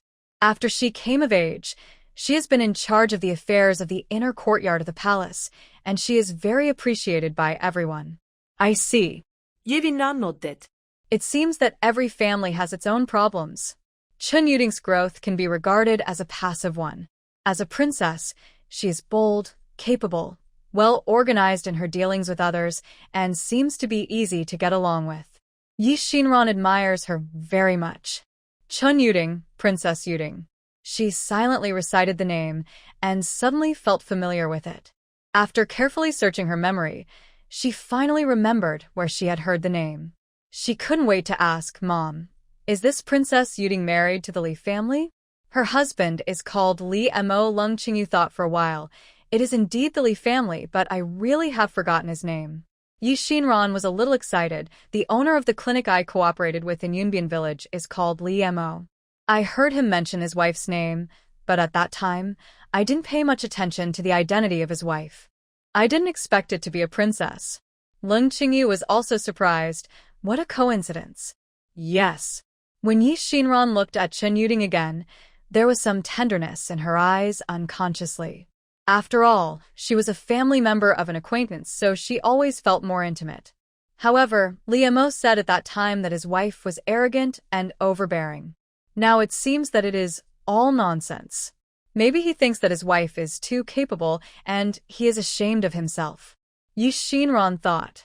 When most of the people attending the banquet had arrived, the little princess of the prince's family came out from the back. Compared with Chun Yuding, Chun Yuerong looked dignified, quiet, gentle, and lovely. The little girl looked simple and kind. She would smile at everyone and would not treat the guests differently because of their identities. The little daughter of Prince Rue must have been raised very well by her sister. 예빈 ransiket. Not long after, Chun Yuerong came to the table of Yi Xinran and Leng Qingyu. Chun Yuding introduced people to his sister. Yi Xinran greeted them as she did before. Unexpectedly, the little girl was surprised when she heard about Yi Xinran's identity. Are you Lu Xinran's sister? Yi Xinran was stunned. Chun Yuerong continued. I used the soap you made, and it was very comfortable to use. Yi Xinran remembered that she didn't see anyone from the palace come last time. Chun Yuding explained. It was given to her by my sister, but I also used your soap, which is indeed better than the one we usually use. Yes, I like the one with osmanthus scent the most. What should I do when I run out of it? Chun Yuerong asked. Yi Xinran wanted to say that she could go to my shop to buy it after she used it up, but seeing that she was so cute, the words came out of her mouth and became, I will send it to you after I use it up. How can I say that? Chun Yuerong looked at her sister. Sister, you have to help me keep an eye on it. I will use her soap in the future. Okay, got it. You said it many times. While speaking, Yi Xinran saw a scar at the corner of Chun Yuerong's eye and asked with concern, how did the princess get this scar? Chun Yuerong hurriedly covered it with her hand when she heard it. Can you still see it? I deliberately covered it today. But she quickly put her hand down. I accidentally bumped it a few days ago. But it doesn't matter. I have already ordered ointment from Shunyatang, and I will be fine after the new year after applying the ointment. Yi Xinran heard that this was another good opportunity for publicity. She hurriedly covered it with her sleeves and took out a bottle of snow face cream from the space. If you trust me, you can use my snow face cream first. I guarantee that the effect will be very good. Really? Chun Yuerong was very happy to hear that. Shunyatang's ointment would not be available until after the new year, and she had been very anxious for a long time. Now that there was an ointment that could solve the problem immediately, how could she not be happy? But she still looked at her sister's face. Chun Yuding loved this sister the most. Seeing that she wanted it, he had to say, since Miss Lu gave it to you, you should accept it, but you must remember her kindness. Of course I remember it, Chun Yuerong said. Several people have been talking here for a long time and have already attracted everyone's attention. The 2 princesses of the Rue Wangfu family, who among the noble ladies in the capital does not want to make friends. It's just a pity that these 2 people are friendly with everyone on the surface, but in private, They are not very close to anyone. No one expected that they could chat so happily with a young lady from the Liu family who had just arrived in the capital. On the other hand, Liu Zi, the real eldest lady who has been carefully cultivated by the Liu family, was sitting on the bench with the others. "Zi, what's the matter?" Miss Qin was a little confused about the situation. "Why is the princess so good to your sister? Why don't you go and talk to them? They are all for my mother's face. Otherwise, who would care about her country bumpkin?" Liu Zi couldn't help rolling her eyes. Miss Qin immediately instigated. "You are the real eldest lady of the Liu family. You have to show up at this time. You can't let your sister steal your limelight." "That's right. You should be the one who can chat with the princess." Others also echoed. Liu Zi didn't want to go over at first, but when she thought that Yi Xinran might have won the favor of the two princesses because of this, she couldn't bear it. She stood up, walked gracefully to the pavilion where Yi Xinran and others were, and bowed gently. "Greetings to the two princesses Yuding and Yuerong. Miss Liu, why are you here just now? Come and sit down." Chen Yuding was as thoughtful as ever. Chen Yuerong looked at Liu Zi and asked, "Sister, where is this girl from?" Liu Zi was embarrassed by the question. Chen Yuding immediately said to his sister, "This is also a lady from the Liu family, Liu Zi. You met her at the winter banquet last year." Chen Yuerong's expression was a little confused, as if she couldn't remember, and then said, "Then she and Sister Xinran are sisters?" "Yes, they are twins. But why don't they look alike at all? Sister Xinran and Madame Liu can be seen as mother and daughter at a glance, but this Miss Liu doesn't look like Madame Liu at all." Liu Zi's face was a little hot. Chen Yuerong felt that her sister's question was a bit abrupt and hurriedly said, "Maybe one is like the father and the other is like the mother." Yi Xinran said, "The little princess really has a good eye, but Zi doesn't look like my father and mother." Chen Yuerong opened her mouth and looked at the two people. Yi Xinran thought she looked a little cute. Liu Zi was very angry. "It is possible that brothers and sisters don't look alike, but we are all ordinary, not as charming as Princess Yuding and Princess Yuerong. And my sister just came back from the countryside, so I hope the two princesses will forgive me if I am not polite." Leng Qingyu frowned when he heard it. Chen Yuerong also pouted. What she heard the most from childhood to adulthood was other people's compliments, so she knew early on that when others complimented her, they might not be really complimenting her, but it might just be because her father was more capable. "Chen Yuding, Miss Liu, you are too kind. I think you sisters also have your own strengths." But Chen Yuerong said bluntly, "Miss Liu looks down on her sister in her words and deeds. What's wrong with the countryside? I think Sister Xinran has been raised beautiful and smart by the feng shui of the countryside. Chen Yuerong has looked gentle and obedient since she was a child, but she is very rebellious in her bones. What she longs for most is to be able to go out and show off and make a world of her own." So when she learned that Yi Xinran had developed the soap and made the snow face cream by herself, Yi Xinran immediately became different from other noble ladies in her heart. She admired her and respected her. "Sister Xinran, I see that you and my sister are not getting along. Why don't you be my sister?" Liu Zi's expression froze, not knowing what to say at this time. It was Chen Yuding who spoke again. "Why, you don't want me as your sister?" Chen Yuerong said quickly, "I want both sisters."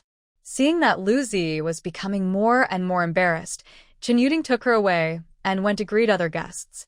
Liu Zi returned to her sister's table. Seeing that she looked unhappy, everyone asked about the situation. "What's wrong? Why did you come back so soon? I saw that your sister was chatting happily with the little princess." Liu Zi felt a little embarrassed. Wasn't Yi Xinran embarrassing herself in front of her sisters? Thinking of this, her eyes turned red. She wiped her eyes with a handkerchief and said, "My mother was afraid that I would steal my sister's limelight, so she wouldn't let me stay there." Miss Qin was indignant when she heard this. "Did she drug your mother? You are her daughter, who was raised so carefully. How could she do this to you?" Liu Zi's eyes became even redder when she heard this. She grabbed Miss Qin's sleeve and said, "Sister Xian, don't say anything. This is actually good. At home, I didn't even dare to say a word. That's too bullying. Qin Shiyan saw that Lu Xinran and the little princess were chatting more and more happily in the distance, and Leng Qingyu was still smiling beside them, and suddenly her sense of justice burst out. "Don't be afraid. You dare not go against your parents' wishes. We will not spoil her, and we will make her pay later." Lu Zi tried to persuade Qin Shiyan, but seeing that she was getting more and more excited, he couldn't help but feel secretly happy. It was almost noon, and the most anticipated part of the winter banquet arrived. Under the auspices of Qin Yuding, the people present were divided into two groups, one for the sons of each family, and the other for the daughters of each family. The two sides competed in several things, such as playing the zither, chess, calligraphy, painting, and pitching pots. The winners could get gifts prepared by the Rui Wangfu. In the minds of the people, gifts were certainly not the most important thing. Everyone wanted to take this opportunity to show their talents so that the other party would pay attention to them. The legitimate sons and daughters of each family were okay, but some illegitimate sons and daughters wanted to take advantage of such an opportunity to gain a reputation so that they could have some advantages when they got married in the future. However, today was Qin Yuerong's home court, and most of the young talents present were eager to show their talents in front of the princess. When the maid came to invite Qin Yuerong, she was listening to Yi Xinran talking about running a workshop and was very excited, and she didn't want to leave at all. Yi Xinran said, "Go quickly. You are the protagonist of today's banquet." "I don't want to choose a husband." Qin Yuerong pouted. "I've already known those people. None of them is interesting at all." Yi Xinran didn't believe it. In such a big capital city, how could she not pick someone she likes? "Let's go. Your sister is waiting." She persuaded Qin Yuerong to go downstairs. Leng Qingyu stayed in the original pavilion to drink tea. "I won't get involved in your young people's affairs," she said. When the gentlemen saw Qin Yuerong, they couldn't wait to come forward to recommend themselves. But Qin Yuerong was too lazy to pay attention, waved her hand and said, "Isn't it a competition? Let's start." At the beginning of the competition, everyone showed a different state from before. The crisp sound of the guqin and the melodious sound of the flute lingered. Plum, orchid, bamboo, chrysanthemum, landscape, flowers and birds were vividly displayed on paper. The most exciting thing was the painting dance performed by Miss Li. The maid brought up 4 hanging papers. She danced while splashing ink on the paper. The whole set of movements was like flowing clouds and water. When the dance ended, she painted the beautiful scenery of the 4 seasons of spring flowers, summer cicadas, autumn moon, and winter snow, winning rounds of applause. The only comparable one was the arrow dance of the young master of the Wei family. He shot arrows while dancing, and every arrow hit the bullseye, causing everyone to scream.